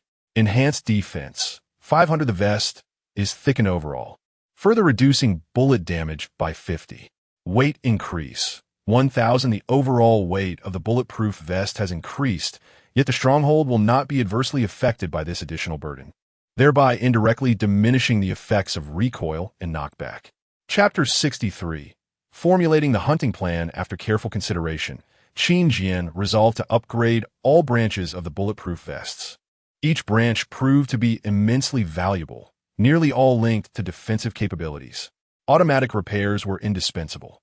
After all, who would squander points on a newly acquired bulletproof vest? Conveniently, the vest had been damaged by Gu Changming, making it ripe for repairs. Anti-stab capabilities might effectively counter the attacks of the mutated vulture, especially since he had just contemplated the sharpness of its beak. The third upgrade was essential, for he could not guarantee he wouldn't encounter armed assailants in the future. The final upgrade was of utmost importance. It reminded him of the individual snatched away by the mutated vulture last night. It was the lack of body weight that had rendered that person an easy target. This upgrade would effectively increase his weight, though the exact increment remained unknown. If it worked, the vulture might find itself unable to lift him, leaving it utterly dumbfounded. In an instant, 1,800 points were deducted. The once damaged bulletproof vest now appeared as pristine as new, with the protective plates appearing more compact and exquisite, gleaming as if polished. Once donned, the vest indeed felt weightless, yet he sensed his mass had significantly increased under its protective influence. Combined with the protective suit, Qin Jian felt a profound sense of security. Though the metaphor may seem unflattering, he now resembled a turtle snugly nestled within its shell, impervious from all angles. Now, with over 1,700 points remaining, Qin Jian promptly examined the upgrade options for the double-barreled shotgun. With defense secured, offense could not be neglected. The double-barreled shotgun was undoubtedly the optimal weapon against the mutated vulture. Close combat was unavoidable given the opponent's size, and a shotgun spread shot could unleash devastating damage. Having previously been unable to upgrade, he now seized the opportunity to do so. Double-barreled shotgun upgrade path. Specialty double-barreled shotgun branches firepower, 300 increases damage by 50 capacity, 500 increases ammunition capacity from 2 to 3 rounds. Rate of fire, 300 enhances firing rate by 50 concentration, 1000 employs specialty single projectiles, consolidating pellets into a single point, significantly amplifying lethality, adjustable and can be disabled. Spread, 1000 utilizes specialty shot, expanding the pellet dispersal area by 100, adjustable and can be disabled. With 5 branches in total, Qin Jian hesitated briefly before making his selections. He chose to upgrade the first 3 foundational aspects. The latter 2 were rather specialized. He believed that without upgrading the initial 3, the latter 2 would fail to yield optimal results. Moreover, both required 1,000 points, which he could not afford in abundance. With 1,100 points deducted, he was left with just over 600. Naturally, he would not squander this remaining amount. He first replenished some ammunition and then spent 500 points on a smoke grenade.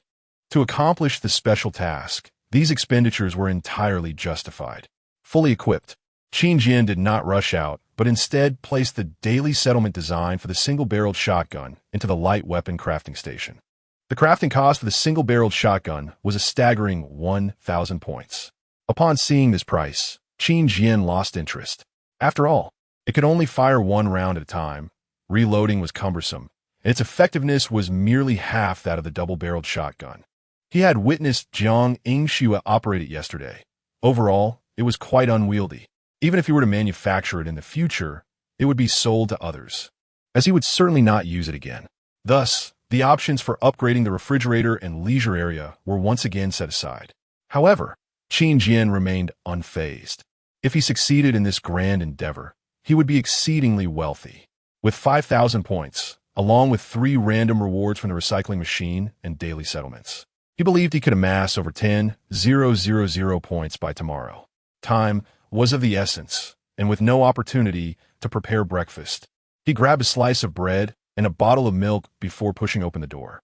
In the courtyard, Qin Jian checked the pile of corpses for any signs of egg mutations. After a cursory glance, he selected several corpses exhibiting signs of mutation, placed them aside, doused them with gasoline, and set them ablaze. He then exited the courtyard, ensuring to take the bait trap he had placed on the ground, and hurried towards the supermarket. On the rooftop of the supermarket, Jiang Yingxue spotted Qin Jian from a distance and instantly brightened, preparing her weapon to join him. "Have you rested enough, Xiao Shan?" she called over her shoulder to Shun Haidong. "Quite enough. I've slept for several days," Shun Haidong exclaimed, revitalized after consuming the red pill provided by Qin Jian. He eagerly removed the bandage from his head, revealing a scabbed wound. Seeing the two preparing to head out, Dr. Liu sighed. "Then I shall remain here to guard the place and await Guamin and the others. Oh, and please bring these 2 boxes of Banlan Jin to Qin Jian in exchange for 2 meat pies." "Wait, where are you going again?" "Doctor." Liu dug 2 boxes of Banlan Jin from his bag, only to find that the 2 had vanished from the rooftop, leaving him exasperated. Below, the trio of Qin Jian, Shun Haidong, and Jiang Yingxue successfully regrouped. "How was your recovery?" Qin Jian inquired, glancing at the spirited Shun Haidong. "Thanks to your pills, Qin Yi, I feel fantastic, as if reborn from the ashes," Shun Haidong exaggeratedly proclaimed, to which Qin Jian merely smiled in response. "So, what is the plan for today? Are we really going to hunt that gigantic vulture?" Jiang Yingxue raised an eyebrow, seeking clarification. "Indeed, that is our target," Qin Jian affirmed with a nod as the trio discussed their strategy while walking. They began by analyzing the weaknesses of the mutated vulture and preparing the ambush plan. Given its ability to fly, its wings were undoubtedly its Achilles heel.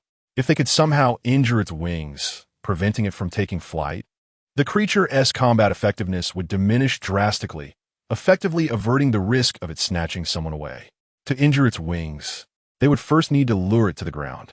Thus, Qin Jian's bait trap would be crucial. He believed that, like all creatures, the mutated vulture would be irresistibly drawn to it. Placed correctly, it would have no choice but to investigate. Once lured down, the offensive sequence would commence. Qin Jian would throw a smoke grenade, and the 3 would rush in. Jiang Yingxue would attempt to slash at its wings with her long knife, followed by shotgun fire. Qin Jian would target the opposite wing, firing 3 rounds directly at it. Shen Haidong would aim for its head, launching a crossbow bolt to deliver a significant blow. During their planning, Shen Haidong suggested an excellent idea. Vultures, being feathered creatures, feared fire. If circumstances permitted, they could employ a fire attack.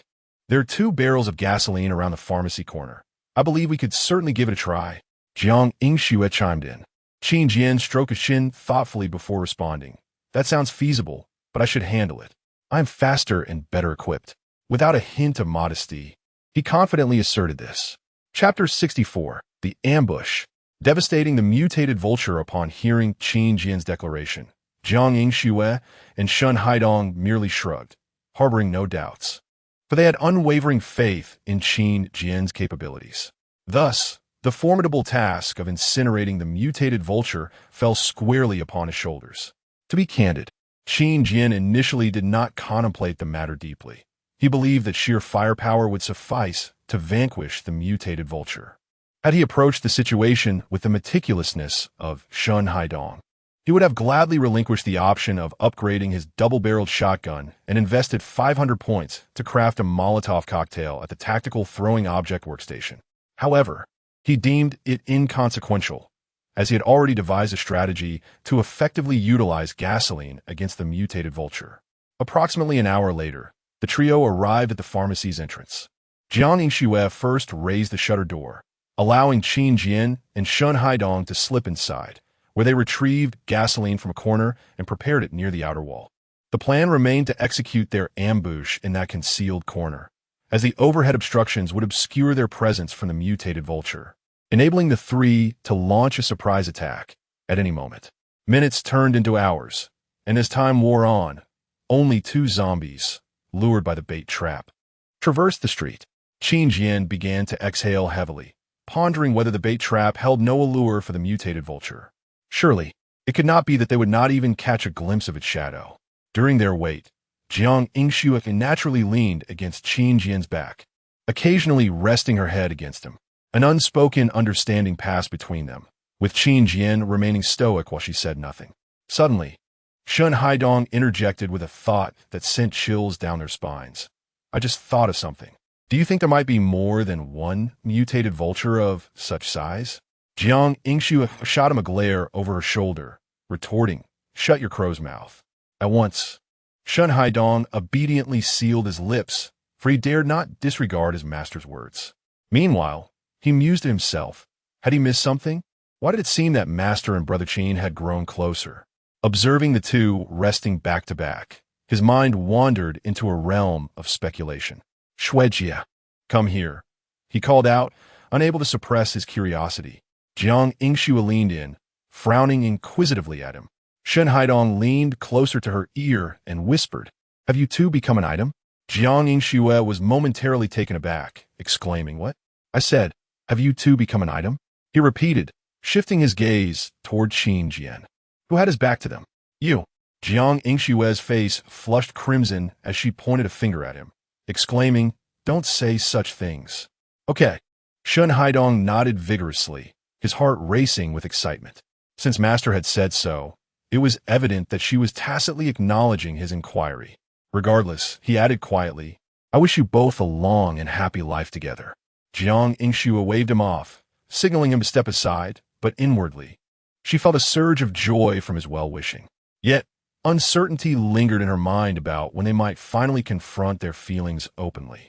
As the afternoon wore on, around 1 o'clock, a stirring in the sky caught their attention.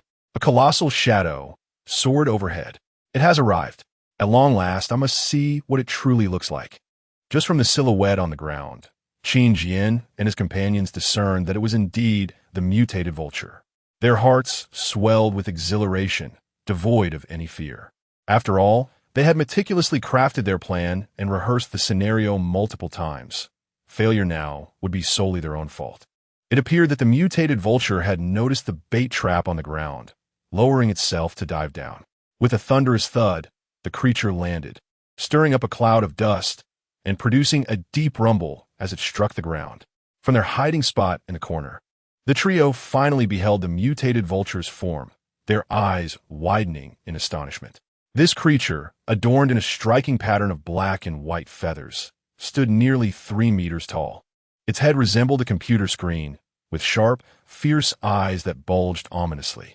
Yet, it bore evidence of prior injury, with one eye a gruesome mess and its left claw marred by wounds that still oozed blood. Rather than being deterred, Qin Jian felt an urge to applaud. Regardless of how you were injured, today, if we catch you, you shan't return alive. Jiang Yingxue, initially apprehensive at the sight of such a massive creature, soon concluded that it posed little threat given its apparent injuries. A single shot would surely render it bloodied and battered. Shun Haidong considered the situation daunting, but, with Qin Jian at their side, he held firm belief in their ability to subdue the beast. The task of striking its head would fall to him, and he was resolute not to let Qin Jian down. Before long, the mutated vulture seemed to lower its guard, settling down and unfurling its enormous wings, even toppling a nearby trash bin. Its colossal beak appeared razor-sharp, curving like a cleaver. At that moment, it seized the bait trap in its beak, attempting to swallow it, only to find it difficult to gulp down. It repeatedly spat it out, toying with it in its mouth. Qin Jian sensed the opportune moment had arrived. Grasping a gasoline canister in one hand and a smoke grenade in the other, he nodded to his companions, who returned the gesture with affirming nods.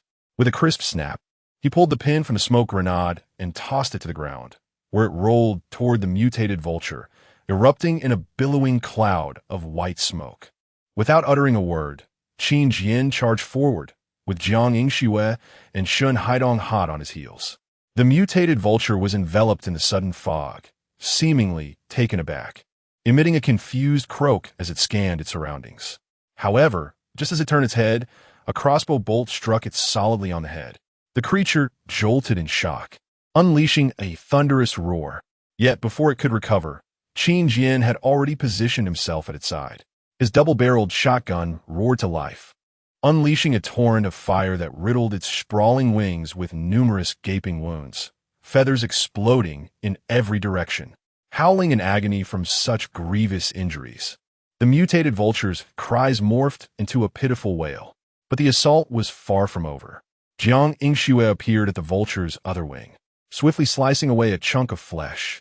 With a resounding thud, she then aimed her weapon at the newly inflicted wound, igniting it with a fiery blast. In a matter of moments, the mutated vulture was rendered devoid of combat capability. Yet it was not entirely defeated. Its injured right wing still retained some movement, and it flapped it violently. "Be careful," Qin Jian shouted to Jiang Yingxue before dashing toward her. At that critical instant, he pushed her aside, his defensive gear absorbing the impact effortlessly. The attack struck him, yet Qin Jian merely took a step back. The reinforced protective suit and bulletproof vest mitigated what could have been a devastating blow, reducing it to a mere slap. In that moment, Qin Jian seized every opportunity.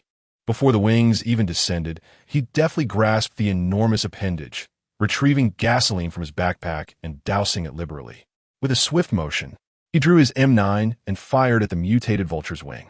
Instantly, the gasoline-soaked wing ignited, erupting into a fierce blaze.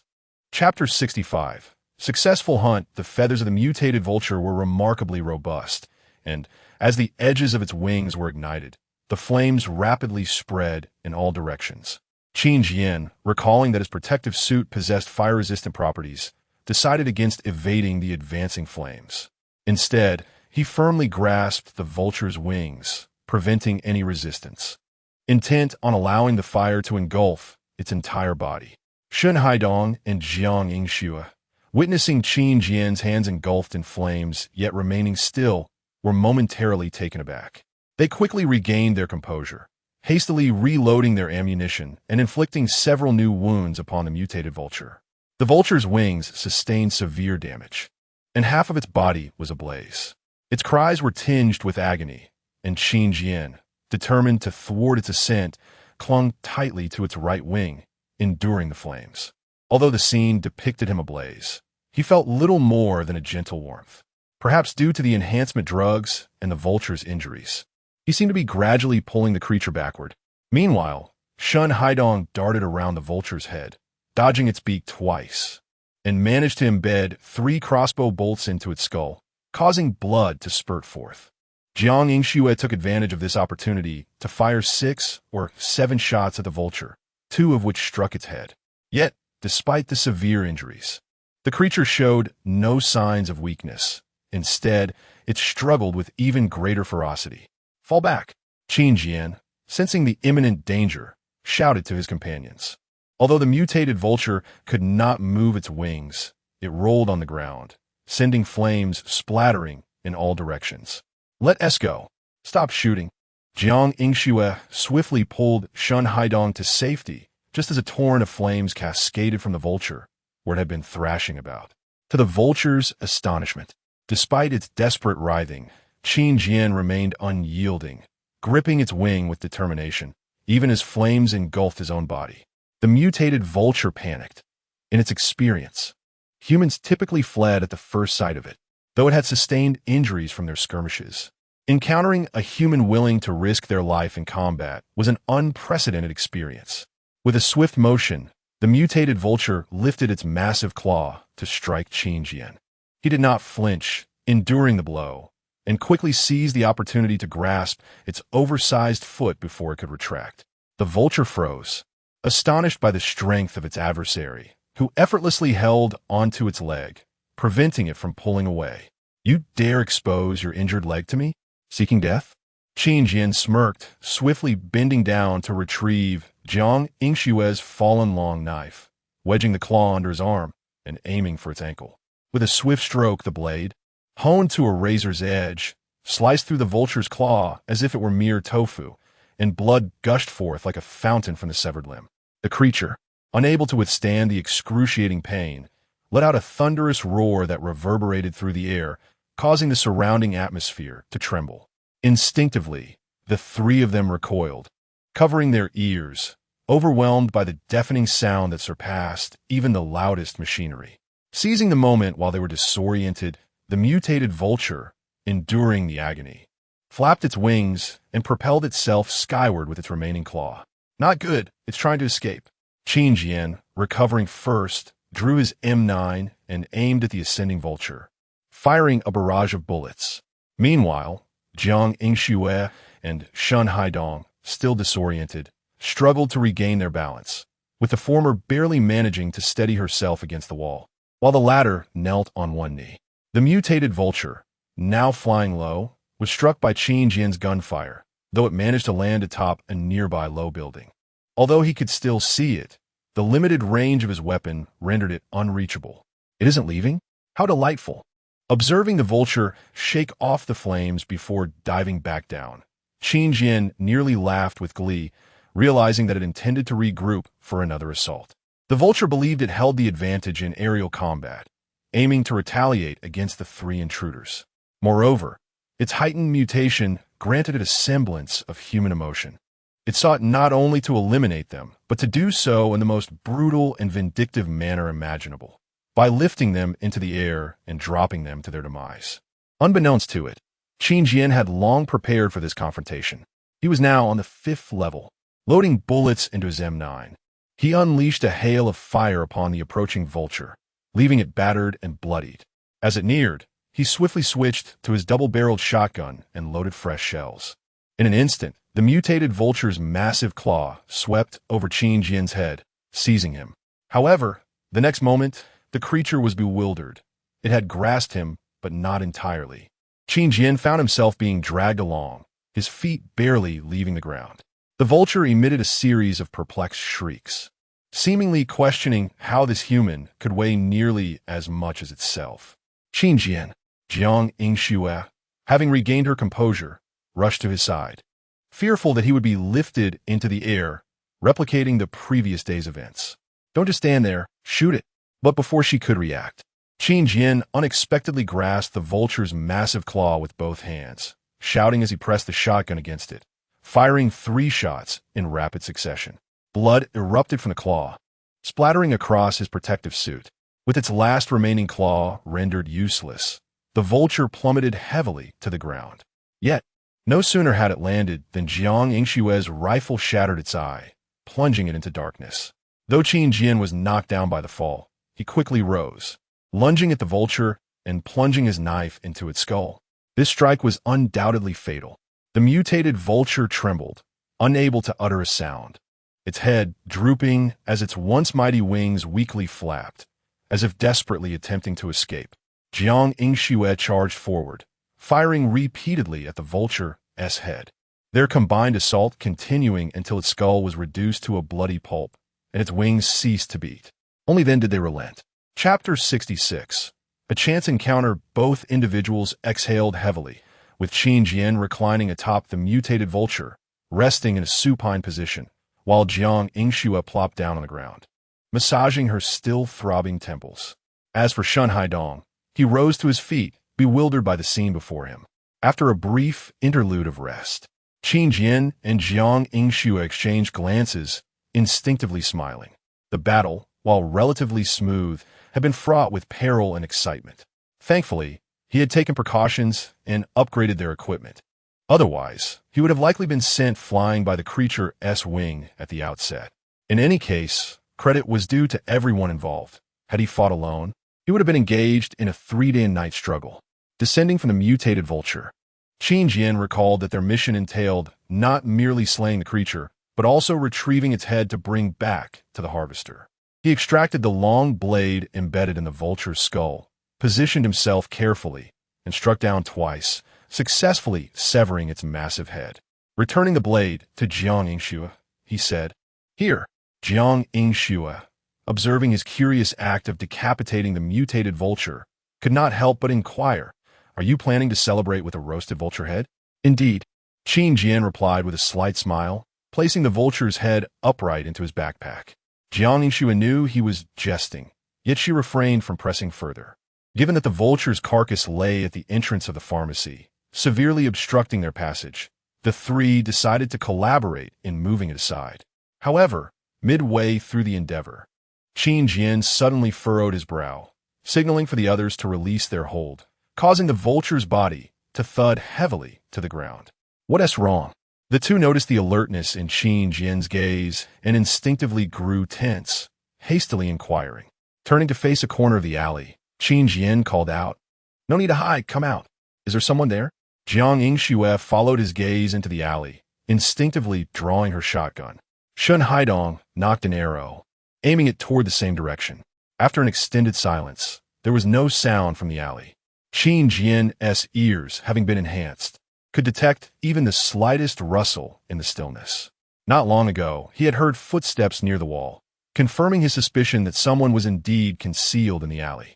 Seeing the other party's reluctance to reveal themselves, Qin Jian strode forward, gun in hand, issuing a verbal threat.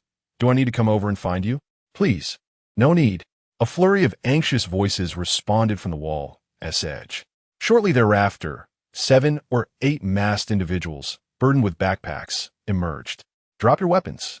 Though the group wielded only sticks and knives, Qin Jian remained cautious, raising his firearm to emphasize the command. The leader, a bespectacled young man with an intellectual demeanor, promptly instructed his companions to lower their weapons. He instinctively raised his hands above his head in a gesture of peace. "Let's not be hasty, good folks. We're merely passing through. Qin Jian, upon hearing the glasses wearer's reply, frowned and countered. "Then why didn't you just come out and say so? Why hide in the corner?" Well, the bespectacled man faltered, attempting to retort, "We intended to come out, but seeing you armed, we were frightened enough with the explanations." "You aren't part of that group from yesterday, are you?" Qin Jian interjected playfully.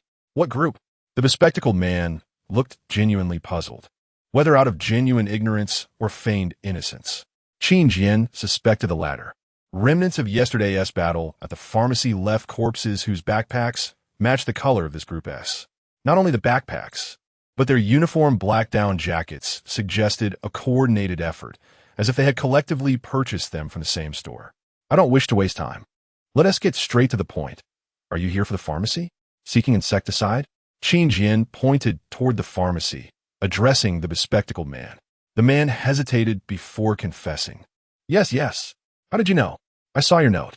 I surmised that you were lurking in the shadows, waiting for us to leave so you could ransack the pharmacy." "Not at all. We only need the insecticide." The The bespectacled man insisted, waving his hands in denial. Qin Jian nodded, a smirk playing on his lips. What do you hail from? From a Nan Tian Enterprise shelter. The bespectacled man replied earnestly. We're all good people. He emphasized his innocence. But Qin Jian pondered the information provided by Guomin earlier, cautiously asking, is that the one near the urban village? Yes, that is it. The bespectacled man nodded vigorously, then furrowed his brow, muttering, how does he know everything? Does your shelter have people infested with insect eggs? Yes. How many? About 20 or so. The bespectacled man implored. So, since you're aware of our situation, please grant us mercy and help us through this crisis. We won't take much, just 2 bottles stop. Qin Jian raised a hand, silencing the man mid-sentence. Free of charge. The bespectacled man quickly shook his head. No. We'll pay. He promptly produced a wad of cash from his pocket, counted it, and presented it to Qin Jian. This is 2,000. What do you say? Seeing Qin Jian's lack of response, he hastily removed his watch, offering it along with the money. Qin Jian blinked in surprise, then turned to Jiang Yingxue and Shun Haidong. The 3 erupted into laughter. Even a fool knows that in this world, money has become worthless. The bespectacled man, seemingly unable to escape traditional notions, pulled out his phone, looking helpless. Brother, this is all I have left. You see this isn't about money. What about valuables? Qin Jian could not help but label him as naive, perceiving him as perpetually childlike in his reasoning. Li Chuan, I know what they want. A burly man stepped forward from behind the bespectacled man. Facing Qin Jian, the stout man initiated the conversation. Speak plainly. What do we need to offer in exchange for 2 bottles of insecticide? Be sincere, Jiang Yingxue interjected, sensing the large man's brusque demeanor toward Qin Jian. The stout man paused, clearing his throat to mask his embarrassment, then straightened his posture, breaking into a hearty smile. What do we need to provide a trade for those 2 bottles of insecticide? Qin Jian pondered briefly before asking, do you have any seeds? Seeds? The stout man frowned, glancing back at Li Chuan. Li Chuan adjusted his glasses and pushed the stout man aside. Are you referring to those from the ground or the ones stored in a computer? Chapter 67. A tense transaction in the fields. Qin Jian chuckled softly in response. Li Chuan immediately turned to inquire about the others, as 7 or 8 individuals huddled together, whispering as if discussing something clandestine. With his keen hearing, Qin Jian could discern their conversation.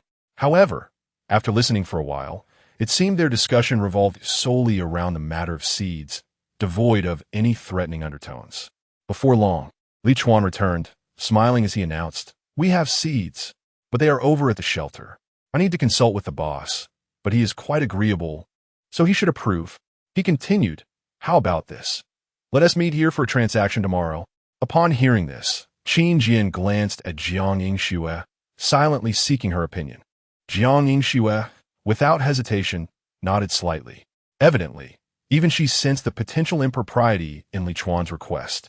After all, this group was not merely a small team. They belonged to a substantial enterprise shelter comprising hundreds. One cannot truly know the heart behind a face. While they appeared to be cooperating, it was plausible they harbored ulterior motives. If they were to bring their entire shelter to ambush them tomorrow, it could spell disaster. I disagree, Qin Jian firmly stated. The terrain here is complex, riddled with alleys and byways. An attack could lead to dire consequences. He subtly conveyed his reservations regarding the proposed transaction site. Li Chuan Baozha, a look of helplessness crossing his face as he turned to his companions, who once again began to discuss among themselves. Meanwhile, Qin Jian and his 2 companions engaged in a hushed conversation, transforming the transaction into a tense debate. 2 minutes later, they faced each other once more. May I ask your esteemed surname? Li Chuan inquired first, his tone noticeably more courteous than before. Qin Jian introduced himself, and Li Chuan continued, Brother Qin. Please choose a location. Only my shelter will suffice. No other locations are negotiable, Qin Jian promptly replied. Li Chuan nodded. What is the address? Qin Jian provided the location of his shelter, and at that moment, both parties reached an unexpected accord, with no objections raised. Regardless of any hidden agendas, the fact that the transaction would occur at his shelter brought Qin Jian a sense of security. After all, within the confines of the shelter, he was invincible. The fully upgraded barbed wire was impervious to weapons, elevated several meters. Even the most astute individuals with the finest equipment would find it impossible to breach. Should Li Chuan's group attempt an ambush, he harbored no qualms about eliminating them entirely. The shelter had faced numerous assaults from humanity. As it became increasingly renowned, it was inevitable that nefarious individuals would seek to invade. Food, safety, and weapons, when one lacks even these fundamental necessities for survival. Even the kindest soul could be driven to madness. Thus, Qin Jian had little hope of finding virtuous individuals in this city. "I'll remember, Brother Qin. We will arrive tomorrow at noon." Li Chuan exclaimed. "Very well," Qin Jian replied, as Li Chuan noted down the address with a smile. Bidding farewell before departing with his companions, Qin Jian instructed Shun Haidong to gather all the insecticides from the pharmacy and informed Jiang Yingxue to secure the doors. He then picked up the bait trap smeared with the saliva of a mutated vulture, placing it at the pharmacy's entrance before igniting the vulture's carcass with a lighter. One must always remain vigilant. Who could say whether Li Chuan's group might return to raid the pharmacy after their departure? The smoke from the bait trap and the burning vulture should attract a horde of monsters, he reasoned, unless they recklessly brought hundreds to seize the pharmacy. Their meager weaponry would stand no chance against the undead. Should I stealthily follow them? Perhaps I can ascertain the precise location of their shelter and gain insight into their equipment, Jiang Yingxue suggested, sensing Qin Jian's apprehension as she nudged him playfully. "There's no need. Even if you succeed in trailing them, I advise you to keep a safe distance from their shelter." Qin Jian firmly shook his head. "Why?" she inquired. "Because we cannot be certain whether the 20 or so infected individuals in their shelter will suddenly exhibit symptoms. If those insects hatch, their shelter could descend into chaos, or worse, become overrun." Qin Jian's considerations were meticulous. Jiang Yingxue acknowledged his reasoning with a nod. "You're right. I shan't go. I certainly don't wish to become collateral damage. Why are you so concerned about me?" Jiang Yingxue's words took a playful turn, her face adorned with a smile. Qin Jian shot her a sidelong glance and replied, "Because you are my most trusted partner." His words were sincere. The battle against the mutated vulture had proven Jiang Yingxue and Shun Haidong were genuinely devoted to his cause. Although he had taken the brunt of the damage and dealt the most blows, the two had not slacked off. They understood when to speak and when to remain silent. With a mere gesture or glance, they comprehended his intentions, never disobeying, their actions swift and efficient. Perhaps this was the occupational hazard of an enforcer? More importantly, they had yet to state their conditions. If he did not bring it up, would they truly be working for him without compensation? A sudden wave of anxiety washed over Qin Jian, feeling akin to a boss who owed wages to his employees. It was only upon arriving at the supermarket entrance that he realized he should not feel this way. One must separate personal matters. Having summoned them for such a significant undertaking early in the day, he couldn't possibly neglect to treat them to a meal. "Have you eaten breakfast?" Qin Jian inquired, causing both to pause and look back at him in surprise. "Are you treating us?" Jiang Yingxue smiled knowingly at him. Upon seeing his nod, Shen Haidong scratched his head bashfully. "Huh? Am I included too?" I didn't contribute much. Not only was he hesitant for that reason, but considering Qin Jian and Jiang Yingxue's relationship, he felt somewhat like a third wheel. Eating with them would surely intrude upon their time together. "Let us go." "Enough chatter," Qin Jian said, his impression of Shun Haidong gradually improving as he gave him a gentle push forward. Upon returning to the shelter, Shun Haidong and Jiang Yingxue settled beneath the eaves while Qin Jian entered the house to prepare breakfast. Soon, 2 steaming plates of egg-fried rice were presented. The sight of the egg-fried rice left both of them wide-eyed, as if they were gazing upon an alien creature. "Are you both all right?" Qin Jian instinctively asked, noting their expressions. "We're fine." Jiang Yingxue sighed. "It's been nearly half a month since we've seen a grain of rice." She felt a mix of fear and confusion.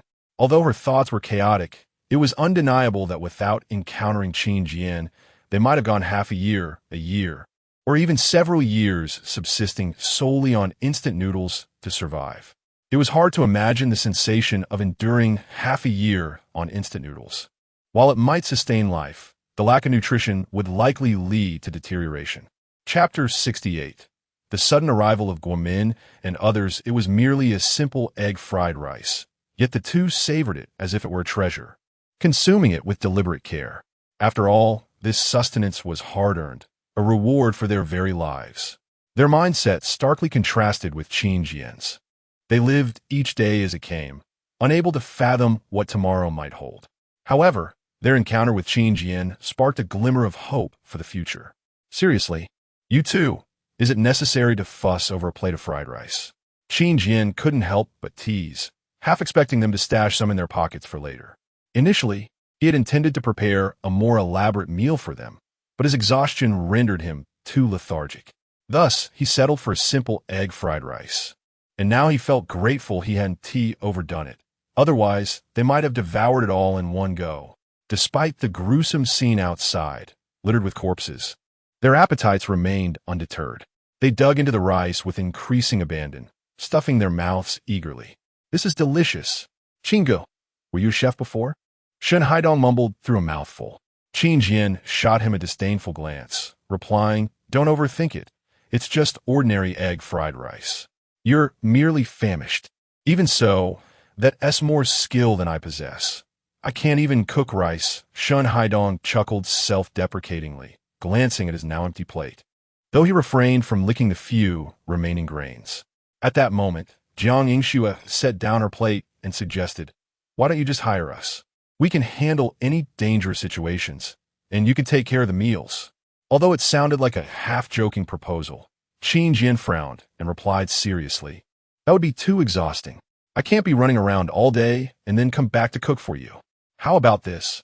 If you perform well, I'll sell you vegetables directly. You can cook for yourselves." Qin Jian generously offered, but Jiang Yingxue promptly shook her head in refusal. "Please don't sell me vegetables," she insisted. "Why not?" he inquired. "Because I can't cook either." Jiang Yingxue raised an eyebrow at Qin Jian, who was left utterly bewildered. Was it truly possible for a 28-year-old woman to not know how to cook? He pondered. Shen Haidong erupted into laughter, reminiscing about their time in the brigade, revealing that Jiang Yingxue couldn't even boil instant noodles, only capable of apprehending criminals. Caught off guard, Jiang Yingxue retorted, claiming Shen Haidong couldn't even boil water. Their playful banter was so amusing that Qin Jian found himself chuckling, realizing that while they were trained and decisive in battle, their culinary skills were reminiscent of children. As the trio engaged in light conversation, several figures approached from outside the courtyard. "Is Mr. Qin here?" one of them inquired, prompting Qin Jian to rise and respond affirmatively. Upon reaching the entrance, he recognized Guomin and her group. However, he quickly noticed that fewer than half of them remained compared to the previous day. Each individual appeared disheveled, their thin clothing stained with blood and mud, as if they had recently been in a fierce battle. "What brings you here?" Qin Jian asked, though he refrained from probing further. Guomin retrieved a handful of seeds from her pocket, causing Qin Jian to pause in surprise. Before he could question her about their origin, she spoke first. "Mr. Qin, we found these seeds at the market this morning. What do you think? These are acceptable. But what exactly transpired?" Qin Jian nodded, curious to learn about their ordeal. Guomin recounted their experience candidly. "When we arrived at the market, we found it deserted of zombies and let our guard down while searching for seeds. Suddenly, the rotting vegetables sprang to life and attacked us. We suffered casualties and injuries while fleeing, managing to bring back only a handful of seeds." Just hearing her initial words conjured vivid imagery in Qin Jian's mind. Indeed, it seemed that nearly all the vegetables in the city had undergone some form of mutation and were now mobile. "What kind of attacks did they launch?" he inquired, eager to gather information for future encounters with these mutated vegetables. "They would leap at your feet or face and bite you," Guomin exclaimed, her excitement palpable as tears welled in her eyes. "It was horrifying. I never imagined vegetables could grow sharp teeth." Qin Jian nodded in understanding, urging them to enter. Initially, he had regarded Guomin and her group with skepticism, particularly after their unexpected appearance at the beauty contest the previous day. However, he was taken aback by their willingness to confront such bizarre creatures in order to survive and return with seeds for him. It seemed he had underestimated them. Despite their questionable character, Their bravery was remarkable. With the seeds they had brought, he was willing to overlook their flaws for the moment. I genuinely need these seeds, so I appreciate your assistance. Speak your desires, he declared to Guomin. Upon hearing this, Guomin nearly burst into tears, having thought a mere handful of seeds would not suffice for Qin Jian's needs. It appeared her companion's sacrifices had not been in vain. Their efforts this morning were indeed worthwhile. We need some clean water and warm clothing, she stated. Just those 2 items? Qin Jian confirmed. Yes, that is all. Without hesitation, Qin Jian agreed and went inside to retrieve 3 crates of bottled water and a few warm garments. Jiang Yingxue and Shun Haidong, now perceptively aware, assisted Qin Jian in carrying the water. Thank you, Mr. Qin. Guomin and her companions expressed their gratitude profusely as they received the supplies, quickly distributing the water bottles among themselves. They drank greedily, their dire situation evident. It was pitiful, but such was the harsh reality of their world. Without the aid of men, they had to assume masculine roles themselves. Observing Guomin and her group in their pitiful state, Jiang Yingxue and Shun Haidong exchanged hushed remarks. Qin Jian noticed one woman washing around with bottled water and immediately approached her, questioning, "How did you sustain that injury?" I just fell," the woman stammered, her explanation lacking conviction. Qin Jian inwardly chuckled. If she had indeed fallen, she was rather fortunate to have sustained a wound resembling a bite mark. It was evident she had been bitten by one of those vegetable monsters. Guomin, realizing the truth could not be concealed from Qin Jian, openly revealed. "But I discovered that the bite marks from those vegetable monsters are different from those of zombies." Qin Jian nodded, though internally he mused that the distinction mattered little.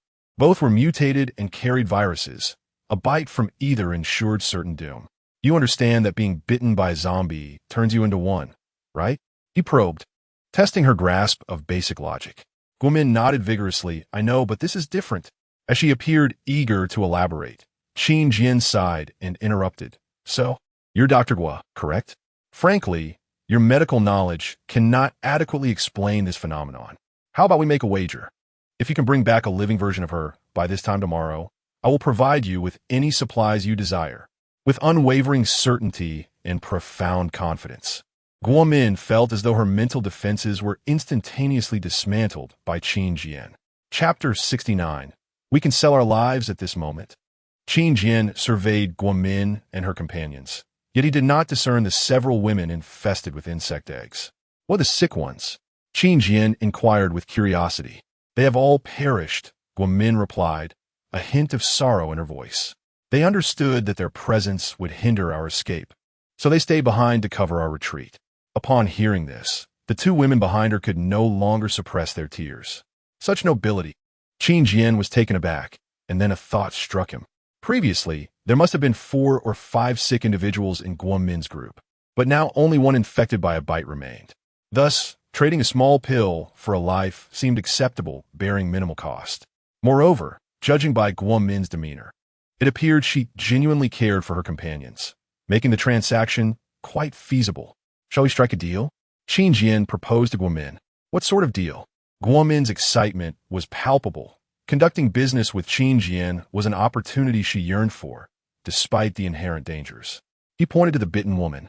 "I possess a method to heal her, but you must divulge the precise location of that market to me." Guomin was momentarily taken aback. "Is that true?" However, she quickly recalled Qin Jian's earlier words and hesitantly questioned, "Didn't you just say that those bitten would inevitably turn into zombies and that they cannot be cured?" Qin Jian smiled slightly. "That is beyond your capabilities, not mine. Whether you believe it or not, I initially intended to casually inquire about the market's location, but that would have been quite unjust to you. Thus, I consider this offer quite benevolent. I can grant you time to ponder.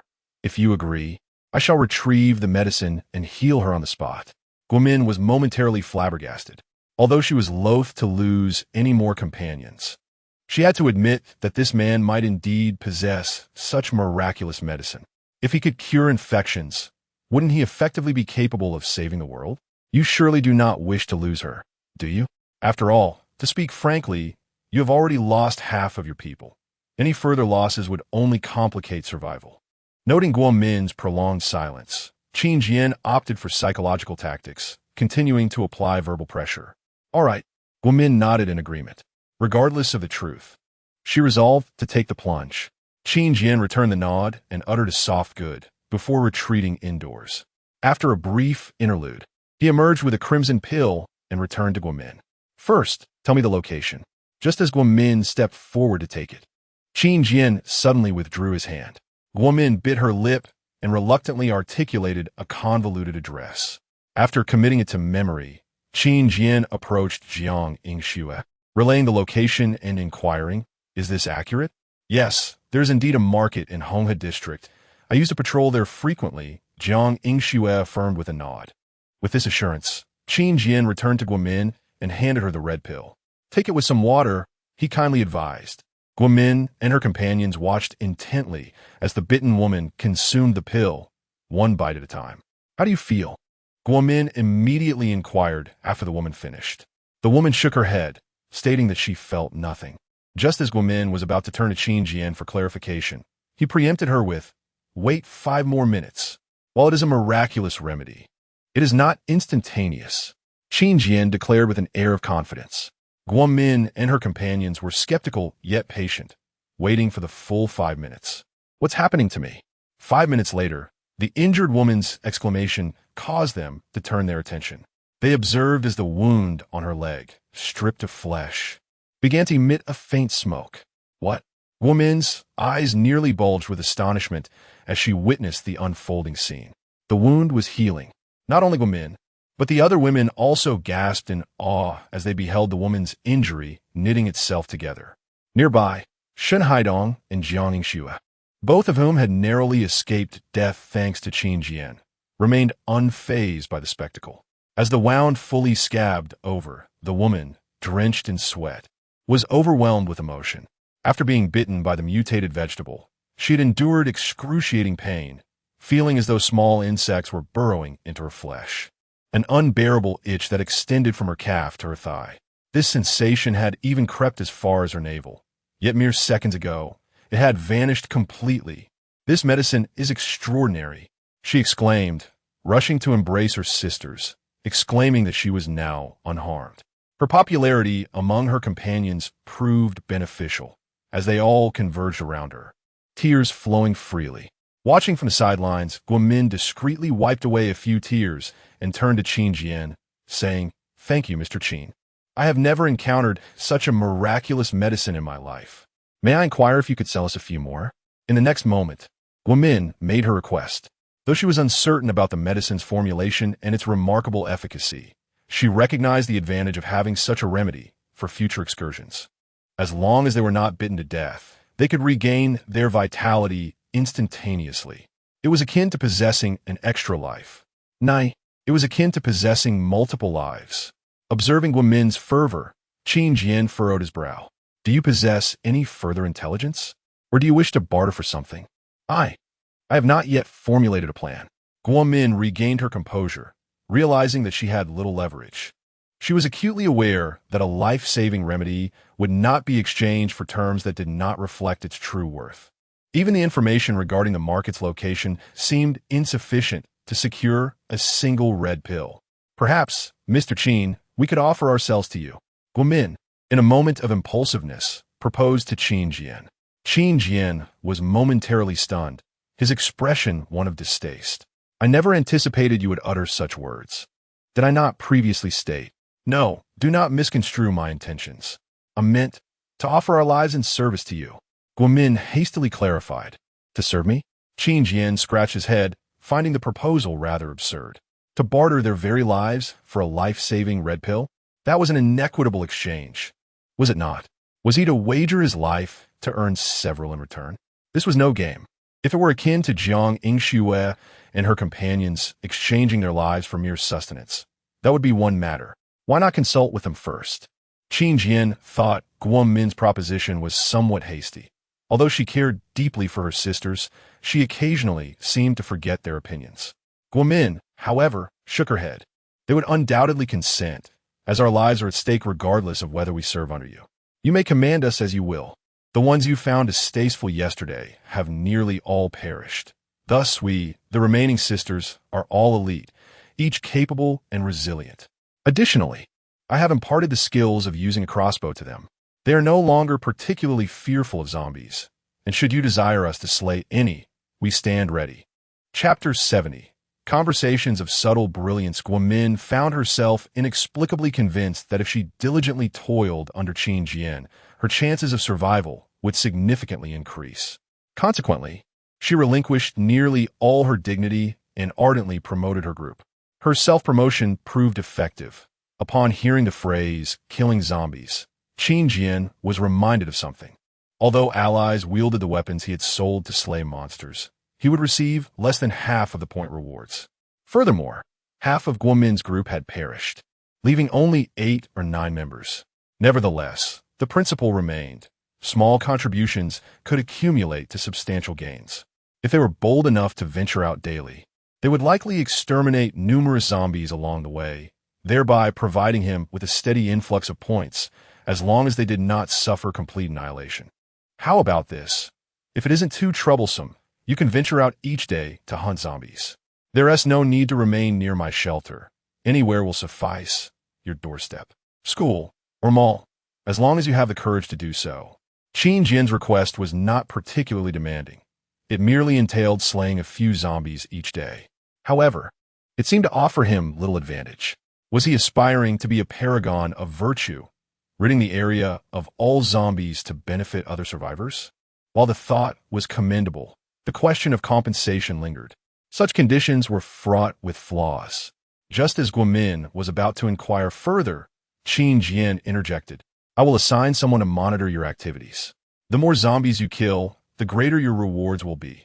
The principle of more work, more rewards is universally understood. Of course, Qin Jian had no intention of idly sending someone to watch over them. The daily reward settlements essentially served as surveillance on their actions, provided they continued using the weapons he supplied to slay monsters. Yet Guomin, being rather naive, accepted Qin Jian's words at face value and nodded, all right. We will strive to eliminate zombies. At that moment, Qin Jian had effectively secured a beneficial arrangement, for upon uttering those words, Guomin genuinely perceived him as a benevolent individual, even if he were to monitor them. It was for the purpose of clearing out zombies and offering hope to surrounding survivors. Guomin swiftly relayed this news to her companions, who wholeheartedly agreed, finding this task far simpler than hauling corpses.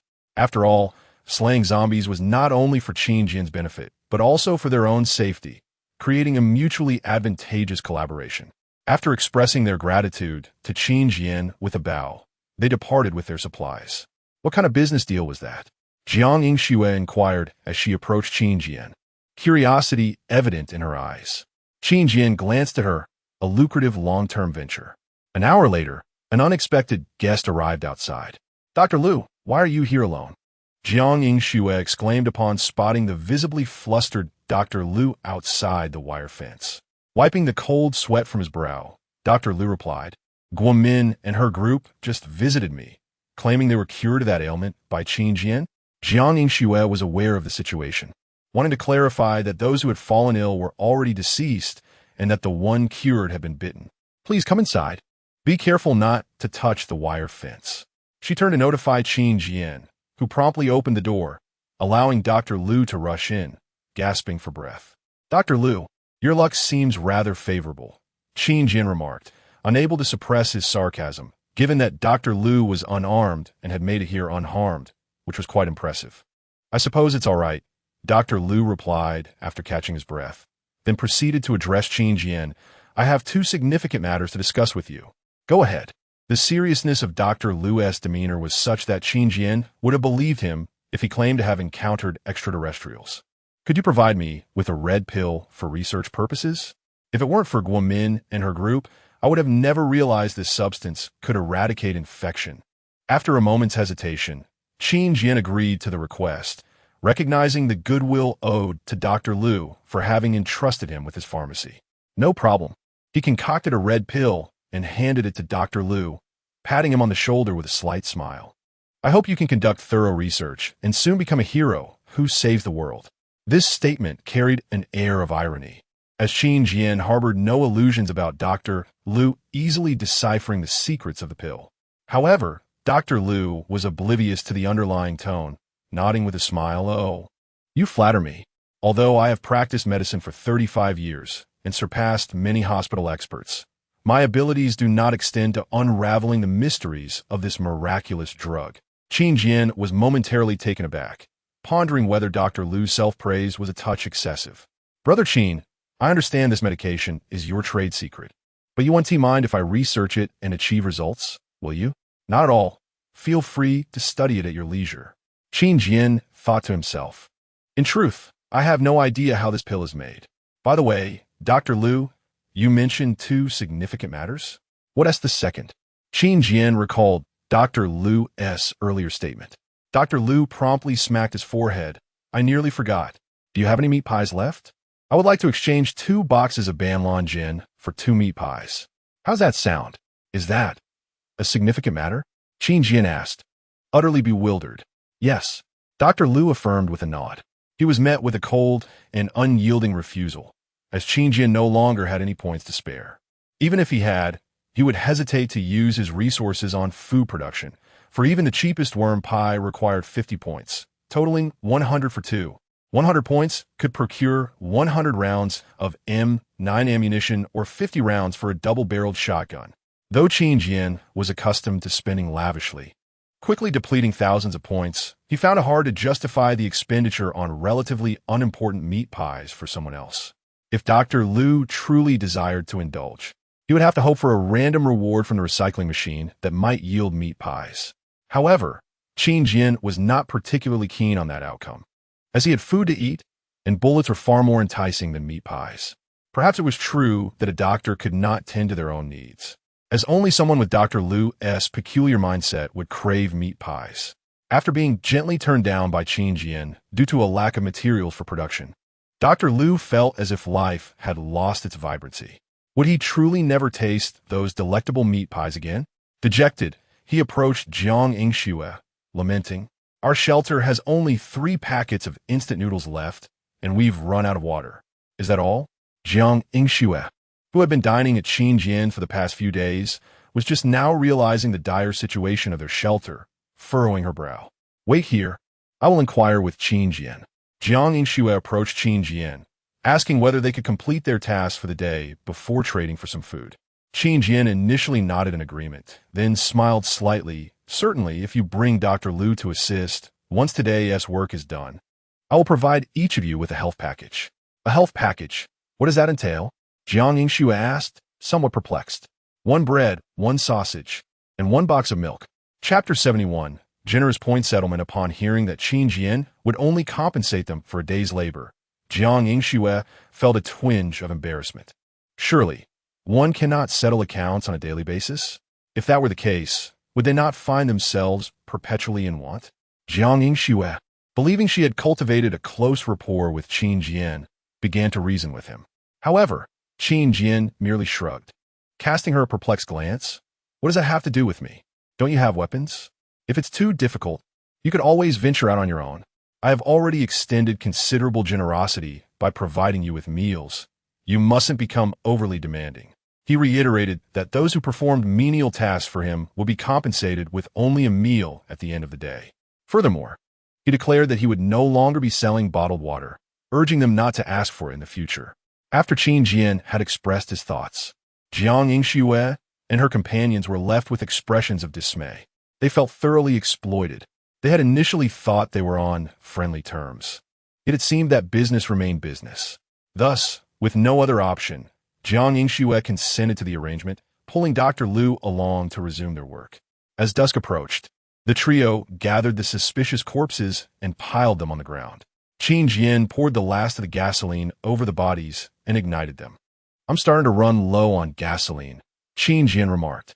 "If you can gather some on your return, bring it back next week to exchange for supplies." Jiang Yingxue nodded in agreement. "Got it.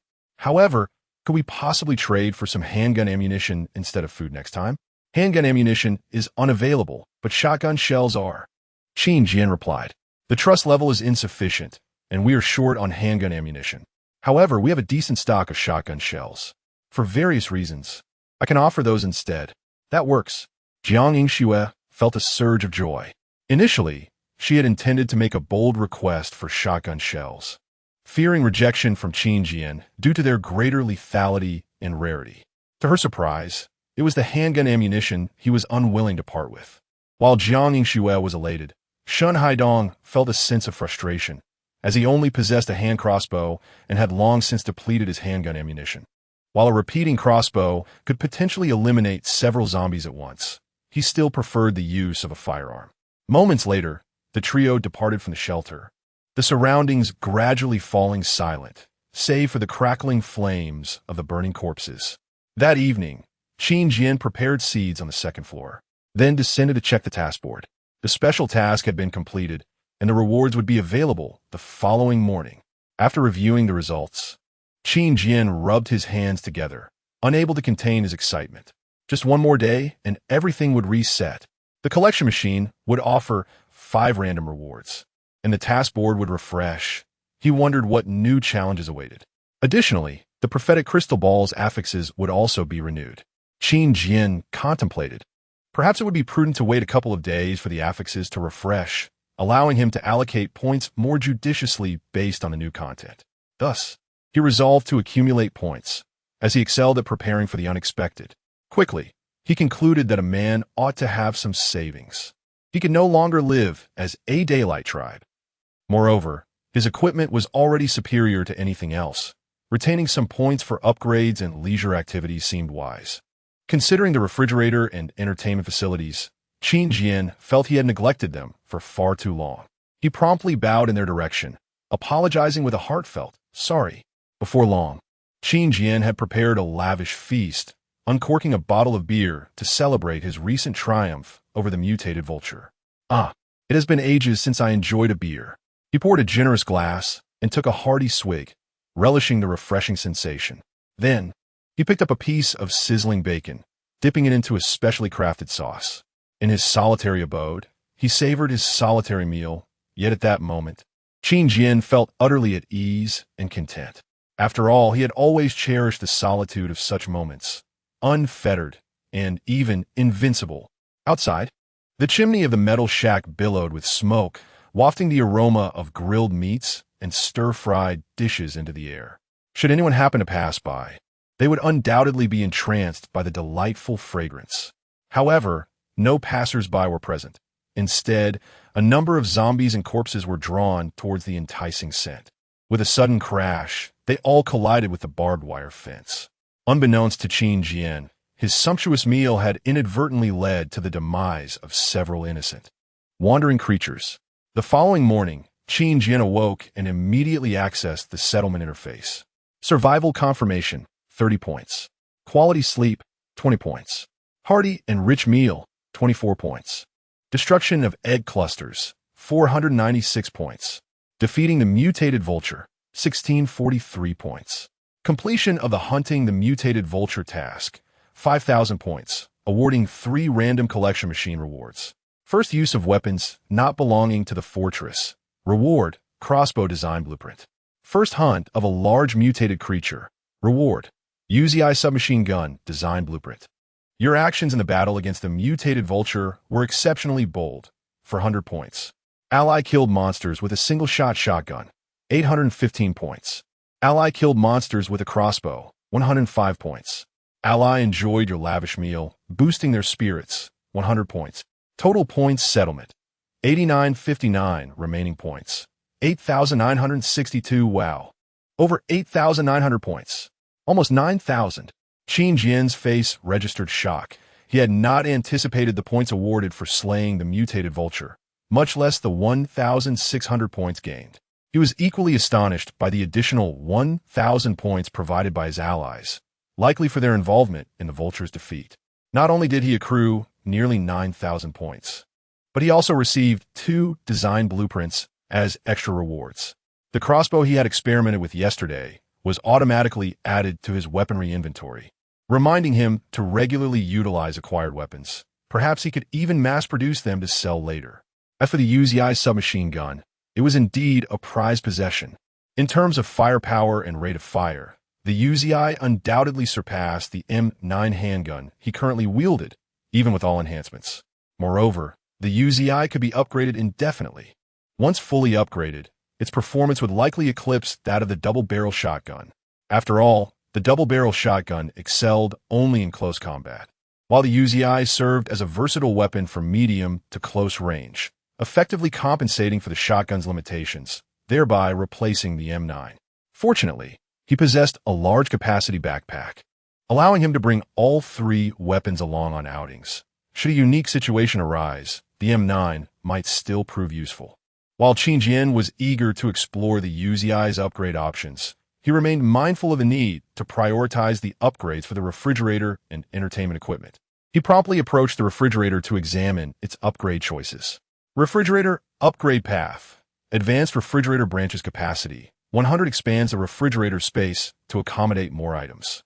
Preservation. 200 enhances the refrigerator's preservation capabilities, making food resistant to spoilage. Material. 200 replaces the refrigerator's original materials, enhancing its durability. Auxiliary equipment. 300 adds a food generator that produces one random food item daily at no cost. Upgrading all of these would only require 800 points. What a bargain. The auxiliary equipment was particularly enticing, promising daily random food production. Qin Jian clapped his hands in excitement and immediately upgraded all four options for the refrigerator. With a resounding crash, the refrigerator emitted a thunderous noise, and a blast of cold air rushed forth, prompting Qin Jian to instinctively raise a hand to shield himself. Chapter 72. The Quest for Seeds. As the chill dissipated, Qin Jian finally beheld the refrigerator before him, which now appeared utterly transformed. This was no mere expansion of space. It might as well have been a metal room constructed within the confines of the fridge. Staring at the towering 2-meter height and 4-meter width of the double-door refrigerator, Qin Jian was rendered speechless, only able to mutter quietly in his mind. Initially, he had assumed that even with an upgraded refrigerator, it would be impossible to store the several dozen pounds of vegetables. However, he soon realized he had underestimated its capacity. The refrigerator could accommodate several times the amount he had. Not lingering in astonishment, Qin Jian swiftly loaded all the vegetables into the refrigerator. After all, they had been left on the ground for 2 days and would lose their freshness if delayed any longer. After finishing the task, he finally exhaled in relief and cast a glance at the food generator beside the refrigerator. I hope you can produce some delectable items. It would save me the trouble of preparing breakfast every day, he said, patting the generator with a smile. He then pushed open the door to the leisure area and chose to unlock the movie theater. In an instant, the previously vacant corner of the room transformed, revealing several sofas, a coffee table, and a large screen. "Oh, now I feel like watching a movie," Qin Jian exclaimed, a sudden urge overtaking him as he jogged over to inspect. The projector and tape player were integrated, while the coffee table displayed a dozen or so discs, the covers of which bore titles unfamiliar, yet somehow expected to him. After all, this was a parallel world where even zombie-themed films might not exist, and many films from his past life might not even be present. Quite retro indeed. Qin Jian couldn't help but scoff at the ancient dates on the discs. Yet his curiosity about these old films surged, as he had never watched any of them. These classics undoubtedly chronicled the history of this world, and he found himself genuinely intrigued. Moreover, the system prompted Qin Jian to consider spending points to purchase additional movie discs and upgrade the theater. Upgrading the theater would either expand its capacity or increase the number of films available for sale. However, Qin Jian decided against it for the time being, having already browsed the extensive film library that boasted hundreds of titles. Even if he watched one film a day, it would take him over a year to finish them all. Ultimately, he opted not to watch a movie, as he had neither popcorn nor cola at hand. In his previous life, he had been health-conscious and seldom indulged in such treats. But now he could indulge to his heart's content. The supermarket had both items, and he planned to step out shortly to procure them. Leaving the leisure area, Qin Jian made his way to the light weapon crafting station, placing the Uzi schematic into the machine. The Uzi submachine gun was priced at 2,000 points, the same as the double-barrel shotgun. "What a bargain. I'll buy it," he declared, crafting one immediately. Upon holding the weapon, Qin Jian marveled at its craftsmanship. Perhaps it was due to the system's creation. But he found the Uzi to be exquisitely designed, with a sleek black body, compact form, and lightweight. It was a formidable close-quarters weapon, yet remarkably easy to carry. Rather than taking it out to test, he chose to examine its upgrade options. Uzi submachine gun upgrade path. Military Uzi submachine gun branches firepower. 500 replace muzzle to enhance attack power by 50. Rate of fire. 500 alter internal structure to increase rate of fire by 50.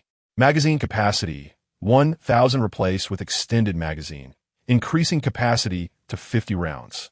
Silencer. 1,000 add a silencer to improve stealth. Accuracy. 3,000 add grip, stock, and red dot sight to enhance shooting stability. With over 5,200 points remaining, Qin Jian realized that upgrading the Uzi to its maximum level would be quite costly. Moreover, he had vowed to himself the previous day to reserve some points for emergencies. Let us hold off on upgrades for now. Who knows, the recycling machine might yield Uzi components as random rewards, saving me considerable points, he thought with satisfaction. Addressing the system playfully, you understand my intentions, right, dear system? Qin Jian then stepped outside to check on the status of the recycling machine. The 3 random rewards had already been credited. Although the urge to draw them was strong, he resisted, deciding to wait until the following day when the machine would offer 5 random rewards, an enticing prospect akin to a delightful feast. He recalled the information obtained from Guomin about the vegetable market in the Red River District. Since Guomin's group had been attacked by mutated vegetables and managed to retrieve only a single seed, it was likely that the market still harbored many more seeds. This reasoning was precisely why Qin Jian had sought the intel. Seeds were undoubtedly a valuable resource. The more the better, for they represented sustainable growth. If food supplies dwindled in the future, they would rely on these seeds to bear fruit. After contemplating various strategies to counter the mutated vegetables, Qin Jian returned indoors, ascended to the 2nd floor, and crafted a bait trap along with a Molotov cocktail. The bait trap would serve to attract monsters, while the Molotov cocktail could be tossed amidst them for a spectacular explosion. That settles it. With 4,200 points left, I can't afford to spend more. I must learn self-discipline, Qin Jian affirmed inwardly, though he still felt a twinge of temptation. With Jiang Yingxue absent, Qin Jian lacked a guide and resorted to examining the wall map to locate the Red River District vegetable market. After 5 minutes of diligent searching, he pinpointed its location, marking it with a pen and confirming the cardinal directions. He then decided to fold the map and stow it in his backpack. Not long after departing, Qin Jian encountered 2 zombie dogs rushing towards him. Good morning, he greeted, seizing the opportunity to test his new weapon. Calmly, he drew the Uzi and unleashed a barrage of bullets. The 2 zombie dogs, still at a distance of 20 meters, were riddled with gaping wounds and sent tumbling to the ground, their demise a gruesome sight. Oh, this weapon truly boasts an impressive rate of fire, Qin Jian exclaimed, exhilarated by its stability.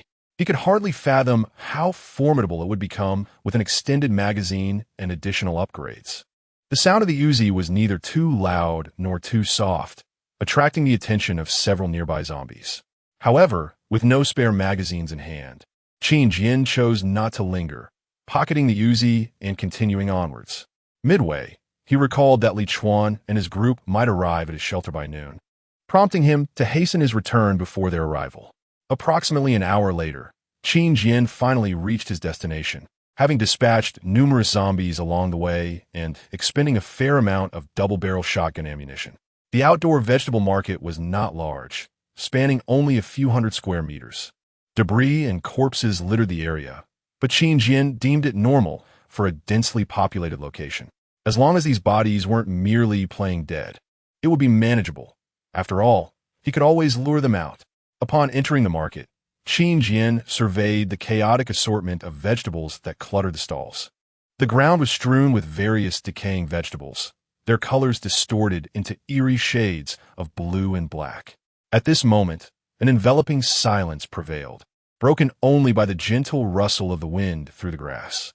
Yet, recalling Guomin's vivid description from yesterday of being pursued by a horde of mutated vegetables, Qin Jian felt as though he were reliving that harrowing experience, and his vigilance remained unwavering.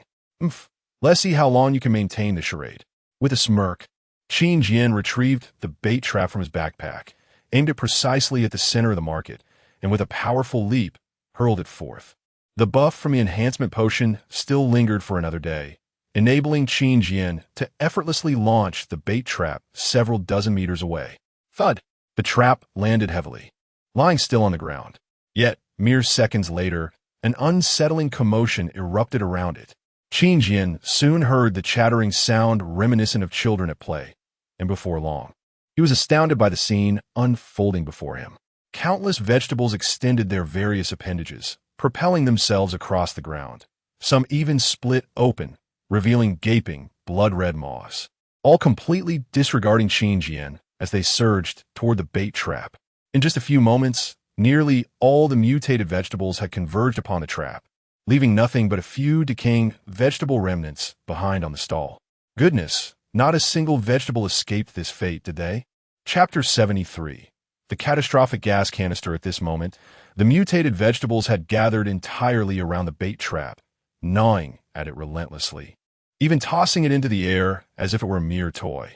The bait trap possessed a certain degree of defense. Otherwise, if it were a human in its place, it would likely be devoured within mere seconds, leaving not a bone behind. Qin Jian did not rush into action, but chose to patiently observe this absurd scene, his eyes fixed intently on it. Before long, the zombies feigning death in the vicinity were drawn to the enticing aroma of the bait trap, awakening and lumbering toward it. What happened next left Qin Jian momentarily stunned. The mutated vegetables seemed to sense that the zombies were approaching to compete for food, and they retaliated, biting back at the zombies. Goodness gracious! They truly could not distinguish friend from foe. Qin Jian couldn't help but exclaim. Although they belonged to different species, they were, in essence, akin to one another. In the next moment, Qin Jian emerged from his hiding spot. If he hesitated any longer, the zombies would surely be consumed entirely by the mutated vegetables. Although there were not many zombies, every single one counted. Qin Jian sprinted a distance away, retrieved a Molotov cocktail, and hurled it toward the densest cluster of zombies and mutated vegetables. He then quickly ducked behind a vegetable stall to avoid detection. With a resounding crash, the Molotov cocktail exploded among the throng of monsters, unleashing a fierce flame that engulfed everything in the vicinity, especially the mutated vegetables, which leaped in all directions, desperately trying to escape the inferno. However, their frantic movements inadvertently ignited their companions, as the flames spread to the remaining mutated vegetables that had initially evaded the blast, resulting in a chain reaction where one after another was set ablaze. Splendid. That is how it should be. The more they struggled, the greater the damage inflicted. Qin Jian peered out to witness this spectacle, his face breaking into a broad smile. In contrast to the blazing mutated vegetables, the ignited zombies remained remarkably calm, collapsing to the ground without a struggle, clinging stubbornly to the bait trap. After all, they were devoid of any sense of pain. A being without pain is indeed formidable. Even though many mutated vegetables have been ignited, a few still managed to escape the flames. Qin Jian, of course, would not let any of the fortunate ones slip away. He drew out his M9, preparing to pick off the remaining mutated vegetables from a distance. Goodness, they're still so lively even with their behinds on fire. Qin Jian attempted to fire a couple of shots, but soon found it challenging. The mutated vegetables were not only darting about erratically, but were also intermingled with their burning comrades, making it difficult for him to hit them. Either he missed entirely or struck those already consumed by the flames. However, this predicament did not daunt Qin Jian. His gaze fixated on a gas canister next to the food stall. How could I have missed this earlier? He couldn't help but lament. The canister was perfectly positioned amidst the throng of monsters. Perhaps the monsters had gathered too closely around it, obscuring it from his sight, which was why he had overlooked such a potent weapon. The reason he deemed it a powerful weapon was that Qin Jian was fully capable of igniting it. A gas canister could easily obliterate several floors, and its destructive potential was unimaginable. At this distance, Qin Jian did not believe he would be caught in the blast. Thus, he boldly aimed at the gas canister and repeatedly pulled the trigger. One shot, 2 shots, 3 shots. Boom! With the 8th shot, the gas canister exploded instantly, unleashing a ferocious shockwave that nearly knocked Qin Jian off his feet. My word, although he had anticipated its immense power, experiencing it firsthand left him utterly astonished. The inferno that erupted from the gas canister consumed everything in the vicinity, and all monsters were ensnared within the blast radius, with none escaping unharmed. Subsequently, several other gas canisters in the area were affected by the explosion, detonating in unison, creating a scene of utter chaos, far more exhilarating than any festive fireworks display. As the cacophony of explosions subsided, Qin Jian slowly rose to his feet, surveying his surroundings. At present, half of the vegetable market had been obliterated. The stalls lay in ruins, and even a makeshift vegetable-selling booths had collapsed. The zombies had been reduced to charred remains, scattered across the ground in a disarray of darkened corpses. The countless mutated vegetables had vanished without a trace, leaving only scorched vegetable roots behind, perhaps the remnants of their existence. Everything around had fallen silent, with only the faint crackling of embers audible. Qin Jian now stood as the sole living being in the vicinity, the one who laughed last. Approaching the site where the monsters had congregated, he found the now deformed bait trap, lowering his head to sniff it. The foul odor had dissipated, replaced by the scent of charred remains. It seemed the bait trap had heroically perished in the chaos. However, it mattered little. As they say, financial loss often leads to disaster aversion, and considering the multitude of monsters he had vanquished, he had likely recouped his losses many times over. Unable to contain his excitement, Qin Jian began to whistle, embarking on a search through the ruins of the vegetable market. Seeds of a common variety should not be sold outdoors, right? Let's check the nearby small booths. After careful consideration, Qin Jian turned and entered a small booth beside the market. To his delight, he found several bags of seeds in the second booth. Though they were small bags, there were quite a few, at least 100 seeds in each. Moreover, the bags were labeled with common crops such as carrots, potatoes, and tomatoes, all rich in various vitamins and precisely the types Qin Jian relished. Let us search a bit more. Who knows what treasures may remain? With no threats lingering in the vicinity, Qin Jian indulged his greed and dashed into other small booths to continue his search. Half a bag of rice should be fine. Take it. Seasonings? Grab them. Cat food? I'll take it. Who knows if I might get a cat or dog in the future? In a mere casual search, Qin Jian amassed a wealth of food and supplies, even collecting dusty old tools from the corners, stuffing everything into his backpack.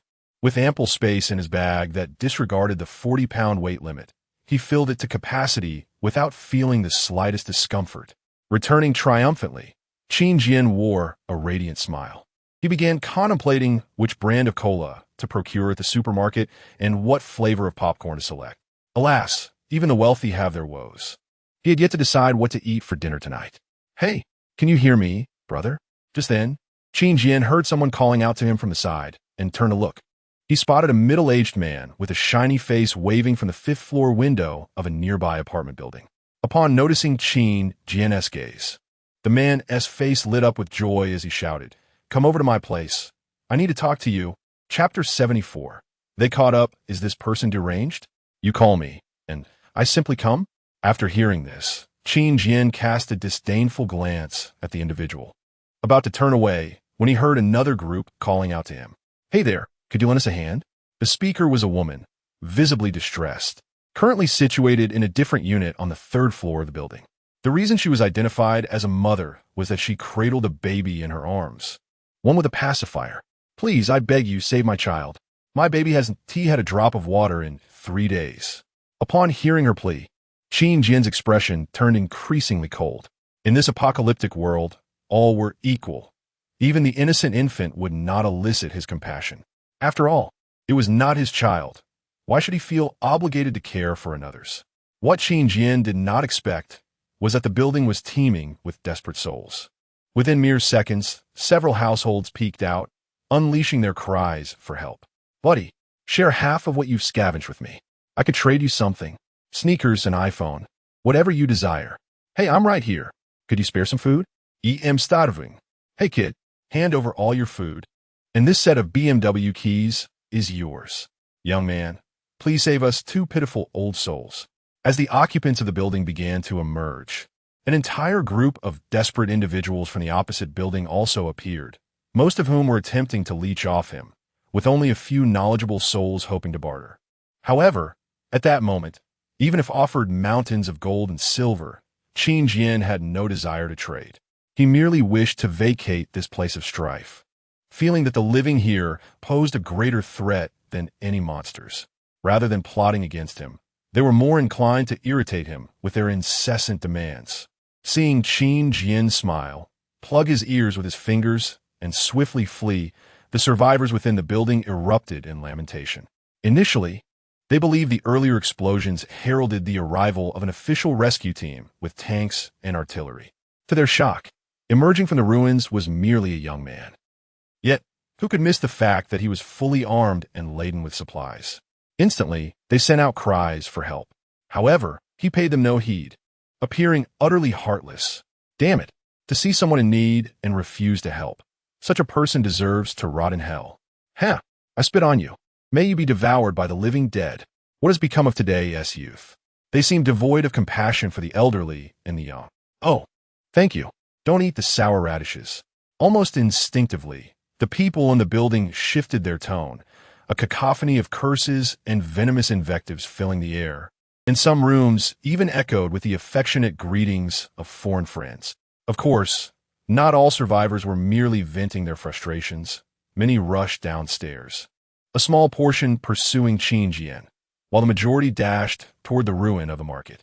Those who emerged were reckless, lacking any safety measures, even masks. They had been driven nearly mad by hunger, having survived solely by sheltering at home, avoiding the worst of the calamity.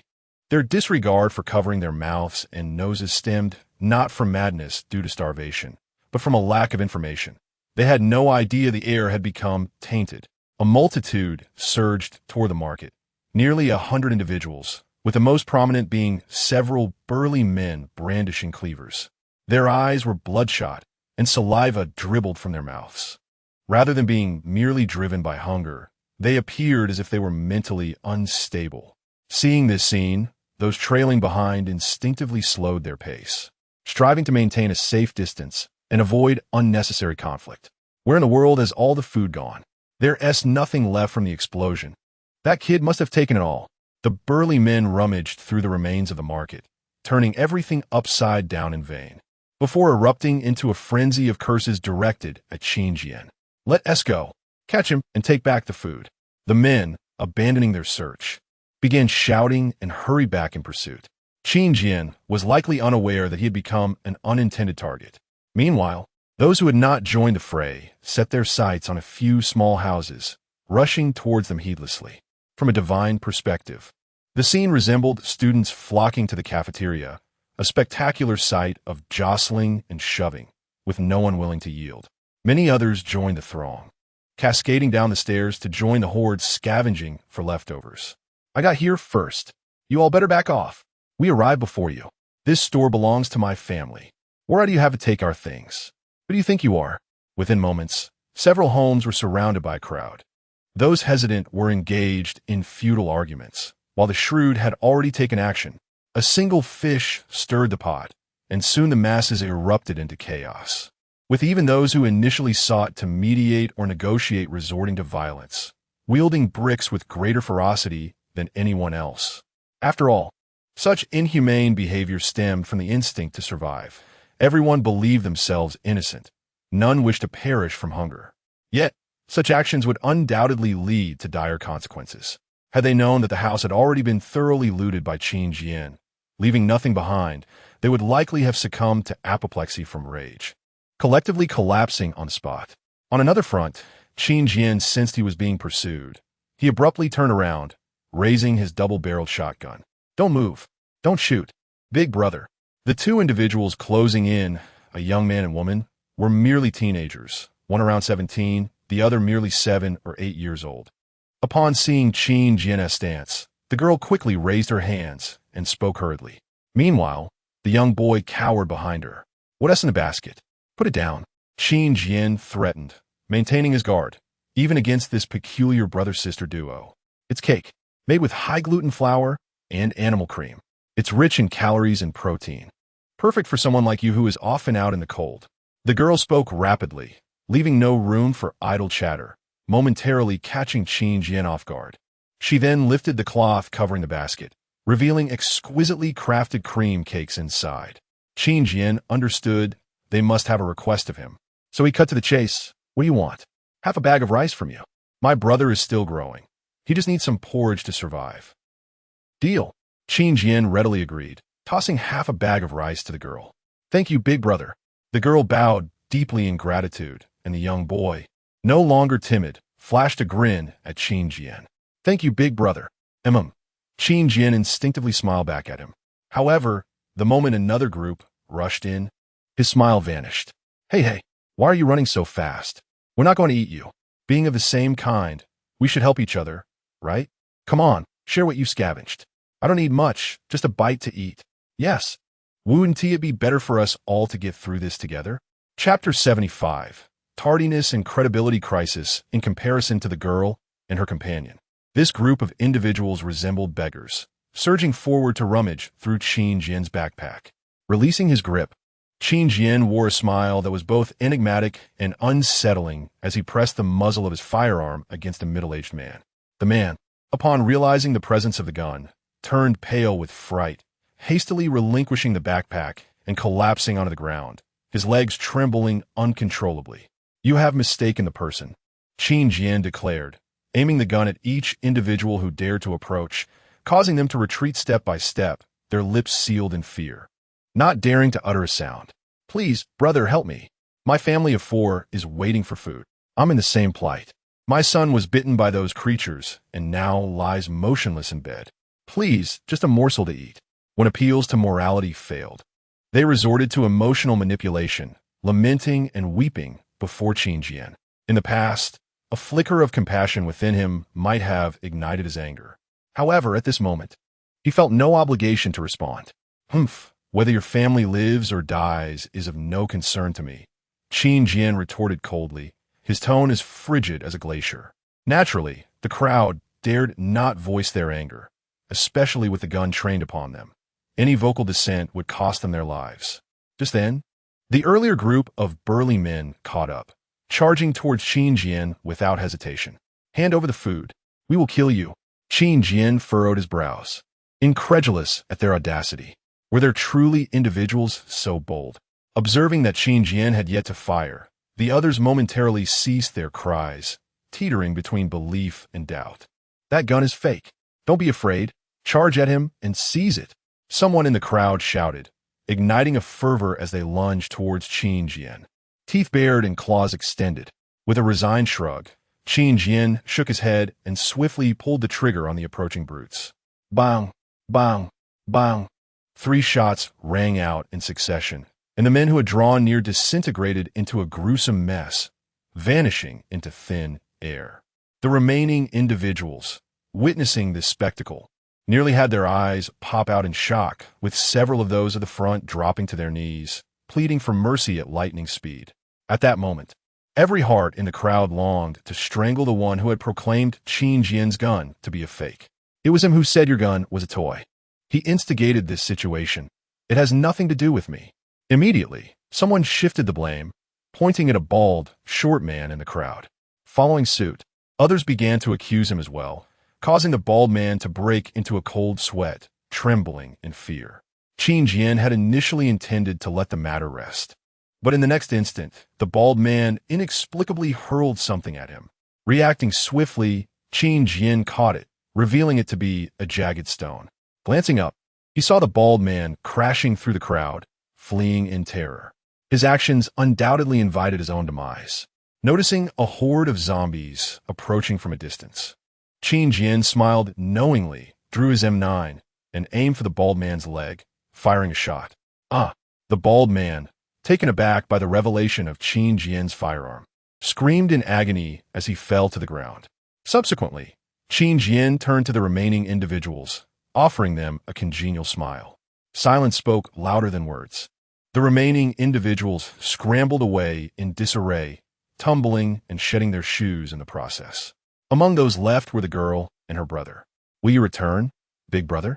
The girl asked with a quivering voice, the events still vivid in her memory, yet she had managed to maintain her composure, as had her brother. I will not. If you wish to trade supplies, seek me at the refuge at the intersection of Peace Road in the Northern District. Qin Jian was pleased with the girl's offered supplies and revealed the location. Without uttering a word, the girl nodded, bowing once more before rising with a radiant smile and hastily departing with her brother. Qin Jian also made his exit, leaving behind the bald man who was still struggling on the ground. Help! Is there anyone who can save me? I have done nothing wrong. Why is everyone treating me this way? The bald man reassured himself while attempting to rise, only to inadvertently tumble over. Zombies had now appeared within 10 meters of him. His desperate cries went unanswered. Moments later, his pleas morphed into agonizing screams that echoed throughout the neighborhood. Qin Jian had not anticipated encountering so many survivors on this solo venture, nor did he expect their utter lack of shame. To snatch food from a tiger's mouth. Truly audacious. With a sneer of derision in his heart, Qin Jian chose to dismiss the matter. Arriving at Rongxing supermarket, he scanned the ID scanner, and with a couple of cheerful beeps, a sweet female voice warmly welcomed his presence. Cola, popcorn, all available. I shall also grab some 5-spice peanuts. Ecstatic, Qin Jian filled his cart, which was soon half full. He did not hurry to leave, but instead knocked on the rooftop entrance. Intending to offer a kind word to Jiang Yingxue and the others, he knocked for quite some time, but received no response. Are they out? He mused with a shrug, turning back to push his cart out of the supermarket. Shortly thereafter, he returned to the refuge, unloading his purchases into the leisure area and placing the cola in the giant refrigerator to chill. After completing these tasks, Qin Jian proceeded to the yard to inspect the pile of corpses for any signs of mutations. An idea struck him. He retrieved a wooden board from inside, inscribed the words "Do not touch the barbed wire, or the consequences will be yours to bear," and affixed it atop the gate with glue after climbing a ladder. Hours passed, and afternoon gave way to evening, the sun gradually descending. Qin Jian piled the mutated corpses together, using alcohol instead of gasoline, and set them ablaze. He then approached the entrance to check outside. Have Li Chuan and his group stood me up? They were supposed to arrive by noon. Initially, Li Chuan's crew had not left a favorable impression on Qin Jian, and with their tardiness extending for several hours, he contemplated placing them on his blacklist. Moreover, having already gathered a substantial amount of seeds, Qin Jian found himself no longer in need of what Li Chuan offered. Thus, he simply dismissed the matter and retreated indoors to watch a film. Although it was an old movie, Qin Jian found great enjoyment in it, relishing every moment. Even in this parallel world, he had not indulged in films for quite some time. The cinema of this world was, in fact, far more captivating than that of his previous life. Midway through the film, Qin Jian rose to fetch a chilled cola, only to be interrupted by a loud banging on the door outside, prompting him to investigate. Is Mr. Qin in there?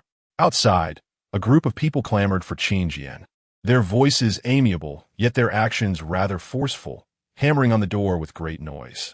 Qin Jian promptly approached and spotted Li Chuan at the forefront of the crowd. Chapter 76, Weekly Refresh Complete, Joyful Lottery Moment. The moment Li Chuan laid eyes on Qin Jian, he immediately smiled and offered his apologies. I beg your pardon, Mr. Qin. We arrived late.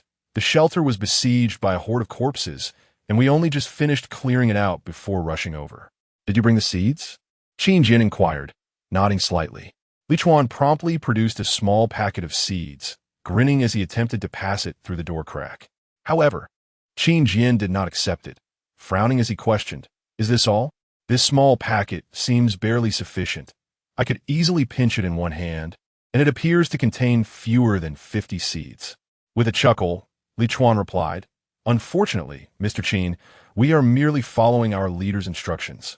This is all the seeds we can offer. We must retain some for our survival resources. Upon hearing that it was indeed their leader's directive, Qin Jian felt a flicker of curiosity, but chose not to press further. With a dismissive snort, he replied, Fine, let it be. It seems your leader is not genuinely interested in conducting business with me. Just as Qin Jian was about to return inside to fetch some medicine, Li Chuan suddenly interjected. For bottles of insecticide. What? Qin Jian paused, turning back with a perplexed expression. I distinctly remember you stating yesterday that you only wanted 2 bottles. Li Chuan's statement was a blatant attempt to raise the stakes, and Qin Jian's trust in them began to erode. Haha, it's also our leader's command. After all, we are not foolish. In these times, seeds hold immense value, and no one wishes to relinquish them easily. Li Chuan maintained his cheerful demeanor, earnestly explaining. So, Mr. Qin, please make a concession. This handful of seeds for 4 bottles of insecticide. Once the medicine proves effective and cures them, we shall return to express our gratitude. Initially, Qin Jian perceived Li Chuan's scholarly appearance as unsuitable for a team leader. However, it was becoming evident that he possessed the qualities necessary for the role. Given his silver tongue, throughout the conversation, he remained amiable, making it challenging for Qin Jian to counter his words. Nevertheless, as the saying goes, the older the ginger, the spicier it is. Having lived nearly 40 years in his previous life, Qin Jian was not one to concede easily when it came to reasoning. The only way to assert his stance was to refuse to reason at all. Leaning closer to the door crack, he declared to Li Chuan, "No concessions. Li Chuan's Sumila Faltarat. Mr. Qin, since your leader is interfering with our transaction, I believe it is unnecessary to proceed." After saying this, Qin Jian turned to leave. Mr. Qin, think carefully. Seeds are hard to come by in this world. Li Chuan's persistent voice echoed behind him. I understand that insecticide is valuable, but we are simply seeking mutual benefit. You should truly reconsider. As Qin Jian listened to Li Chuan's incessant pleas, he fought the urge to burst into laughter. Seeds are hard to come by. He had just acquired hundreds, and asking him to reconsider? Was this an implicit threat? Qin Jian decided to ignore him entirely and strode into his house. Seeing Qin Jian retreat, Li Chuan and his companions seemed ready to oppose him, leaving without so much as a backward glance. Observing their departing figures, Qin Jian shook his head and muttered to himself, I hope this doesn't lead to conflict between us. After all, you cannot afford it. A smile crept onto his face, radiating confidence. Upon returning to the leisure area and finishing the latter half of the film, Qin Jian loaded another disc, becoming engrossed in the second feature. Soon, the table was cluttered with snack wrappers and peanut shells, and several bottles of cola lay empty on the floor. After a satisfying burp and wiping his mouth, he gathered the trash and stood to leave the leisure area. Stretching lazily, he couldn't help but exclaim, what a delight! Who else enjoys such royal treatment? While others languished in their shelters, fretting over food and water, or despairing due to a lack of weapons, he was comfortably seated in his private luxury theater, watching movies, munching on popcorn, and sipping cola. Reflecting on the morning's desperate cries for help and the antics of Li Chuan's group, Qin Jian couldn't suppress a sense of schadenfreude. Those clowns wouldn't receive a morsel from him, even if they starved. As it was already past 11 in the evening, Qin Jian felt no inclination to prepare dinner. Besides, the copious amounts of cola he had consumed had dulled his hunger. Perhaps a sweet treat will suffice. Recalling the cream cake the girl had traded with him, he quickly retrieved it from the basket. Delicious. Is this animal cream? The flavor is indeed distinct, he mused, admiring the intricate weaving of the small basket. Qin Jian deemed the girl's exchange of supplies a stroke of fortune, as he had depleted his stock of cream bread 2 days prior, leaving him without afternoon tea or dessert. This timely influx of provisions enriched his food inventory significantly. Eating cream cake in a post-apocalyptic world felt like a lavish indulgence. While others scoured for sustenance, he had restored his regular 3 meals a day, complete with afternoon tea and snacks, effectively 5 meals daily. Yet he remained unsatisfied with the status quo. Suddenly, it struck him. Perhaps he had become a connoisseur of luxury from the very first day. He chuckled at his self-mockery, but felt no remorse. After all, who was he to repent? He hadn't committed any wrongdoing, merely indulged in a bit of pretense. With a plethora of junk food consumed, Qin Jian lay back on his soft bed, swiftly drifting into slumber. The following morning, he flung off the covers and jubilantly sprang to his feet. It's lottery day. Today, I shall win the grand prize. Pausing, he reminded himself to first tally his points. Returning to his senses, he opened the settlement interface. Survival confirmation, 30 points. Quality sleep, 20 points. Greasy diet, 16 points. Burned insect eggs, 415 points. Zombies killed, 205 points. Zombie dogs killed, 46 points. Mutated vegetable monsters killed, 3,959 points. Annihilated over 100 enemies in one go, 1,000 points. Instigator of chaos, king of destruction, 200 points. Conducted a successful trade with survivors, 50 points. Humans killed, 404 points. Allies using a single-barreled shotgun to kill monsters, 588 points. Allies using a crossbow to kill monsters, 468 points. Point settlement, 75 remaining points, 11,815. Oh ho ho. I have over 10,000 points. Qin Jian leaped up, nearly hitting the ceiling. Now that is what I call a man's savings, despite having only saved for 2 days. However, Qin Jian was not in a rush to level up. Instead, he quickly dressed and headed to the courtyard, making a beeline for the recycling machine. He needed to redeem all 5 rewards before he could truly relax. With swift movements, Qin Jian collected the corpses one by one, placing them on the conveyor belt. Now, this one I cannot give you. He was shrewd enough to keep the mutated corpses, discarding the healthy ones onto the conveyor. After all, the mutated ones could yield points. Perhaps I should upgrade the conveyor machine first? As Qin Jian was about to press the power button on the recycling machine, a sudden thought struck him, prompting him to access the upgrade options. Corpse collection machine upgrade path. Corpse harvester branch enhanced efficiency.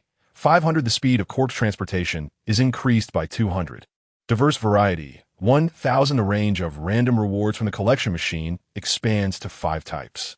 Grasping opportunities. 1,500. The demand for corpses is reduced from 10 to 9. Composed and unhurried. 2,000. The frequency of recovering random rewards shifts from once a week to twice a week. After a brief glance, Qin Jian resolved to upgrade all branches except for grasping opportunities. After all, this option seemed rather trivial, merely decreasing the demand for one corpse. With the way he was disposing of corpses in his courtyard, burning and tossing them into the recycling machine, he had no fear of scarcity. The primary allure was the diverse variety option. An increase to 5 types of random rewards might hold some delightful surprises in store for him. Upon deducting 3,500 points, the recycling machine underwent a remarkable transformation.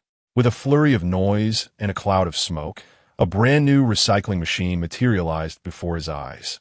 Although the changes were not drastically different, the skull emblem appeared notably larger.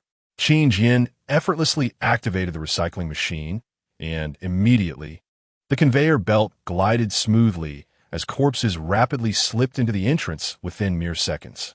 Goodness, such efficiency! It was truly befitting of a machine that had just been upgraded. Chapter 77. Winning the grand prize, the upgraded efficiency recovery machine was now frenziedly collecting corpses, with Qin Jian almost overwhelmed by the sheer volume he was pouring in, struggling to keep pace with its voracious appetite. After retrieving nearly 50 bodies, the recovery machine emitted a thunderous noise. Subsequently, 5 items were ejected in a cacophony of sound. Qin Jian hurried over to collect them, examining each carefully. They comprised 3 suitcases and 2 backpacks. Ah, the moment to test my luck has arrived. Will I emerge as a fortunate soul today, or merely a commoner?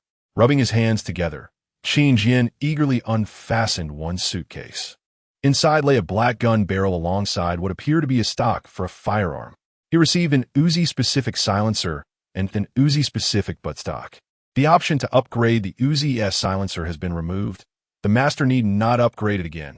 The option to enhance the Uzi-S precision has also been diminished, reducing the cost for the Master S subsequent precision upgrades. The system's voice rang out. Qin Jian exclaimed in delight, realizing that his decision to delay the Uzi upgrade yesterday was indeed prudent. Otherwise, unless he crafted another Uzi, he would have nowhere to utilize these additional components. Such treasures. Indeed, not only did he avoid spending points on the silencer upgrade, but he also reduced the cost of another upgrade option. He could simply make up the difference later. Pleased with his first round of prizes, Qin Jian promptly retrieved the Uzi from his backpack and proceeded to install the components. The Uzi-S silencer was slender like a metal pipe, and the buttstock could fold, yet when extended, it became quite lengthy. In essence, once the components were affixed, the overall length of the Uzi had doubled, and gripping the stock felt as if he could wield it like a club. Yet, despite these enhancements, he lacked ammunition. Thus, acquiring some rounds seemed reasonable. Qin Jian muttered to himself, filled with anticipation as he opened the second suitcase. Molotov cocktails and smoke grenades? Upon discovering 5 Molotov cocktails and 5 smoke grenades within, his eyes widened. Each Molotov cocktail cost 500 points, as did each smoke grenade. This amounted to a staggering profit of 5,000 points. What a windfall! My luck remains as sharp as ever. Qin Jian couldn't help but boast. Quickly moving on to the third suitcase. Inside were more dark objects. This time, however, they were not components, but rather a series of extended magazines. The system's voice promptly announced, acquired 20 Uzi extended magazines. The option to upgrade the Uzi's magazine capacity has been eliminated. The master need not upgrade it again. Goodness, today truly belongs to the Uzi. Qin Jian couldn't help but exclaim, hastily attaching the extended magazines to the Uzi and discarding the smaller magazines into the machine's entrance. If memory served correctly, the upgraded Uzi could hold 50 rounds, meaning this haul effectively replenished his supply by 1,000 rounds of submachine gun ammunition. While the Uzi had a rapid fire rate, if used judiciously, it could last him a couple of days, right? Regardless, just think of the countless monsters he could slay with 1,000 rounds. He'd surely recoup the points spent on ammunition in no time. Now, only 2 backpacks remained, and Qin Jian did not rush to open them. Instead, he picked one up and weighed it thoughtfully. It seemed filled with various bottles and jars. Could it be canned goods? Furrowing his brow in confusion, he opened the backpack for inspection. It was filled with approximately dozens of transparent glass jars. Each jar was palm-sized with a capacity of about 300 milliliters, akin to a can of beverage. However, instead of a drink, the jars contained a green liquid. While this green liquid could potentially be a green apple-flavored drink, Qin Jian's intuition told him it was likely not something consumable. After all, they were merely transparent glass jars with no branding. Who would dare to taste what lay within? In the next moment, the system elucidated the nature of these jars. Acquired 20 jars of seed catalyst. Qin Jian paused, pondering. Seed catalyst? Could it be related to greenhouse cultivation? Without hesitation, he resolved to unlock the greenhouse on the second floor shortly. Previously, he had refrained from unlocking it due to the lack of seeds, but now that he possessed some, it was time to cultivate food. Quickly, he opened the final backpack, and this time it contained neither food nor ammunition, but rather a peculiar apparatus, resembling a water cooler, yet constructed entirely differently. It was made of steel and was surrounded by numerous pipes. Rather than a simple container, it resembled a complex instrument. It even had 2 straps at the back, seemingly meant to be worn. Without attempting to guess, Qin Jian awaited the system's introduction. Acquired 1 water purifier. The system soon confirmed. Qin Jian was taken aback and gulped, inquiring, "Is this an apparatus capable of purifying water?" "Affirmative," the system replied. "Can it purify any water?" Indeed, after receiving this confirmation, Qin Jian clenched his fists, bursting into jubilant celebration.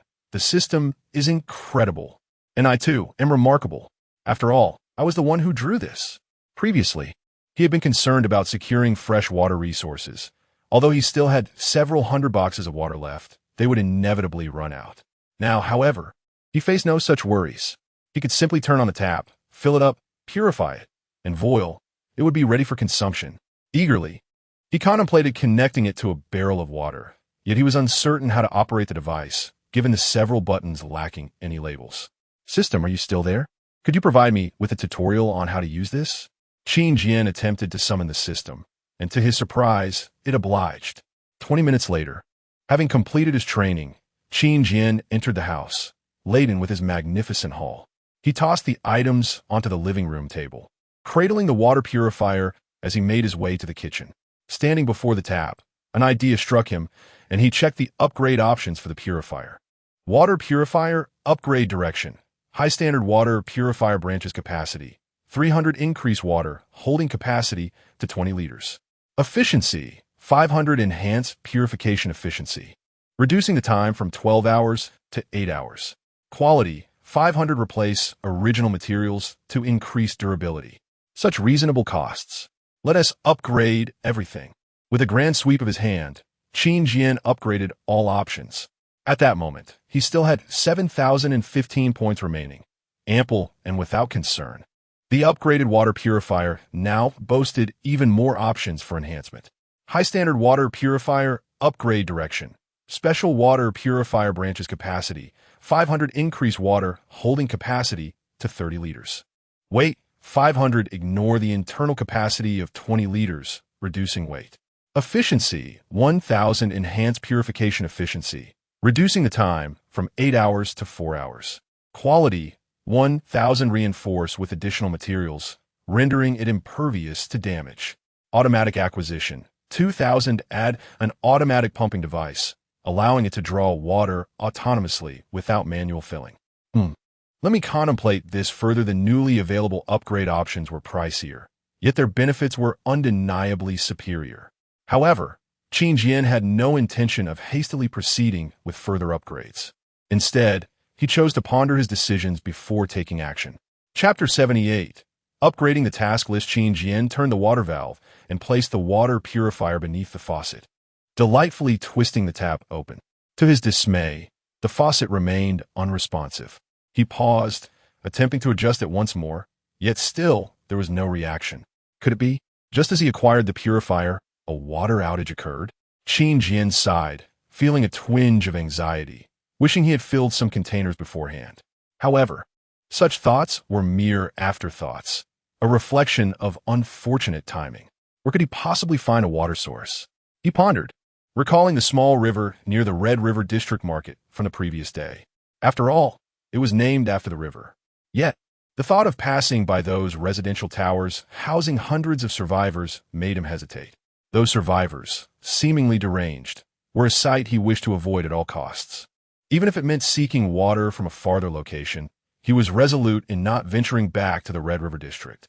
With the purifier temporarily set aside, Qin Jian turned towards the task list to check the newly refreshed tasks for the week. Task list, upgrade direction. Medium task list, 2,000. Task 1. Use Molotov cocktails to incinerate 200 zombies. Reward, 3,000 points. Task 2. Eliminate 100 human enemies. Reward, 2,000 points. Task 3. Spend over 24 hours outdoors. Reward, 1,500 points. After reviewing these tasks, Qin Jian scratched his head, feeling somewhat embarrassed. The difficulty seemed significantly greater than the previous week. Molotov cocktails weren't grenades. Their blast radius was limited. Previously, he had easily dispatched many zombies due to them being flammable mutated vegetables.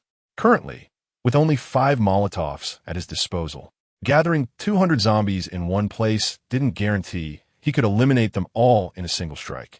The second task posed an even greater challenge, unless he incited public outrage, provoking the survivors in the Red River District to seek revenge upon him. It was impossible to complete. Moreover, he was not the type to instigate conflict. His principle was simple: do not harm others if they do not harm him. The third task appeared manageable, but it required spending the night outdoors, a notion he had never considered before. Nevertheless, it was worth a try.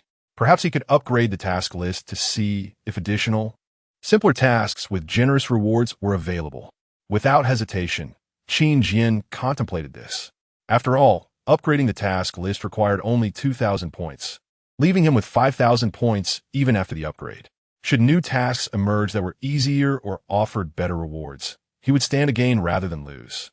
Without a moment's doubt, he upgraded the task list. Boom! With a resounding crash, the task list expanded considerably, now crafted from finer materials that gleamed with a golden sheen, its surface as smooth as silk. Upon examining the task list again, he realized the content had transformed dramatically. Medium task list, upgrade direction. Large task list, 10,000. Overview, increased task volume, with a fort master having 2 opportunities each week to reassign tasks. Task 1. Use Molotov cocktails to incinerate 200 zombies. Reward, 3,000 points. Task 2. Eliminate 100 human enemies. Reward, 2,000 points. Task 3. Spend over 24 hours outdoors. Reward, 1,500 points. Task 4. Go to the water's edge and collect 100 liters of water. Reward, 5,000 points. Documentation of mutated vegetable monsters. The overview contained crucial information. Reassigning tasks. How splendid. Just in time, as he had no desire to undertake the first 2 tasks. Qin Jian's spirits soared as he quickly opted for task reassignment, completely discarding the first 2 tasks. Task 1. Team up with allies to slay 100 zombies. Reward, 2,000 points. Task 2. Consume 1 red pill, 1 blue pill, and 1 sharp-eyed elixir. Reward, 1,000 points. Upon seeing the reassigned tasks, Qin Jian's eyes sparkled with excitement. These tasks were exceedingly simple. Not only could he easily kill 100 zombies on his own in a day, but the second task of consuming pills was something he would do regularly anyway. With the increasing dangers outside, how could he traverse without taking enhancement potions? In summary, while the reward for the 2 new tasks seemed lesser than the previous ones, their simplicity was undeniable. He then turned his attention to the newly added 4th task. This task was perfectly timed. After careful consideration, he realized that all 4 tasks could be interconnected within a single scope, allowing for their completion in one go. Since the 4th task required collecting 100 liters of water, he would need to team up with others to carry it, as he could not manage such a volume alone. Given the commotion on the way, encountering zombies was inevitable, making the completion of the first task effortless. Furthermore, since the water purifier required 8 hours to purify the source, and even with an upgrade, it would still take 4 hours, he would likely have to collect water overnight, thus completing the 3rd task as well. As for the 2nd task, it was practically a given. Qin Jian was elated. These 4 tasks were akin to a feast laid before him. Unless he encountered formidable foes akin to mutated vultures, nothing could hinder his progress.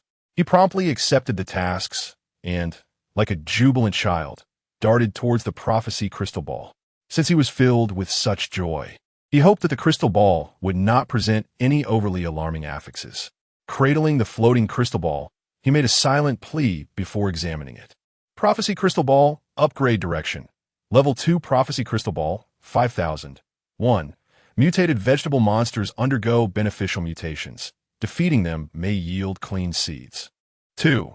The temperature will drop sharply for several degrees, resulting in a significant die-off of bacteria. 3. The cold will gradually enable zombies to develop antibodies, making them more active both day and night. After contemplating the 3 affixes, Qin Jian engaged in deep thought. The first affix was undoubtedly positive, even somewhat miraculous, alleviating his concerns about the rapidly diminishing sanity levels of the mutated vegetables. After all, defeating them could yield seed rewards. How could he possibly resent that? As he often said, the more seeds, the better. He would never complain. From the perspective of other survivors, the second affix could be deemed beneficial, although their awareness of it was irrelevant to him. The third affix was crucial, though its implications remained uncertain. Nevertheless, no matter how formidable the zombies became, as long as they did not mutate further, a single bullet would suffice to bring them down, right? Indeed, this week's affixes were remarkably gentle. Qin Jian smiled slightly, giving a thumbs up to the prophecy crystal ball. However, he soon found himself contemplating another issue. The prophecy crystal ball did not merely generate 3 affixes each week. It produced numerous affixes, but only those from the upgraded version were visible. Otherwise, had he inadvertently discovered mutated vegetable monsters or mutated vultures, the crystal ball would have surely provided that vital information at the time. Yet, he was left with just 5,015 points, and upgrading it to level 2 would deplete all his hard-earned points. Chapter 79, Fully Equipped Uzi. Unlocking the greenhouse, although the initial decision was to await the prophetic crystal ball's guidance before upgrading as necessary. It now appeared that there was little need to enhance defensive capabilities. Regardless of the chill in the air, my protective suit was sufficient against the cold. No matter how formidable the zombies, they could still be dealt with decisively. Thus, it seemed wiser to bolster my offensive capabilities instead. Never mind. I shall upgrade you once I am financially more comfortable.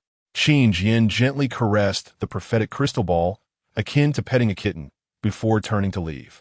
He then approached the light weapon crafting station, eager to prioritize the upgrade of the Uzi. Uzi submachine gun upgrade direction.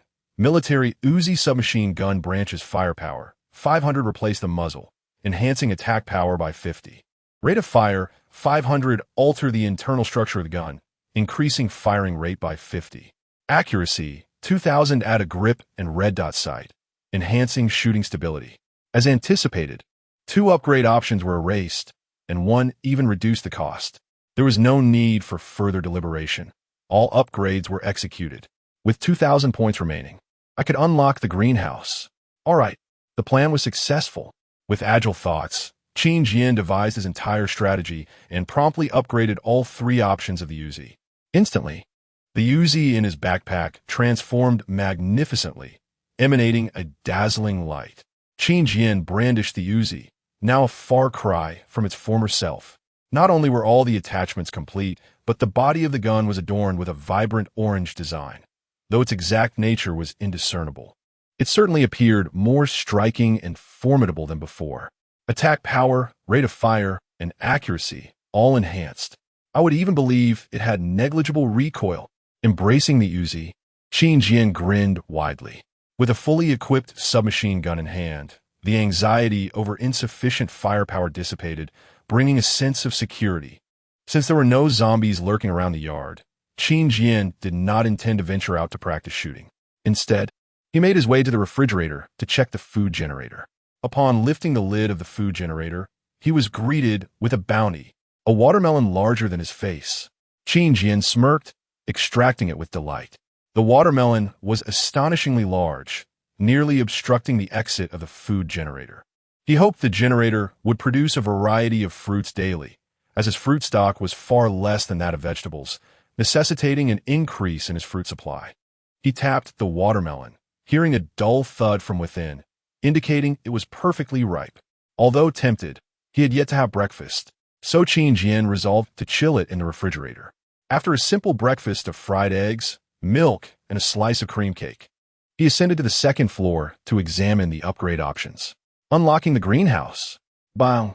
Just as Qin Jian finished his statement, a loud noise erupted behind him, and upon turning, he noticed a door had appeared in the wall before him. It was unmistakably the entrance to the greenhouse. With exuberance, Qin Jian pushed open the door, carrying the seeds he had collected. Before him stood a greenhouse reminiscent of those often seen in rural areas. As he opened the greenhouse door, a warm breeze enveloped him. Goodness, it truly was a greenhouse in the literal sense, warm and inviting, Qin Jian remarked, taking a closer look at the internal structure. Although the space appeared empty, there were 2 plots of land on either side of him. The soil seemed to have been prepared, albeit with a somewhat yellowish hue, suggesting inferior quality. Having spent some points, Qin Jian was eager to check the greenhouse's upgrade options, for this would serve as a crucial source of sustenance that required careful cultivation. Greenhouse upgrade direction. Intermediate greenhouse branches seed catalyst. 500 bottle purchase a growth experience for your fields. Soil, for 1,000 enrich the soil, enhancing its fertility and increasing crop maturation speed. Area, 3,000 expand the current 30 planting units to 40 planting units. Timer, 1,000 add a fruit timer to monitor the maturation time of all crops. Seasonality, 2,000 any crops planted in the greenhouse will ignore unsuitable planting seasons, effectively accelerating maturation. Automated care, 5,000 introduce multifunctional sprinklers within the greenhouse, eliminating the need for manual care. The sprinklers will automatically water, fertilize, and apply pesticides daily. While all options seemed expensive, completing these upgrades would undoubtedly yield exceptional crop growth.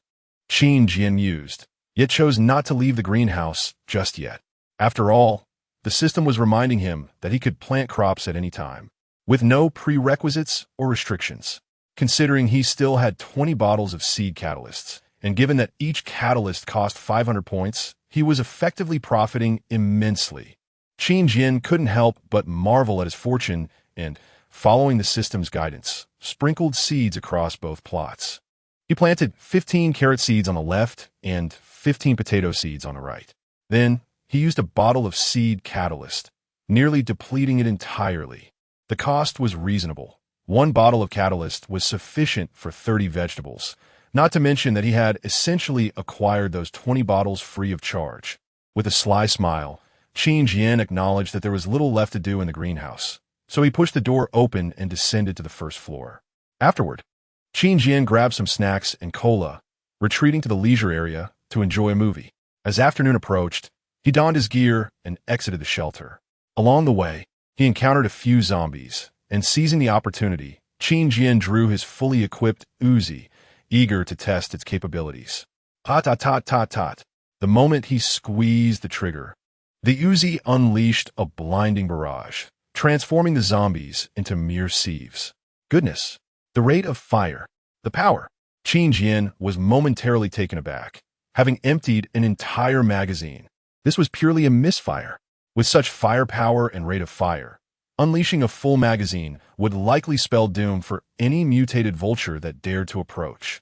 After a moment of regret, Qin Jian reloaded the Uzi and stowed it in his backpack, retrieving his M9 to continue onward.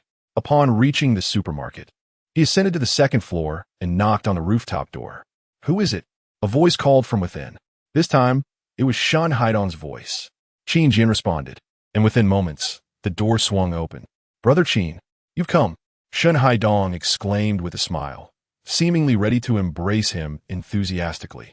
Qin Jian quickly pushed him away, a smirk on his face. "No need for such enthusiasm. While I can tolerate Jiang Yingshua's embrace, a big man like you is quite unnecessary. That's not acceptable. Brother Qin, you're quite the rare guest to us," Shen Haidong replied, quickly offering him a snack. "Here, have a sausage." Qin Jian politely declined, stating he had already had breakfast, then glanced around, grinning as he noted, "It seems you all scavenged quite a bit of supplies yesterday. How did you know we went out yesterday?" Shen Haidong asked, astonished. "Because I looked for you yesterday, and you weren't here." "Oh,